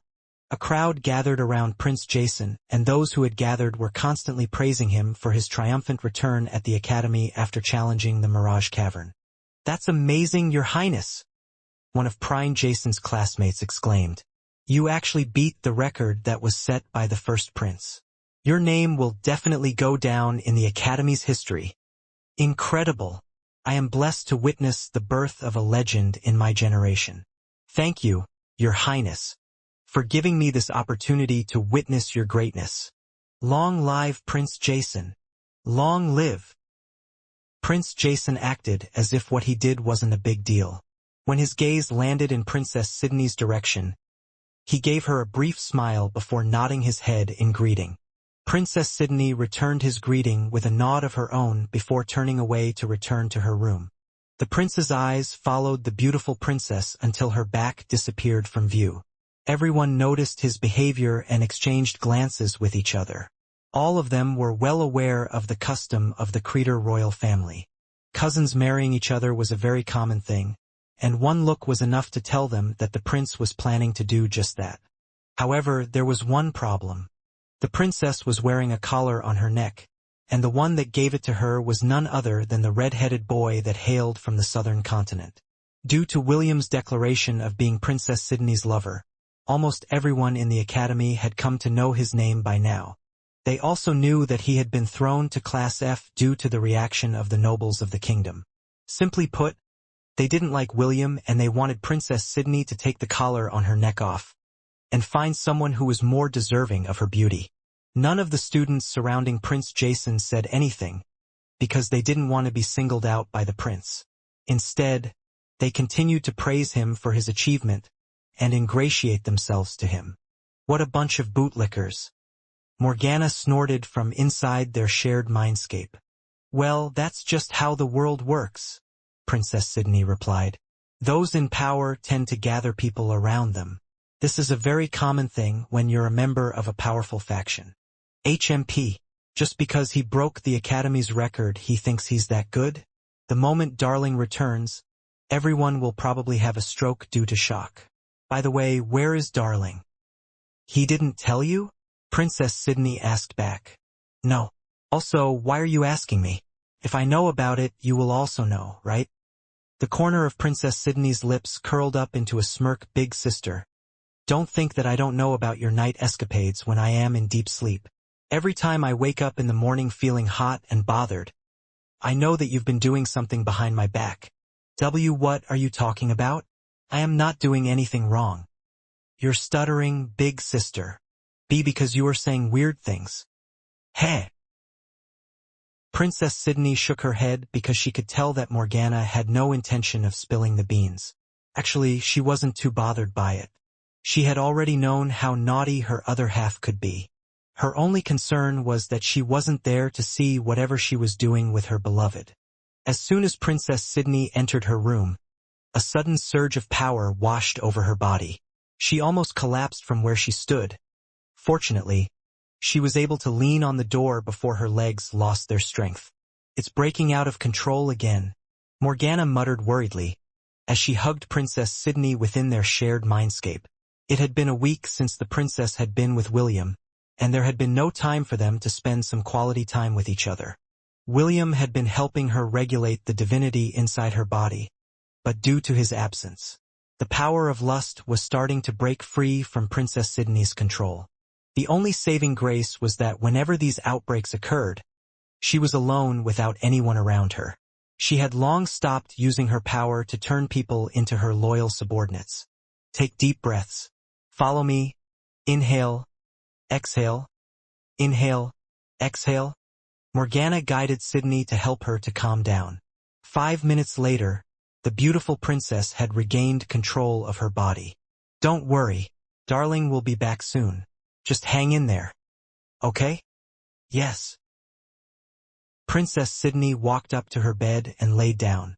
She felt so weak after fighting against the divinity that was starting to manifest.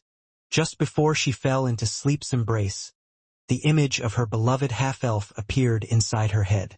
She hoped that by the time she woke up, William would have already returned to the academy. That way, he would be able to help her dispel the power of lust that she had forcefully held back inside her heart. Should we wrap things up here? I think all of the students had already submitted their bracelets. One of the professors that was managing the collection of the bracelets proposed. A few of the professors nodded their heads. However, the headmaster of the academy, Gilbert, remained seated. It's only half an hour before the promised time. Let's just wait and see it through till the end, Gilbert said. His voice was firm, which meant that he was not going to take no for an answer. A year ago, there was an incident when a dozen students had been unable to pass their bracelets in time because the professors managing the collection had left earlier than the promised time. Many nobles had complained to the headmaster, so he decided to personally participate on the last day of the assessment test to ensure that all the professors would do their duty properly. The professors glanced at each other before sighing inside their hearts. Since their employer told them to wait for half an hour, they would wait for half an hour. While everyone was waiting for the clock to strike 3 in the afternoon, 3 students entered the room. All of them looked disheveled, and it was clear that they rushed to the academy's staff room in order to submit their bracelets in time. The headmaster immediately recognized 2 of the latecomers. One was a half-elf who was being monitored by the special agents of the Emperor. The other was a troublesome girl that hailed from the demon continent. William also recognized the headmaster of the academy and headed in his direction. He thought that it would be best if he surrendered his bracelet to the man on top, so that no mishaps would happen. "Sorry we are late," William said as he removed the bracelet from his wrist. "Here you go, headmaster." William placed his bracelet on top of Gilbert's desk with a smile. Chiffon and Ian did the same. Gilbert nodded before looking at the clock on the wall. There were still 10 minutes before 3 in the afternoon, so William and his group had arrived in time. "I have received your bracelets," Gilbert replied as he took William's bracelet from his desk to personally see his results. "All 3 of you can return to your rooms and take a bath." "Wait, don't go." The 3 teenagers almost jumped back in fright due to the headmaster's sudden shout. They didn't expect that the man who stood at the top of the academy would look at them with bloodshot eyes, as if they had committed something outrageous. This. Gilbert's hands shook while holding William's bracelet. His eyes turned bloodshot as he stared at William's merit points. The professors got curious because their headmaster was acting in a weird manner. They sneaked behind him to check what was wrong with the bracelet. Their eyes widened in shock as their jaws dropped from the unbelievable sight that they saw. William von Ainsworth, 6,913,367 merit points. "Oh my God! Almost 7 million merit points!" The homeroom professor of Class B exclaimed in shock. "How is this even possible?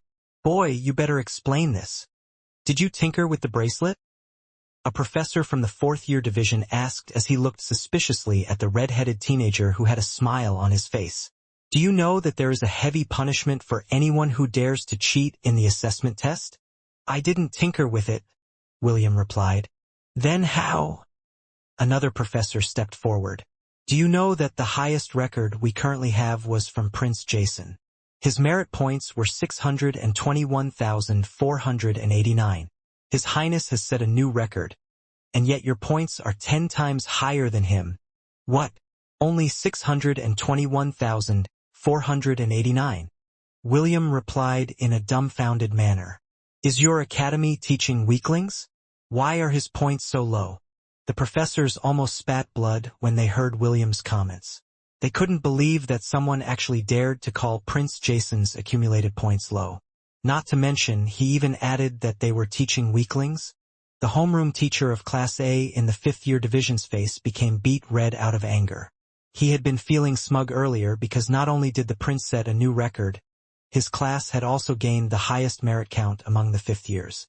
Although it was guaranteed that they would be hailed as the best class in the 5th-year division, he was unable to accept the fact that someone had easily beaten the new record that a student of his class had made.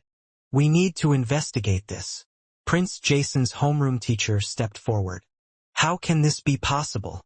No one has gotten this many merit points since the academy has been founded." William crossed his arms over his chest as a devilish smile appeared on his face. "No one managed to do this?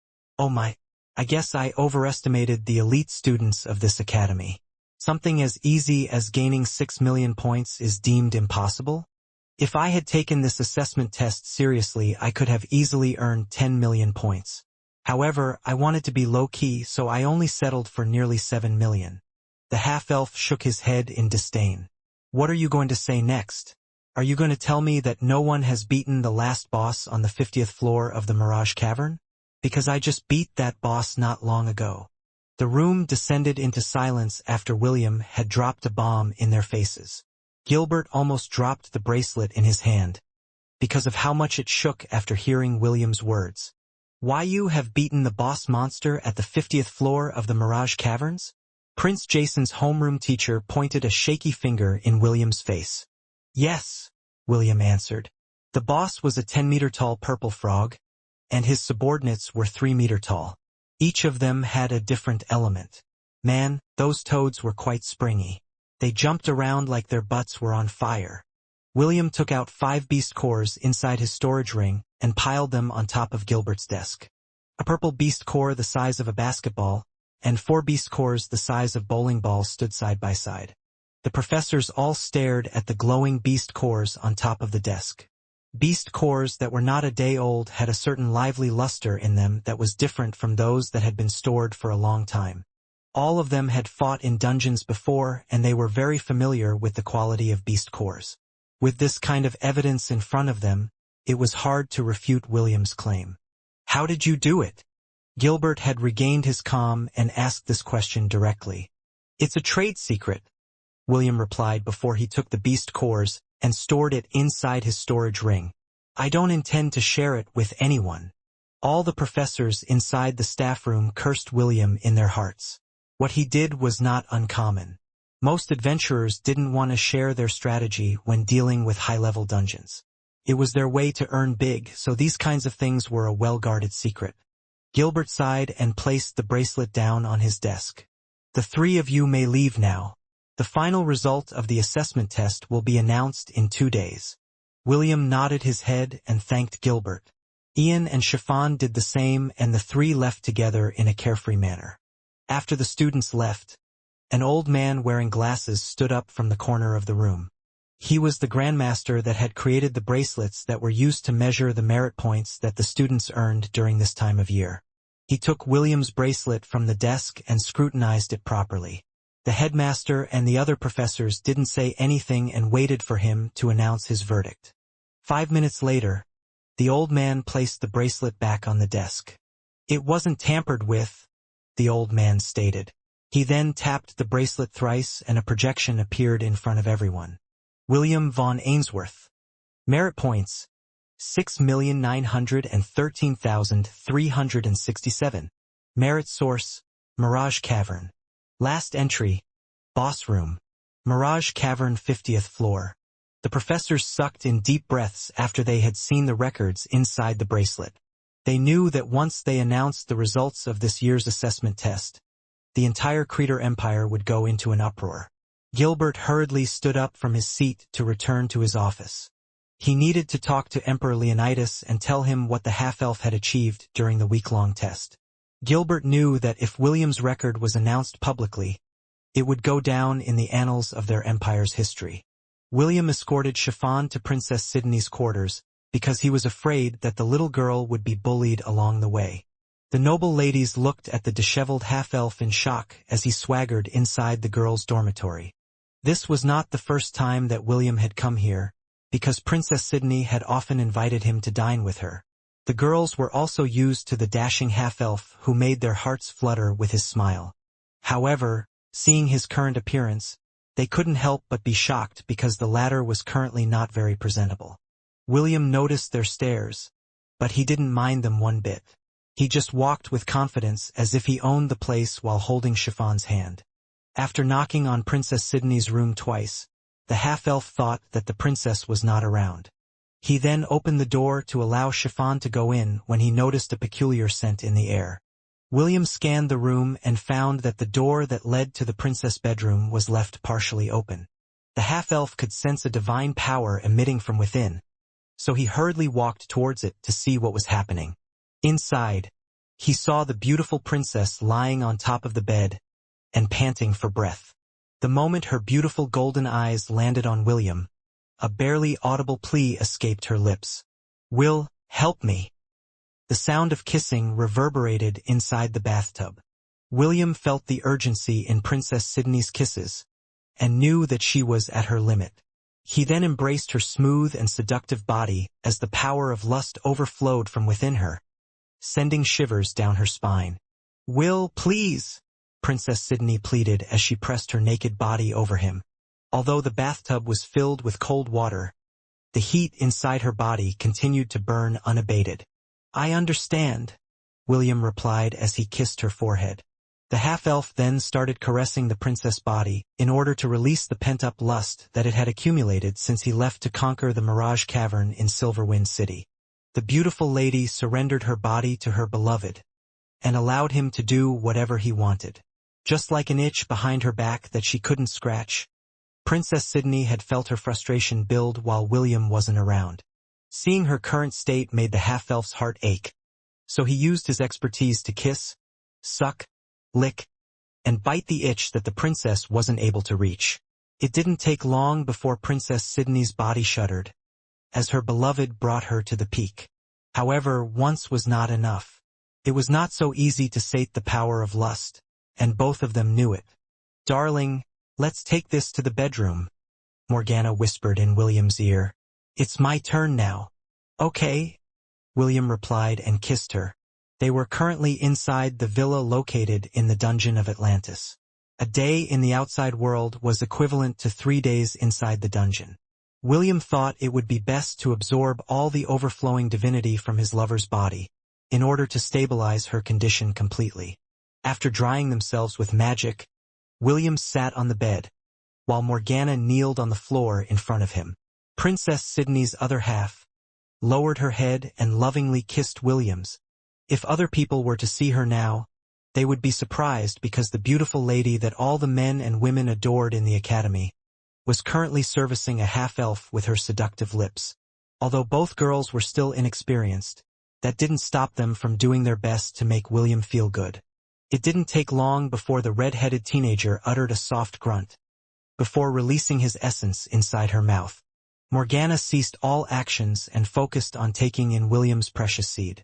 She didn't intend to waste even a single drop of it because it belonged to the man that she and Princess Sydney loved. 2 minutes later, the two lovers were on top of the bed and seeking each other's warmth. The power of lust was continuously being absorbed by the gem on William's chest, easing the discomfort that the princess was feeling as the time went by. Although they still didn't cross the last line, that didn't prevent them from having their fill of each other's love, through words and actions. A few hours later, Princess Sydney slept peacefully in William's embrace.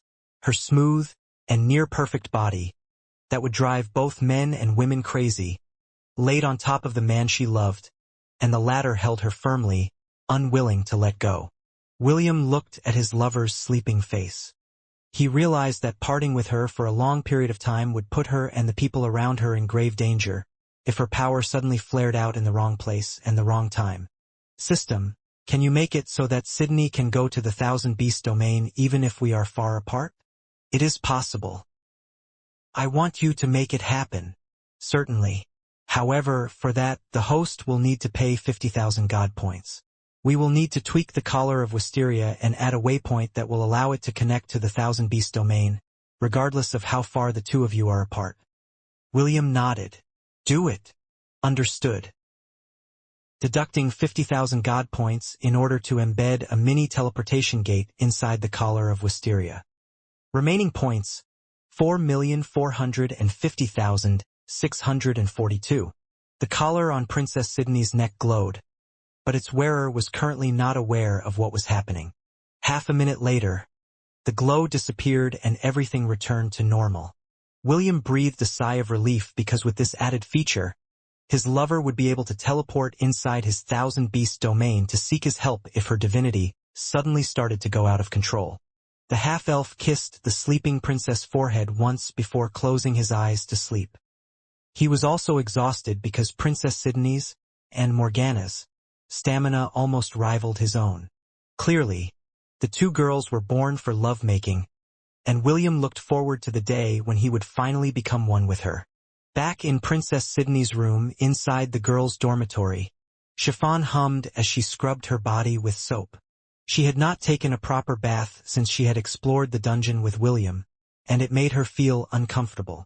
After properly washing her body, she donned a new set of clothes that Princess Sydney had bought for her, and laid on top of the bed to sleep. She hadn't had a proper sleep as well, so she took this opportunity to catch up. Ian promised to pick her up so they could have dinner together. The little girl was surprised when the princess of the Creator Empire suddenly disappeared from on top of the bed. Chiffon had wanted to ask William what happened, but the latter only said that he would explain it at a later time. Back then, William had a worried look on his face, so she decided to not pry any further and watched him leave in haste. Ian had also accompanied William to return to the dormitory. Both of them were boys, so they couldn't possibly stay inside the girls' dormitory for a long time. I hope they will take me with them again when they go to the dungeon, Chiffon thought as she hugged Princess Sydney's pillow. I didn't know that exploring dungeons with other people was that much fun. She had always been alone most of the time and stayed away from people. When William asked her if she wanted to accompany him to the dungeon, she readily said yes. Back then, she only agreed because she didn't want to be lonely. Chiffon didn't expect that in those days battling inside the dungeon, she would feel things that she had never felt before. It was not her first time fighting monsters. In the demon continent, fighting was a way of life. However, this time she hadn't fought alone. There were people who treated her as their equal, and William even held her hand most of the time.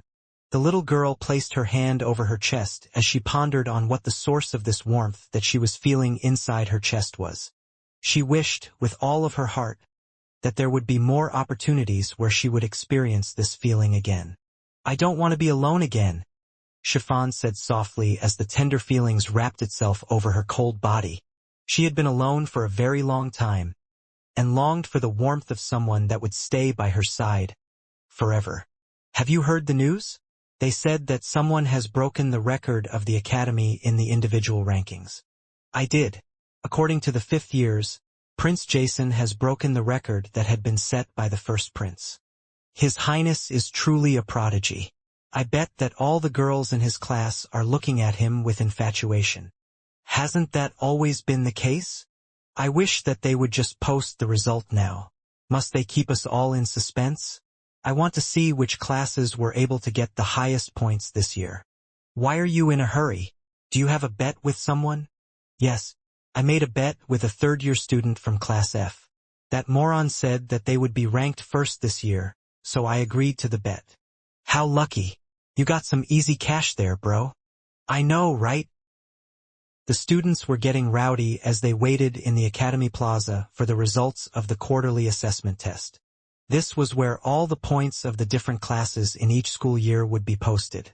Not only that, it would also show the individuals who gained the highest merits in each year grade as well. These individuals would often be sought out by the high officials and nobles of the Creator Empire to train under their guidance. This way, they would have a talented subordinate that would help them out in the future. Look, it's Prince Jason. He's so handsome.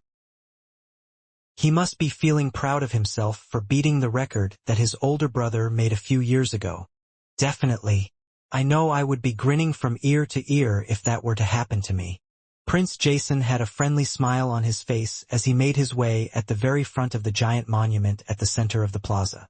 The crowd parted before him, and all of them bowed their heads to show their respect for the prince of their empire. Prince Jason didn't stop walking until he arrived at the very front row, where most students were waiting for the result. The prince ignored all of them and raised his head to look at the very top of the monument. There, a name, written in bold letters, shone brightly even when the sun was at its zenith. Maximilian Hal Creator. The name of the first prince of the Creator Empire shone brightly. This name had been the target of all the students inside Silverwind Academy. A name that they had long wanted to surpass in order to gain untold honors from their emperor. Prince Jason sneered in his heart because he had long wanted to prove that he was better than the first prince of the empire. He had been feeling giddy since the moment he woke up that morning. Why? Because this was the day when his name would appear on the top of the monument. A name he believed would remain at the top even after hundreds of years had passed. It was the greatest honor within Silverwind Academy. Just imagining all of the students looking up to his name made Prince Jason almost laugh out loud. However, since he was a prince, he needed to maintain his image. Suddenly, a commotion happened. The crowd once again parted to allow 3 beautiful ladies to pass unimpeded. They were Prince Jason's cousins. Emperor Leonidas had 3 sons and 2 daughters. Currently, his 3 sons were vying for the throne. The current emperor was old, and he had also announced that he would only remain in his position for 2 years before handing it out to one of his sons. No one knew whom the emperor was leaning on, but the battle between the 3 brothers was being waged in the shadows.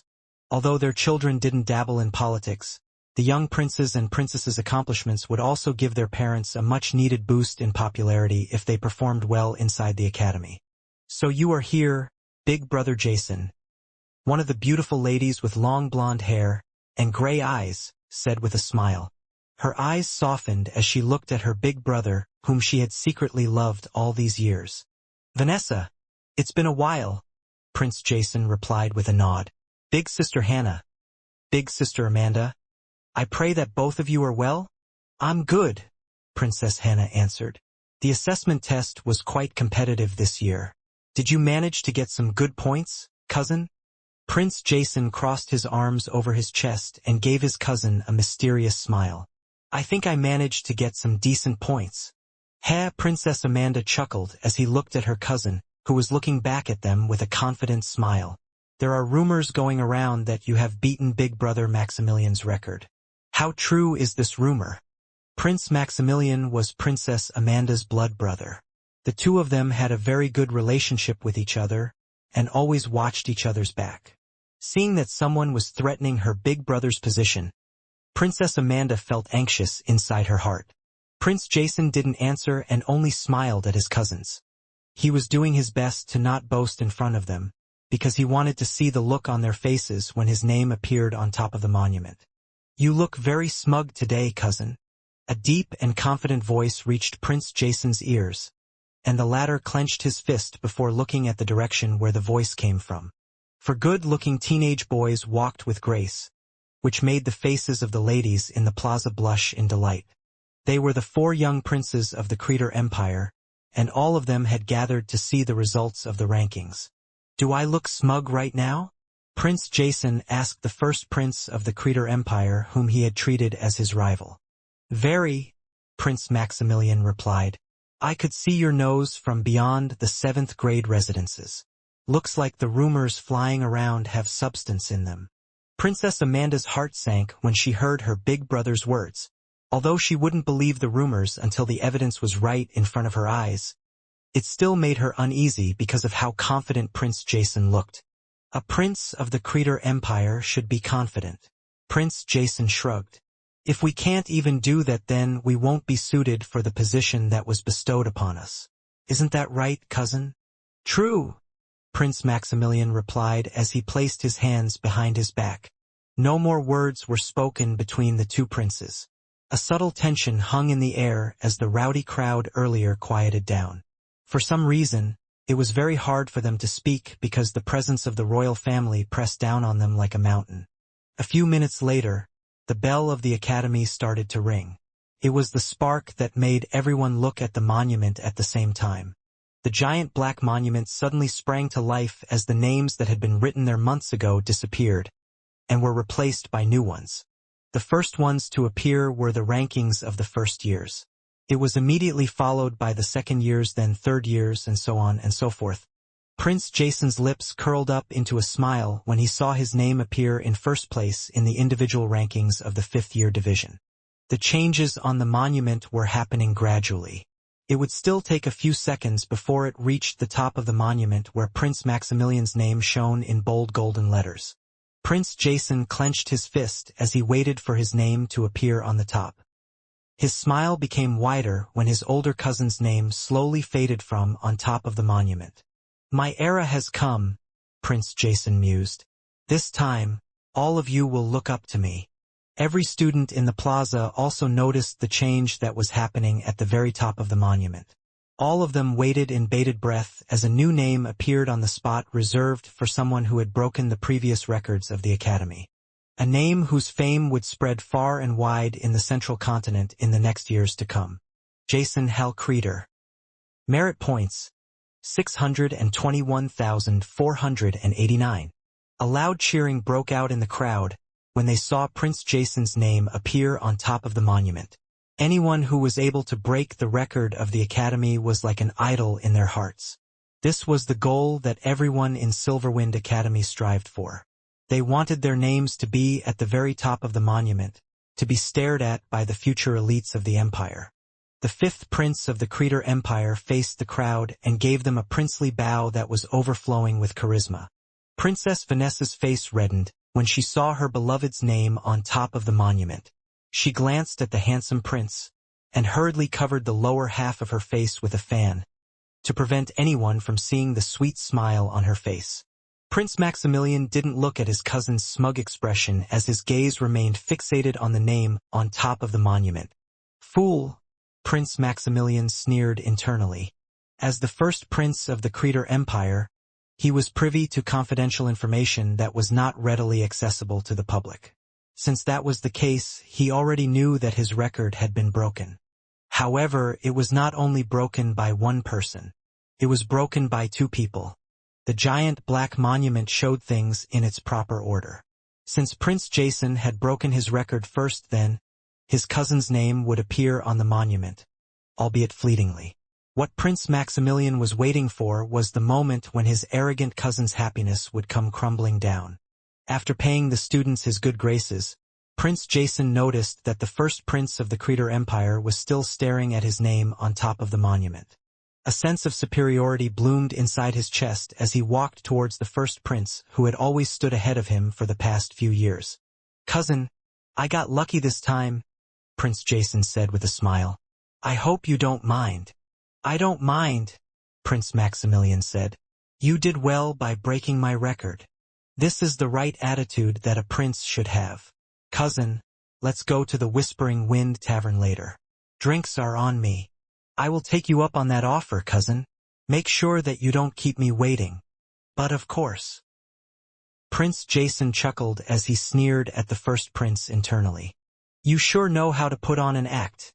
Prince Jason ridiculed Prince Maximilian in his heart.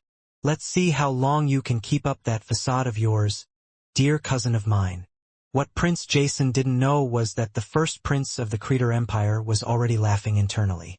Prince Maximilian had already noticed that his cousin's name was starting to fade from the top of the monument. Since he was the only one looking at the monument at the moment, no one had seen the changes that were happening. The oldest prince waited for a few more seconds before shifting his gaze at Prince Jason, who had a smug expression on his face. "Dear cousin, it's quite unfortunate that your happiness is short-lived." Prince Maximilian chuckled as he pointed his finger at the top of the monument. "Your name is no longer written there." Prince Jason sneered at his cousin before looking up at the monument. He thought that the first prince was just saying nonsense in order to divert his attention away from him. However, the moment Prince Jason's eyes laid on the name that was written on top of the monument, his body stiffened and the sneer on his face disappeared completely. William von Ainsworth. Merit points, 6,913,367. What? One of Prince Jason's lackeys gasped in shock. "Oh, over 6 million merit points?" It was not only Prince Jason's lackeys that had been shocked, but everyone in the plaza. They thought that they were only seeing things, but after rubbing their eyes repeatedly they had come to the conclusion that what they were seeing was real. Impossible! How could such a high merit exist? Prince Jason's was only over 600,000. This new record is nearly 7 million. How could this be possible? Wait, I know that name. Isn't that the name of the fiancé of Princess Sydney? Now that you mention it, you are right. It's that guy that has been tossed to Class F. This is truly unexpected. To think that one can gain this many merit points during the assessment test is a first. Everyone was in uproar and William's name was spoken here and there. Prince Maximilian had a devilish smile on his face as he patted his cousin's shoulder, who seemed to have lost the color in his face. "I'll be waiting for you at the Whispering Wind Tavern later," Prince Maximilian said. "Don't keep me waiting, cousin." Prince Maximilian chuckled as he walked away from the giant monument to return to his residences. The expression on his cousin's face was priceless, and he had succeeded in secretly recording it in a crystal because Prince Jason wasn't able to recover from the shock right away.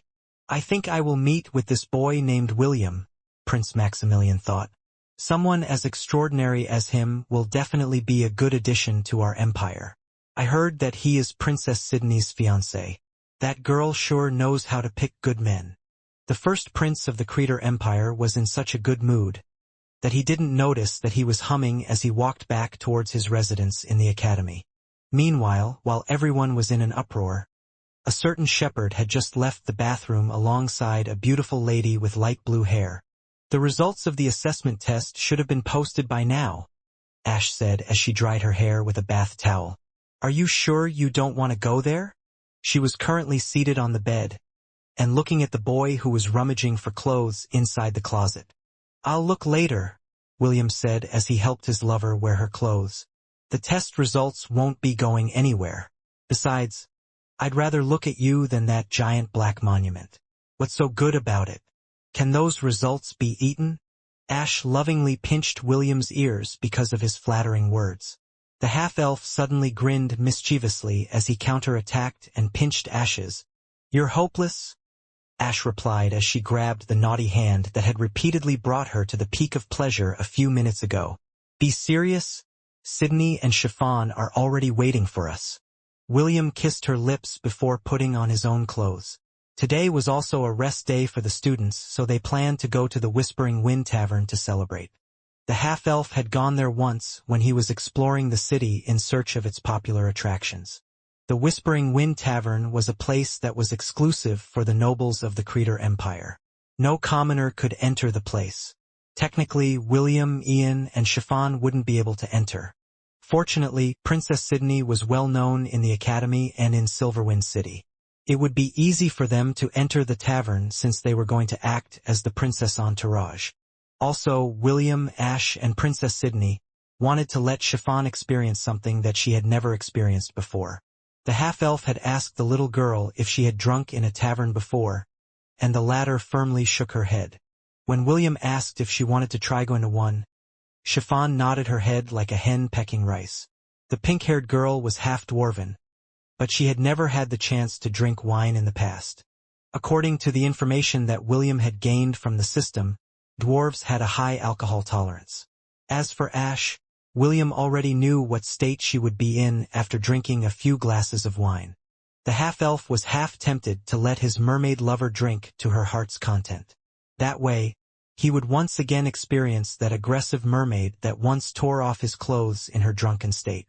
None of them were aware of the commotion that was currently happening in the plaza of the academy as William's fame shot up to the roof. William and Ian walked side by side as they headed to the girls' dormitory to pick up Princess Sydney and Chiffon. The half-elf noticed that all the students that he passed were looking at him with various expressions. Some looked at him with admiration, envy, and jealousy, but none of them looked down on him like they did a week ago. The half-elf had a calm expression on his face, but deep inside he was feeling smug because of the attention he was getting. Since he had declared that he would be Chiffon's caretaker, he needed to show his classmates that he was capable of backing up his words. Ian, who seemed to have guessed why the students were acting like this, chuckled internally. I guess the impact of your performance shut them up completely, Ian said through telepathy. Although she didn't say it out loud, she was very proud of William's accomplishments. Any girl would be happy if their man was an outstanding person. Ian wouldn't admit it, but she had admired William since he had saved them from the mountain trolls on their way to the temple to take the test of courage. As long as they don't bother us, I won't come looking to bother them, William replied. I came here to the Creator Empire to lift the curses on your bodies. It's just the Emperor is playing hard to get and stalling for time. Without his approval, I am not allowed to visit Amun's temple. Ian nodded. Even with Princess Sydney's help, the Emperor hadn't yet agreed to William's request to go to Amun's temple to have an audience with the god that was responsible for placing a curse on their bodies. The Emperor, however, told William that he should enroll at Silverwind Academy for the time being and show him what he was capable of. Once he deemed that he was worthy to meet with their deity, he would give his approval, so that William could visit Amun's temple. The two of them continued their journey towards the girls' dormitory, however. The moment they entered its premises, a dozen girls appeared out of nowhere and clung to William. Sir William, you are amazing. I know that you are Princess Sydney's fiancé, "But I can't stop myself from loving you," a cute girl said with starry eyes. "Can you please make me your mistress? Even a concubine will do." "Sir William, pick me instead," the girl clinging to William's left arm pleaded. "I am a good cook, and I have been trained with proper etiquette. Do you have a maid? I can be your personal maid. Of course, if you also want me to warm your bed at night, this humble servant will happily serve you all night." "Pick me, Sir William. I am the only daughter of Baron. I am the third daughter of Duke." William was bombarded by proposals left and right, and was unable to get rid of the girls clinging to him. Even Ian, who was just standing beside him a minute ago, was pushed aside by the crowd of girls that was growing by the minute. "Girls, please listen to me," William said in a suave voice that would put all the best Hollywood actors to shame.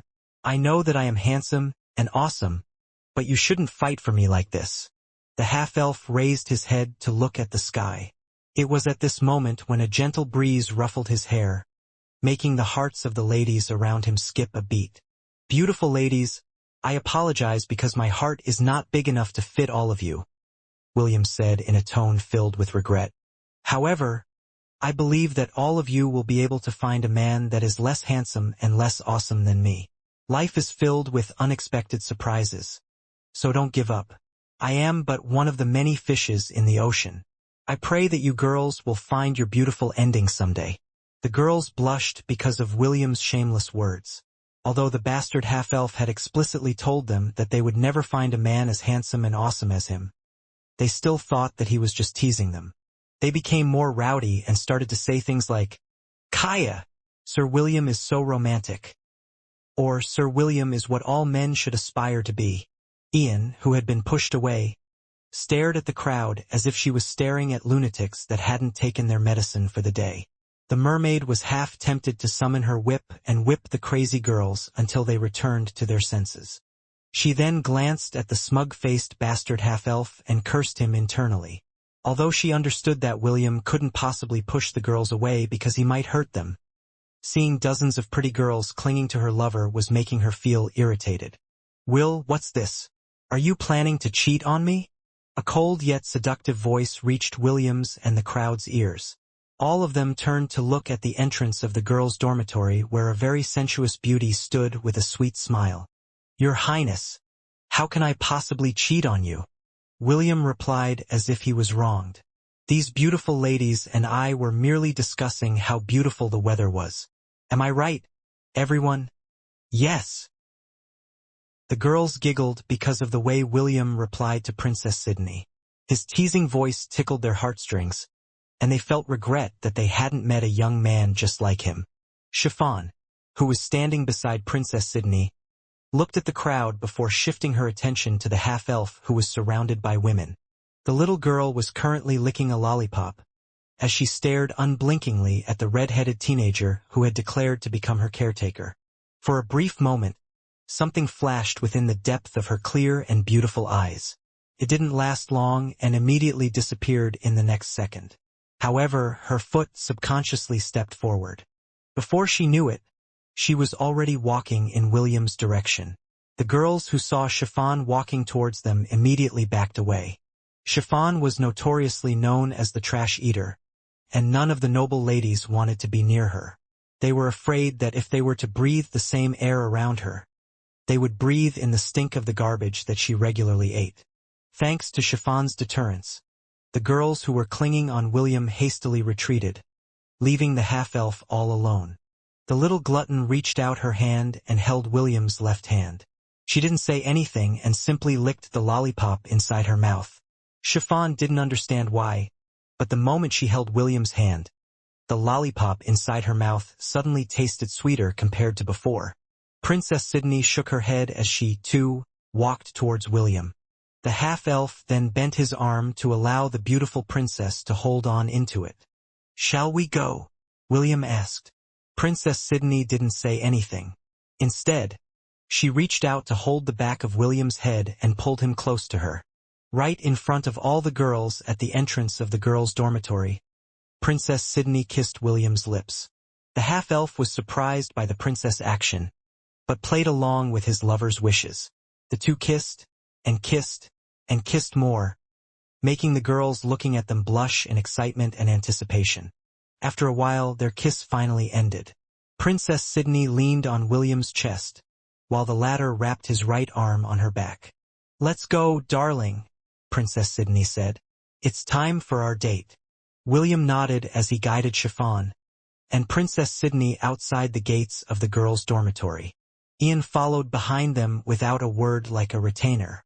She had already had her fun with William earlier, so she didn't mind letting Princess Sydney have her turn. With two beauties in each hand and a handsome retainer behind his back, the half-elf entered the teleportation gate that would bring them to Silverwind City. Their destination, the Whispering Wind Tavern, a place where the noble students gathered for fun and to gossip about the recent events that had happened within the academy. Located on the top floor of the tavern, Prince Jason, along with the other members of the Creator royal family, gathered. They were seated at a table exclusively for them, while their peers were seated on tables around them. The atmosphere was very lively because the students were currently in a festive mood. Their assessment test had just ended, and all of them wanted to enjoy themselves, while the school was still on break.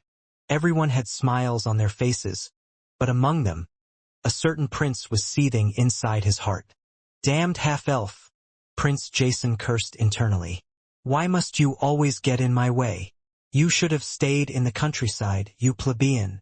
Prince Jason had hated William ever since he had placed the collar of wisteria on Princess Sydney's neck. He had also seen the way that the beautiful princess looked at the half-elf, and it filled his heart with jealousy and envy. Unknown to Prince Jason, the first prince of the Creator Empire was observing his every action in a subtle manner. Prince Maximilian was not a schemer, but he was a witty individual. He knew when to attack and when to defend. He was just waiting for the perfect moment to strike and make sure that his target would be unable to recover from the devastating blow that he had prepared. "The two of you really made a scene back there," Ian said as they rode a carriage that would bring them to the Whispering Wind Tavern. "Was that really necessary, Princess?" Princess Sydney, who was currently resting her head on William's shoulder, smiled sweetly at Ian. "Of course it is necessary," Princess Sydney replied. "I need to make sure that those nobles know that Will is my lover. This way it will deter those who intend to lay their hands on him. Isn't that right, Will?" William hummed as he agreed to his lover's words. Right now, he had his hands full with the princess and Ash. Adding a dozen pretty noble girls to the list of his lovers was not part of the reason why he came to the Creator Empire. Although what Princess Sydney did was very bold and unexpected, it was also very effective. When the news of their public display of affection spread inside the academy, the noble ladies would probably back off, in fear of angering her. Chiffon, who was holding William's left hand, licked the lollipop in her hand in silence. She didn't join in the conversation and merely listened. For her, being around the half-elf was enough. Since William had declared that he would be her caretaker, the little girl decided to stick close to him to avoid the stares of ridicule and contempt that were always sent in her direction whenever she walked around the academy. A few minutes later, the carriage finally arrived at their destination. A very enthusiastic staff greeted Princess Sydney and personally guided her and her entourage towards the top floor, where the luxurious accommodations for the high-ranking nobles of the empire were waiting for them. "Today seems to be a special day, Your Highness," the staff said with a smile. "Aside from your presence, the other princes and princesses of the empire are also here." Princess Sydney smiled as she told the staff that today was indeed a special day. However, she didn't divulge any details and acted mysterious. The staff member knew better than to seek information from the royal family, so he didn't pry any further. "Please, enjoy your stay, Your Highness," the staff member said as he opened a luxurious door. As soon as the door was opened, the sound of laughter and merrymaking reached their ears. Only when Princess Sydney stepped inside the room did people start to notice her presence. The staff led the princess to an empty table near the balcony where a scenic view of the city could be seen. William played his part and pulled the chair out to allow the princess to sit. He did the same for Chiffon, while Ian pulled a chair out for him to sit on. Right now, Ian played the role of the retainer, Since she had plenty of experience serving Est in the Hellon Kingdom, her actions were very natural. The nobles that were being rowdy earlier quieted down a bit as they chatted while paying attention to the beautiful princess and her lover, who was currently the top ranker of the entire academy. Princess Sydney and William didn't pay them any attention and gave the waiter their order. After the waiter left, the place returned to its lively atmosphere, but everyone still perked their ears for any juicy gossip that Princess Sydney and William might spill as they chatted inside the tavern. Prince Jason clenched his fist from under the table as he stared at William. Princess Vanessa, who always had her eyes on her prince, followed his gaze. That was when she saw William and Princess Sydney talking casually to each other. As a member of the royal family, he had known about the half-elf that had traveled to their empire as part of Princess Sydney's entourage. She was also aware that the collar that the beautiful princess wore came from William as well. Although the half-elf was indeed handsome, Princess Vanessa only had Prince Jason in her heart. The princess also felt slightly jealous of Princess Sydney. She couldn't count how many times she had dreamed that her beloved cousin would attach a collar on her neck and claim her as his wife. Unfortunately, she didn't have the courage to tell anyone about this dream, in fear that they would laugh at her for aiming for the moon. "Cousin, can you tell me more about that young man, William?" Prince Maximilian asked Prince Jason, who was looking at William with a calm expression on his face. "Him? He's nothing more than a shepherd who tended goats and sheep in the countryside," Prince Jason replied. "There's nothing special about him." "Really? You call someone who managed to gain over 6 million merit points nothing special?" Prince Maximilian chuckled. "If there's nothing special about him, then both of us are just pebbles on the ground. Dear cousin, I think your judgment is clouded by jealousy right now." Prince Jason forcefully tore his gaze from William and shifted it to the first prince of the Creator Empire. He knew that Prince Maximilian was just provoking him, so he decided to show him that he was not someone that the latter could step on lightly. "What do you mean by that, cousin?" Prince Jason asked. Prince Maximilian smiled as he met his cousin's gaze straight on. "You are in love with our cousin, Princess Sydney? Are you going to deny it?" Vanessa felt her chest tighten when she heard Prince Maximilian's words. Although this possibility had crossed her mind in the past, she tossed it aside completely. Why? It was because of the collar on Princess Sydney's neck. The Creator royal family had a custom that any member of the royal family that had been given a collar would become the lifelong lover of the person that gave it to them. One could even say that it was the unwritten law of the royal family, and no one had challenged this tradition since the empire had been established. Because of this, Princess Vanessa managed to curb her jealousy because she knew that her beautiful cousin was already taken by another man. However, this idea she had tossed aside was now brought back to the surface by Prince Maximilian, who had a confident smile on his face. "My business is none of your business," Prince Jason replied. "Instead of minding my affairs, you should focus on your own, dear cousin." "Oh my, it seems that I hit a sore spot." "Well, it's fine if you don't want to admit it." Prince Maximilian chuckled. "It's already written on your face." Prince Jason snorted before drinking the wine in his cup. He then made a gesture for the waiter assigned on their table to fill it up again. Princess Vanessa's hand under the table trembled. Even though her beloved cousin didn't answer Prince Maximilian's question, his actions already spoke volumes. "No. This can't be." Princess Vanessa felt an ache on her chest as her unique ability confirmed her suspicion. He's in love with her. Princess Vanessa had the unique ability to know if people were telling the truth or not. Her parents had strictly forbidden her from sharing this secret with anyone because this was a trump card that they could use during critical moments. Since people could lie anytime they wanted, they needed someone with the ability to discern the truth from what was false. This ability had already helped Princess Vanessa's parents secure some merit for the kingdom, and made Emperor Leonidas very pleased. "What's wrong, Vanessa?" Princess Amanda asked. "Your face is very pale. Did something happen?" I think I drank too much wine, big sister," Princess Vanessa stuttered. Although Princess Amanda and Princess Hannah were not her blood-related sisters, Vanessa had always referred to them as big sisters, and the two princesses treated her like their own. Princess Vanessa's twin brother, Prince Rainier, looked at his sister with worry. Vanessa, do you want to return to the academy? Prince Rainier inquired. I can take you back if you're not feeling well. Sorry, everyone. Princess Vanessa lowered her head. I think I will return to the academy. I'm not feeling well. Princess Amanda patted the younger princess' head. I knew that it might be a bit early for you to drink wine, but I still allowed it because today was a day for celebration. I shouldn't have forced you earlier. I'm sorry, Vanessa. It's fine, big sister. Princess Vanessa stuttered. As a member of the royal family, I have to get used to it sooner or later. Prince Rainier had already stood up from his seat and walked towards his twin sister. He was quite worried about her condition, so he immediately suggested that they return to the academy in order to allow her to rest. The twins left the tavern, accompanied by their retainers. Their sudden departure didn't decrease the liveliness of the surroundings, because Princess Vanessa and Prince Rainier had always kept a low profile. They were not like Prince Maximilian or Prince Jason that the younger generation looked up to because of the accomplishments that they had achieved in their age. For them, the twins were only part of the Creator royal family and nothing else. Instead of looking at what you can't get, why not look at the one who only has eyes for you? Prince Maximilian muttered.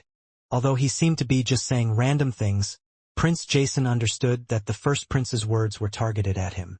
Prince Jason pretended not to hear Prince Maximilian's words and stood up from the table. He then made his way towards William's and Princess Sydney's table, while carrying a wine cup in his hand. Clearly, he was not satisfied with the way the two were chatting with each other, and he intended to put a stop to it, by force if he had to. Inside the Creator Royal Palace. You've been praising him a lot since you returned here to the Empire, Emperor Leonidas said. At first I thought that you were just exaggerating, but now, I'm starting to think that your praise is well-deserved. Evexius, the Grand Archmage of the Creator Empire, bowed his head respectfully. Your Majesty, that boy is someone we should bring to our side. His potential is limitless. Emperor Leonidas tapped the side of his armchair as he looked outside the window. He didn't agree or disagree with Evexius' proposal, but the Grand Archmage knew that the Emperor had agreed with him. That domain is going to open in 3 months. Emperor Leonidas stared at Evexius. The top finalists in the tournament will participate in exploring that domain. If he becomes one of the finalists, I will consider your suggestion. Evexius nodded. Your Majesty, I only have one concern. Yes. It's Prince Jason. He is in love with Princess Sydney. I'm afraid that he might do something reckless and provoke William. Emperor Leonidas hummed as he leaned on his chair. You may go, Evexius. Whatever happens between Jason and that boy William is something that they have to settle between themselves. Why, Your Majesty, you mean? Nothing is settled yet. It will depend on both of their performances in the upcoming tournament. Also, His Excellency Amun is expecting that boy's visit to his temple. Evexius frowned, but didn't say anything. It was not his place to ask what their god wanted from the boy. The only thing he cared about was the continuous prosperity of the Creator Empire. Hey, Shepherd. Looks like you did well in the assessment test, Prince Jason said as he walked up towards William's and Princess Sydney's table. The half-elf turned his head to look at the prince before raising one of his eyebrows. And you are? William asked. The corner of Prince Jason's lips twitched because of the half-elf's unexpected reply. They were currently in the Creator Empire and he was its 5th prince. Also, they had met several times back in the southern continent, and William was pretending that he didn't know him? Absurd. Princess Sydney lowered her head, because she was doing her best to suppress a giggle from escaping her lips. William really knew how to get on people's nerves.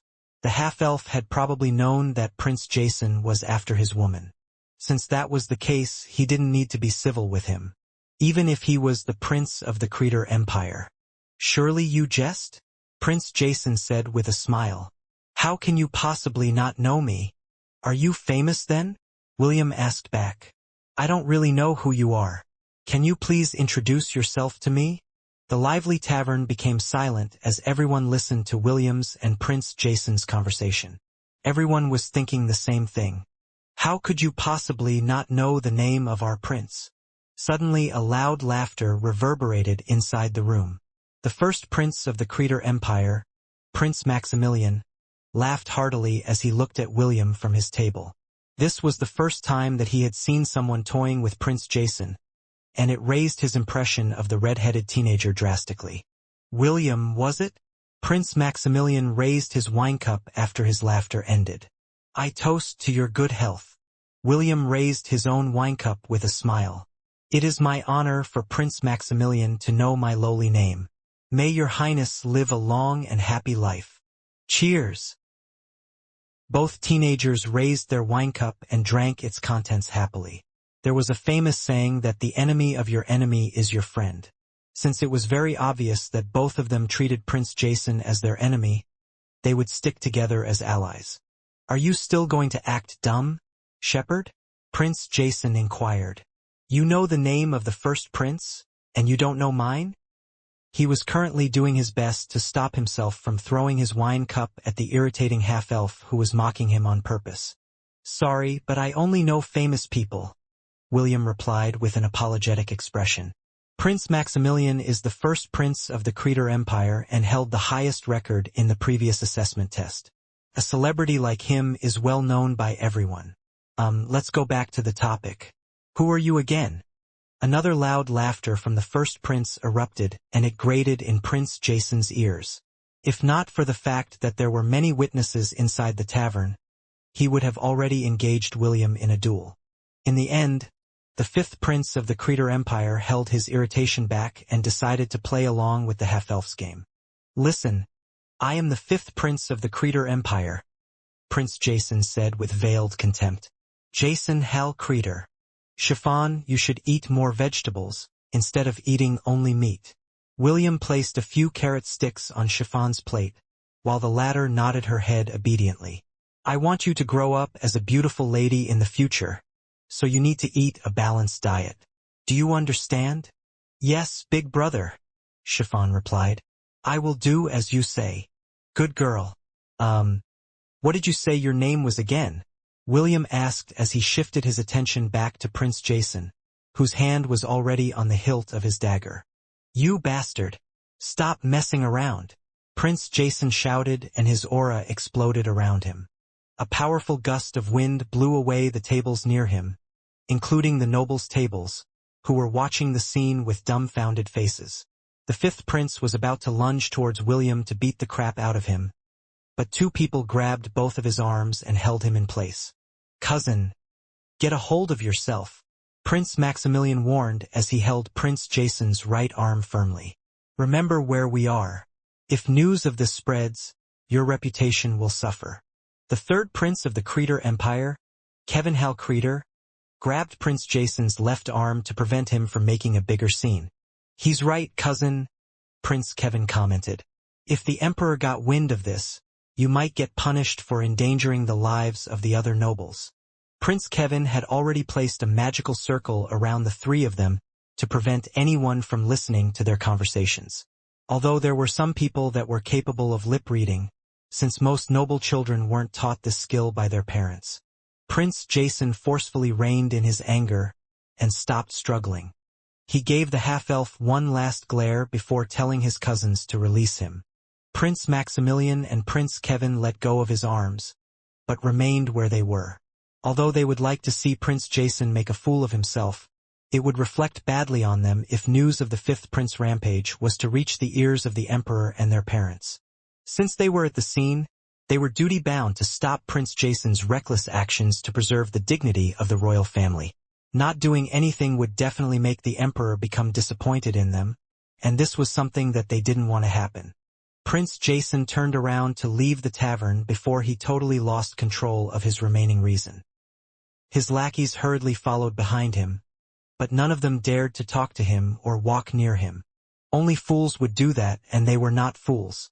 You really are something, Sir William, Prince Maximilian praised.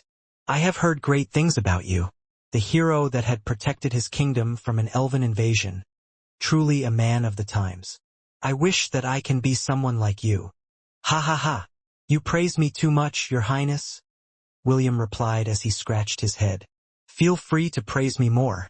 The corner of Prince Maximilian's and Prince Kevin's lips twitched after hearing William's reply. The first prince thought that he could settle the conflict by praising the red-headed teenager. However, he underestimated William's shamelessness. What a shameless person! This was the thought of everyone in the room, including the two princes, who were now regretting their earlier action of stopping Prince Jason from beating the crap out of William. Princess Sydney and Ian exchanged a glance as their bodies shook from trying to hold back their laughter. Chiffon, on the other hand, was busy eating the carrot sticks that William had given her. Although she preferred eating William's lollipops, any food in between was fine with her. Big brother sure is nice, Chiffon thought as he looked at the half-elf who was now putting some meat pieces on her plate. Is this what it's like to have a big brother? Chiffon had older brothers and sisters as well. However, they paid her no attention. They avoided her at all times, and didn't even want to be in the same place as her. While she was reminiscing these depressing thoughts, she felt a hand brush the top of her head. What's wrong? Are you not hungry anymore? William asked in a teasing voice. Chiffon raised her head to look at the half-elf who was looking at her with a gentle gaze. Suddenly a thought came to her mind as her heart beat wildly inside her chest. I wonder what Big Brother tastes like, Chiffon thought. Will he be as sweet as the lollipops he gives me daily? Or will he be sweeter? The little girl didn't know the answers to her question. She hoped that one day, she would get to taste it. The taste of the half-elf who was currently patting her head with a smile. A week passed after the assessment test and things finally settled back inside the academy. However, after the result of the test came out, it brought an unbelievable change to a certain class of the third-year division. Look, it's the Triple S. Damn, this guy's again. Just because they became the top class, they started to become arrogant. The nerve of these bastards. Stanley, the leader of the group, walked arrogantly with his head raised high. Stefan and Scott walked beside him and both of the boys were smiling. Do you hear that? Stanley asked in a voice that was loud enough for the students to hear. I do, Scott chuckled. It's the sound of sore losers. The students who heard their words feel indignant because the losers of the past were now strutting on their high horse. Shut up, Scott! One of the students of Class C shouted. You only got lucky because of the princess fiancée. You and your class are only riding on his coattails. Effed! Stanley sniggered as he eyed the student that was looking at them with disdain. You don't understand. From the very beginning this was part of our strategy. What strategy? Stop spouting nonsense. That's right. You only just got lucky. If not for Sir William, all of you would still be the worst class in this grade. Jeers and taunts flew in every direction. The spacious hallway that led to the classes of the third year was now crowded with students who couldn't accept the new status quo. Stanley, let's not waste our time on these sore losers, Scott chuckled. This is why they will never raise their ranks. All of them are stupid. What did you say? You want to fight? Come, show us what you can do, you bootlicker. The crowd circled the three boys, but before they could do anything, a friendly voice called out from behind the crowd. Good morning, everyone. What is all the commotion? William asked as he looked at the crowd that was blocking his way. Chiffon was standing beside him while licking a lollipop. Everyone immediately recognized him and made a path for him to walk through. After the assessment test, William had become the idol of the third-year division. The girls adored him and the guys wanted to be like him. Although he was not part of the royal family, or a member of the nobility right now, William's status in the academy wouldn't lose to the princes of the Creator Empire. Sir William, these mofos are saying that Class F's rise in the ranks is due to their strategy. They're lying, right? Sir William, I really admire you, I really do, but these bastards are taking credit for all of your hard work. It irritates me. Yes, they even act as if they were the ones responsible for bringing Class F to the top. Several more complaints were hurled in William's direction. A few minutes later, The half-elf raised his right hand to tell everyone to stop. "They are telling the truth," William stated. "If not for Stanley, Class F would not be in the spot we are now. It was all thanks to him that everything turned out the way it did." Everyone shifted their attention to the good-looking boy, who seemed to be waiting for this exact moment. Stanley flicked his light brown hair with his hand and sighed. "This is what I've been trying to tell them, but they wouldn't listen." "Scott." The chubby boy shook his head helplessly as he scanned the faces of the crowd that had surrounded them from all sides. "Sometimes, the truth is hard to believe, but it is still the truth," Scott said sagely. "Even if Sir William managed to gain nearly 7 million points, that would not be enough for an entire class to reach the number 1 spot." Stanley nodded his head. "This is what you call team effort. We just played our role to ensure that all the classes wouldn't know the plan we had decided on beforehand." Stefan, who was just listening at the side, was looking down at his shoes. He didn't dare raise his head because he was afraid that he wouldn't be able to keep a straight face from all the bullshit that his 2 close friends were saying. "That's right. It was a team effort," William agreed as he walked towards his 3 classmates. He walked while holding Chiffon's hand because he wanted everyone to change their opinion of the little girl whom they had labeled Trash Eater. Because everyone was focusing on William, they didn't notice the little girl that was by his side. Only after they had regained their senses did they recognize the pink-haired girl whom they had mocked and ridiculed behind her back. "Sir William, why are you with the Trash Eater?" one of the boys from Class D asked. "Who knows what she ate for breakfast? Maybe she just went to the garbage dump to eat some rotten food that the kitchen had thrown out. Someone like her is not worthy to be by your side, Sir William," a pretty girl stated. "Having her around will only dirty your good name. Trash Eater, get away from Sir William." The students shifted their attention on the pink-haired girl whose body trembled from their piercing glares. William pulled her close to him in a protective embrace as he glared back at those who were ridiculing his ward. "From this day onward, let it be known that this girl will be under my care," William declared. "She will no longer go to the garbage dump to eat, nor will she sleep in the stables. So please everyone, stop calling her Trash Eater." The students glanced at each other and looked back at Chiffon with a complicated gaze. Her head was currently buried in William's chest, and the half-elf could feel something wet and warm staining his clothes. William's arms held the fragile girl in his embrace as she cried silently. His heart ached because Chiffon was such an adorable and lovable girl. For her to suffer this injustice, due to the sin she carried, left a bitter taste in William's mouth. "Everyone, what's going on here?" Professor Ewan, the homeroom professor of Class F, parted the sea of students that were littering in the hallway. "Classes are about to start," Professor Ewan announced. "Please, return to your rooms and wait for your professors." The students gave William, and the little girl in his embrace, one last glance before returning to their rooms.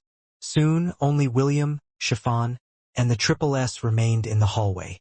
"Let's go to our room," Professor Ewan stated. "Mr. Ainsworth, I don't mind if you come a bit late, but make sure to come to class. Do you understand?" "Yes, Professor." "Good." Professor Ewan herded the other 3 boys into the classroom, while William patted the head of the crying girl who was hugging him tightly. "It's fine," William said softly. "They will change their minds soon. Chiffon is so cute and adorable. I'm sure that after a month or 2, people will start to approach you to become your friends." "I don't need friends," Chiffon replied. "I just need Will, Ian, Sydney, B1 and B2. I don't need anyone else." William's hand that was rubbing Chiffon's head stopped when he heard the little girl's reply. Him, Ian, and Princess Sydney were understandable. However, what surprised him was that Chiffon thought of B1 and B2 as friends. Sensing the hand that was patting her head had stopped, Chiffon raised her hand and grabbed it. She then made the motion of patting her head, using William's hand. The half-elf's heart almost melted due to Chiffon's cute gesture, so he immediately returned brushing the little girl's head until she finally calmed down. "This is bad," William thought. "Is this what it feels like to have a pet?" He had never had a pet before, but being around Chiffon was like taking care of a small adorable pet that followed him around. 10 minutes later, William and Chiffon entered their classroom. The stains on his uniform had already been dried using magic power. He had also used his handkerchief to wipe the tear stains off from Chiffon's face and used a bit of water magic to wash them away. Ian had returned to Class A to watch over Princess Sydney. Her birthday was only 10 days away, and the celebration would be held in Silverwind Academy's Grand Ballroom. Originally, it was supposed to be in the Royal Palace. However, after thinking things through, Emperor Leonidas declared that his granddaughter would be celebrating her birthday in the Academy. Professor Ewan stood in front of everyone and made an announcement. Everyone, 10 days from now, we will celebrate Princess Sydney's birthday party here in the Academy, Professor Ewan explained. I want all of you to be on your best behaviors. I know that your heads are in cloud 9 right now due to our current rank. However, remember that we will not always be at the top. Arrogance without the strength to back it up will only cause your downfall. Remember that what goes around, comes around. Don't wait for the time when your arrogant words will be sent right back into your faces. This is true, especially for both of you, Stanley and Scott. I've been getting several complaints in the staff room. The two of you better behave or else. Professor Ewan smiled, but his eyes screamed of murder. Stanley and Scott immediately nodded their heads in understanding. William shook his head helplessly because what Professor Ewan said was true. The entirety of Class F had suddenly become arrogant after becoming the top class in the third grade division. The students of Class F had been bullied many times in the past. After having a taste of success, they suddenly felt like they were superior to others. It made them feel that they now had the qualifications to return the favor to those that had wronged them. However, this would not be good in the long run. Fear leads to anger. Anger would lead to hate, and hate would lead to suffering. William thought as he remembered the quote he once had seen in a movie back on Earth. While the half-elf was in the middle of his thoughts, Professor Ewan continued his explanation. A month and a half after Princess Sydney's birthday, the Silverwing tournament will begin, Professor Ewan announced. As you may already know, the winner of this tournament will have one of their wishes granted by the Emperor. This is not compulsory. Those who want to register for the tournament, make sure to tell me a week before the tournament starts. Professor Ewan scanned the crowd. His gaze lingered at William for a few seconds before looking at the other students of his class. Right now, all the professors in the academy had their eyes on William.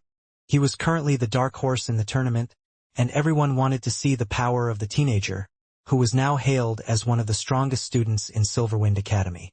The days passed swiftly and the staff of the academy busied themselves with the preparations for Princess Sydney's birthday party. Several servants from the royal palace had been sent to the academy to help, and even the head butler of the palace was mobilized into action. Everyone, Her Highness' birthday is just 2 days away. Michaelis, the head butler of the Creator Royal Palace, said in a commanding tone. I don't want any mishaps to happen, so please, do your best. Do I make myself clear? Yes. This was not the first time that a member of the royal family had celebrated their birthday in Silverwind Academy. Everyone already knew the arrangements that needed to be made, so the preparation was going at a smooth pace. While everyone was doing their best to make her happy, Princess Sydney was currently inside the beach villa, on the 10th floor of the Dungeon of Atlantis. As the day of her 18th birthday drew near, the power inside her body was starting to awaken. It was to the point that William had to help her with maintenance every 2 days, to prevent it from breaking out completely. Her voice tinged with pleasure sounded inside the room, as William absorbed the power of her divinity inside the gem embedded in his chest. William had to admit that if he didn't have the incubus job class, he would be hard-pressed to help his lover alleviate the burning desire that was threatening to consume her. Darling, I promise that I will not let you rest on your birthday next month, Morgana vowed as she lovingly kissed William's lips. After their passionate kiss ended, the beautiful succubus pressed her sinful body against her beloved before whispering in William's ears. I swore long ago that I will have your babies. I will not let you run away. William kissed Morgana's neck before replying to her. I don't have plans on running away, William whispered. Let's fight for 30 rounds if you like. The winner will get to order the loser to do one thing. What do you say? Sounds good. Sydney is also in agreement. Are you ready to lose, darling? Silly girl. Let's see if you will be able to brag after I'm done with you. The two once again frolicked on the bed, not caring about what was happening in the outside world. Ian was currently taking care of Chiffon. Due to William's declaration that he would take care of her, the students of the academy no longer called her trash eater in the open, especially since they were aware that the girl no longer visited the garbage dump since she started hanging around William and Princess Sydney. This change in her routine made the other students almost forget the things that she had done in the past. Also, Chiffon was not only well-fed but also well taken care of. Her uniforms were clean, her hair smooth and silky, and her skin was white and radiant. After weeks of rehabilitation, the pink-haired girl that everyone ridiculed was like a blooming flower that carried the scent of jasmines. Even the boys in the academy were starting to take notice of this cute and adorable girl, who seemed to have transformed from a caterpillar into a beautiful butterfly. There were even high-ranking nobles who were starting to think that she would be an ideal lover after a few years, once she had matured. Just in case any of you had forgotten, Chiffon is older than William by a year. She likes to call William Big Brother because she wanted to be spoiled by one, but her blood-related brothers were scum, so there has never been an opportunity. As Ian and Chiffon strolled around the academy, the little girl seemed spaced out. Although she didn't mind being around Ian, she still preferred to hold William's hand. Although it felt rough to the touch, her heart felt at peace whenever they were together. Also, her stock of chocolate lollipops grew by the day. William was able to create 50 of each lollipop type, except for the pink lollipop. The effect of the chocolate lollipop lasts for 3 days. Even if Chiffon were to chew one, it wasn't much of a problem. Chewing the chocolate lollipop made her not feel any hunger for a day. Right now, she had hundreds of them in her storage ring, so she felt at ease. Chiffon was now also able to enjoy regular food like normal people.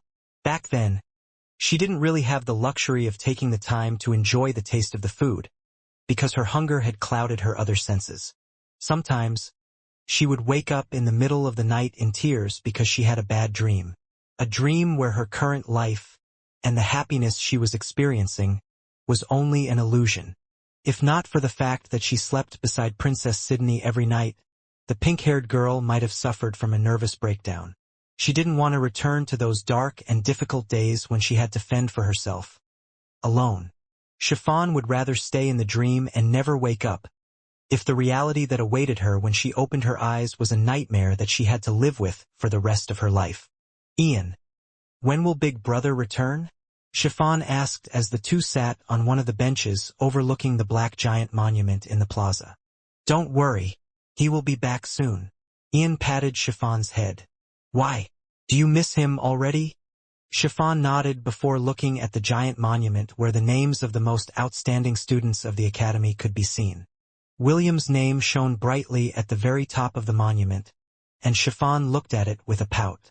Although she knew that William was Princess Sydney's fiancé, she couldn't help but feel envious of the beautiful princess because she had what she didn't possess. When the two kissed in front of the girls' dormitory many days ago, she felt a slight pain in her chest. She didn't understand why she felt that way. After leaving the Whispering Wind Tavern, she had consulted William about the pain she had felt back then. What the half-elf did back then was to place his hand over Chiffon's head and close his eyes. Chiffon felt a slight tingling sensation as William activated his life mage job class and used a diagnostic scan on the little girl's body to check if there was something wrong with her. The test results showed that everything was fine, and Chiffon was perfectly healthy. The pink-haired girl trusted William with all of her heart, so when the half-elf told her that there was nothing wrong with her, she thought that it was just a figment of her imagination. However, whenever the image of the princess kissing William appeared in her mind, the slight pain returned and it made Chiffon feel uncomfortable. Ian, does your chest hurt sometimes? Chiffon asked. Mine hurts from time to time. Ian frowned and decided to ask Chiffon more about the pain she was experiencing. Although she wasn't an expert in medical knowledge, she still knew the basics on how to deal with simple illnesses. What kind of pain do you feel? Ian asked. Is it a dull pain, a sharp pain, or a stinging pain? Chiffon placed her hand over her chest and closed her eyes. She recalled Princess Sydney kissing William and felt a dull ache spreading in her chest. It's a dull pain, Chiffon replied. If I hold the image long enough, I feel like I will suffocate from the pain. Image? What image? The image of Sydney kissing Big Brother. The pain, it's suffocating. It's hard to breathe. Ian's body stiffened as she looked at the little girl beside her. She then pulled her close and gave her a hug, while silently cursing the half-elf who was spreading his pheromones everywhere. Stop thinking about it, Ian said softly. Nothing is wrong with you. The pain you are feeling is normal. Sometimes I feel like that too. You do. Chiffon opened her eyes and looked at Ian in surprise. Do you also feel pain when you see Princess Sydney kiss Big Brother? No. Ian firmly shook her head. However, back then, I also felt a similar feeling. Yes. In the past, when William was together with Wendy, Ian felt the same. That dull ache in her chest as she looked at the lovey-dovey couple who were blatantly showing their affection in public. Is this pain really normal? Yes. In truth, Ian was on the fence about whether to tell the little girl the truth or not. Maybe it's just a crush, Ian thought. Since William is the first person who treated her kindly, she feels a certain attachment and like for him. The moment that attention is diverted to other people, she unconsciously feels jealousy. Ian sighed internally and cursed the red-headed teenager a second time. Right now, she couldn't tell William what the little girl was going through. There was a possibility that William would distance himself from Chiffon, in order to prevent the little girl from developing feelings for him.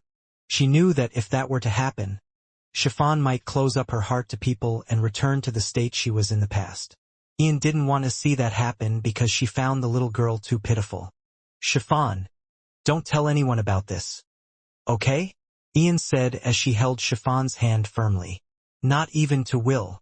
This will be our secret. Can you promise me that? Chiffon nodded her head.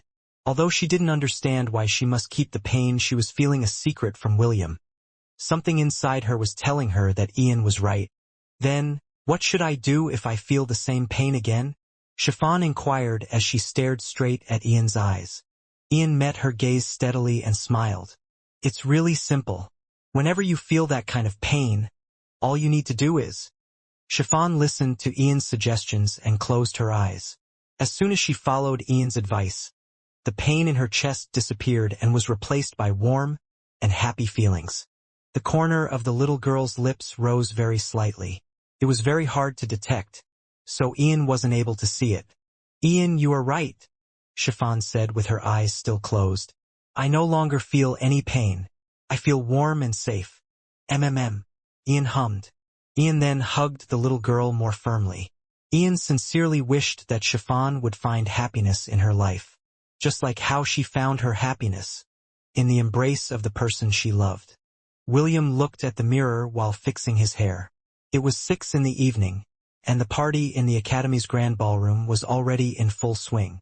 The half-elf didn't intend to go early because he didn't want to become the center of attention. His short exchange with Prince Jason had been a juicy gossip among the nobles, and many were looking forward to seeing how he would conduct himself at the birthday party. If he had his way, he wouldn't bother joining the festivities. However, Sydney had asked him to go, so he had no choice but to go. William looked at his reflection in the mirror and smiled. Ladies, prepare to get heartbroken, William said as he made a suave pose in front of the mirror. This, sir, is already taken. Ian, who was in the same room as William, shook her head helplessly. She already knew that William could be childish at times, and she was helpless against it. Let's go, Ian said as she approached the red-headed teenager who looked very handsome in his suit. Sydney and Chiffon are already there. Let's not keep them waiting. William nodded. He glanced at the mirror one last time before heading out of the room. Ian played her role as William's retainer and walked a few steps behind him. They had already agreed upon a few things on what they would do at the party, and one of them was lobbying a certain prince that was trying to get his hands on Princess Sydney. It didn't take long before they arrived at their destination. Several royal guards patrolled the surrounding area to ensure that nothing out of place would transpire during this important event. As soon as William stepped inside the ballroom, Chamberlain announced his name, which made everyone look in his direction. William walked with grace that wouldn't lose to the members of the royal family. He had already equipped the Sun Knight job class, which greatly enhanced his charisma, making the ladies that looked at him giggle in delight. Princess Vanessa looked at the half-elf from where she was seated with a serious expression. She had also heard what had happened in the tavern after she and her twin brother had left. The princess couldn't believe that someone would treat her beloved that way, and it made her dislike the handsome half-elf who seemed to be enjoying the attention that everyone was giving him. "Brother, do you know anything about him?" Princess Vanessa asked her brother, Prince Rainier, using telepathy. Princess Rainier glanced at William's direction before answering her twin. "I know very little of him. The only thing I know is that he is from the southern continent. He was the one that led the resistance against the elves, who tried to conquer his kingdom. Since they were born as twins, they shared this unique ability to communicate with each other, as long as they were within 5 miles away from each other. This was quite similar to how Ash could talk to William using the gem that was embedded in his chest. The only difference was that Ash could contact William even though they were miles away from each other. As long as both of them were in the same continent, the two lovers could talk to each other wherever and whenever they wanted. Princess Vanessa nodded her head. She also didn't know much about the half-elf, but one thing was clear. He is Big Brother Jason's enemy, Princess Vanessa thought as she looked in the direction where the 5th prince of the Creator Empire was currently at. Prince Jason was at the opposite table along with Prince Maximilian, Prince Kevin, Princess Sydney, and the girl that everyone in the academy referred to as Trash Eater. The pink-haired girl was wearing a pink ballroom dress that brought out her cuteness. She was like an adorable doll that made everyone attracted to her. Fortunately, this doll didn't know how to smile. If she did, her charm would probably be as destructive as Princess Sydney's. The birthday girl was wearing a red princess ball gown, which enhanced her natural beauty. Her reddish-brown hair was neatly arranged, like that of a bride that was about to be married off to a prince of the neighboring kingdom. A tinge of MYRTH appeared in her mesmerizing hazel eyes the moment she saw her lover walk in her direction. From within their shared mindscape, Morgana squealed in delight because the half-elf was wearing the clothes that she had personally chosen for the party. She had already memorized William's body size, so it was very easy for her to pick a suit that suited him perfectly. "I knew it. My taste in men is simply amazing." "That's our taste in men, big sister." "Fine." While the two were giggling inside their mindscape, William finally arrived at their table and bowed courteously. "Happy birthday, princess," William said as he looked at the princess with gentle eyes. "May you always find happiness in your life for many more years to come." "Thank you, Sir William," Princess Sydney replied. "Please enjoy the party." "I shall, Your Highness." William bowed his head once more before shifting his attention to the adorable pink-haired girl seated beside Princess Sydney. "You look very cute in that dress." "Chiffon?" William grinned. "Really?" Chiffon asked half in doubt. It was Princess Sydney that had picked the dress that she was wearing at the party. At first, she refused to dress up and insisted on only wearing her uniform. However, when the princess mentioned that William would definitely praise Chiffon if she dressed up, the latter reluctantly agreed to Princess Sydney's arrangement. "Yes, you're very cute." William nodded in affirmation. "Well then, shall we go?" William extended his hand to Chiffon, and the latter subconsciously reached out her hand as well. She had always been with William most of the time, and holding his hand felt natural to her. "I'll be taking her for now, princess," William said with a smile. "Okay." Princess Sydney nodded. However, before William could leave, Princess Sydney took the initiative to ask him for something that made Prince Jason frown. "Sir William, can I reserve you for my first dance?" Princess Sydney asked in a teasing tone. Prince Jason looked at the princess before glaring in William's direction. He had already planned on asking her out for the first dance, but it seemed that his beloved cousin planned to avoid his advances. "Naturally," William nodded.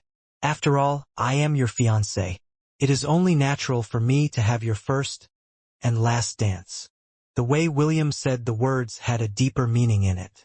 The beautiful princess and her seductive other half immediately understood what William was talking about, and they couldn't help but blush because of his boldness. I will look forward to it then, Sir William, Princess Sydney replied, and gave William the "you're not getting any sleep tonight" wink. This playful exchange between the two made Prince Maximilian and Prince Kevin give each other a knowing glance. They didn't expect that William was capable of doing such a feat, especially when he was in the presence of the royal family. You think too highly of yourself, Shepherd, Prince Jason commented from the side. Know your place. Prince Jason wasn't planning on saying anything, but the moment he saw the blush on his beloved's face, his jealousy burned within his chest. Everyone was paying close attention to what was happening at the table of the royal family. Although the nobles kept their distance and were chatting with each other, their ears and eyes had locked into the conversation that Prince Jason and William were having.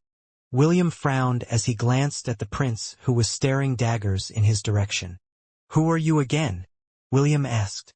Sorry, but I only know important people. Princess Sydney's, Prince Maximilian's, and Prince Kevin's bodies stiffened at the same time.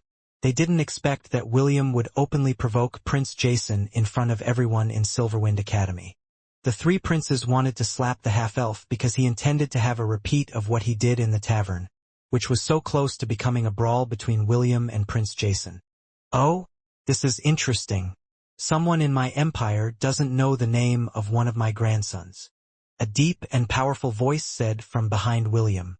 William turned around as he respectfully bowed his head in greeting. Good evening, Your Majesty.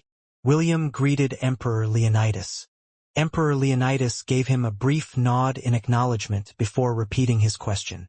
Tell me, do you really not know his name? Emperor Leonidas inquired. Avexius, who was standing not far from the emperor's side internally. The emperor of the Creator Empire was someone that protected the reputation of the royal family. Anyone who dared to step on its dignity would be sent to the prison to be tortured for an entire week, before sending them to the gallows to be executed. Sorry, but I don't really know who he is, William replied fearlessly. Why would I bother to know the name of the person that is eyeing my fiancée with lusty eyes? All the students, including the professors inside the great ballroom, sucked in a deep breath after hearing William's words. Although they were surprised that the half-elf dared to talk back to their emperor, they were more surprised at the bomb that William had thrown at them. Their gazes landed on the fifth prince of the Creator Empire, who had a calm expression on his face. If what William said was true, Prince Jason's reputation would take a beating, and he would be the subject of the most juicy gossip the Creator Empire had ever heard in a long time. I don't know if you are very brave or very stupid, Emperor Leonidas commented as he appraised the young man in front of him. I think it is the latter. William chuckled as he faced the emperor with a devilish smile. That is also what the elves thought before they got massacred. They thought of me as a stupid country bumpkin that only knew how to rear sheep in the countryside. Joke's on them. I'm not someone that they can step on lightly. You should have seen the look on their faces, Your Majesty, when their demigod.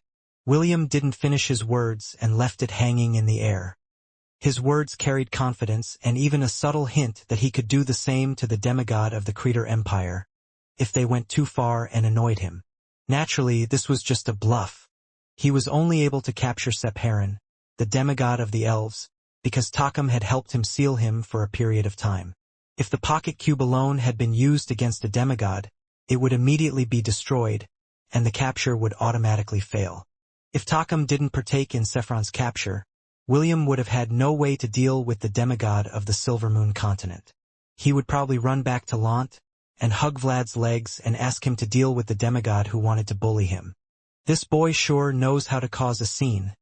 Avexius was starting to regret his decision of accompanying the emperor to attend Princess Sydney's birthday party. The last time someone threatened me, they suffered terribly before they died, Emperor Leonidas said. What a coincidence, William smirked. I'm good friends with the dead. Do you want me to meet up with my friends, Your Majesty? William subtly opened the portal that led to the Undying Lands. 8 powerful auras descended inside the ballroom, which made everyone gasp for breath.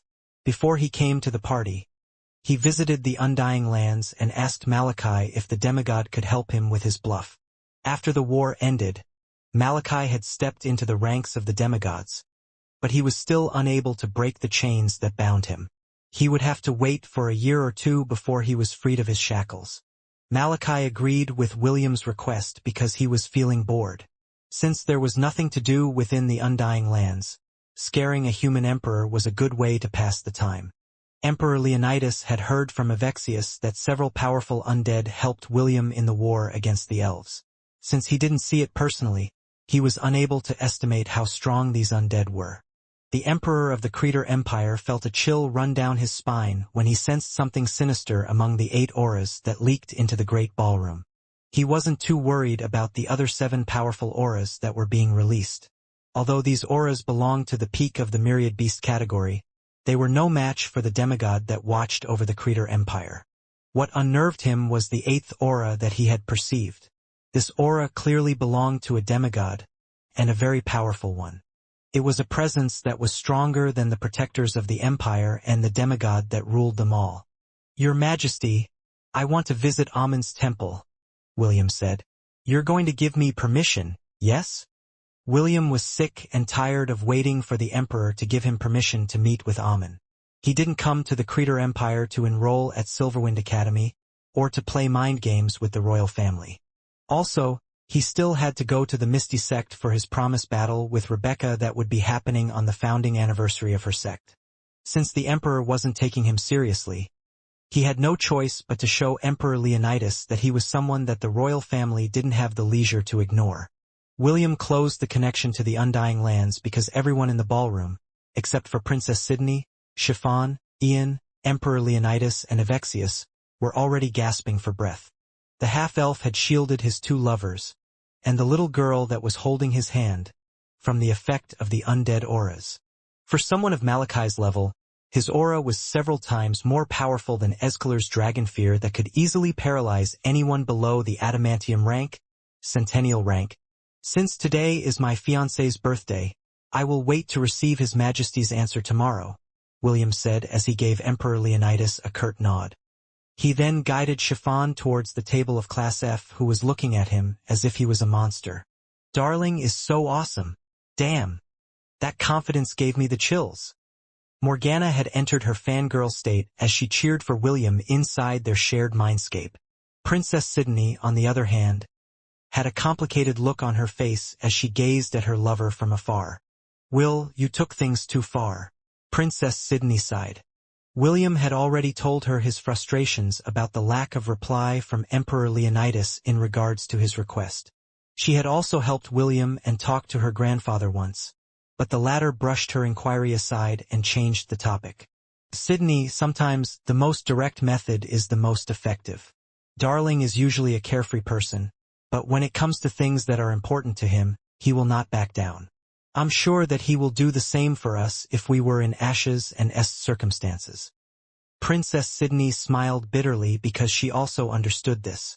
It is because she understood that William's action made things complicated. "Grandfather is not someone who takes threats lightly," Princess Sydney said. "Although he will give Will his permission to visit Amun's temple, our lover's relationship with the Creator royal family will not be the same again." "No, Sydney. I think you are misunderstanding something," Morgana replied to her other half with a smirk. "This is not where we belong. We are from the southern continent, and we will return there someday. Whatever the Creator Emperor wants to do with his empire is none of your business. With that said, who we want to marry is none of his business as well." Princess Sydney's eyes widened in realization. She had completely forgotten that she was only visiting the Creator Empire because she wanted to help William meet with Amun in his temple.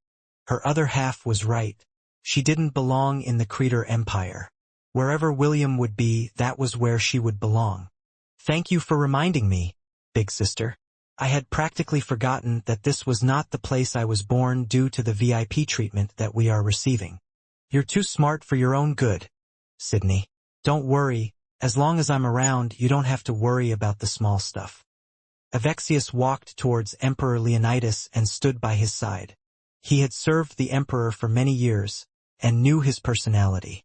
Deep inside he was even anticipating what was going to happen in the future. "Congratulations, Your Majesty," Avexius said through telepathy. "You succeeded in probing one of William's trump cards." The corner of Emperor Leonidas' lips raised slightly. Just like what Avexius had said, he was only probing William. He wanted to know how the half-elf would react if he faced him directly. The Emperor of the Creter Empire wanted to know where William's confidence was coming from. "You're right, Avexius," Emperor Leonidas replied. "I underestimated him. With this, I have gained more confidence in the plan we have in mind. We are going to proceed as planned."